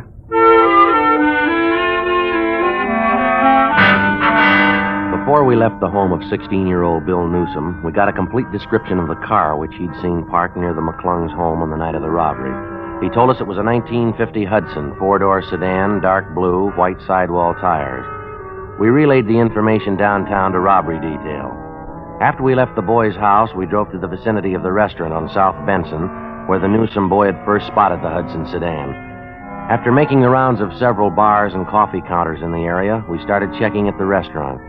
It was newly opened, just as the boy had described it, full of glass brick and fancy modern stonework. The main bar was situated just off the lobby, set apart from the main dining room. We interviewed the head bartender, and he thought he remembered serving 2 customers, answering the general description of the hold-up men on the previous Saturday night. Not a bad-looking pair. They're in a little early, around 7:15, 7:30. They seem to be all right. Do you remember what they looked like at all? No, I didn't notice them that much, officer. Can you give us some general idea? Or on the young side, I guess. Not more than 28, 30. One of them talked like a Midwesterner, I think. You know, maybe Arkansas, Texas, someplace like that. Well, could you give us any idea what they were wearing? Would you remember that? Both had suits on, dark suits. One had on a gray hat, and that's about all I remember. The reason I can place them at all is because Saturday was a pretty slow night at the bar. There's a new place here, you know. It takes a little time to cultivate a trade. Well, did these 2 men stop for dinner here? Do you remember that? No. They sat right here at the bar and had a couple of beers, and then they left. No dinner. Did you wait on them, sir? Yes, sir, I did. I served them both a bottle of beer, imported Dutch beer. Do you serve quite a bit of that imported beer, do you? No, not here, no. It's mostly cocktail trade. These 2 fellas are the only ones I remember asking for it. Well, do you remember if the 2 men handled the beer bottles at all? If they handled them? Well, I mean, did you pour it? I filled up their glasses and set the bottle down. I guess they did handle them. They emptied the bottle. I see. But they'd almost have to, wouldn't they? Would you still have those 2 bottles on hand? Well, let's see. Monday? Yeah, I guess I would. They don't pick up the empties till sometime around the middle of the week. We'd like to take a look at them if you don't mind. Oh, sure thing. You guys just want to follow me down the bar here? It's in the storeroom just in back. All right, let's go. It's right back here, officer. Fine. Let's see. Yeah, they're right over here. There you go. Holland label. Only ones in the whole case. The same two I served those fellas. Yeah, I see. What do you think? Fingerprints? Maybe. And as soon as you get the fingerprints, you can pick them up, can't you? Yeah, when we find the men they belong to. Monday, 6 p.m. We called Leighton Fingerprints, and they came out to check the evidence. First, they obtained a set of the bartender's fingerprints to serve as a basis for comparison. Then they dusted each of the empty beer bottles carefully. After the various sets of prints were lifted off the bottles, the men went back to the office to run the sets through, classify their findings, and then turn them over to R&I for further checking. While they worked on it, Ben and I ducked out and had a sandwich and a bowl of soup for dinner. 7:25 p.m. We got back to the city hall. I sure am getting tired of the kind of food that guy serves, Joe. It seems to get worse every time I go in there. Yeah, wasn't very good, was it? I'm willing to bet I know his formula for the soup. 2 gallons of hot water and 1 bouillon cube. Well, I've gone and done it before. I may still do it again. What's that? Bring my dinner from home in a paper sack. Pack a thermos full of hot coffee. Be a better deal than across the street. I don't know about that. You remember the last time you had your wife fix you up a thermos full of coffee? Yeah, I almost forgot. Wasn't any better than the stuff across the street. Hi. Where you two been? Hi, Jess. Getting something to eat? Leighton Prince called just a minute ago. Told him I'd give you the message. What's that? Well, the prints they lifted off those beer bottles, checked them through the record bureau. Yeah. Found 2 sets. They made both of them.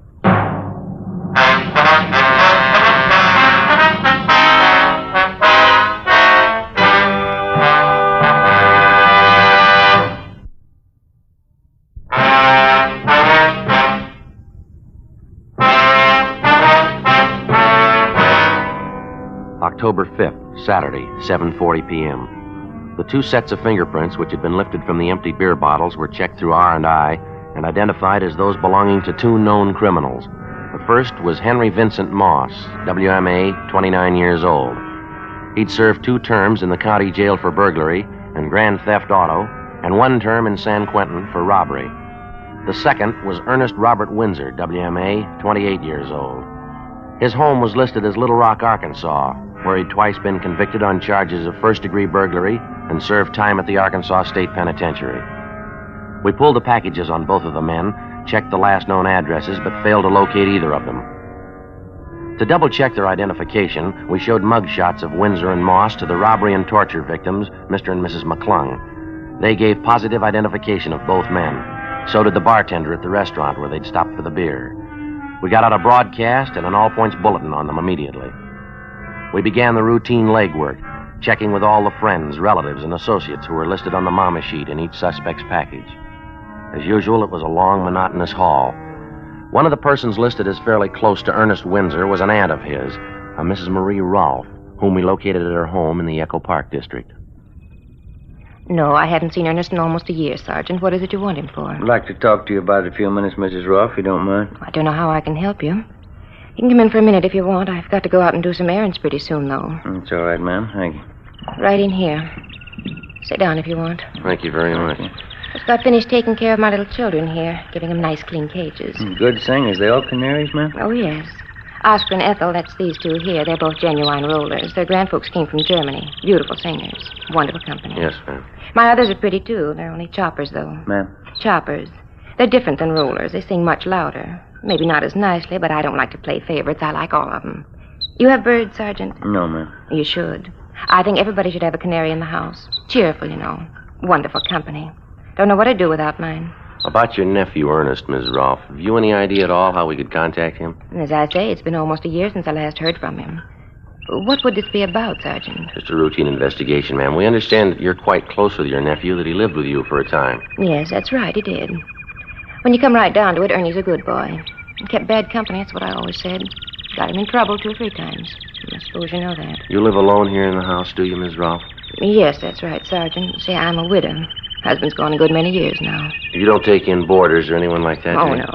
Just me and my pets here. They're company enough. I wonder if you'd explain that laundry piled up in the bed there in the next room, ma'am. What's that? The men's shirts, stockings, the underwear, they're right there in the bed there. Well, I usually try to keep things in better order than that. It's just some laundry I do, Sergeant. Little odd jobs for some of the bachelor men in the neighborhood. I do it as a favor for them. You're sure about that, Miss Raw? Well? What do you want Ernest for? Why do you have to chase after him all the time? Persecute him? We're not persecuting him. Ever since he's come here from Arkansas, it's been nothing but police chasing after him. Can't you give Ernie a chance? All he wants is a chance. He told me so himself. We've checked through his record, Ms. Rolfe. He's had all the chances in the world, and nobody's persecuting him. Then why are you chasing him again? Hunting him down? Why don't you leave him alone for a spell? Give him a chance to get a job, do something. Why are you chasing him? Well, this is a robbery charge, Ms. Rolfe. He's been positively identified. He and Henry Moss forced their way into an old couple's home a few weeks back. They tortured the old man, then they beat him till he was unconscious. That's what we want Ernie for. How'd you know it was Ernie? You could have made a mistake. No mistake, ma'am. The victims identified his picture. There wasn't a doubt in their mind. And where is he? You sure that's the truth? You sure it's Ernie again? Yes, ma'am. Again. You can have all the proof you need. And the last time he told me he swore on the memory of his own mother. He swore he wouldn't do anything wrong again. I guess I just don't know Ernest. Where is he, ma'am? You want to tell us? It's the last time, Sergeant. I'm sorry. Ernie's had his last time. Yes, ma'am. He's sleeping. The room over the garage. You'll find him there. Ernest Windsor was apprehended and placed under arrest. His room was searched, as well as the entire home of his aunt, Mrs. Marie Rolfe. We failed to find a trace of any of the jewelry stolen from Mr. and Mrs. McClung. After we made arrangements for a stakeout on the house, Windsor was taken downtown to the interrogation room, where Jess Gonzalez, Ben, and I questioned him for 5 hours. He refused to tell us anything. At a special show-up, he was positively identified as one of the hold-up men by the two victims. Windsor was booked at the main jail on suspicion of 211 PC. The investigation went on. Every possible lead on the other suspect, Henry Moss, was checked out. We got nowhere. It was obvious that either Moss was in possession of all the jewelry stolen from the McClungs, or it had been hidden away someplace, known only to Windsor and Moss. From time to time, we had Windsor taken from his jail cell for questioning. It wasn't hard to tell he was bothered with the possibility that perhaps Moss had run off with the entire loot and was enjoying himself while Windsor spent his time in jail. We worked hard on that particular angle while we questioned him, but Windsor still refused to break, to give us any kind of a lead on Moss. A month passed. Wednesday, November 8th. Sure working out into a dull routine. A full month. We got exactly what we started with. Yeah. If we could only get Windsor to break it, it'd sure do a lot toward wrapping this thing up, wouldn't it? I don't know what he figures he's going to gain, but keep him quiet. Yeah. Gonzalez and Johnny Power said they were checking out a tip from some informant this morning. Supposed to know where Henry Moss is. Wonder if they found any luck. They ought to be back by now. Yeah. Go ahead. Hey, Jess. Oh, hi. How about it? Did you do any good this morning? Oh, not a bit. Informant didn't even show up. Johnny's going to meet him this afternoon. Doesn't look to be very much. How about you fellas? The same, Jess. We're going as slow as you are. I get it. Robbery, Friday. Yeah, George. Uh-huh. 3rd and Main? You sure, huh? Right, yeah, right away. Well, maybe we got a break. What is it? Henry Moss. He tried to hock a ring at a pawn shop, 3rd and Main, about 20 minutes ago. He make it? Well, the pawnbroker stalled him. He didn't know for sure that the guy was hot. Well, how's it stand? Moss said he'd come back to close the deal. When? Half an hour. 11:55 a.m. A special detail of men, including Gonzalez and Powers, Ben and myself, were sent to cover the pawn shop near 3rd and Main. Gonzalez and Powers staked out in stores adjoining the place. Ben and I were stationed inside the pawn shop. Another team of men covered the rear exit. We waited. The suspect, Henry Moss, failed to show at the appointed time. We kept waiting. 1 p.m., 1:30. No sign of him. At 1:45 p.m., a young-looking, dark-haired man in a neat gray suit entered the shop and approached the manager at the rear counter. There wasn't any mistaking him. Henry Moss. He surrendered himself without even protesting. We took him to the city hall, to the interrogation room, where we started to question him. Meantime, Gonzalez and Powers located the apartment where the suspect had been staying. His rooms and personal belongings were searched, and every piece of the missing jewelry recovered. Surprisingly enough, in contrast to his partner, Ernie Windsor, Moss was cooperative, even obliging. We had a stenographer take his full statement, and then we got ready to move him over to the main jail for booking. Just a couple of questions before we leave, Moss. Sure, Sergeant, go ahead. We've had you in here before. How come all the cooperation this time? Why not? I had it figured before time. If you got me, you'd have everything you need on me. Wouldn't do much good putting in a beef, would it? Whose idea was it to start with, Moss? The hold-up deal. Yours, or was it Windsor's? Both of us, I guess. I didn't want to get rough with the old man. I mean, the way Ernie did. That part I didn't like. All I wanted was the loot. And he just lost his head. Too bad. All right, you ready to go? Anytime, Sergeant. Hey, I wonder if I could ask a favor. What's that? Well, it's going to get a little tough in there in that jail. Wonder if we couldn't stop for a good steak and some French fries first, huh? Maybe some good restaurant around here? No, it won't work, Moss. You know I wouldn't try anything. You put your order in a long time ago, mister. What do you mean? When you worked over that old couple. Yeah? That's when you ordered jail food.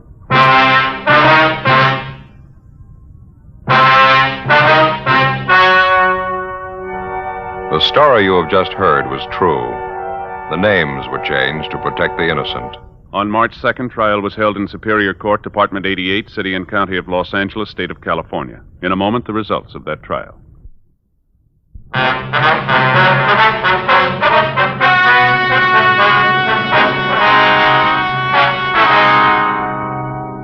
Ernest Windsor and Henry Moss were tried and convicted on one count of first-degree robbery and one count of assault with intent to do great bodily harm. Both men are now serving their terms in the state penitentiary. First-degree robbery is punishable by imprisonment for no less than 1 nor more than 10 years.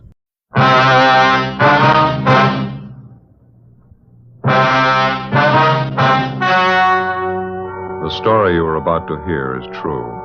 Only the names have been changed to protect the innocent. Fatima Cigarettes, best of all long cigarettes, brings you Dragnet.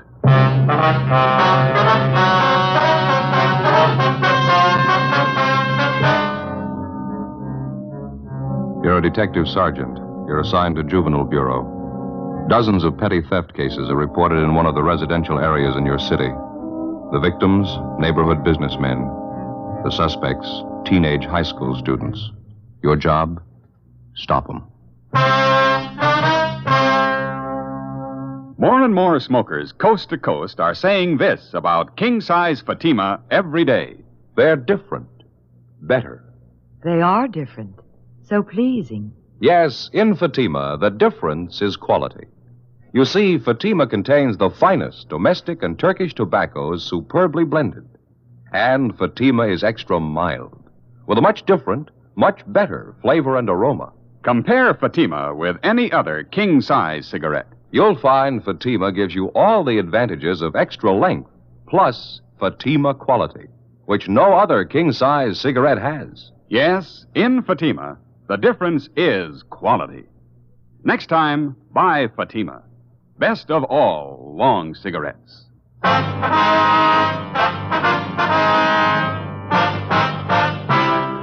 Dragnet, the documented drama of an actual crime. For the next 30 minutes, in cooperation with the Los Angeles Police Department, you will travel step by step on the side of the law through an actual case transcribed from official police files. From beginning to end, from crime to punishment, Dragnet is the story of your police force in action. It was Tuesday, February 4th. It was cloudy in Los Angeles. We were working a night watch out of Juvenile Bureau, assigned to University Division. My partner's Ben Romero. The boss is Inspector Bowling. My name's Friday. We were on the way out from the office, and it was 7:13 p.m. when we got to the corner of South Waverly and Chester Avenue. The grocery store. Guess that's him back there at the meat counter. Yeah. Come on. Looks like he's getting ready to close up. Yeah, I guess we just about made it in time, huh? Excuse me, sir? Yes, sir. Help you, gentlemen? We're looking for Henry Loomis. Yes, sir. That's my name. Police officers, Mr. Loomis. My name's Friday. I believe I talked to you on the phone. Oh, yeah. This is my partner, Sergeant Romero. Hi, Mr. Loomis. Wonder if you'd mind waiting a half a minute, officers. Just getting a little bookwork straightened out here. Today's receipts. Yeah, go right in. Won't take but a minute. Let's see here. 37, 45, 37. There we go. Ain't that lousy bookwork going to get a girl to come in and do it one of these days? Let's go up front here and talk. All right, sir, fine. Pull up a couple of stools there. Might as well be comfortable. Yes, thank you. Thank you, You talked to any of the other merchants in the neighborhood yet? No, sir, not yet. We'd like to find out what you have to tell us first. Well, it's one of those high school kids, I can tell you that. I'm sure of it. I don't want to sound like an old grouch, but this stealing's got to stop. You get quite a bit of business from the high school trade, do you? At the noon hour, and then just after school lets out. Usually have quite a bunch of them in here around those times. Mm-hmm. Do you especially cater to the high school crowd? I mean, do you serve lunch here or anything like that? No, I don't. I usually get the kids to take their lunch. They come in and buy soda water or milk to drink with their sandwiches. They seem like such a nice class of kids. I didn't think they were thieves. Well, how long has this stealing been going on, Mr. Loomis? I'd say about 10 days, 2 weeks. It's not very hard for them to get away with it. 15 or 20 kids crowd in here during noon hour. I'm usually busy up at the counter. It's no great trick for any one of them to make off with a couple of dollars worth of merchandise. You say this happens just about every day? Every day the kids are in here, yeah. I tried playing detective myself for a while, trying to catch the guilty ones. Didn't do much good. Mm-hmm. As long as this stealing's been going on, Mr. Loomis, has it ever amounted to more than just a few dollars worth of food every day? No, that's the funny part of it, Sergeant. When I check back on my inventories, it's always just about the same amount. A few cans of meat, vegetables, butter, a few loaves of bread. It's not so much the value of the stuff. I just don't like the idea of some kid making a fool out of me day after day. Has your cash register ever been tampered with, you know? I mean, any money stolen? No, sir, that's another thing I can't understand. If a kid's going to turn thief, you'd think he'd go after the cash. Whoever's doing it, they've never tried anything like that here. Well, how about some of the other merchants in the neighborhood, sir? You mentioned on the phone there were a couple of others having the same trouble that you are. Yes, sir, there's George Brophy. He's the newspaper distributor, and there's Collins. He's got the grocery place up the street. You can talk to them. I gave you their addresses on the phone, didn't I? Yes, you did. Just one more thing, Mr. Loomis, about this crowd of high school boys that hang around here. Any of them in particular you might suspect? As a matter of fact, there is. I certainly can't prove anything, but I just have a feeling about it. I don't like the boy. Just one boy, sir? Yes, sir. There may be more than one that's guilty, but this young fellow I'm pretty sure of. What's his name? I hear the kids call him Harry, red-haired boy, curly red hair, tall, a few freckles. Won't be hard to get his last name if we need it. Mm-hmm. Is there anything else you can think of that we ought to know? You go up the street and talk to the other two men, Sergeant, George Brophy and Collins. They might have something more for you. I think I've told you about everything. All right, Mr. Loomis. I've got your home phone here. If we want to contact you later tonight, I'll call you there. Is that all right? Perfectly all right. Here's our card, sir. You can call us at that number there anytime. All right, thank you. What do you think's behind the whole thing, Sergeant? This cheap stealing, nickel and dime stuff. I don't know, sir. We'll try and find out for you. Just doesn't make sense stealing like that day after day. You'd think even a kid would know that you can't go on stealing forever. Yes, sir. A lot of them give it a try. From the very start, the whole pattern of the case and the thief's method of operation made little or no sense at all. The thefts had been going on for more than 2 weeks, and they'd all taken place in a 12-square-block area. In each of the 24 cases reported to us, not one of the thefts had been for more than $5, either in cash or merchandise. The thief's scene of operation included 2 grocery stores, a drugstore, coin boxes attached to the newsstands in the neighborhood, and a 5 and 10 cent variety store. With one exception, all of the cases involved theft of merchandise only. The breaking open of coin boxes attached to newsstands was the single instance in which money was taken. The total sum was less than $3.50. 7:40 p.m. Ben and I left the grocery store and went up the street to the home of George Brophy. He was the neighborhood newspaper distributor who operated the coin box newsstands which had been broken into. Well, I think you can just about count on it, Sergeant. It's one of the kids in the neighborhood doing all this. Either that or a couple of them are working together. What makes you so sure about it, Mr. Brophy? Well, for one thing, we got more than our share of kids out this way. A lot of them are from poor families, underprivileged, you might say. Mm-hmm. I guess they figure it's one way of picking up extra spending money. I got nothing against kids myself. A few nickels they get out of those boxes, I wouldn't prosecute them for that. Well, sir, that's not exactly it. The point is they're stealing. If they get away with this small-time stuff, they might figure they're ripe for something bigger. Probably be the best thing in the world for them if we can stop them now and set them on the right track, don't you think? Yeah. Put in with you there, Sergeant. I don't know how much I can help you, though. Do you have any idea at all who it might be that's breaking into the coin boxes? Well, like I say, I have nothing against any kid myself, but there is one of them around the neighborhood I've been a little suspicious about, a red-headed kid. What's he look like, you know? Red hair, freckle face, kind of tall and gangly. Typical high school kid. Old Loomis down at the grocery store, he's been a little leery about the same kid, too. Well, why do you single out this red-haired boy, Mr. Brophy? Well, he... Oh, excuse me, I better grab Right ahead. Yes. Hello. Oh, yeah, Maggie, hi. 4 of them. When are they born? Is that right? All right. Born this morning. 4 of them, huh? Yeah, just a minute, I'll call. Grace, Yeah, honey. it's for you, Maggie Harris. Oh, okay. Thanks.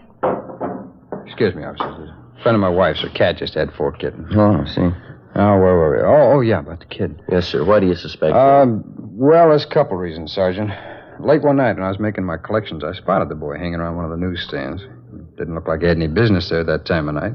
He looked up and saw me coming. He turned and ducked down a side street. Well, do you have any idea where this boy lives, Mr. Brophy? No, can't say I do. He goes to that high school a few blocks up on South Waverly. I know that. It's the same boy that the grocerman had his eye on. You said there were a couple of reasons why you were suspicious of this boy, Mr. Brophy. Yeah. Well, this other thing doesn't mean too much. There wasn't anything really wrong with it. It just seemed a little queer, that's all. What was that? Well, I dropped in at the safety liquor store down the street last week. I wanted to pick up a little something. I saw the same kid in there. Uh-huh. He was asking Benny, the guy who runs the place, if he'd sell him a fifth of bourbon. I heard the kid saying it was supposed to be for his father. His father was sick and couldn't come in. Of course, Benny turned him down. He wouldn't sell it to the kid. And that was the extent of it, huh? Yeah, that's all. Wasn't anything wrong with it. Kid didn't insist. But I thought it was just a little out of line sending a kid after liquor. Well, it's about the size of it. How about some of the other merchants in the neighborhood who have been bothered with these petty thefts? Do you know if any of them are suspicious of this boy? No, I wouldn't know that. Henry Loomis down at the store is about the only one I know of. Well, thanks very much, Mr. Brophy. If anything else comes up, you can get us at the number on this card here. Oh, okay, Sergeant. Fine. If I can help at all to clear this thing up, I'd be glad to do it. Well, we'll probably be checking back with you, and thanks again, sir. Sure is funny, the whole thing. I get a big laugh out of it. Sir? Oh, I mean the friend of my wife's called up, Maggie Harris. Cat had 4 kittens, like I told you. Uh-huh. Sure get a big laugh out of that. I kept telling her. She wouldn't believe me. What's that, sir? Well, she thought the cat was a male.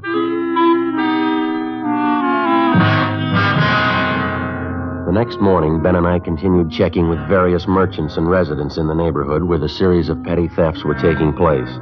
We located and questioned one more shopkeeper who was suspicious of the tall, red-haired boy known as Harry. That afternoon, we went to the high school on South Waverly Avenue to check on him.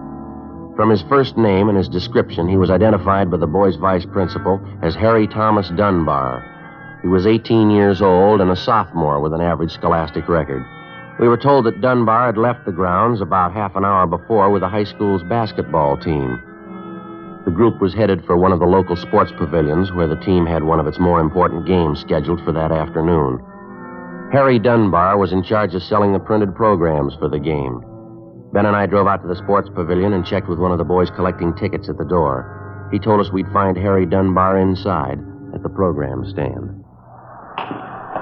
These high school kids sure take their basketball seriously, don't they? Yeah, big turnout, sounds like. We're going to be lucky if we can find that boy in this crowd. Yeah. You see him anywhere? No. Which side is the program stand supposed to be on? Well, there's a lot of them along and through here on both sides. Guess we better start checking them out. Yeah.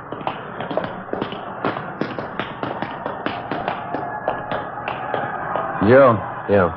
That stand back there on the left, you see? Red-headed kid? Yeah, let's check him, huh? Okay. Programs, dime. Complete programs for the game, 10 cents. Excuse me, son. Program, mister? Your name, Harry Dunbar? Yeah, that's right. We're police officers, Harry. We'd like to talk to you for a few minutes, if it's all right. Oh. Well, I can't talk to you now. I'm pretty busy selling these programs here. Then suppose we wait a few minutes, son. See, you only have a few left there to sell. No, it wouldn't do any good waiting.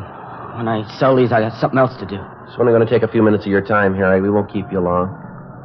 What is it, officer? What do you want to talk to me about? Just have a few questions for you, son, that's all. Can you step out in the lobby with us for just a minute?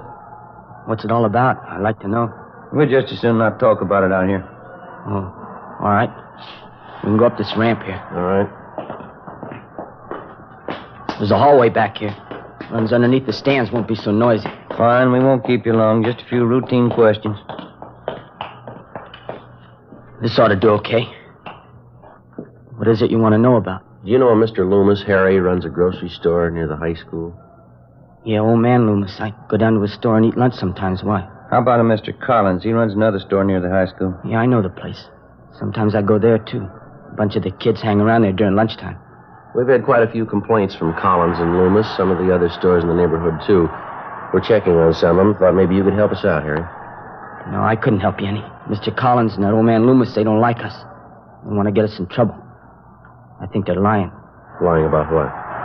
About us kids stealing things out of their stores. I bet they even told you I'm stealing things from them. Are you, Harry? Of course not. They can't say any of us stole things. They don't know. They can't prove anything. Do you know the man that distributes newspapers in your neighborhood, son of Mr. Brophy? Who? Mr. Brophy. Some of the coin boxes on his newsstands have been broken into. He thought maybe you could tell us something about that. Why me? I don't know any Mr. Brophy. Well, he knows you, Harry. He saw you hanging around one of the newsstands one night, and there's something else. He saw you trying to buy a bottle of liquor in the neighborhood. Is that right? We've had 3 or 4 reports on you, son. What do you say? You want to tell us about it? They're crazy. I haven't done anything. Well, you got nothing to worry about, son. I won't tell you anything. Look out, Ben. Here, grab him. I got him. All right. Hold it up, son. Let me go. Let me go. Take it easy, young fella. I haven't done anything. I haven't. Now let me go, please. I haven't done anything. Why'd you try to run away? I have to get home. I got to get home right away. All right, son. We'll take you there. No, you can't go with me. I have to go alone. Afraid we're going to have to hold on to you, Harry. Either we take you home or we take you downtown. Which is it? I tried to tell him I couldn't do everything. I tried, but it didn't work out. I can't do everything. What do you mean, son? Take me home. I'll let them tell you.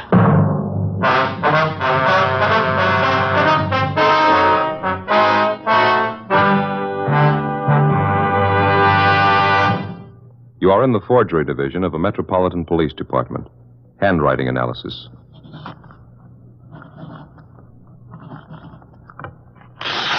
All right. Now write the alphabet in lowercase, please. You are listening to a police officer taking a sample of a suspect's handwriting. This handwriting sample will be compared with a forged signature. Side by side, 2 signatures may often look alike, but closer examination will prove a world of difference. You'll find the same is true when you compare Fatima with any other king-size cigarette. Side by side, Fatimas are the same in length and circumference. 85 millimeters long, 1 1/64 inches around. And Fatima filters the smoke exactly the same long distance as any other king-size cigarette. But in Fatima, the difference is quality. Fatima gives you extra mildness, a much different, much better flavor and aroma. Remember, Fatima has all the advantages of extra length, plus Fatima quality, which no other king-size cigarette has. So insist on the best. Next time, buy king-size Fatima.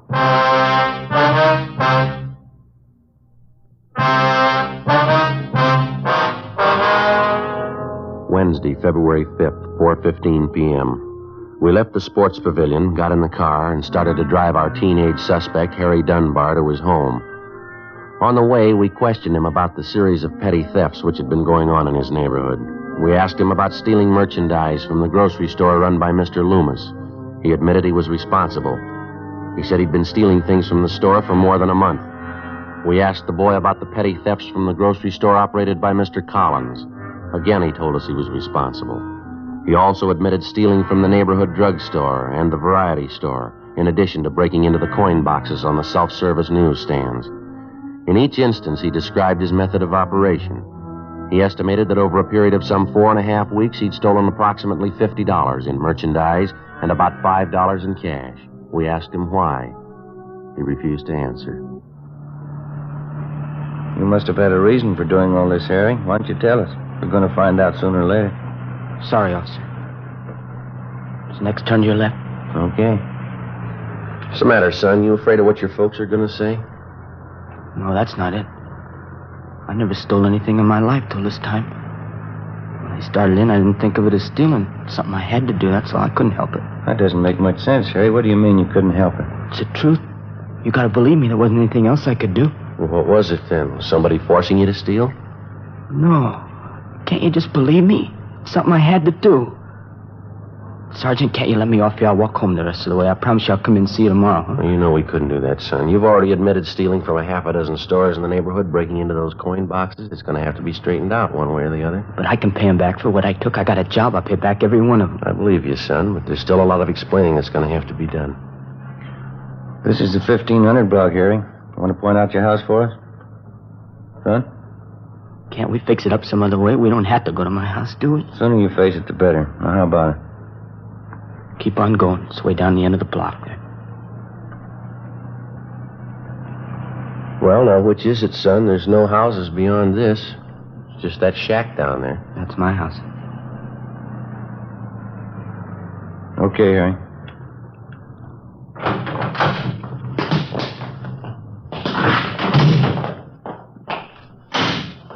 Maybe I better go in first, see if everything's all right. It'll be all right. We'll come with you. Ben and I followed the boy up the stairs and into the house. From the outside, it looked run down and badly in need of painting. On the inside, it still looked in fair condition, except for the housekeeping. The floor of the living room was littered with soiled clothing, ashes, dirt, and dust. The few pieces of furniture didn't look much better. A card table set in one corner was crowded with dirty dishes and scraps of half-eaten food. Across the room was a baby in a crib. Couldn't have been more than a few months old. Apparently, the bedclothes in the crib hadn't been changed for days. Next to the crib, huddled in an army cot, underneath a few thin blankets, was a dark-haired little girl, maybe 2.5 years old. Her face was thin and pale. She was asleep. Through an open door, we could see into the next room where a woman was lying on a couch. There was an empty glass and a newly opened bottle of whiskey on the nightstand. Should have let me come in first, officers. Would have had a chance to clean up a little. Kids mess up the house, Harry, is that you, Harry? That's my mother. Resting a little, I guess. This is the baby in the crib. His name's Jerry. Well, that's my little sister on the cot there. Her name's Annie. Get your mother out here, will you, son? We want to talk to her. Don't get mad at her, huh, will you? Ma's had a tough time lately. She tries to do her best. What's the matter with the kids here, son? Have they been sick? Yeah, the baby had a cold, but I got that medicine there from the drugstore. He seems to be okay. I'm not so sure about Annie, though. She had a bad cold. Doesn't seem to be getting over it. You want to take a look, Ben? Yeah. Get your mother up, son. Yeah. All right.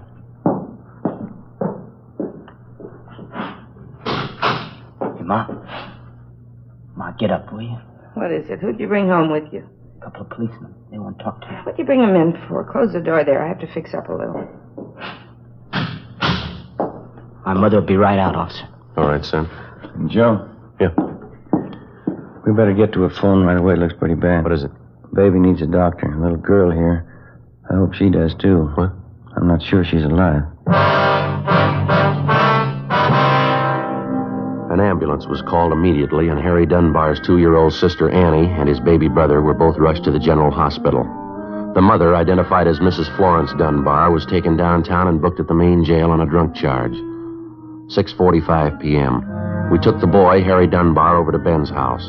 We put in a call to the general hospital to check on his little sister Annie and his infant brother. They told us both the children were suffering from malnutrition. The little girl, Annie, had double pneumonia.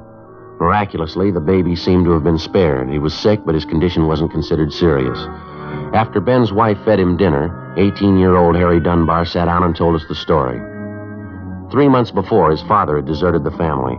His mother had made a pretense at supporting Harry and the 2 babies and then gave it up in favor of drinking. The whole burden of keeping a family alive was piled on the youngster's shoulders. Besides school, he had 3 odd jobs that he worked at to earn enough money to pay the rent, the gas and light bill, food, and general necessities. It wasn't enough, so he had to take to stealing. His mother wouldn't work, but at the same time, she wouldn't let the boy apply for charity. He slept at Ben's house that night, and the next morning at Juvenile Bureau, he gave us the rest of the story. I guess it got too much for me. I don't know. I could sneak the food and medicine from the stores, all right, but couldn't seem to get enough money together. The rent bill and all that. Kids needed clothes, too. Well, why wouldn't your mother let you apply for help, son? Some of the local charity. Well, Ma'd never go for that, officer. She'd get mad when I talked about it. Said she had too much pride to take charity. Mm-hmm. Did your mother know that you were stealing the food and medicine that you used to bring home? I don't know. Guess so. Wouldn't be so mad at her, but every time I got some money together to pay bills, she wanted me to buy whiskey for her. She begged so much I couldn't say no. We're having your mother brought over from the main jail, Harry. We'd like to find out if we can't locate your father. You want to check outside, Ben? See if they brought Miss Dunbar over yet? Yeah, okay. Thank you. How about the kids, Officer? Annie and the baby, how they doing? Well, I checked the hospital, Harry. The doctor's going to call us as soon as he can. Ma should have known better. Poor little kids. I could take care of myself, but they had to depend on her. She'd only stopped drinking. Go right in, Mrs. Dunbar. Harry, you all right, son? What have they been doing to you? I'm all right, Ma. No, don't hang on me like that. I was worried about you, Harry, you and the kids. I'm sorry they got sick. I didn't know. It's just bad luck, Harry. We got to stick together, you and me. There's a chair here, Ma. Sit down, huh? Hey, Joe. Yeah? Hospital called. They took the message outside. Here you are. Well, thank you. The hospital officer? About Annie and the baby? Yeah, that's right, son. About your little sister Annie. What about her? What'd the doctor say? Well, it's not good, Harry. The doctor called and said Annie had pneumonia. Pneumonia. She'll be all right, though, huh? They'll take care of her? Well, it's not that way, son. I mean, the doctor said... Oh, look, you tell him, will you, Joe? What is it? What about Annie? We got a right to know. She's my little girl. Sergeant, you can tell me. You want to sit down, Harry? Yes, sir? Annie died 10 minutes ago. The doctors tried. They couldn't help. Annie dead? That's right, son. She's only a little kid. She's only 2 years old. Harry. Harry, son. Poor little Annie. Why did it have to be her, my own little girl? My own little Annie. Be good to me, son. I don't know how I can stand it. My own little girl, Annie. Go outside, Ma. Go outside. No, Harry. I need you. I need you more than ever, son. Be good to me. We have to stick together now. We gotta love one another. All right, Miss Dunbar. No. I need Harry. He's all I got. Aren't you, son? It's so hard sometimes. Everything's against us. Lord only knows I've tried. We've got to try to be happy, to stay together, love one another. Lord only knows. Will you shut up, Ma? Harry, don't blame me, son. We've got to try to be happy. I blame you. Anybody blame you. You killed her. Poor little kid, you killed Annie. Harry, don't say it. Don't say it. I will say it, Ma. You did it. The whole terrible thing. Annie's dead. You did it. Don't you know what I mean? Don't, son. Don't hurt me. All right, Harry. Now take it easy. You know it, too, don't you? She did it. Her and her whiskey and her drinking and laying around, not even caring about the kids. I tried to tell you, Ma. It's the least you could have done. Take care of the kids. See they're all right. You had to drink. You wouldn't work. You had to lay around. Don't you understand? I couldn't do it all. I tried. I couldn't do it all. You had to go on drinking and lay there and watch Annie die. Please, son, don't say that. We gotta love each other. I wouldn't hurt Annie. You know your mother never do that. You're not my mother. You're not anybody's mother. You don't know what you're saying. Harry, I'm your mother. Lord knows I've tried to be a good mother. You don't mean what you're saying. Goodbye, Ma. I hope I never have to see you again. Harry, please, don't go. Then you better go get her. Yeah.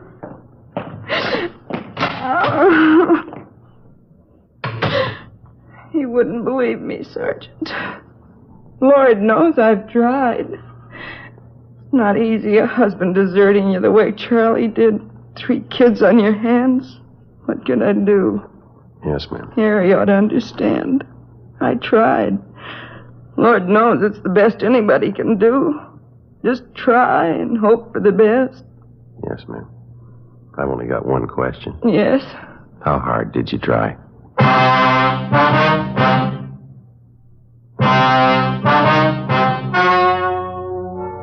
The story you have just heard was true.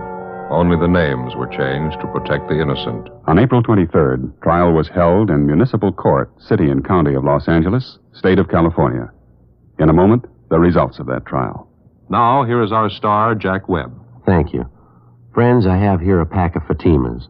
Inside, of course, 20 king-size Fatima cigarettes.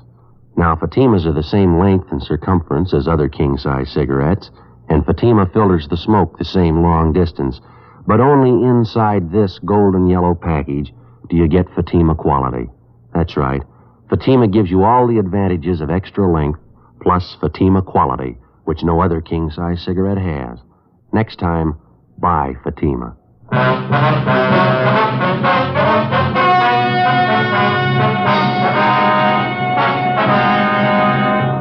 18-year-old Harold Dunbar was filed on in juvenile court. After the hearing, the court directed that the 2 Dunbar children be placed in a foster home. Mrs. Dunbar was permanently deprived of the custody of her children.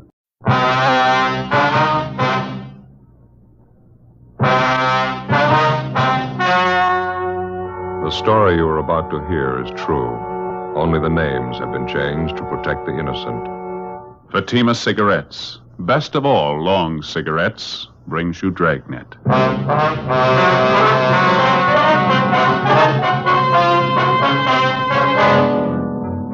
You're a detective sergeant. You're assigned to accident investigation, hit and run detail. You receive a call that two elderly women have been struck down in a crosswalk by a hit and run driver. The women lie in Georgia Street Hospital. Their condition is critical. Your job? Find the driver.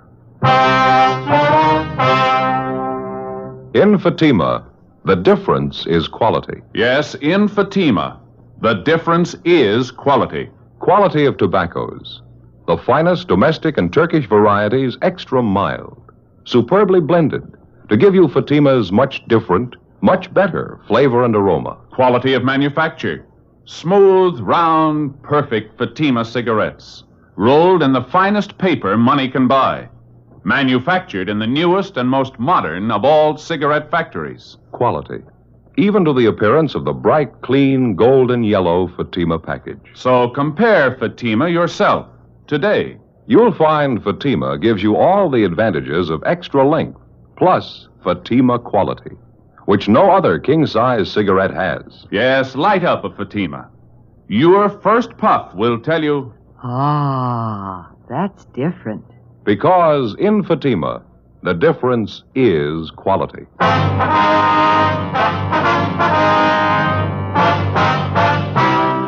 Dragnet, the documented drama of an actual crime. For the next 30 minutes, in cooperation with the Los Angeles Police Department, you will travel step by step on the side of the law through an actual case transcribed from official police files.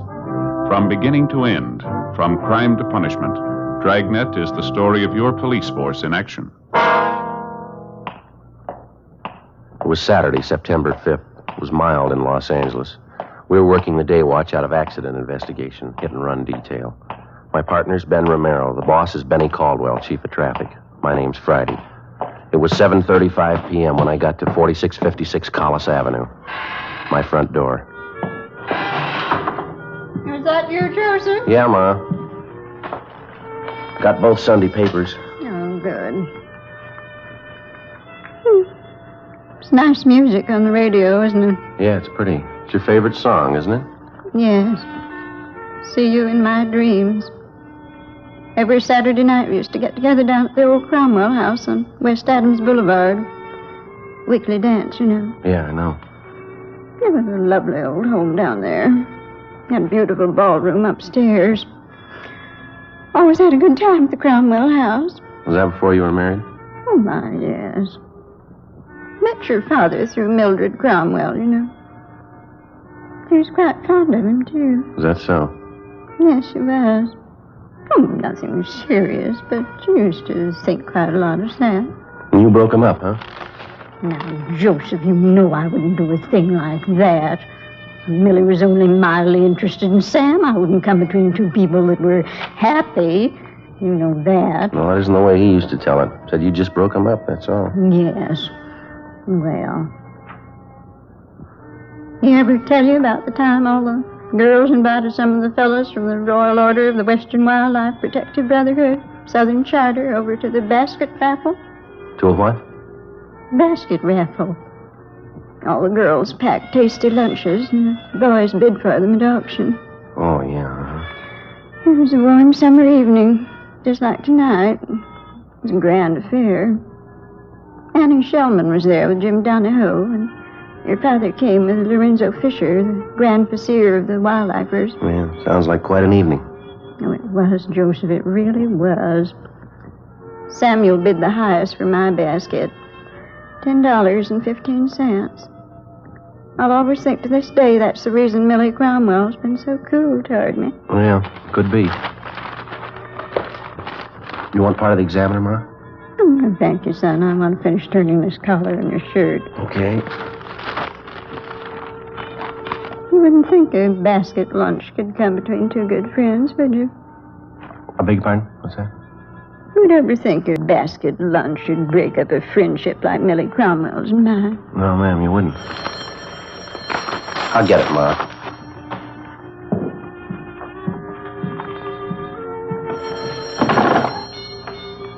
Friday talking. This McDermott, Joe. Oh, yeah, Mac.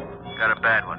2 elderly women were struck by a hit and run. Well, just a minute, Mac. I can't hear. Hey, Ma, would you turn down the radio, please? You're all right. Thank you. Yeah, Mac, go ahead. 3 blocks west of Riverside on Los Feliz. We have 2 traffic cars out there now for the preliminary investigation. You, Romero, better roll on it. Right, Mac, right away. I've already notified Romero. He's on his way over to pick you up now. Okay, I'll be ready. Keep me informed, huh? Right, Mac, bye. Do you have to go back to work, Joseph? Yeah, where'd you put my flashlight, do you remember? It's right here in the desk. Okay, thank you. What is it, son? An accident? Yeah, bad one, it sounds like. Hit and run. Who was it? Did they say? A couple of elderly women struck down up on Los Feliz. Isn't that terrible? Yeah, Ma, they're all terrible. 10 minutes after I hung up the phone, Ben arrived, and at 8:10 p.m. we got to the intersection of Los Feliz Boulevard and Commonwealth Avenue. The bodies of the 2 victims had been removed and taken to the Georgia Street Receiving Hospital. One of the uniformed officers was taking photographs of the scene. His partner was picking up particles of glass and all physical evidence left by the hit-and-run driver. He identified himself as Officer E.W. Hyde, Unit 61T. Few pieces of the headlight lens and the chrome ring, about all. And this is the point of impact, huh? Yeah, that's right. It's 24 feet south of the northerly pavement and about 12 feet east of the westerly curb line. Right in the crosswalk up there, huh? Yeah. And freshly painted, the driver couldn't miss seeing it, could he? Yeah, it's well illuminated, good street lighting up here. Hyde, were the signals in operation? No, they weren't. Boulevards stop here, though. Blinkers are all in operation. How far were the bodies of the victims thrown? Body number 1 was thrown 70 feet. Body number 2 was knocked 38 feet in the southwest direction. Both came to rest approximately at the center line of the street.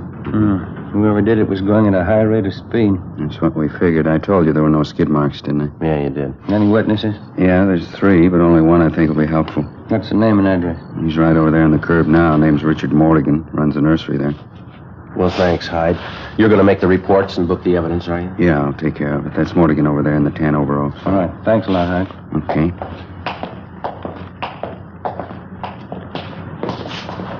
Your name, Richard Mortigan, is that right, sir? Yeah, that's right. Police officers, Mr. Mortigan. This is Sergeant Romero. Well, how are you? How are you, sir? My name's Friday. We're out of accident investigation. I'd like to talk to you about the accident that just happened here. Sure was a bad one. Hope you catch those kids. Didn't even slow down. I understand you witnessed the accident. Wonder if you'd be kind enough to tell us what you saw. I was just closing up my nursery here. Just unlocked my car and was about to get in when I saw this car come shooting up Los Feliz there. Fast clip. Where were the 2 women? They were just stepping off the curb onto the crosswalk over there. I could tell they didn't see the car. I yelled, honked my horn. Guess I wasn't quick enough. It was just awful. Go on, Mr. Mortigan. Oh, the way that car hit those women looked to me like he knocked them 50 feet at least. Then, just like nothing at all, the car raced right on through the intersection on down Los Feliz, that way. Did you get a look at the driver? No, sir, not too good, but I believe he had blonde hair. Looked to me like he was alone in the car. Anything more about him? Looked like a young kid to me. I'll bet on that. He was young, blonde kid, about 18, 19, around in there. Now, how about the car he was driving? Can you help us out there, sir? I believe it was a Ford. I don't know what year. Yeah, a Ford sedan, 2-door. What color was it? Black, dark blue. I'd say black. Did you happen to get the license number, sir? No, sir. Everything happened so fast, I guess I was kind of stunned for a minute. You know how you'd be. Sorry, wish I did. And you're pretty sure about the car, Mr. Mortigan. Are you familiar enough with cars to be positive it was a Ford? Yeah, I think I am. And you don't know what year the car was? No, sir. I'm sorry I don't. Just know it was a Ford sedan. Well, thank you very much, Mr. Mortigan. We may have to check back with you later. Anytime. I'd glad to do whatever I can to help you get that driver. How can we get a hold of you, Mr. Mortigan? Well, I'm right here all times. Mortigan Nurseries. 4402 Los Feliz. Phone number Normandy 32257. All right, sir. Thank you very much. Those 2 old women, they didn't have a chance the minute they stepped off the curb. Crazy kid didn't even stop to see if he could help him. Yes, sir, we know. Then again, maybe he didn't see him. Maybe it wasn't his fault. Well, whose fault was it he didn't stop? Before we left the scene of the accident, we interviewed the other 2 witnesses, but they could add nothing to Richard Mortigan's statement. Investigation disclosed that victim number 1 was a Marcella R. Norton, age 58. Victim number 2 was identified as Elizabeth Ann Carey, age 65. Ben and I drove over to the Hollywood station, where we met Officer Hyde, who was just completing his reports and was booking the physical evidence found at the scene of the accident. Included in the evidence were the topcoats worn by the victims at the time they were struck down. All this was turned over to Lieutenant Lee Jones in the crime lab. Ben and I compiled the small amount of information that we had. The physical evidence found at the scene, and the scanned information that the witnesses were able to give us. Not enough for us to attempt to identify the driver of the hit-and-run car. Well, it wasn't much to go on. 9:54 p.m., we got a call from Lee Jones, who said that he'd completed his investigation and wanted to see us right away. We went over to the crime lab. I think maybe I got what you need here. Well, we haven't got much now, so almost anything will help, Lee. Well, let's go back here. All right.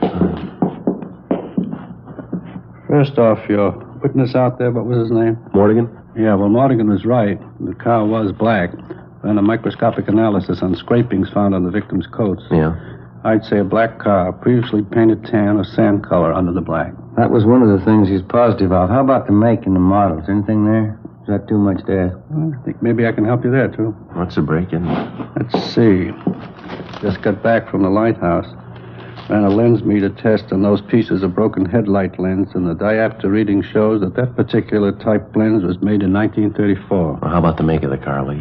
The only company that used this type of lens was the Ford Motor Company. Pretty positive about it? Ran a spectrographic test on the chemical composition of the glass in the lens. Checks out. Well, we got a car to work on. That's it, 1934 Ford black. No, thanks a lot, Lee. It's all right. When you find the car, I can tie it in definitely for you. Oh, that's fine. Oh, excuse me. Crime Lab, Jones. They're right here, Mac. Just a minute. To either one of you, it's McDermott. I'll take it, Joe. Okay. Yeah, Max Romero. Oh, when? Yeah, me too. Yeah, right. Mac just got word from Georgia Street. Yeah? Both victims. They just died. With the death of the two victims, what had only been a hit-and-run felony had now become a case of manslaughter, 2 counts. Ben and I went back to the office and met with Lieutenant McDermott. Past experience has proven to the traffic officer that the quickest and surest way to a successful prosecution of a hit-and-run case is with the full cooperation of the average citizen. A hit-and-run felony differs from the ordinary police case in that the investigating officers are not dealing with a criminal suspect. In a case of this nature, the guilty party could well be the outstanding citizen of his community. In all probability, he had no motive for a crime, only motive in running from the scene of the accident. Well, the one way to gain citizen cooperation was to acquaint him with all the details of the accident, any and all information that we had or would obtain as the case worked towards solution. 10:15 p.m., Saturday, September 5th. In addition to the emergency broadcast put out at the time of the accident, supplemental broadcasts and APBs were sent out. Ben and I then started to make up a special police bulletin. Wanted for manslaughter and hit-and-run felony. Okay. Information regarding identity of occupant of following hit-and-run vehicle. Regarding identity of occupant. Yeah. Vehicle, okay. Got it? Mm-hmm. Involved in accident resulting in death of 2 female pedestrians. Accident. Pedestrian. Accident occurred September 5th. Approximately what time, Joe? 7:30 p.m. Right. On Los Feliz Boulevard at intersection of Commonwealth Avenue. Okay. Now, can I see what we got? Mm-hmm. Thank you. Occupant, young male, Caucasian, approximately 18 to 19 years of age. Vehicle, 1934 Ford sedan, black with tan undercoat, driven by male occupant. This car will have extensive damage to front end. Facsimile photographs of type of car wanted appear on this bulletin. I got the photos right here. Side, front, and back view. Okay, this ought to do it. Let's get it down to the printing bureau right away, huh? Yeah, auto paint shops, wrecking yards, garages, repair stations, used car lots, insurance company. The daily papers are running a spread on it in the next edition. That ought to cover it. Yeah, it's all there if it gets to the right person.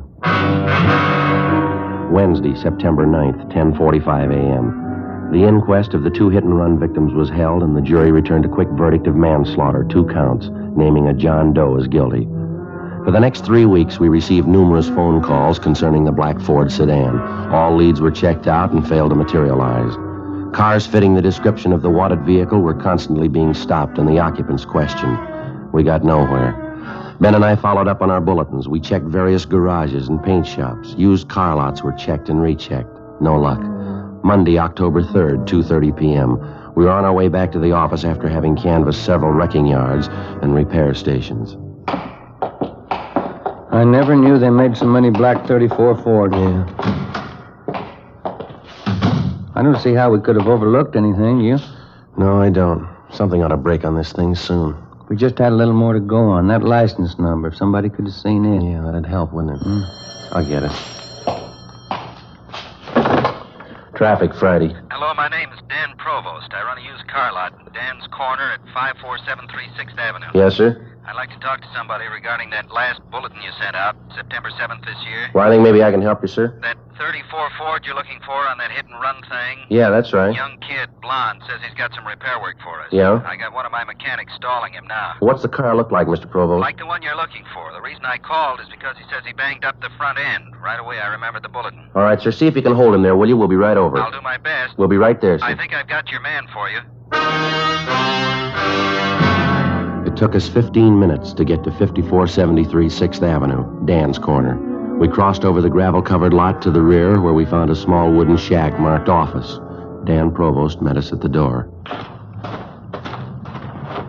I'm Provost. You the police? Yes, sir, that's right. I'm sorry. I did my best, but I couldn't hold him here without making him suspicious, but I'm sure he'll be back. How do you know?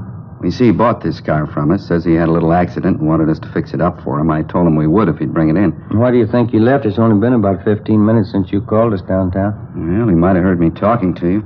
Well, if he did, and he's our man, I doubt very much if he'll be back. Oh, I bet he will. Blonde kid, about 19 years old, driving a black 34 Ford, just like the one you're after. Well, can you give us his name and the license number of the car? Sure, it's Curly Watson. License number, I got it right here. It's 9R9707. I looked it up on his contract. And this name, Curly, you have his full name? Sorry, I guess I'm a little excited. It's Wilfred E. Watson. Everybody around here calls him Curly. I'm pretty sure he's the one you want. I know that car. I bought it from us about 5 months ago.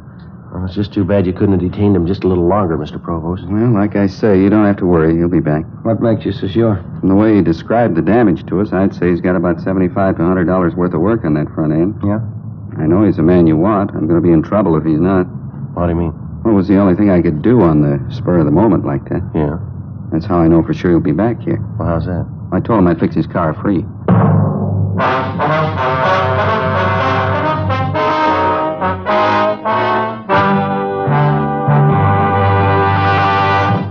You are in the forgery division of a Metropolitan Police Department. Handwriting analysis. All right, now write the alphabet in lowercase, please. You are listening to a handwriting expert taking an exemplar of a suspect's handwriting. Now write the numerals from 1 to 10, please. This handwriting sample will be compared with a forged signature. Side by side, two signatures may often look alike, but closer examination will prove a world of difference. You'll find the same is true when you compare king-size cigarettes. Fatimas are the same length as any other king-size cigarette, 85 millimeters. Fatima has the same circumference, 1 1/64 inches around. And Fatima filters the smoke exactly the same long distance as other king-size cigarettes. But in Fatima, the difference is quality. Fatima gives you extra mildness, a much different, much better flavor and aroma. You get all the advantages of extra length, plus Fatima quality, which no other king-size cigarette has. So compare Fatima yourself. Your first puff will tell you... Ah, that's different. Yes, in Fatima, the difference is quality. Best of all, long cigarettes.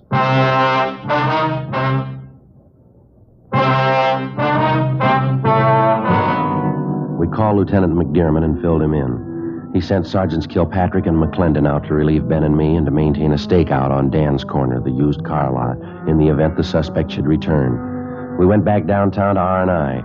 Wilfred E. Watson had a record and was wanted by the Fresno Police Department, where he had jumped bail. The charge was grand theft. We took Watson's mugshot back to the used car lot, where he was positively identified by Dan Provost.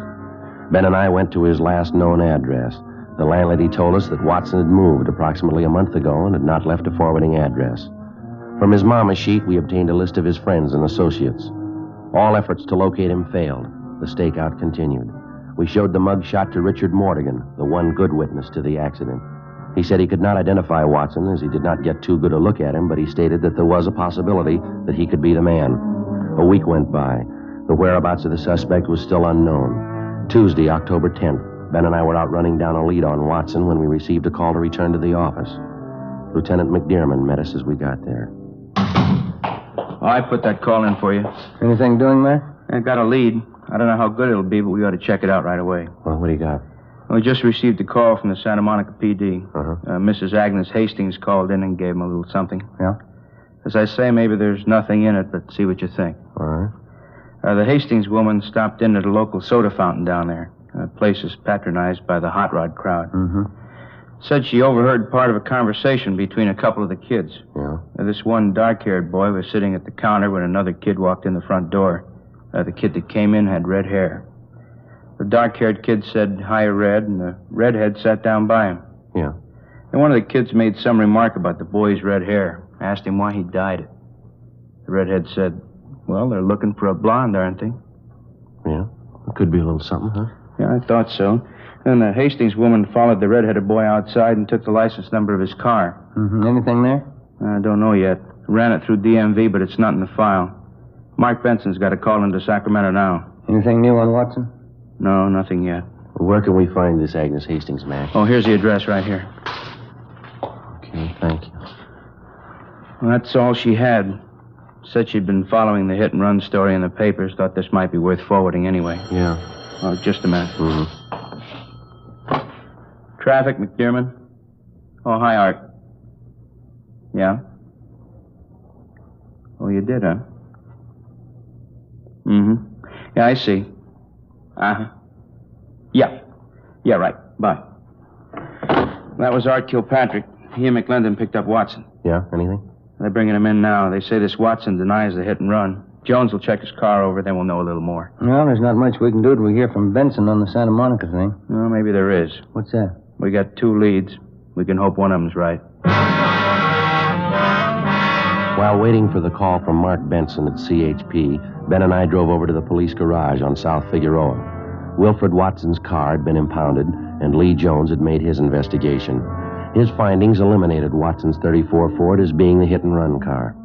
Investigation showed that Watson's car was involved in an accident, but this was 5 days prior to the killing of the 2 women pedestrians. Wilfred E. Watson was booked for the Fresno authorities for prosecution on their warrant. This left only the one lead, the red-headed boy who had dyed his hair. If Agnes Hastings' observations had been correct, the fact that the boy originally had blonde hair made him a possible suspect. 11 a.m. The information from DMV came through from Sacramento. The car was registered to a Calvin L. Martin, 16 Boardwalk Lane, Santa Monica. The car was a 1939 Dodge sedan, legal the same. 16 Boardwalk Lane was a small beach house facing out on the Pacific Ocean in the town of Santa Monica. 11:26 a.m. We arrived in front of the house. This is it, number 16. Yeah, all right, let's go up on the porch. Mm-hmm. I don't see anybody around. Looks like nobody's home. Well, let's try the bell.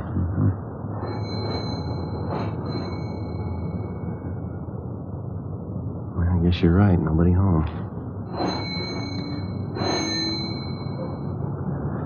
Yeah. Let's check the garage, huh? All right. It's around the side, isn't it? Yeah, it's right there. Oh, yeah.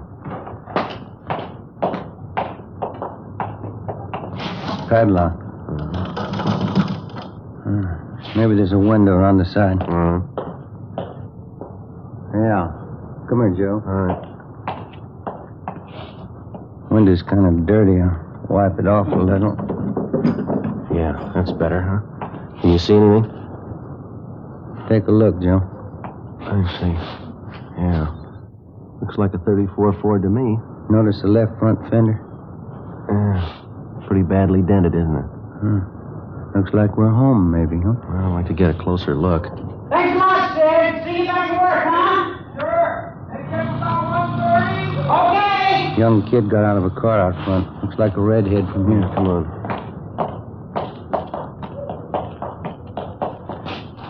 Hi. You men want something? Police officers. Yeah. Do you live here? Yes, I do. What's wrong? What's your name? Louis Martin. Who is Calvin L. Martin? My father, why? Does he own a 1939 Dodge? Yeah, that's right. Anything wrong? Whose car is that down in the garage there? Belongs to a friend of mine. I just let him keep it in there. What's his name? Jesse. Yeah, well, Jesse what? Jesse Armstrong. Where does he live? Over on Venice Boulevard. What's the number? I don't know offhand. And you let him park his car here in your garage and you don't know where he lives? Well, I know, but I just can't think of it. I don't understand. What's wrong? You got a key to the garage? No, Jesse's got it. You don't keep a key to your own garage? No, I let Jesse keep it. You always had red hair? Sure. Why? Red on top and blonde at the roots. Is that it? I wish you'd tell me what's going on. No, Armstrong, you tell us. Well, watch it, Joe. All right. Let's hold it right here. I didn't do anything. Let me go. Well, how about it, son? That's the second time you tried to run now, isn't it? How'd you find me? Who told you? You want to tell us about it? I didn't mean to hit those two women. I was coming home from up in L.A. I was late, and I was trying to hurry to get home. I didn't see him until it was too late. Why didn't you stop? Why'd you run? I was afraid. I just couldn't face it. I thought I could get away with it, I guess. I'm sorry. I didn't mean to do it. Do you know those two old women died as a result of you running them down? No. I didn't know they'd die. All right, come on, son. Let's go. I didn't really mean to do it. I'll tell everybody I'm sorry. I am sorry. That'll make a difference, won't it? You killed two people. You figured.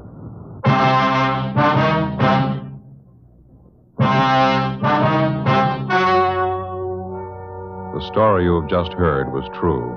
Only the names were changed to protect the innocent. On December 17th, trial was held in Superior Court, Department 81, City and County of Los Angeles, State of California.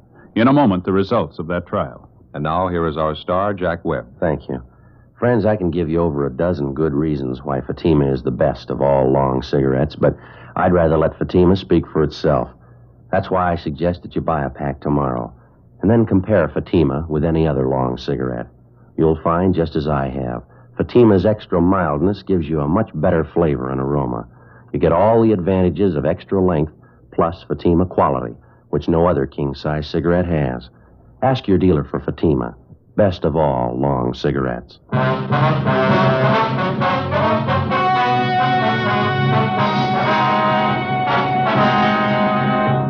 The suspect, Louis T. Martin, was found guilty of manslaughter. He was sentenced to 1 year in the county jail and was placed on probation for 5 years.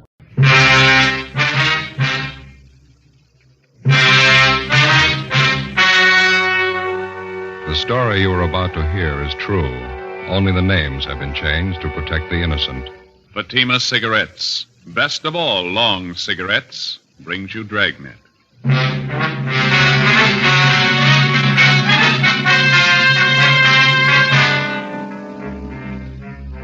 You're a detective sergeant. You're assigned to homicide detail. A young mother is murdered in bed while her 7-year-old son sleeps by her side. The killer was vicious and cunning. Your job? Get him. You'll be amazed when you compare Fatima with any other king-size cigarette. The size is the same. They now cost the same. But in Fatima, the difference is quality. You see, Fatima is the quality king-size cigarette because it contains the finest domestic and Turkish tobaccos superbly blended. And Fatima is extra mild, with a much different, much better flavor and aroma than any other long cigarette. So compare Fatima yourself. Fatimas now cost the same as other long cigarettes, but your first puff will tell you... Ah, That's different. Yes, in Fatima, the difference is quality.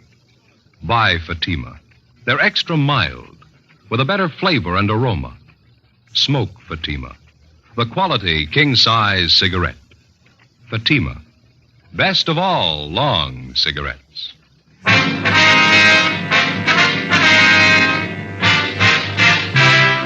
Dragnet, the documented drama of an actual crime.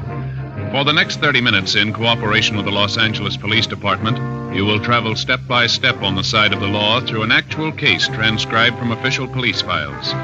From beginning to end, from crime to punishment, Dragnet is the story of your police force in action.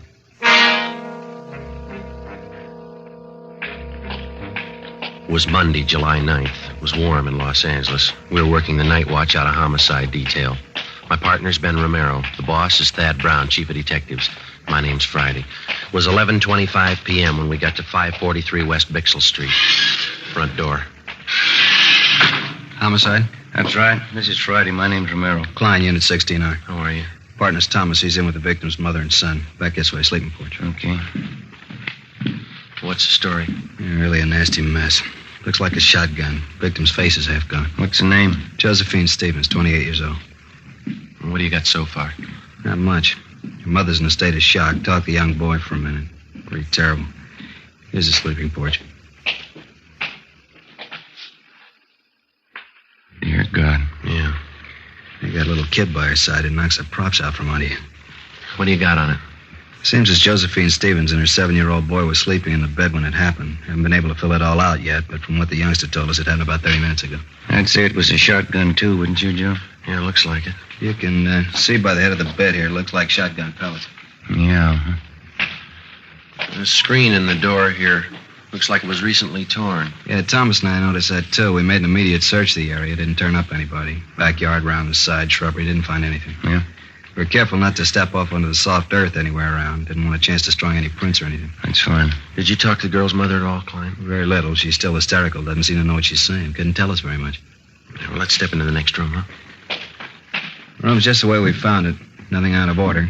Dresser drawers are all closed. Room hadn't been prowled. No, it doesn't look like the work of a burglar or a prowler. Well, a burglar or a prowler wouldn't be carrying a shotgun either, would he? The only thing Thomas and I found were cutting the screen, the gate around the side of the house there. It was open. Crime lab been called? Haven't had time to do it right now. No, never mind. I'll take care of it. I want to call in anyway. Do they have a phone here? Right in the kitchen there on that table. Okay, thank you. I figure we could use some help, don't you? Yeah. They're right there to your left. Yeah, I see it. Thank you.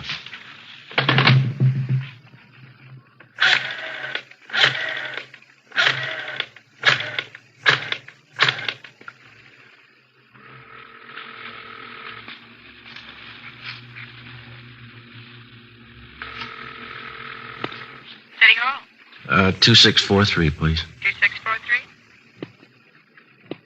Crime lab, Alan. This is Friday, Jay. Yeah, Joe. We're at 543 West Bixel. Got a homicide. We're going to need prints, photographs, the whole deal, Jay. Looks like the woman was killed with a shotgun. Now, let me double check that address, Joe. 543 West Bixel. Yeah, that's right. You got a phone out there? Yeah, it's Hollywood 93199. We'll get right on it, Joe. Thanks. Say, Jay, could you transfer me to 2521, please? Right. Operator? 2521. 2521? Homicide, Sanchez. Sanchez, this is Friday. What'd you find out there? Oh, it's a bad one. Shotgun killing. Haven't got too much yet. We're going to have some help. What do you need? We need somebody to cover the area. We don't know what we got yet. Talk to the witnesses, neighbors, cover the parked cars. Right. Will you send out a broadcast for us? Alert all units to be on the lookout for a person or persons with a shotgun in their possession. Take care of it right away. How many men you think you need? Well, at least 4 crews. Could you get them out right away? Okay, anything else? No, I'll fill them in when they get here. Thanks a lot, Sanchez. Right, Joe. All right, bye. Everything okay? Yeah. Klein says we could talk to the youngster. You don't think it'd do any good to talk to Mother? Huh? She's still in bad shape. Imagine she'll be all right in a little while, but I think you just wasted time right now. Well, I forgot something. What's that? I forgot to call the coroner. I'll take care of it for you. Well, would you take the boy into the front part of the house for us? Sure. Fine. Then if you'll just call Sanchez down in Homicide downtown, he'll notify the coroner for us. Right. Thanks a lot. Joe, you want to see something break your heart? Yeah, what's that? Notice the blood on the floor there, leading from the sleeping porch to this bedroom here. Yeah. Look like small footprints, huh? They are. Little boys. Well, let's go in the front room. Yeah. This is a boy, 7 years old, name's Charles. Right. Thanks, Clyde. I'll make that call for you right away, Friday. Hello, son. What happened to my mommy? I'm sorry. You better take it, Joe. Yeah. Come over here to me, son. Charles, is that your name? Charlie. Well, my name's Joe, Charlie. Yes, sir. Mr. Joe? Well, it's Joe Friday, son. Mr. Friday, are you a policeman? Yeah, that's right, Charlie. Now, that other man in the uniform, Officer Klein, Yes, sir. he said you might be able to tell us what happened here. Do you feel like talking about it, son? Mr. Friday, do you know what happened to my mommy? Well, that's what we're trying to find out, son. We'd just like to ask you a few questions. She's hurt bad, isn't she? Did she talk to you? She wouldn't talk to me. Grandma and those other policemen wouldn't let me stay in there. Well, can you tell us what happened here? You want me to tell you like I told the other policemen? If you would, please. I wish you'd let me go in and see Mommy. She could tell you a lot better than I can. Well, she's hurt kind of bad, son. We just thought that maybe you'd tell us. Well, we were sleeping in the bed on the back porch. Mm-hmm. We just got to bed, and Mommy was reading me a story. Then I heard this man at the screen door. Did you see the man, Charlie? No, I didn't. Mommy wouldn't let me.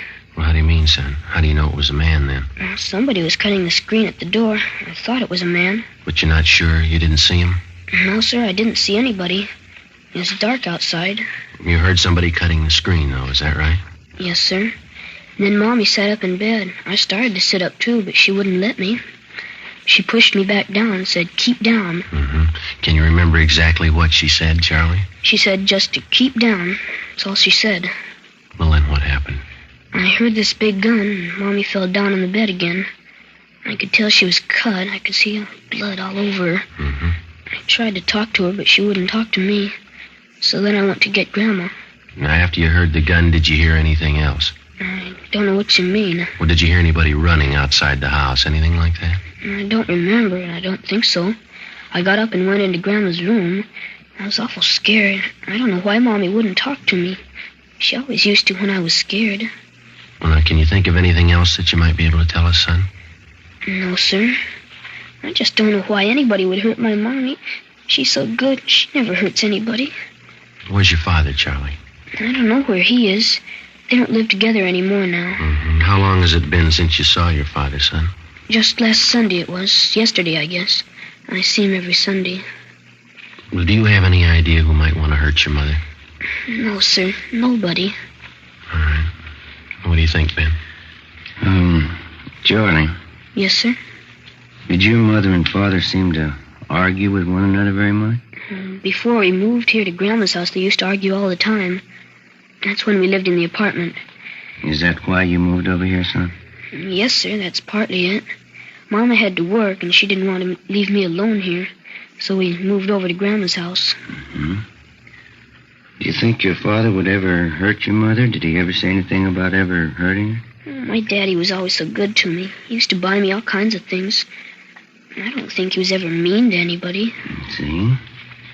Do you remember your mother ever saying she was afraid of anybody? No, sir. She was never afraid of anybody. How do you know that, son? She and Grandma used to always tell me that I'm the man of the family. As long as I'm around, they're not scared of anybody. Oh, uh-huh. I see. But when you talk to Mama, you won't tell her, will you? Tell her what, son? She always says that big men don't cry about things. When Grandma came out on the porch, she started to cry, and she took me into her room, and she cried some more. I guess I cried a lot, too. When you talk to Mommy, you won't tell her that, will you? No, we won't. I've never really known. Is that right? Do big men ever cry? Yes, son. They cry.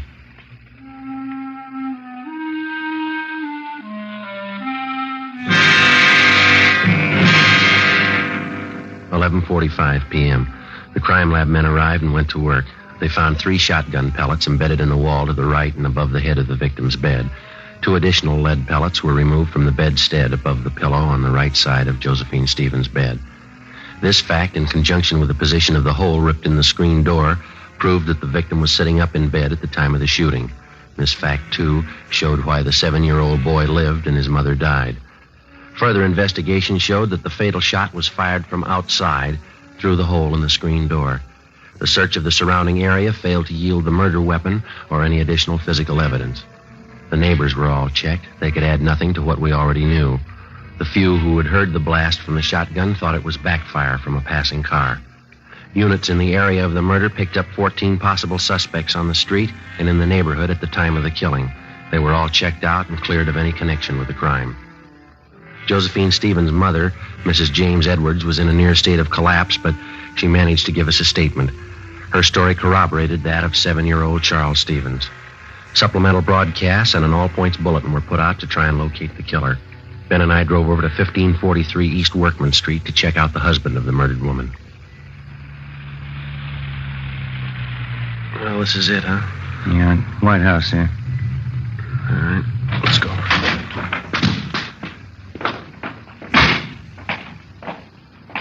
Car parked in the driveway. Yeah.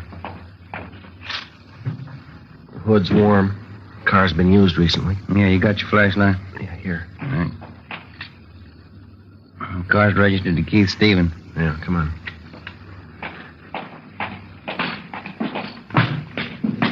Lights are on inside, huh? Yeah.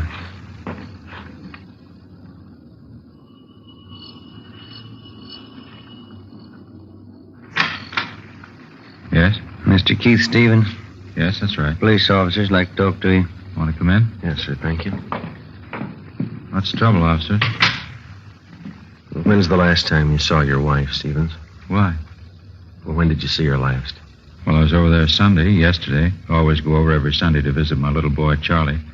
My wife and I are separated. That's what we agreed on. And that's the last time that you saw her? Yes, it is. Why? Well, I'm sorry to have to tell you this. Your wife is dead. What's that? I'm sorry. You're kidding. She was all right yesterday. There must be some mistake here. No, sir, I'm afraid not. Josephine Stevens. You sure? 543 West Bixel Street. I gotta sit down. What happened? She was shot. Well, how? I can't believe this. Well, we're working on it now. Somebody shot her while she was in bed. I just saw her yesterday. How did it happen? Was it an accident? No, sir. Somebody killed her. How about little Charlie? He sleeps with his mother. Is Charlie all right? Yes, sir. He's fine. He wasn't hurt at all. It was a small miracle how he came out of it, but apparently his safety was the last thing your wife thought of before she was killed. It's just terrible. I still can't believe what you're saying is true. Who in the world would do a thing like this? We want to know that, too. We need your help. Well, where's my boy? I better go right over and see my boy. He's in good hands with his grandmother. We just want to ask you a few questions, and then you can go right over and see him. All right. You gotta get whoever did this terrible thing. Yes, sir. We're going to try. Well, how is it that you happen to be up this late at night? I just got home from work. I work the swing shift at Gibney's. That's the steel mill down in Alameda, is it? Yes, that's right. Did you work today? Yes, I told you. I just this minute got in. Swing shift. What hours would that be? 4 to 12. Did you work the full shift today? I did. You don't think I would have done this thing? We have to check everybody. Is there somebody out at the plant that can verify the fact that you were out there during the entire shift today? Yes, my lead man and I always punch my time card in and out. How do you get to work? I drive. My car's right outside there, blue Chevy. Do you own any firearms? No, I don't. You ever owned any? No, never have. Didn't want a gun around with a boy. I see. You live here alone? No, since the wife and I split up, I live with another fella here. Mm-hmm. Where is he tonight? He's out somewhere, usually home when I get here. Do you have any idea where he might be? Does he go out much? He goes out quite a bit. He's going with some girl. Might be at a movie or something like that. Does he know your wife? Well, not too well, no. I think I took him over to the house one Sunday. He met my son Charlie and my wife. Try to take it easy, Mr. Stevens. Oh, I'm sorry. It's kind of hard to take. Yes, sir, we understand. This man that you live with here, what's his name? Carl Walters. Where'd you know him from? He advertised in the papers. He said he wanted somebody to share a small house with him. I answered the ad, and we seemed to hit it right off from the start. He's okay. What do you know about him? I know enough to know he's all right. I wouldn't want to get him mixed up in this. Well, has this Walters ever been in trouble? Has he ever been arrested? Not that I know of. He's a good guy. Fine Army record. I see. Have you ever been arrested? No, sir, I never have. Any kind of an arrest, misdemeanor, anything like that? Never. You never been in jail for any reason? No, sir, never have. I had traffic tickets, but I've never been in jail for any reason. I always paid my fines, never had any trouble. Have you any idea who might want to do a thing like this? No, no one. How'd it happen? Did they break in the house? No, it wasn't burglary or anything like that. Somebody just wanted to do away with your wife. If you can think of anybody who might do a thing like this, it'd help. You know, we've been separated for a while. Maybe she took up with someone who'd do something like this. I wouldn't know. I can't think of anybody I know that'd do this. I see. She and I have had our ups and downs, or we wouldn't be apart. We argued time and again over the custody of Charlie, but nothing serious. Can't tell you what a shock this is to me. You say that you don't own a gun. Do you know of any of your friends or hers that might? No, I can't think of anybody. Well, this fella, Carl Walters, what can you tell us about him? Now, please, he's all right. He certainly had nothing to do with this. Well, we just want to be sure to check everybody out. If you can tell us, it may save him some embarrassment. Well, I realize you have to be sure, but please believe me, he's all right. You say he doesn't know your wife at all? No, just that one meeting. You're sure he couldn't have had any part in it? Absolutely sure. Mm-hmm. What kind of a fella is he? Oh, average guy, I guess. Likes to swim, plays a little golf. Always wants me to go out camping or hunting with him. You ever go with him? No, I haven't so far. He wants to go on weekends, and I like to see my son on Sundays, like I said. What does he hunt, do you know? He's not much of a hunter, really. He just likes to go out for ducks once in a while. Does he keep his equipment here? No, he doesn't, over at his father's house. Does he ever hunt for anything besides ducks? No, I'm positive about that. He's always saying how he never could shoot a deer. Says he gets buck fever. Can't say I blame him. He ever tell you what kind of a gun he had? No, not that I recall. Still think he had a part in this? We didn't say that. What's his duck hunting got to do with it? Well, when you hunt ducks, you use a shotgun.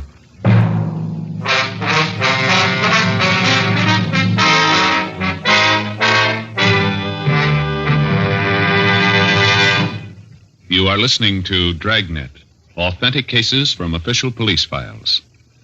And now, let's look at our Fatima files. Listed under K.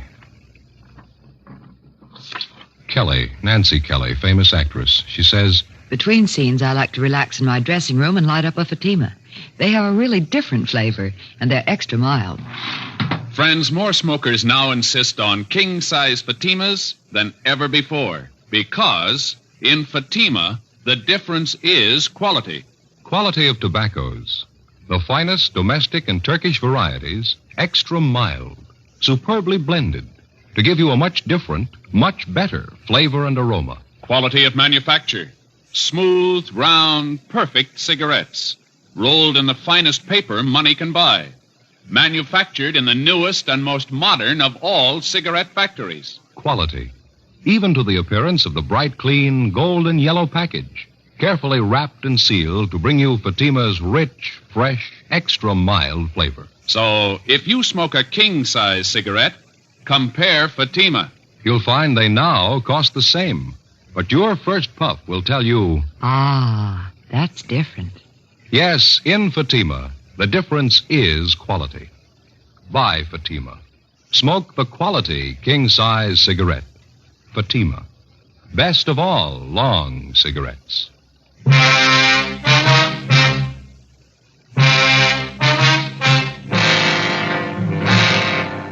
Tuesday morning, July 10th, 1 a.m.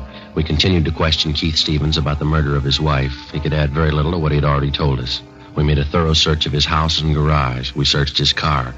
We found nothing that would incriminate him in any way. 1:37 a.m. Carl Walters, the man who Keith Stevens lived with, returned home. We retraced his steps for the night of July 9th. All his time was accurately accounted for. We talked with his father. We were told that the shotgun had not been used for about 10 months, since last duck season. We looked at the gun and noticed that it was covered with lint and had not been recently fired. We talked to the plant foreman at Gibney Steel Mill. He verified the fact that Keith Stevens worked his full shift on July 9th and did not leave his job until 12 midnight. At this point, both men were clear of any complicity in the murder of Josephine Stevens. Tuesday, July 10th, 8 a.m. We made the usual routine check of R&I of the 4 people involved in the case so far. Josephine Stevens, the murdered woman, her mother, Mrs. James Edwards, the husband, Keith Stevens, and his friend, Carl Walters. Here it is, Joe. One package. Nothing on Josephine Stevens or Miss Edwards. That's right. And Carl Walters is clean. He kind of makes a liar out of the husband, Keith Stevens. It's his package. Yeah, or he forgot. Well, let's see. Keith Stevens. Here's the arrest report, one only. Let's see. It's 4127A. Yeah, picked up in drunk charge. He didn't forget, Joe. This was on June 7th last. Yeah, let me look at that officer statement, huh? Mm-hmm. Let's see. Above suspect was picked up in the company of co-defendant Michael Duff, booking number 8023. Both suspects were drunk and disorderly at time of arrest. Their condition was such they were unable to care for themselves. No, he didn't forget. Hey, Mary. Yes, sir? Pull this package for us, will you, please? Booking number 8023. Give us a mug if he's got one, huh? What was that arrest date? June 7th, 51. Thank you. Well, it's an outside chance. Huh? He lied once. Maybe he'll lie again. What do you suppose he was trying to prove by not telling us about this? Oh. Here you are. Oh, thank you, Mary. It's a little bigger package, huh? Yeah. Look, his R card. He's done time in Quentin. Yeah. 1933, grand theft auto. Did 4.5 years, paroled out in 37. Here he is, back in again on suspicion of robbery. 1946, charge released. Picked up again, suspicion of robbery, released again. Michael Lewis Duff, alias Mickey Duff. Stevens is moving in pretty fast company. Yeah. Look here, this is the guy, all right. Here's that last drunk arrest. See that we saw in Stevens, June 7th? Yeah, Is there a mug there, Joe? Let's see. Well, there's this one on that 211 arrest in 47. Yeah, I see that one. It's pretty old, though. It's a little worn. Kind of hard to see. We'll check that last arrest report on the drunk charge. Maybe we got one of those auto photo strips. That ought to do it. I hope so. Yeah, here we are. Let's see. Yeah, those auto photos are good mugs, aren't they? Yeah. What address did he give on that last arrest? 5234 West Main. No, all these other addresses are just transient hotels. That Main Street address, the most recent, looks like the best bet. This is probably why Stevens lied about being arrested. Yeah, let's see if he lied about anything else. We drove over to 5234 West Main Street. It was a small 2-story rooming house. We checked with the landlady, and she told us that she had a man registered under the name of Michael Duff in room 20. She told us that he had just walked out a few minutes before we arrived, saying he was going down to the corner to buy a newspaper. We identified ourselves and stated that we'd wait in his room for him. We asked her not to tell him. She went upstairs with us and unlocked the door to room 20. We made a thorough search of his place. It was a 2-room apartment. I searched the living room, and Ben went over the kitchen. Joe, come here. Yeah. Look here. Look, I'm up under the sink here, cradled in the gooseneck of the drain. Yeah, shotgun. Yep. Just a minute.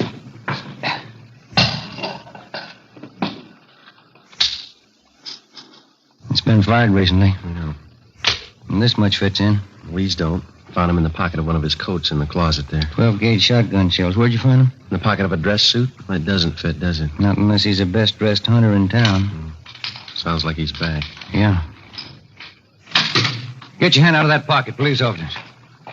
What's going on? Keep your hands out and open. Stand still. Here, Joe. You want to take this? Yeah. What are you doing carrying a gun, Duff? Anything wrong? You know better than that. What'd they tell you when they paroled you? That was a long time ago. They haven't changed the rules. I don't know what you're doing here in the first place. Go on over there and sit down. All right, if that's what you want. That's what we want. Move. Right now, do you want to tell us about it? About the gun? About both of them. The shotgun here on the table and this one I got in my hand. Well, you found that old shotgun, huh? We found it. I haven't used that old thing for years. Just kept it as a keepsake. Haven't fired it for a long time. Don't even have any shells for it anymore. Except these two, huh? I don't know where those came from. Look, Duff, you're an ex-convict. We find 2 guns in your possession. Now, let's don't play games. Tell us about it. I haven't got anything to tell you. I would if I did. I just had a long talk with Keith Stevens. What'd he have to say? Never mind what he had to say. Let's hear your side of it. You wouldn't try to kid me, would you? Now, you listen, fella. We just came from a house over on Bixel Street. There's a woman lying in bed over there that took a blast from a sawed-off shotgun. You own a shotgun. It's been recently fired. You lied. You said you hadn't fired it. You said you didn't have any shells for it. Well, here they are. Now, look, they fit, don't they? Take a good look at it, mister. There's only one thing missing. Who pulled the trigger? Let's have it, Duff. Did Stevens tell you? We'll ask the questions. Now, come on. All right. I did it, but I did it for Stevens. Told me he'd give me $1,000 if I kill his wife for him. I haven't been paid yet. I'm still waiting to get paid off. You won't have to wait any longer. We took Michael Duff downtown together with a murder weapon. He gave us a full confession stating that Keith Stevens had offered to pay him $1,000 for the murder of his wife. He said that he and Stevens had planned it together. 1:30 p.m., Tuesday, July 10th. We drove out to pick up Keith Stevens. What else could I do? Is that how you justify the murder of your wife? It was her fault. If she'd have just tried to be reasonable, this never would have happened. People settle these kind of problems every day, and they don't use a shotgun. You wouldn't understand. Unless you got a son, you'd never really understand why I did it. I've got a son. I don't understand. And you don't love him like I do. Couldn't stand the thought of never seeing him, having her take him away from me. And that's the way you want us to put it down. That you didn't want your child taken away from you, so you killed his mother. Not exactly. She was going to take him away. She wanted him to forget all about me. She wanted him off for herself. Did your wife tell you all this? No, of course not. Any fool could see that's what she had in mind. You mean just because of some argument that you and your wife had, you just assumed all this to be so? Sure. I knew she'd never give me a break with Charlie. Isn't that what always happens? And you never asked her how she felt? Never thought that you could stand on your legal rights? Never knew that what you're trying to make us believe seldom happens unless there's a good reason for it? Wasn't going to let her take my son away from me. Nobody could do that. Yes, sir, you're right. You lost him yourself.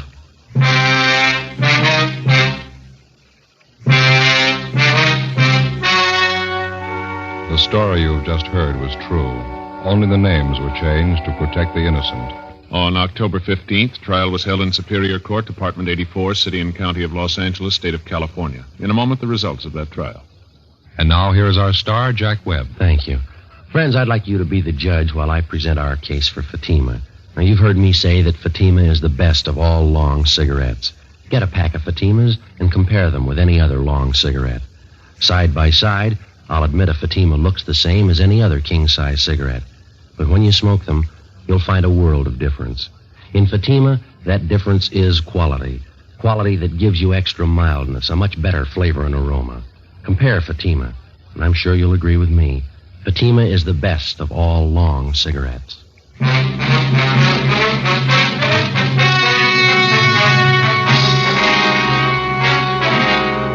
Keith Edward Stevens was convicted of murder in the first degree and received a life sentence. He is now serving his time in the state penitentiary.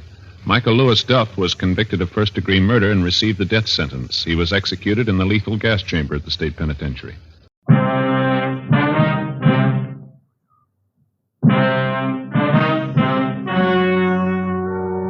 The story you are about to hear is true. Only the names have been changed to protect the innocent.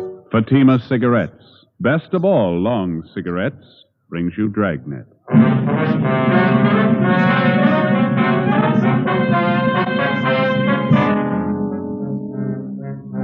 You're a detective sergeant. You're assigned to auto theft detail. A well-organized ring of car thieves begins operations in your city. It's one of the most puzzling cases you've ever encountered. Your job? Break it. You'll be amazed when you compare Fatima with other long cigarettes. You'll find they now cost the same. But in Fatima, the difference is quality. You see, Fatima is the quality king-size cigarette because it contains the finest domestic and Turkish tobaccos superbly blended. And Fatima is extra mild, with a much different, much better flavor and aroma than any other long cigarette. So compare Fatima yourself. Fatimas now cost the same as other long cigarettes, but your first puff will tell you... Ah, that's different. Yes, in Fatima, the difference is quality. Ask your dealer for Fatima, the quality king-size cigarette. Best of all long cigarettes. Start enjoying Fatima tomorrow.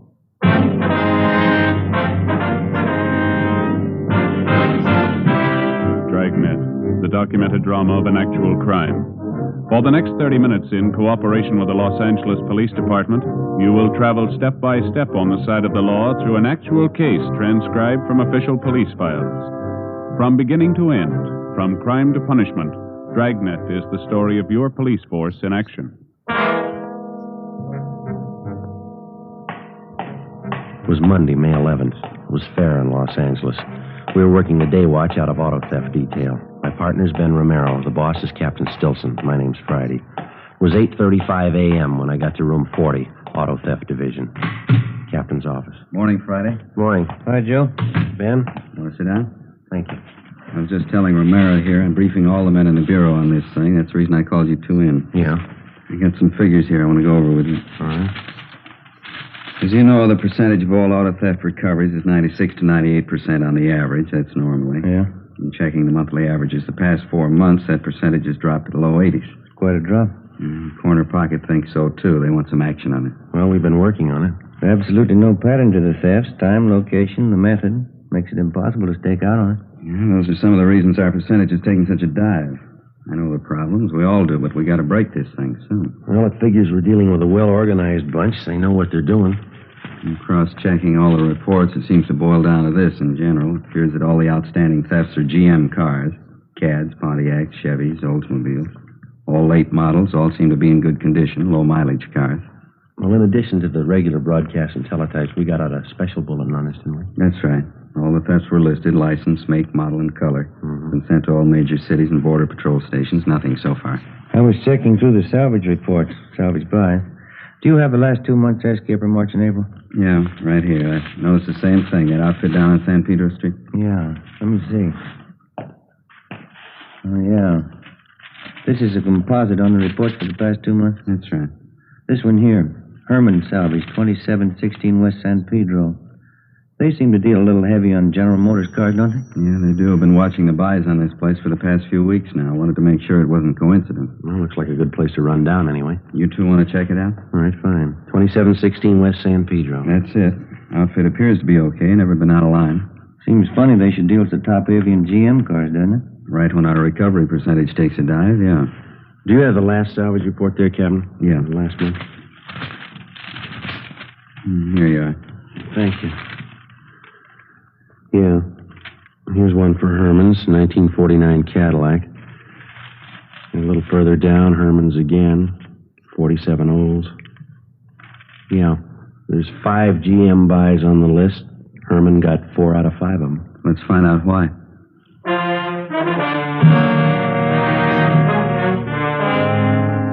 From the time an automobile is first manufactured and sold, a constant and complete record is maintained on that automobile. His certificate of ownership, the pink slip in the state of California. His certificate of registration, the white slip. These 2 slips of paper contain the information necessary for the positive identification of your car. A fact that every motorist knows. Now, there are many agencies that work for the protection and security of your automobile. One of these is the National Auto Theft Bureau, a kind of nationwide clearinghouse. Acting upon information supplied by the various insurance companies and other allied agencies, this bureau forwards all facts and figures concerning the disposition of motor vehicles on a nationwide basis. Reports are made available to all law enforcement agencies. One of the pieces of information put out by the National Auto Theft Bureau is the salvage report, listing all sales and purchases of automobiles that, for one reason or another, may have been relegated to the junkyard or to the salvage company, a fact that many motorists may not know. 9:14 a.m., Ben and I checked through the police commission and found that the owner of Herman Salvage was a Herman Lester. He had been in business at the same location for 6 years and appeared to be a reputable businessman. We drove down to 2716 West San Pedro to check it out. It was an average-looking garage with a connecting salvage yard filled with several hundred smashed-up cars of all makes and models. It was 9:32 a.m. when we walked into the garage. There's a fellow there in a white shirt. Yeah, I see him. Can I help you, gentlemen? Yes, sir. Police officers. Auto theft detail? Oh, yes. I don't believe I know you fellas. My name's Lester. This is Sergeant Friday. My name's Romero. How you do? How are you? Are you the owner here? Yeah, that's right. Hey, whatever happened to Mac and Donovan? Used to drop in once, twice a month. I haven't seen them for 2-3 weeks now. Well, they're a little busy on a special assignment. Oh, I see. All right, if we look around here? Oh, you bet. Make yourselves right at home. Anything special? No, just looking. Okay. Notice you've been pretty busy, huh? Yeah, had a pretty good month.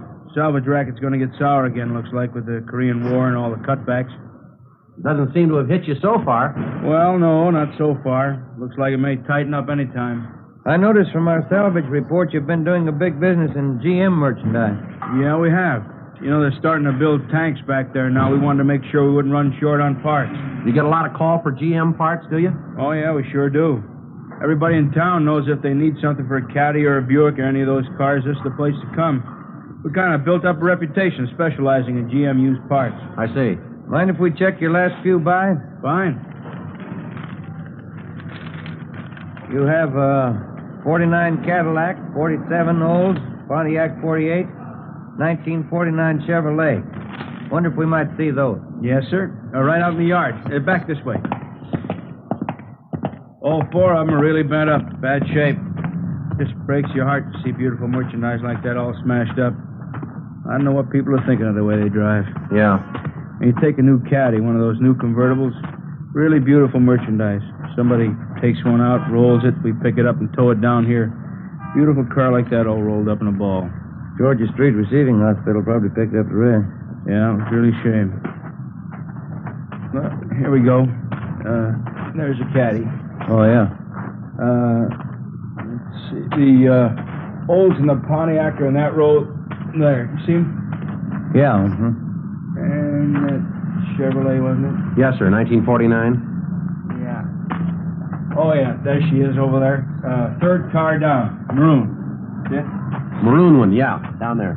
Yeah. Looks like a graveyard, doesn't it? Sure does. What do you do with all these cars? Strip them down for parts? Well, at least the four you're checking now, yeah. They're all total wrecks. Nothing much can be done with them except for parts. How about that Cadillac down there, the sedan? Huh? That one over there. Can't you fix that one up? That doesn't look beyond repair from here. Oh, step around the other side here. You can't see from where you're standing. Here. Yeah, the right side's all stove in. By the time you figure replacing those side panels and fenders, trim, we couldn't come out on it. Yeah, I see now. Well, I don't know too much about it, but it looked good from over there. Yeah, that's what we get all the time. People want us to pay top prices for stuff we can't get our money out of. If we could repair them, fix them up, and resell them as a complete automobile, there'd be a lot of money in this business. You do that with some of them, don't you? Oh, very few of them, I'll tell you. That's what we look for, but we don't always get lucky. I see. Say, how'd you boys like to see some really beautiful merchandise? What's that? Well, come on back in the shop. All right. Kind of a hobby of mine. Here's what keeps us busy. Plates and pink slips on their way up to Sacramento for cancellation. Yeah, over this way. Here we are. Take a look at this baby. Yeah. Hot rod, huh? No, not exactly. We don't go in for that kid stuff racing around town. Well, sure looks like one. Yeah, but it's a little better than most of the kids can throw together. What'll it do? We clocked her up at Muroc at 112 last weekend. You know, they've been coming in here from all over town to see this car? That's so. Yeah. You ever get up to Muroc Dry Lake? No, I never do, but that's the place for it. Running around town and those things can cause a lot of accidents. Those drag races the kids have? Yeah. We don't go in for that stuff. This is strictly scientific as far as I'm concerned. I like to build them up, see what we can make them do. Cost a lot of money, don't they? Got $5,400 in this one right now. I'm putting more into it. Mallory ignition, milled heads, twin Wakefields. Here, let me start it up for you. Okay. 120 horses under there.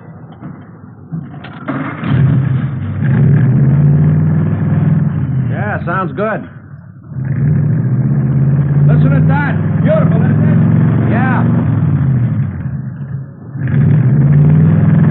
A lot of power here. Sure is. You ought to see it up at the lake. It really goes. Yeah, I'll bet. This all made up out of salvage cars? Every bit of it. Have to buy a few things new, but most of it's right out of wrecks like those outside there. Takes a lot of talent to build up something like this from scrap, doesn't it? No, not really. After you've been at it as long as I have, it's not too tough.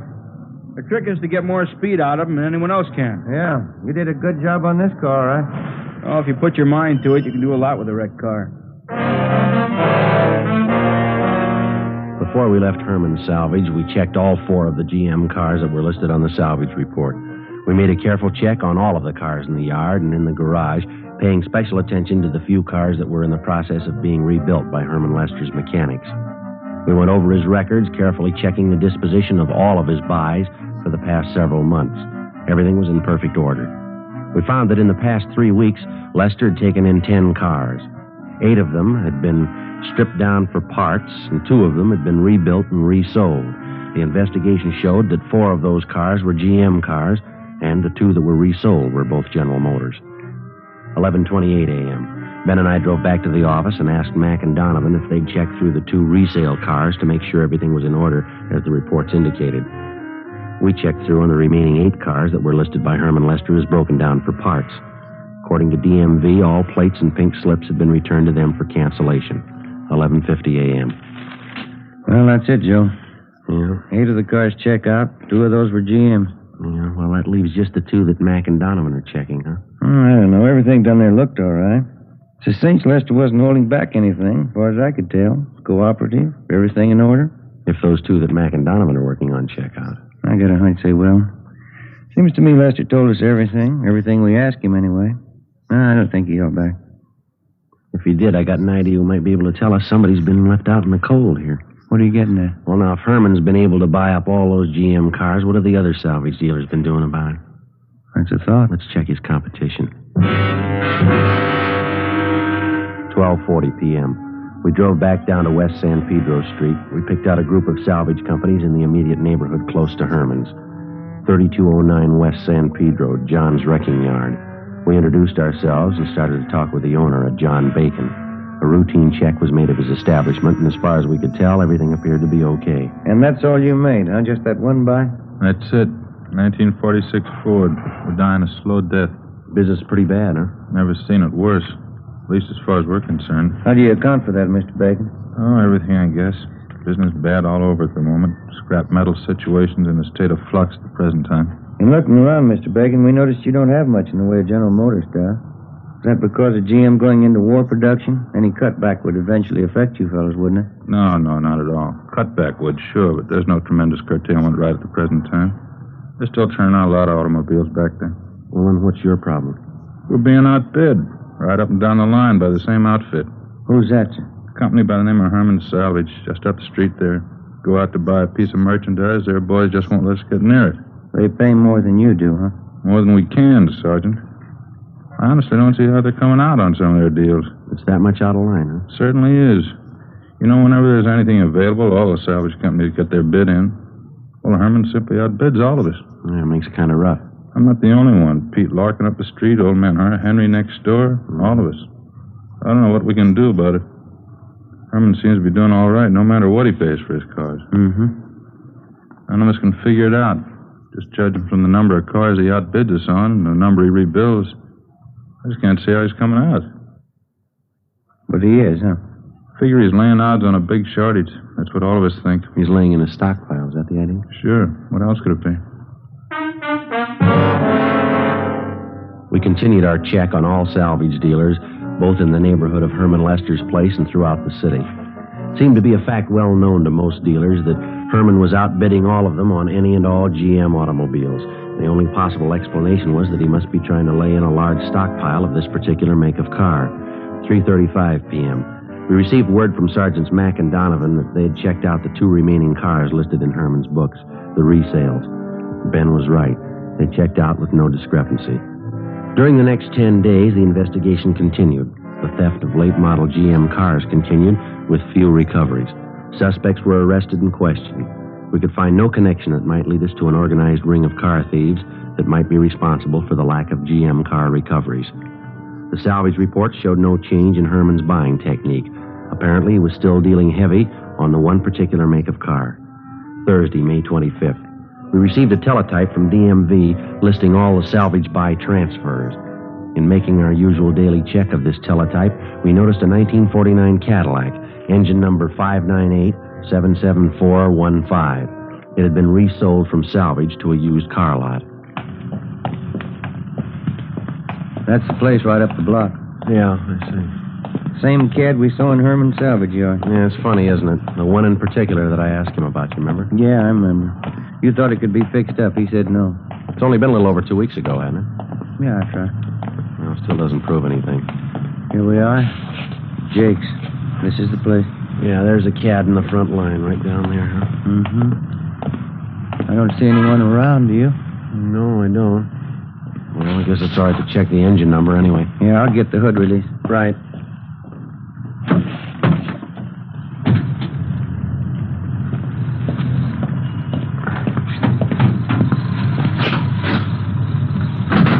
Yeah, there we go. Yeah, the engine's had a good steam cleaning. Let's see. 598-77415. That's it. Herman sure did a nice job on it, didn't he? Yeah. Almost looks too good, doesn't it? Yeah, just a minute. Yeah.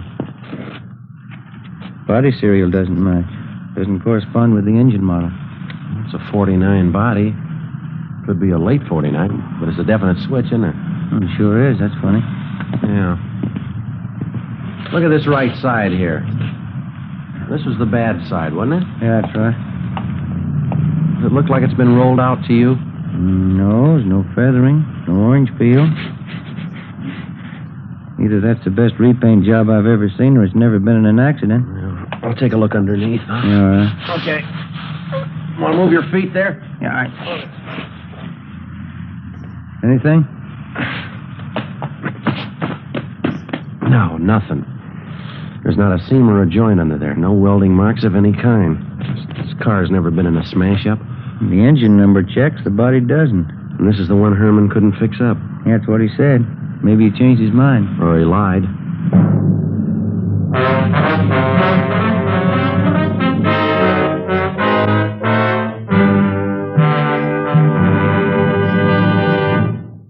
You are listening to Dragnet. From beginning to end, Dragnet is the authentic story of your police force in action. Now, from beginning to end, the Fatima story. Actual convincing proof that in Fatima, the difference is quality. Quality of tobaccos. The finest domestic and Turkish varieties, extra mild and superbly blended to give you a much different, much better flavor and aroma. Quality of manufacture. Smooth, round, perfect cigarettes. Rolled in the finest paper money can buy. Manufactured in the newest and most modern of all cigarette factories. Quality, even to the appearance of the bright, clean, golden yellow package. Carefully wrapped and sealed to bring you Fatima's rich, fresh, extra mild flavor. Because of its quality, its extra mildness, its better flavor and aroma, more long cigarette smokers are now insisting on Fatima than ever before. So if you smoke a long cigarette, compare Fatima. You'll find they now cost the same. But your first puff will tell you, Ah, that's different. Yes, in Fatima, the difference is quality. Insist on Fatima. Start enjoying the quality king-size cigarette. Fatima. Best of all long cigarettes.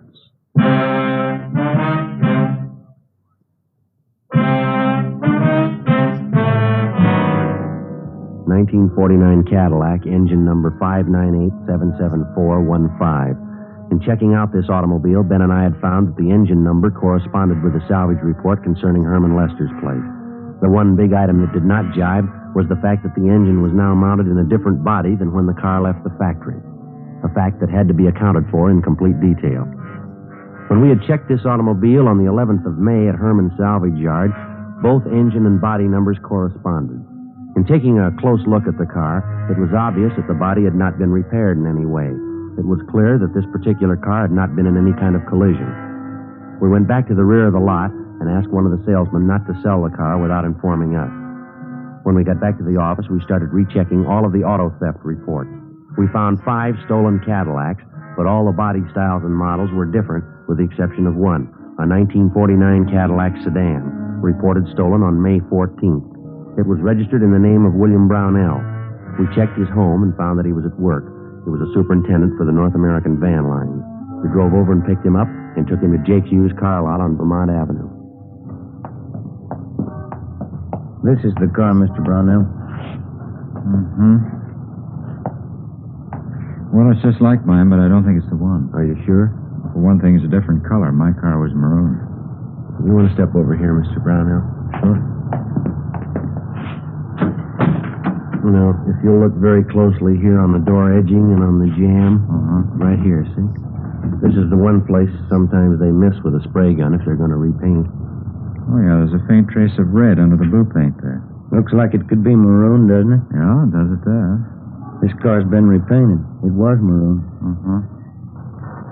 Well, mine didn't have these kind of seat covers. Let's see. Same kind of upholstery I had, though, underneath here. I don't know. Mr. Brownell, there must be something other than the color and the upholstery that you'd know your own car by. Never gave it much thought. Well, there's usually some little identifying mark of some kind. I know that on my car, The lens on the right headlight got broken, and I had to replace it with one that didn't match. Something like that, sir? Let me see. Could I look inside there a minute? Sure.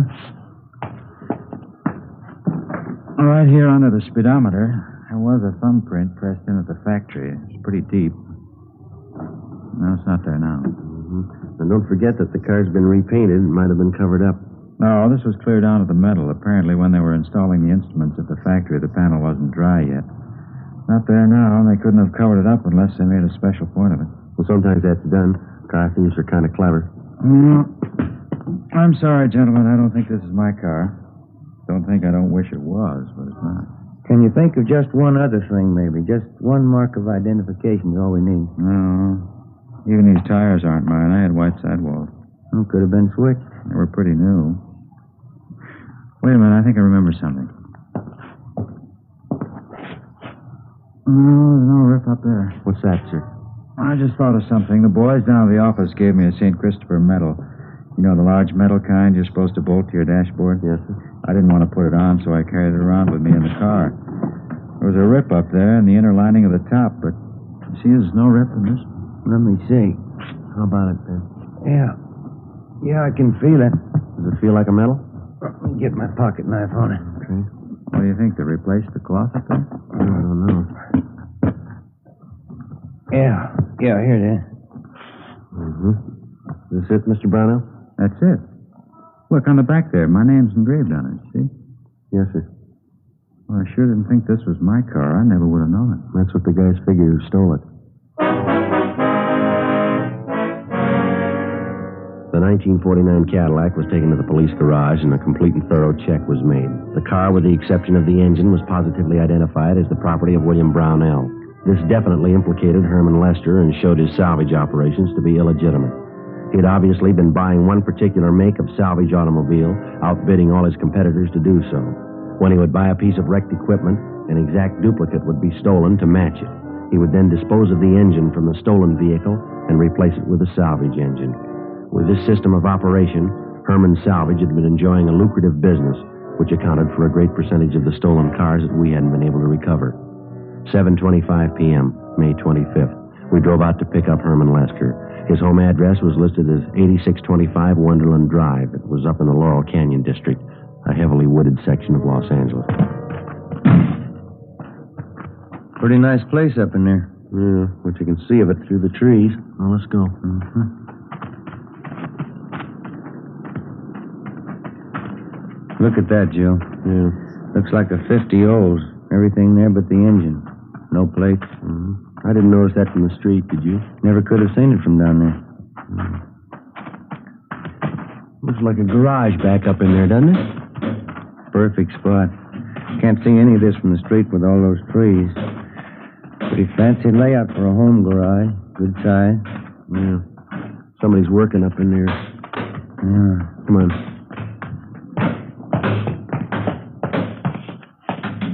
Hi there. Brings you fellas way up here. We want to have a little talk with you. Oh, you bet. Come on in the house. Have a cold beer, huh? No, this will be all right. Joe, you got a hot sheet? Yeah. Right here. Kind of caught me by surprise here, working out in the garage. Yeah, that figures, Lester. These plates are from a stolen car. You sure? That's right. You remember a 49 Cadillac we looked at down at your place a couple of weeks ago? Oh, not sure. 49 Cad? That's right. Whatever became of that car? Oh, now I remember. Yeah, I sold that car to Jake's over in Vermont. Thought you told us you couldn't fix it up. I don't remember. You sure you don't mean some other car now? No, it's the same one. You know the one we mean. How about it? How about what? That was a stolen car, Lester, and you know it. That's a stolen car out there in the yard, isn't it? What's that hoist, Ben? There he goes, Joe. All right, Lester, hold it. Stop it, stop, Joe. All right, now, come on. Drop it, Lester. Drop the hammer. Go with me.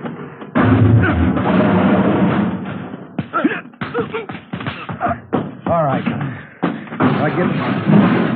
I'll get the cuffs, Joe. Come on, get up on your feet. All right, come on. On your feet. Stand still. Rough one, huh? Yeah. Come on, Lester. Let's go. How'd you find out? Who tipped you off? St. Christopher.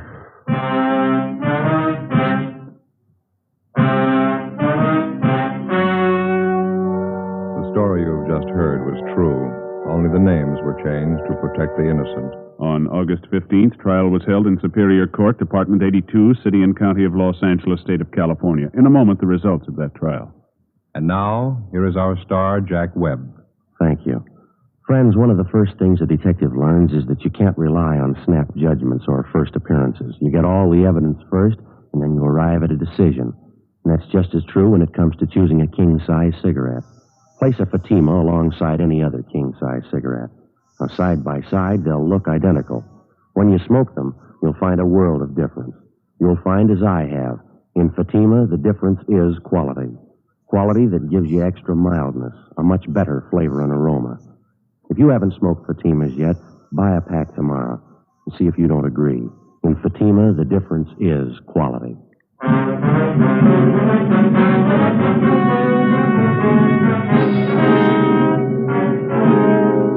Herman W. Lester was tried and convicted on 3 counts of grand theft auto and 2 counts of grand theft money, all sentences to run consecutively. Grand theft auto is punishable by imprisonment for a term of 1 to 5 years, grand theft money by a term of 1 to 10 years. The suspect was also filed on by federal authorities for violation of the Dyer Act. The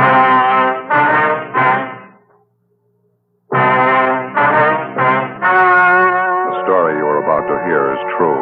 Only the names have been changed to protect the innocent. Fatima Cigarettes, best of all long cigarettes, brings you Dragnet.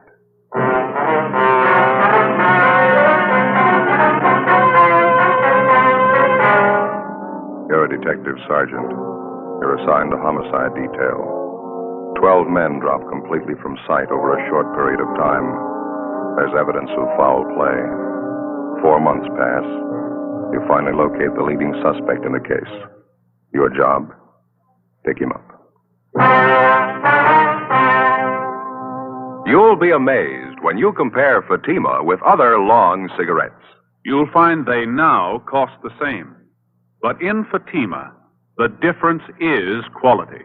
You see, Fatima is the quality king-size cigarette because it contains the finest Turkish and domestic tobaccos superbly blended. And Fatima is extra mild, with a much different, much better flavor and aroma than any other long cigarette. So compare Fatima yourself. Fatimas now cost the same as other long cigarettes, but your first puff will tell you... Ah, that's different. Yes, in Fatima, the difference is quality. Ask your dealer for Fatima, the quality king-size cigarette. Best of all long cigarettes. Start enjoying Fatima tomorrow.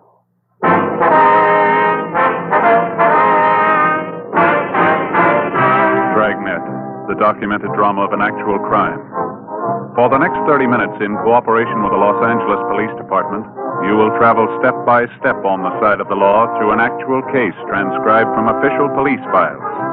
From beginning to end, from crime to punishment, Dragnet is the story of your police force in action. It was Wednesday, October the 6th. It was sultry in Los Angeles. We were working the day watch out of homicide. My partner's Ben Romero. The boss is Thad Brown, chief of detectives. My name's Friday. We were on the way out from the office, and it was 10:45 a.m. when we got to Ortega Street, number 1285. Second floor? Yeah, room 14.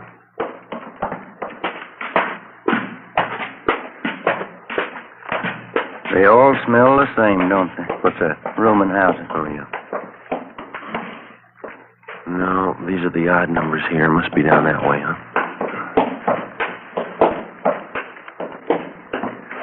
Yeah, here it is. 14. Yeah. Just a minute.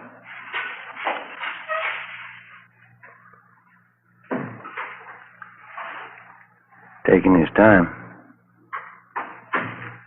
Try it again, huh? Yeah, all right.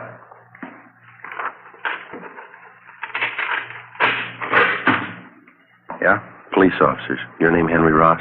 Get out of here. Get out of here. All right, come on.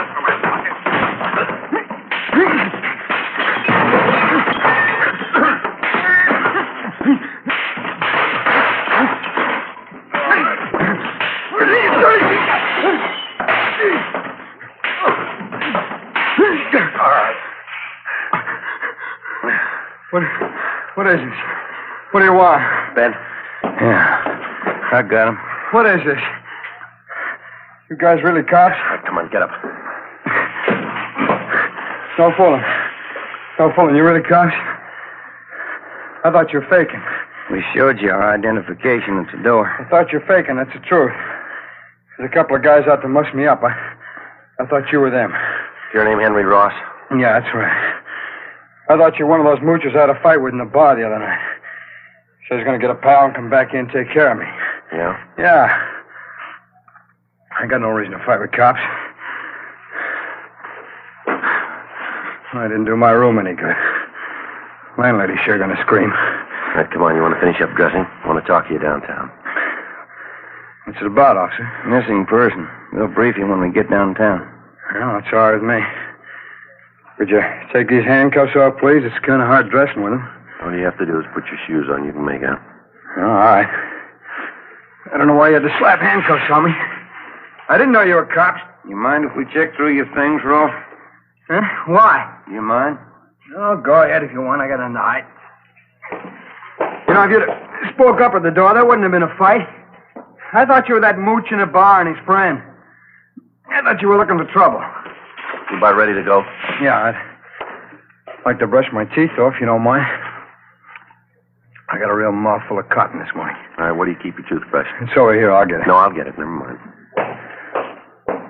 Get here? Yeah, first shove. It's in the glass. Yeah, Don't you trust me? Here you go. Want some toothpaste? Yeah. All right. There you are.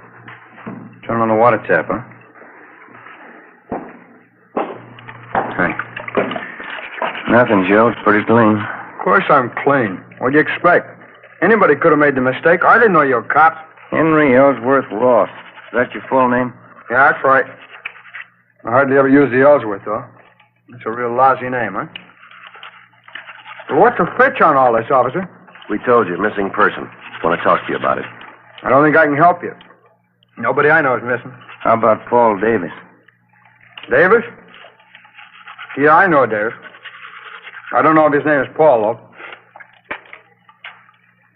Been gone a long time, huh, Miss Davis? Yeah, that's right. Something wrong, you think?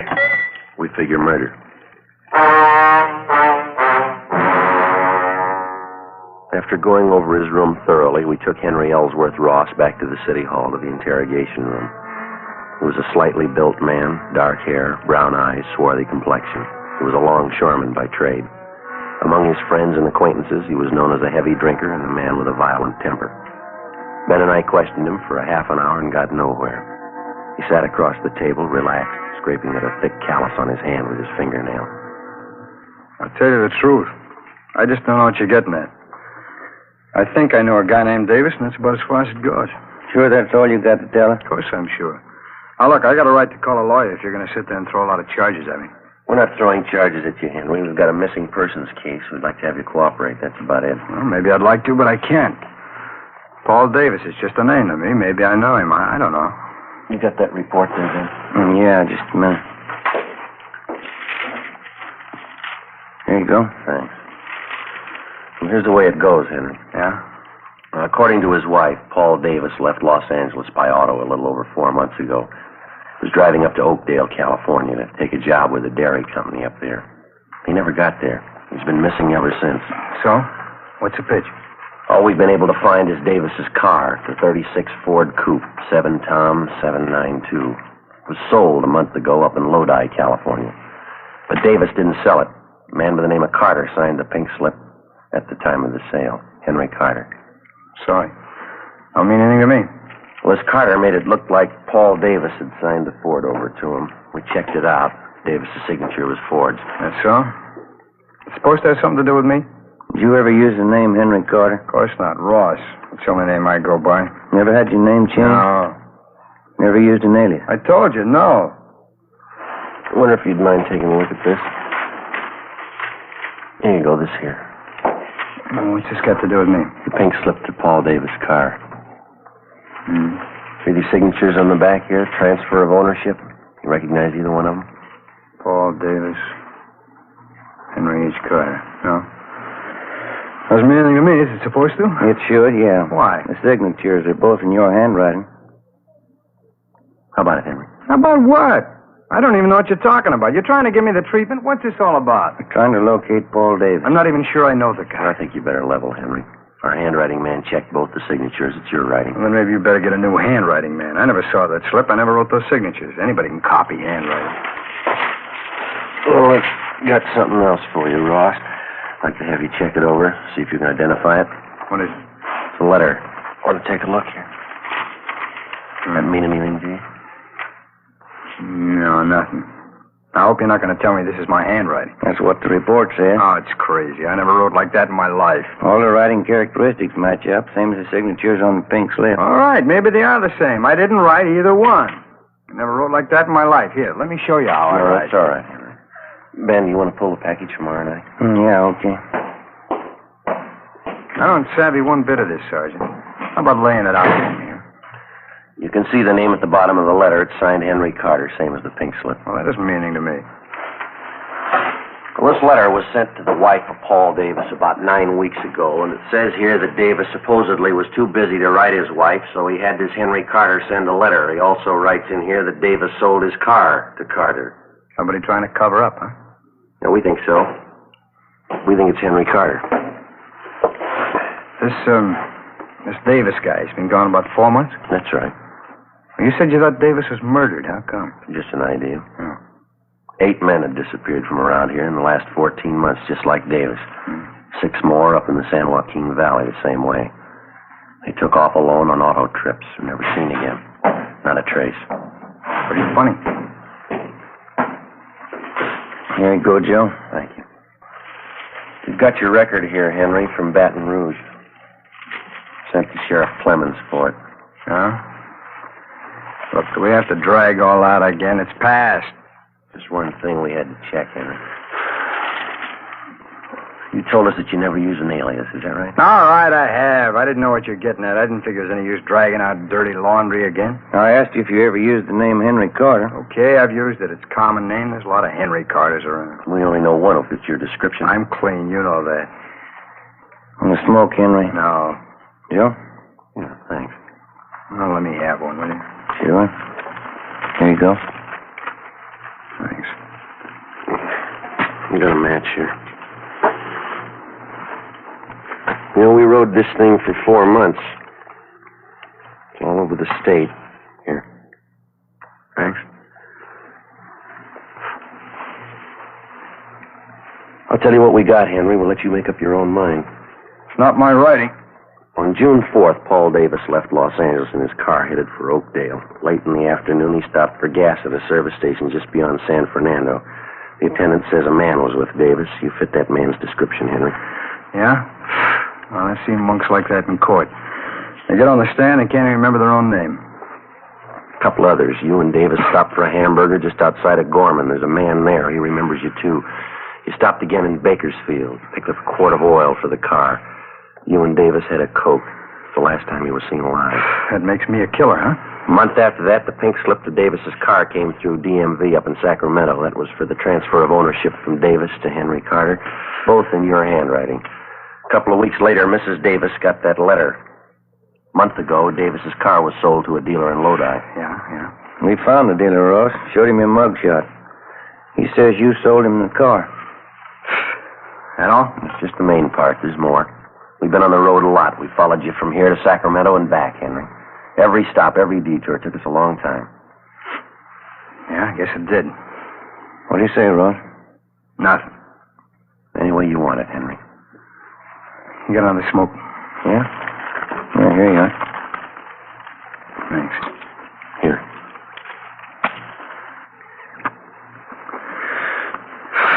Yeah.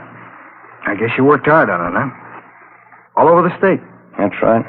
Must be pretty hot up in the valley summertime. Dusty, huh? We made out. I've never been up in the valley in summer. It's too hot for me. We got people who saw you there. What's it prove? 10 people and some writing samples. You can't build a case on that. You know it, don't you? We're going to try. You think I murdered Davis? You, Sergeant? Yeah? You think I murdered those other guys, too, huh? What was it, 10, 12 of them? We're asking about Davis. You think I killed him? Tell me the truth, do you? You think I murdered Davis? Yeah, I think you did. Huh? Well, then you know as well as I do. There's only one way to prove it. Find his body.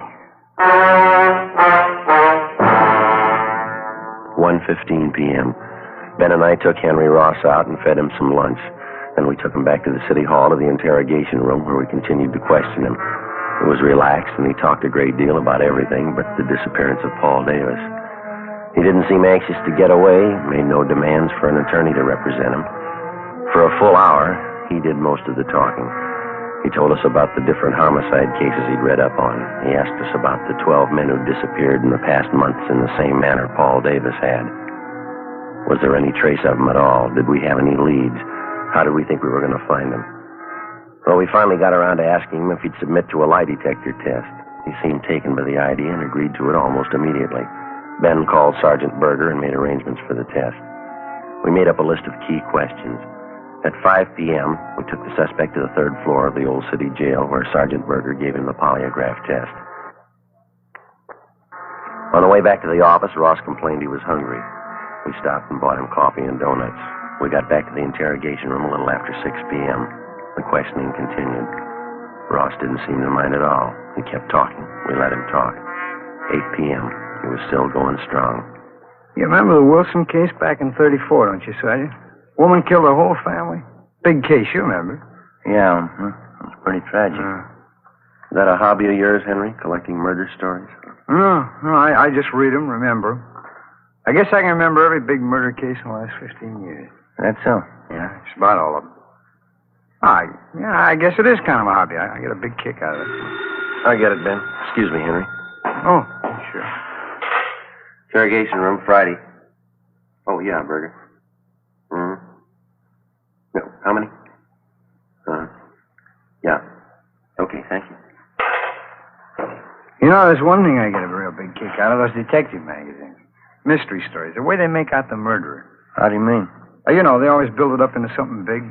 Somebody's always killing somebody else for $1 million, or maybe over some woman, some beautiful woman. Same way with the movies. That's where they get it all mixed up. I don't think I follow you, Henry. Oh, sure you do. Every time some guy writes a murder story, he's got to build up a big reason for the killing. Mm-hmm. A lot of money, beautiful woman, revenge maybe. Always got to be a big reason. Motive, that's what they say. Yeah, well, it generally works out that way, doesn't it? Why? I bet you there's a 1,000 murder cases in your files without any reason at all. Some people kill, that's all. I've heard about lots of them. They just want to kill, and they go ahead and do it. Maybe for a few bucks, maybe for nothing. They just do it, that's all. That's all. Sure, you know that. Like this thing you've been talking about. 10, 12 guys disappear. They got a few bucks, maybe they got nothing. Somebody plows them under, and that's all. No big reason. They just do it. So 12 guys are gone. It doesn't mean anything. Mm-hmm. That's how you got it figured, huh, Henry? Huh? The phone call a minute ago there was the man who gave you the lie detector test. Oh, that right? How'd it go? He just finished going over your graph. He got 16 positive reactions. Yeah, what's that mean? You lied, Henry, 16 times. That's right. You better tell him to get a new machine. I lied all the way through. Mind telling us why? No, I don't mind. I guess I knew you'd find out. Let's go get something to eat first, though. I'm hungry. Well, we better talk a little more, Henry. Oh, let's go. I'll tell you why we're eating. Bring a pencil with you. I'll draw you a map. Map of what? The canyon, where I buried it.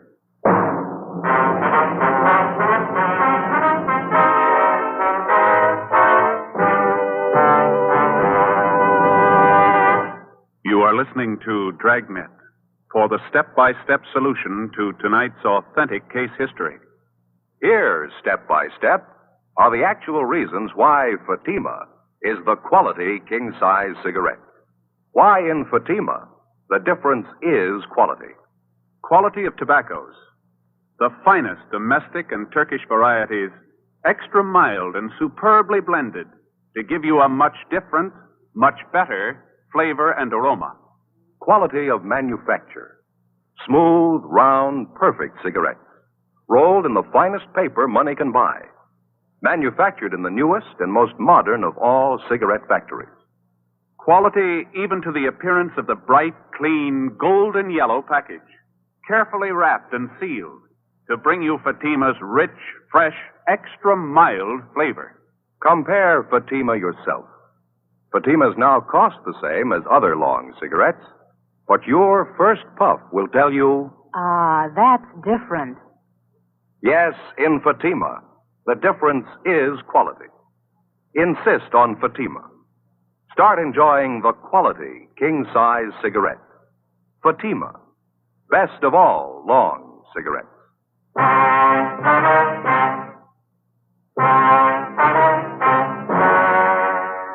Wednesday, 9:55 p.m. Ben and I took Henry Ross across the street, bought him a Coke at Mac's place, then we took him next door to the Melbourne cafeteria. It was almost closing time. Ross got himself a cottage cheese and pineapple salad, bacon and liver with onions, rye bread, banana pie, and coffee. Ben had a hot beef sandwich, mashed potatoes, and coffee. I had the same. At the back of the cafeteria, one of the bus boys was mopping the tile floor. It was a strong smell of disinfectant. How about that table over there, Sergeant? That all right with you? Yeah, it's okay. Doesn't make any difference. It's fine. Yeah.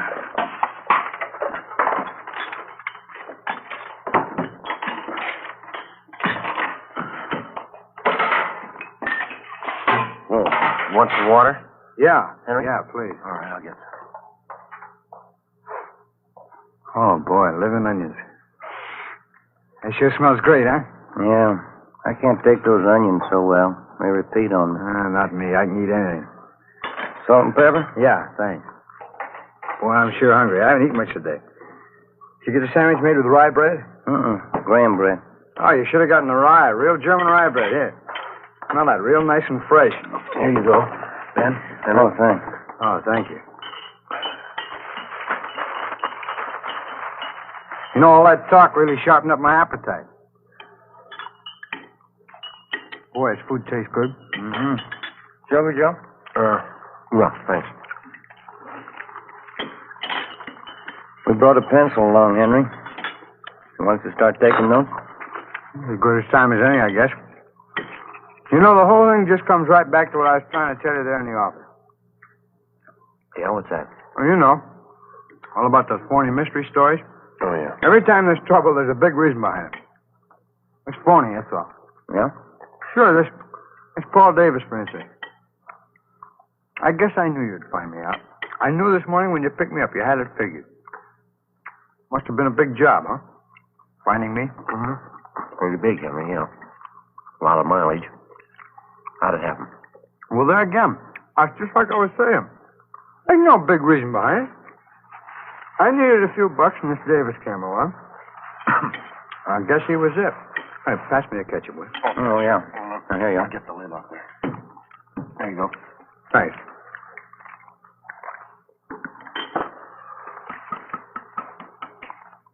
Where'd you meet Davis, Henry? Oh, I was hitchhiking out in Ventura. Not a dime in my jeans. I was going up to Maricopa. I thought I had a job up there, and this Davis come along. Picked me up. Mm-hmm. You ever know him before that? No. Stranger. He says he's going to Oakdale. The guy give me a ride. Go ahead. Well, we stopped for gas at San Fernando, and I saw he had a few bucks in his wallet, and I guess that's when I got the idea. About what? Killing him. Now, maybe that gives you an idea what I was talking about. You don't need any big reason to kill somebody. Davis said, 18 bucks. Now, suppose I told that to a writer. Somebody killing the guy for 18 bucks. That wouldn't make much sense, huh? He'd tell you it'd never sell. You need $1 million, beautiful woman, good motive. Yeah. Where'd you kill him, Henry? Just outside of Bakersfield. A little canyon there. I got Davis to buy a fifth of sherry in Bakersfield. He drank some on the way. Hey, pass the salt, huh? Yeah. There you are. Thanks. Liver's no good without plenty of salt. How'd you kill Davis, Henry? Well, that's a funny thing. He drank some of the wine, got a little sleepy. I was just outside of Bakersfield. Dark by that time. I spotted this little canyon. I figured it's as good a place as any. Well? So I get him, pulled off to a side road and had a few more drinks. I spotted this little shack out there in the middle of nowhere. Exactly where was this, Henry? Well, I can show you. It's maybe 2 miles north of Bakersfield. We got to the shack, finished the wine, went to sleep. Both of you? Mm-hmm. And that's where the funny part comes in. I guess I killed Davis, all right. But I didn't mean it. Oh, brother, get a whiff of that, huh? Why do these monks have to mop up while people are eating? They'll be through in a minute, Henry. fine. How'd you mean, Henry, you didn't mean to kill him? You already told us you had the idea. Well, sure I had the idea. Let me explain, huh? We both went to sleep in the shack, Davis and me. Guess that must have been, about 9 o'clock at night. I don't know what it was. Maybe the wine, I guess, but I started having nightmares. Yeah, now maybe this part sounds like a story, but it's the truth. I had all these dreams. I woke up, but they're still there. What was that? Faces. Faces. That's all I could see. Air is full of faces. I guess I was really still asleep. Yeah, go ahead. Oh, I picked up a 2x4 and started swinging at them. Their faces. Funny thing, too. I knew every one of these faces. How do you mean? People I killed. There are only a dozen of them, really, but it seemed like there were 100 of them all around in the air. Well, I grabbed that 2x4 and I started swinging. I was cold and sweating all at the same time, and I kept on swinging. And I saw Davis's face, and I swung hard, kept swinging. Didn't he make a sound? His eyes closed, kept on swinging at his head. Well, I come to, there he was, lying on the floor. Seemed to take those other faces away. They didn't bother me after I killed Davis. What'd you do with him, Henry? Oh, pulled him outside the shack, dug a hole and buried him. Burned his clothes, took his car and money, and drove off. I'll show you if you like where I buried him, I mean. How about these other men, Ross? These faces you saw. Oh. What if I get a little more coffee? Huh? It's all gone. I'll get it. Joe? No, thanks. None for me. What about it, Ross? The other men? Well, I don't recall them too well. It's what you said in the office. 10 or 12 of them. A couple in Sacramento, the others down through the valley. Like I say, there was no big reason for killing them. It just happened that way. What'd you do with them, you remember? Generally, yeah. There's one of them that stands out. Guy by the name of Slattery, some kind of salesman, a real crybaby. Where'd this happen? Oh, I picked me up in his car outside of Chowchilla. It's nighttime. He must be feeling pretty good. I made him stop on a side road. I hit him with a piece of angle iron. He cried like a baby. Buried him in a field there. He was one of the faces that I saw. That's funny, huh? It shows you how psychology works, huh? Yeah, what'd you do with his car? Slattery's, I mean. Drove it down to Mexico and sold it there. Guess that's what I should have done with Davis's car. Oh, here you go. Oh, thanks. These killings of yours, you got any more you want to tell us about? Well, I told you already. 10 or 12 of them. They're pretty much the same. When was the first one? Oh, maybe 18 months, 2 years ago. First one wasn't any harder than the last. It's just like I was telling you before. Yeah. Everybody builds up murder. It's supposed to be a big thing, hard to do, all those phony stories. I'd just hit a guy a couple of times or something, that'd be it. A real small thing. Didn't change me any. That's why I say it's all built up. You ever been treated for any mental sickness, Ross? No, why? You ever been examined by a psychiatrist? No. After you killed these men, did it bother you at all? I just had one dream. Time I was with Davis. That's about it. Sure, good meal, Sergeant. Thanks. Yeah, okay. You ready, Ben? Let's go. All right. We go back upstairs, huh? Yeah. Do you want to give us a statement? All right. I had an idea you'd find me. I guess I always knew that you'd find me. Well, let's go, Henry. Guess I proved my point anyway, huh? It's all built up. Huh? Murder. Killing somebody. Those phony stories. It's all built up. It's cheap. No, you got it wrong, Henry. Huh? Wait till they read you the bill.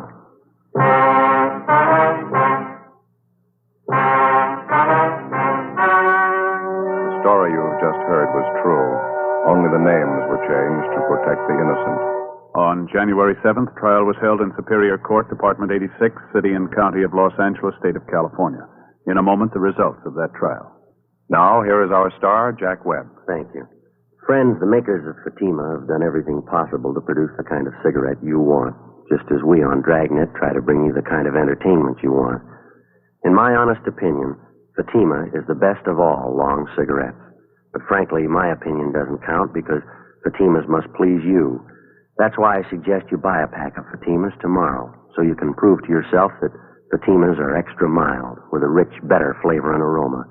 You'll find Fatima now costs the same as other long cigarettes. And I'm convinced that you'll discover what I did. In Fatima, the difference is quality.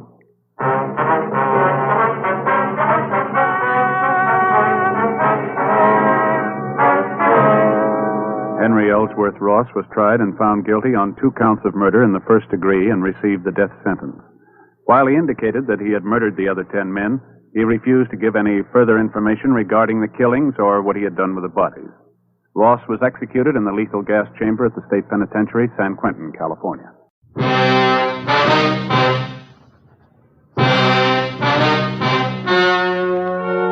story you are about to hear is true. Only the names have been changed to protect the innocent. Fatima Cigarettes, best of all long cigarettes, brings you Dragnet.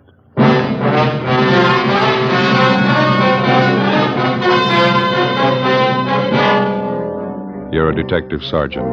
You're assigned a homicide detail. A potential killer is on the loose in your city. He's robbed 6 people. For no reason at all, he beats his victims senseless. He moves fast. He's well armed. Your job? Stop him.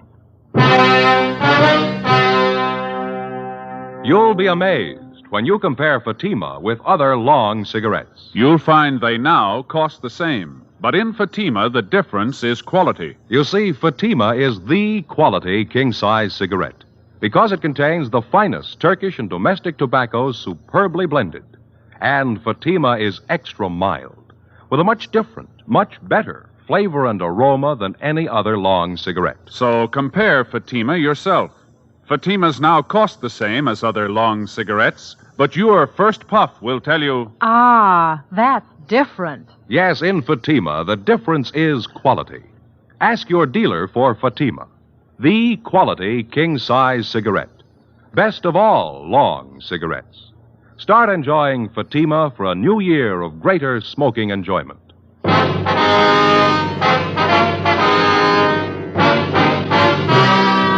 Dragnet, the documented drama of an actual crime. For the next 30 minutes, in cooperation with the Los Angeles Police Department, you will travel step by step on the side of the law through an actual case transcribed from official police files. From beginning to end, from crime to punishment, Dragnet is the story of your police force in action.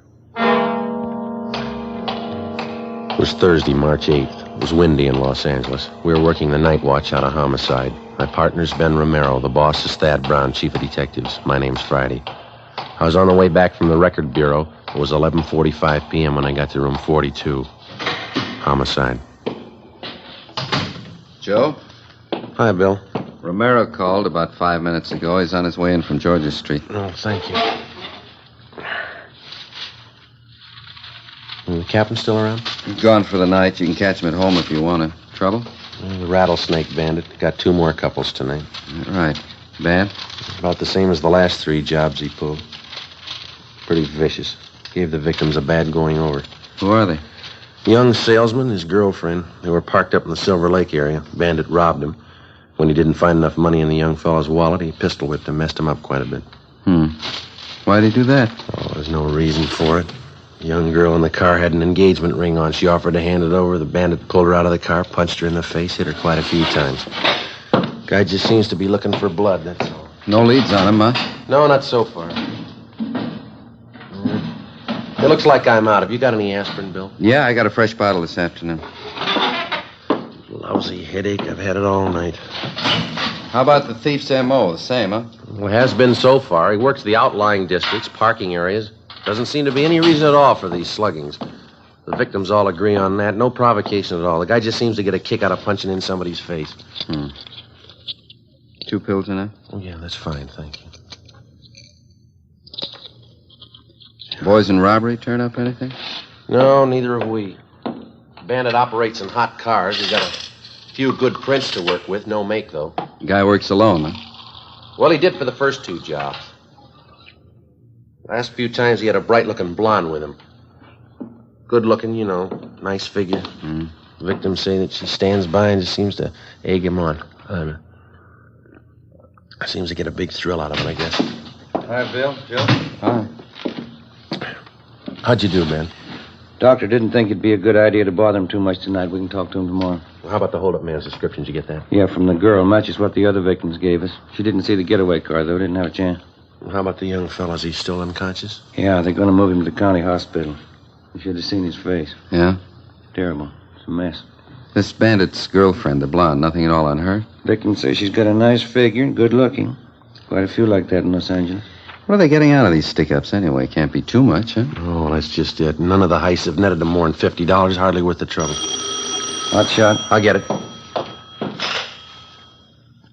What is it? Wait a minute. Rattlesnake Bandit. He got another couple. Where? South end of Echo Park. Yeah? He shot both of them.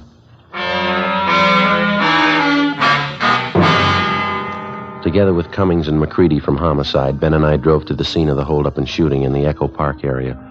The victims were identified as Ralph Younger, 34, a high school English teacher.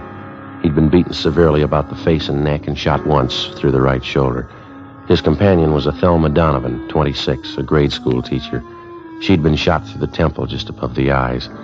She was still alive, but in a critical condition. We questioned Ralph Younger briefly before he was removed by ambulance to the Georgia Street Receiving Hospital. His description of the holdup man tallied exactly with that of the Rattlesnake Bandit. He also gave us the description and license number of the getaway car. We got out a broadcast and an APB. A routine check of the area failed to turn up any leads. 11 a.m. the next morning, Ralph Younger told us the story from his hospital bed. I was teaching Thelma how to drive, Sergeant. We were going along that side street when the sedan pulled up, forced us over to the curb. And your friend, Miss Donovan, was sitting in the driver's seat then? That's right. I got out on my side and started over to ask this fellow what he was doing, crowding us like that. He rushed up to me and started slugging me in the face with his gun. I went down. Mm-hmm. What did Miss Donovan do? She started hollering for help. The hold-up guy ran over and shoved his gun at her. He had it pointed at her head. And he grabbed Thelma's purse and started looking through it. For money, I guess. Mm-hmm. Say, would you mind moving this pillow over a little bit? Sure, got you. Oh, there we are. There, how's that, okay? Oh, under the shoulder, please. All right. Yeah. There you are. It's fine. Thanks. Were you lying on the street while all this was going on, Mr. Younger? No, he yanked me to my feet, made me stand by the car with my hands up. Thelma was crying. The hold-up man looked through her purse, and then he said, "Who are you trying to kid, lady? You got more money than this." Thelma told him the truth. It was all she had, $3. What happened then?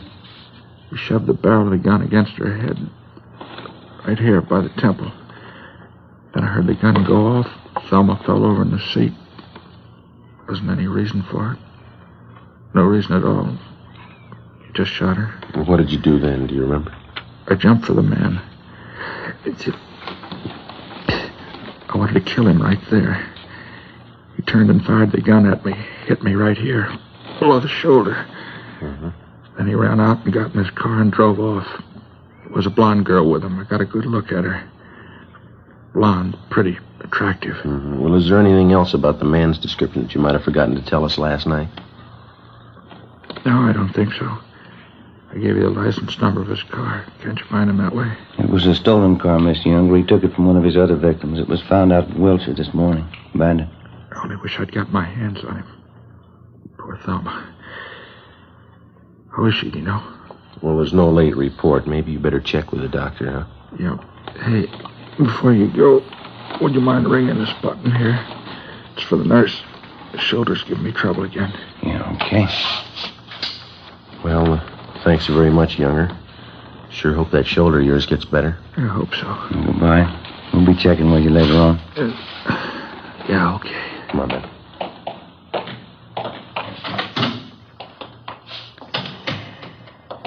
Romero?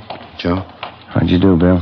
Checked with the doctor. Donovan girl's still unconscious. Pretty critical. Mm-hmm. What'd the doc say? She gonna pull through? She might. They can't tell yet. One thing's sure, though. What's that? Bullet did a lot of damage. Yeah. She's totally blind. 4 days before a bullet from the hold-up gun had blinded schoolteacher Thelma Donovan for life, the Rattlesnake Bandit and his blonde girlfriend were unknown to the city of Los Angeles. In the space of little more than 96 hours, they'd robbed and slugged a dozen people from one end of the city to the other. In every case, the attacks were just about as brutal and vicious as they were unprovoked. The amount of money taken from each victim was negligible. The only apparent conclusion was that the bandit and his girlfriend were out for blood. That night, despite a citywide alert to all radio cars and patrolmen, the suspects robbed and slugged 2 more couples between the hours of 10 p.m. and midnight. Between midnight and 1:30 a.m., They got 2 more victims. 2:30 a.m. Ben and I got back to the city hall, the carpool. 118, Sixth Spring. 118, Sixth Spring. Meet the officer holding your file. Looks like the place over there, huh? Mm-hmm. Wonder how McCready and Cummings made out. I hope they got more than we have. Yeah. Yeah, this is good right here. Want to get the radio, Joe? Yeah, fine. Let's go. Doggone it, I knew I forgot something. What's that? Cigarettes, you got any left? I don't think so. Old pack is all. No, there's one left in here. No, that's all right. I can't take your last smoke. Oh, go ahead. There's a machine upstairs by the elevator. I'll get some. All right.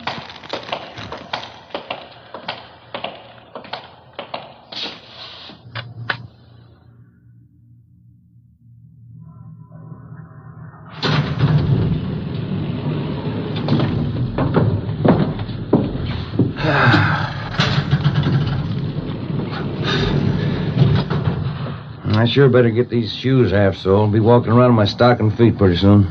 Well, you just got them a couple of weeks ago, didn't you? Yeah, that's right. Tops are as good as new. Soles of the darn things went just like that. No wonder they had them on sale. Yeah.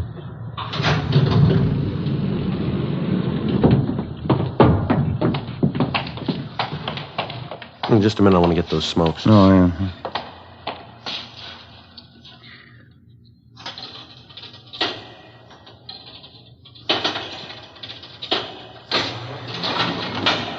Skipper say he was going to stay around? Until about 2, yeah. He's probably gone by now.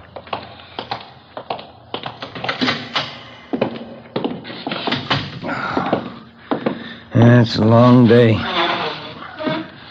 Anything in the book? Just a minute. Yeah, your wife called. I want you to get a refill on that prescription for your little boy. Oh. Hiya.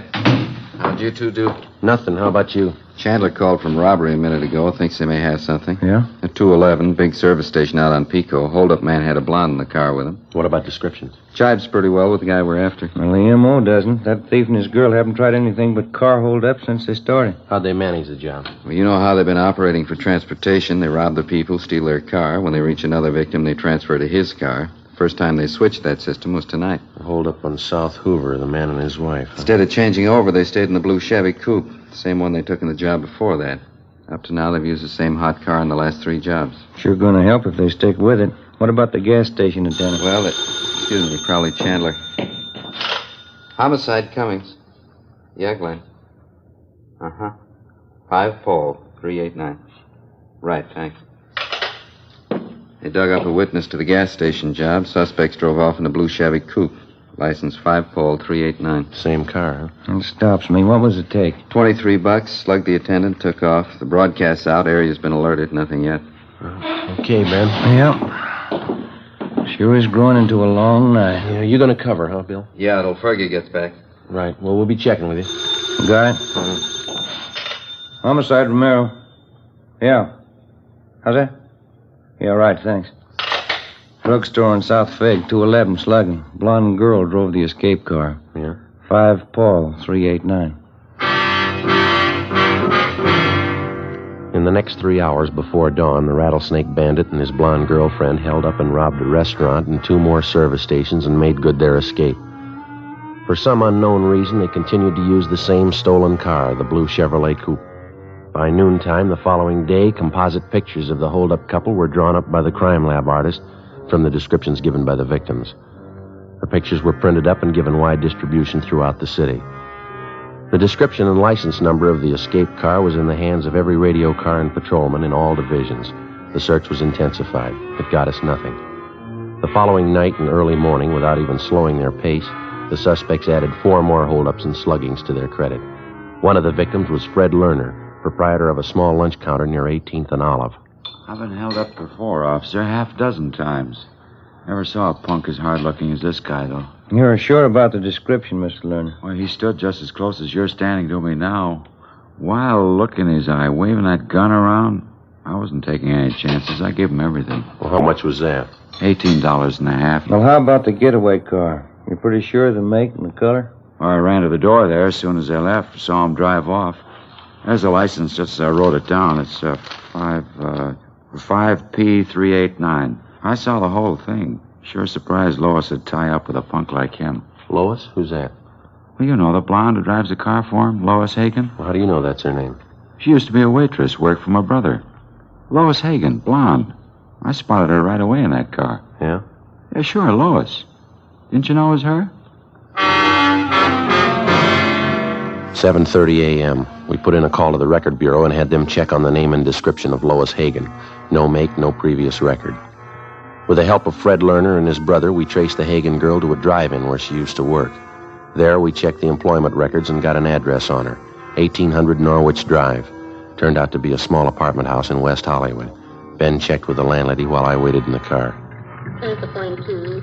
1 KB, transfer point 2, is unit 135. Well, that's it. What'd you get? Talked to the landlady. She's managed the apartment for 16 years. Yeah? She never heard of Lois Hagen.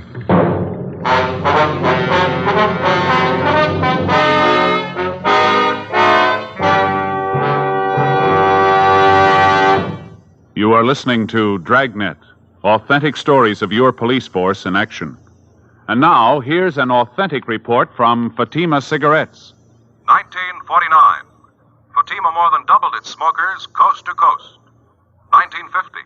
Another record-breaking year, with more long cigarette smokers insisting on Fatima quality than ever before. In 1951, enjoy Fatima quality yourself. Yes, friends, in Fatima, the difference is quality. Quality of tobaccos, the finest Turkish and domestic varieties, extra mild and superbly blended, to give you a much different, much better flavor and aroma. Quality of manufacture. Smooth, plump cigarettes rolled in the finest paper money can buy. Quality, even to the appearance of the bright, clean, golden yellow package, carefully wrapped and sealed to bring you Fatima's rich, fresh, extra mild flavor. Compare Fatima yourself.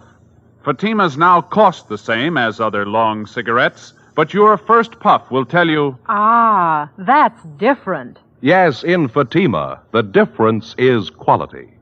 Start enjoying Fatima for a new year of greater smoking enjoyment. Insist on Fatima, the quality king-size cigarette. Best of all long cigarettes.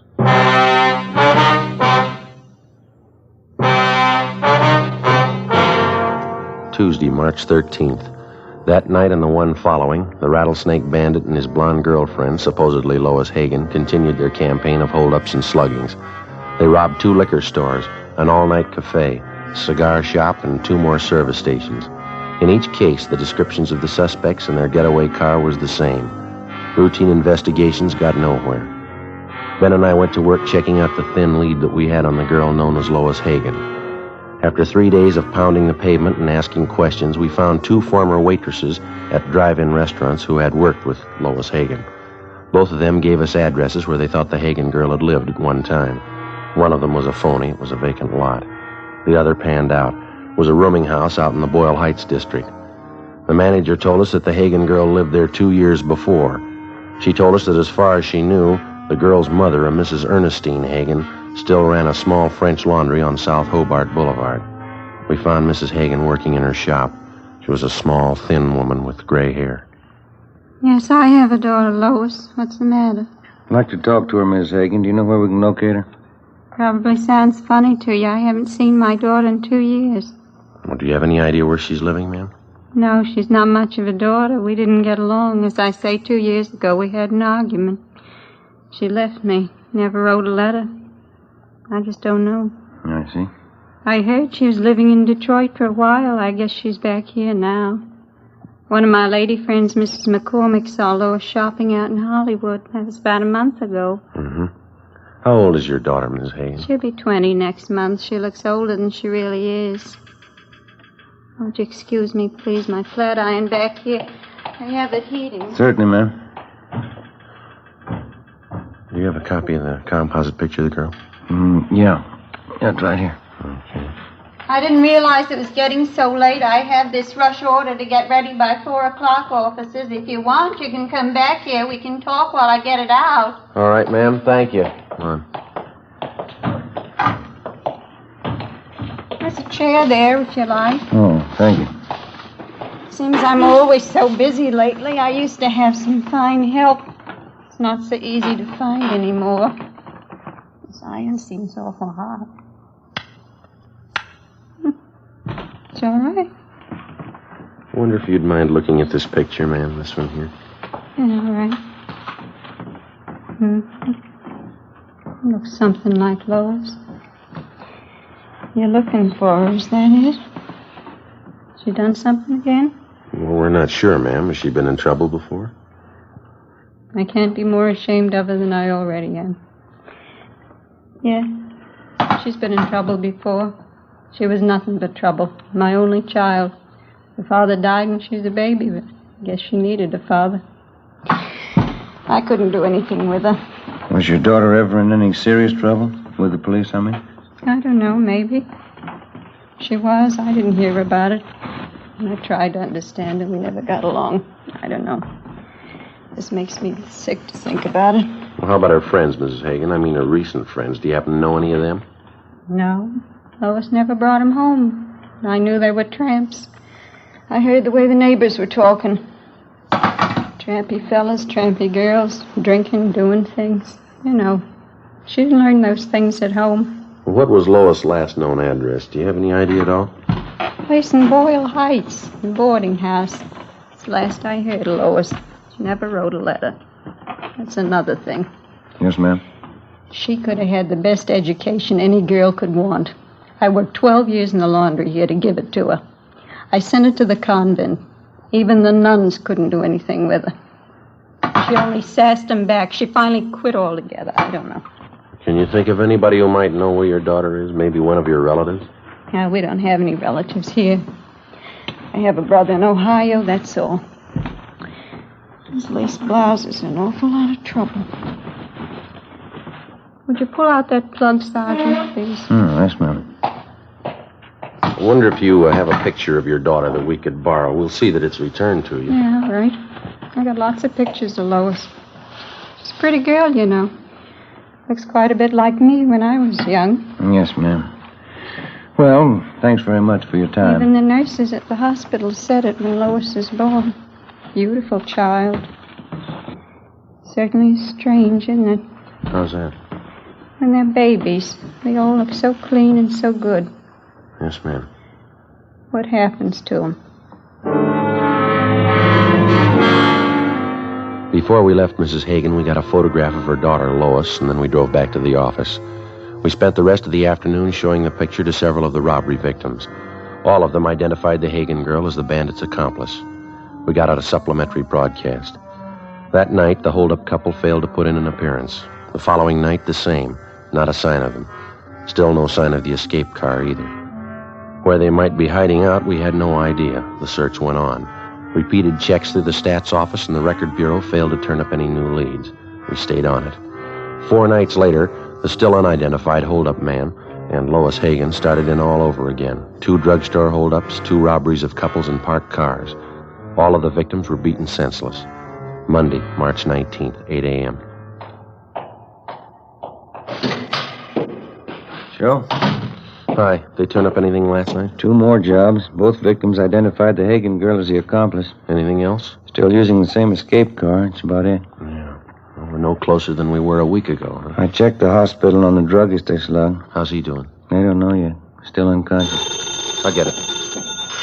Homicide, Friday. Yeah, Mike. Where?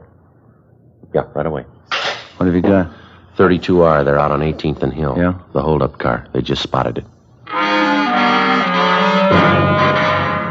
8:20 a.m. Together with Cummings and McCready, we drove out to 18th and Hill, where the officers in Unit 32R had the holdup car staked out. It was parked in the back of a large service station on Hill Street near the corner of 18th.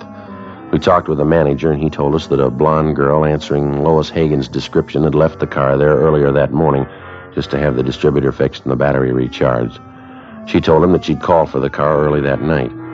Because of the way that the service station was situated, it would have been impossible to stake out on the blue coupe without making it look obvious. We explained the setup to the manager and made arrangements for Ben and I to pose as employees. That way we could keep a close watch on the car until the suspects called for it. Cummings and McCready holed up in a coffee shop directly across the street. 2 teams of men from robbery covered from their vantage points. Ben and I took up our posts as supervisors of the station's 10-minute car wash.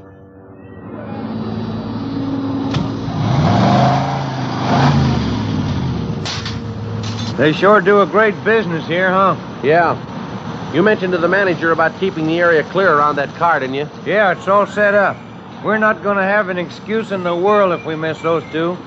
Yeah, if they show up.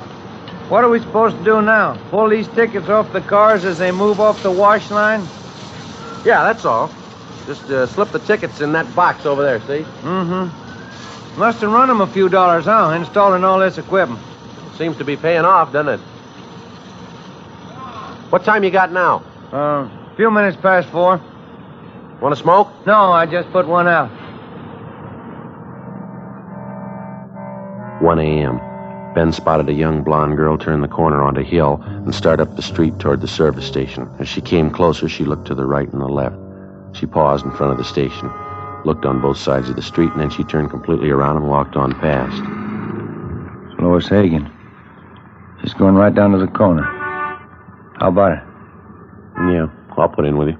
How about a tail? We can't just let her walk away from us. No, just a minute. Take a look. She's turning around. Coming back this way. She's coming in. Yeah, we better get back to our car. Looks like it. Come on. Right. The young blonde entered the garage office, paid the repair bill, and drove off in the hold-up car. Ben and I followed in 80K. Cummings and McCready tailed us. The blue coupe moved 2 blocks down Hill Street and then turned into an apartment garage. We parked on the street, went in and got the manager out of bed. We showed him Lois Hagen's picture. He told us that she was registered alone in apartment 16. He failed to recognize the description of the hold-up man. McCready and 3 men from robbery covered the front and back exits. Cummings, Ben, and I climbed the stairs to the 3rd floor. Number 16. Joe, you want to ring it?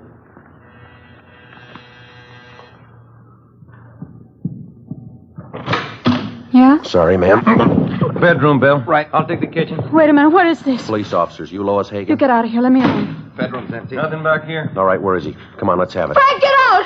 Cops, Frank, get out! Upstairs, you. Watch her, Bill. I got her. Come on, Ben. Yep. Stairs, Joe. Watching? Yeah, hold it. Yep. Frank, get out! The cops! Come on down, coppers. Give me room. Give it up, mister. You haven't got a chance. Give me room. I'm coming down. We got the building covered, mister. Give it up. Look out, Joe.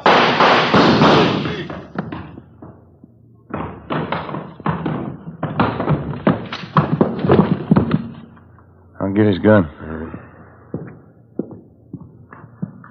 How is he? Dead. Joe, Ben, you all right? Yeah, Bill. You want to take the girl downstairs? Let me see him, please. Frank. All right, lady. It didn't have to happen. I tried to tell him, get away. He wouldn't listen, never listened. Let's go. We were married yesterday. You didn't know that, did you? Just married. Yeah. Married 2 days. Yeah, well, the honeymoon's over. Come on, lady. The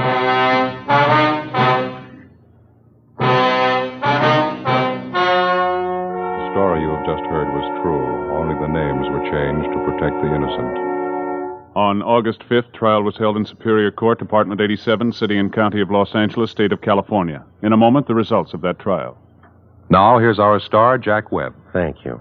Here's an invitation we just received from New York's famous Stork Club. Host Sherman Billingsley asked us to pass it on to you Dragnet listeners who have television sets. It reads, Fatima, best of all long cigarettes, cordially invites you to see the Stork Club on television beginning this week. Well, Dragnet welcomes the Stork Club to the Fatima family. It's a fine television show. You know the Stork Club recommends only the best, and as Sherman Billingsley says, in long cigarettes, that means extra mild Fatima. You can judge that yourself, just as I have, by comparing Fatima with other long cigarettes. Buy a pack of Fatimas. You'll find they now cost the same, but in Fatima, the difference is quality.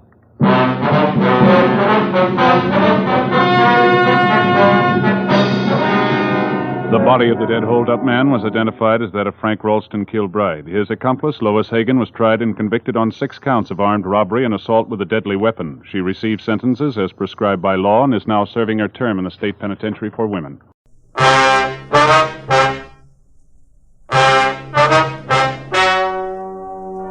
Ladies and gentlemen, the story you are about to hear is true.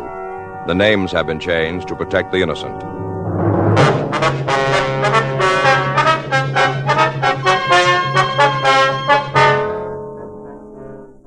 You're a detective sergeant. You're assigned to robbery detail. You get a telephone call from a woman who wants to see you. She says it's about her husband. She's afraid he's going to pull a holdup.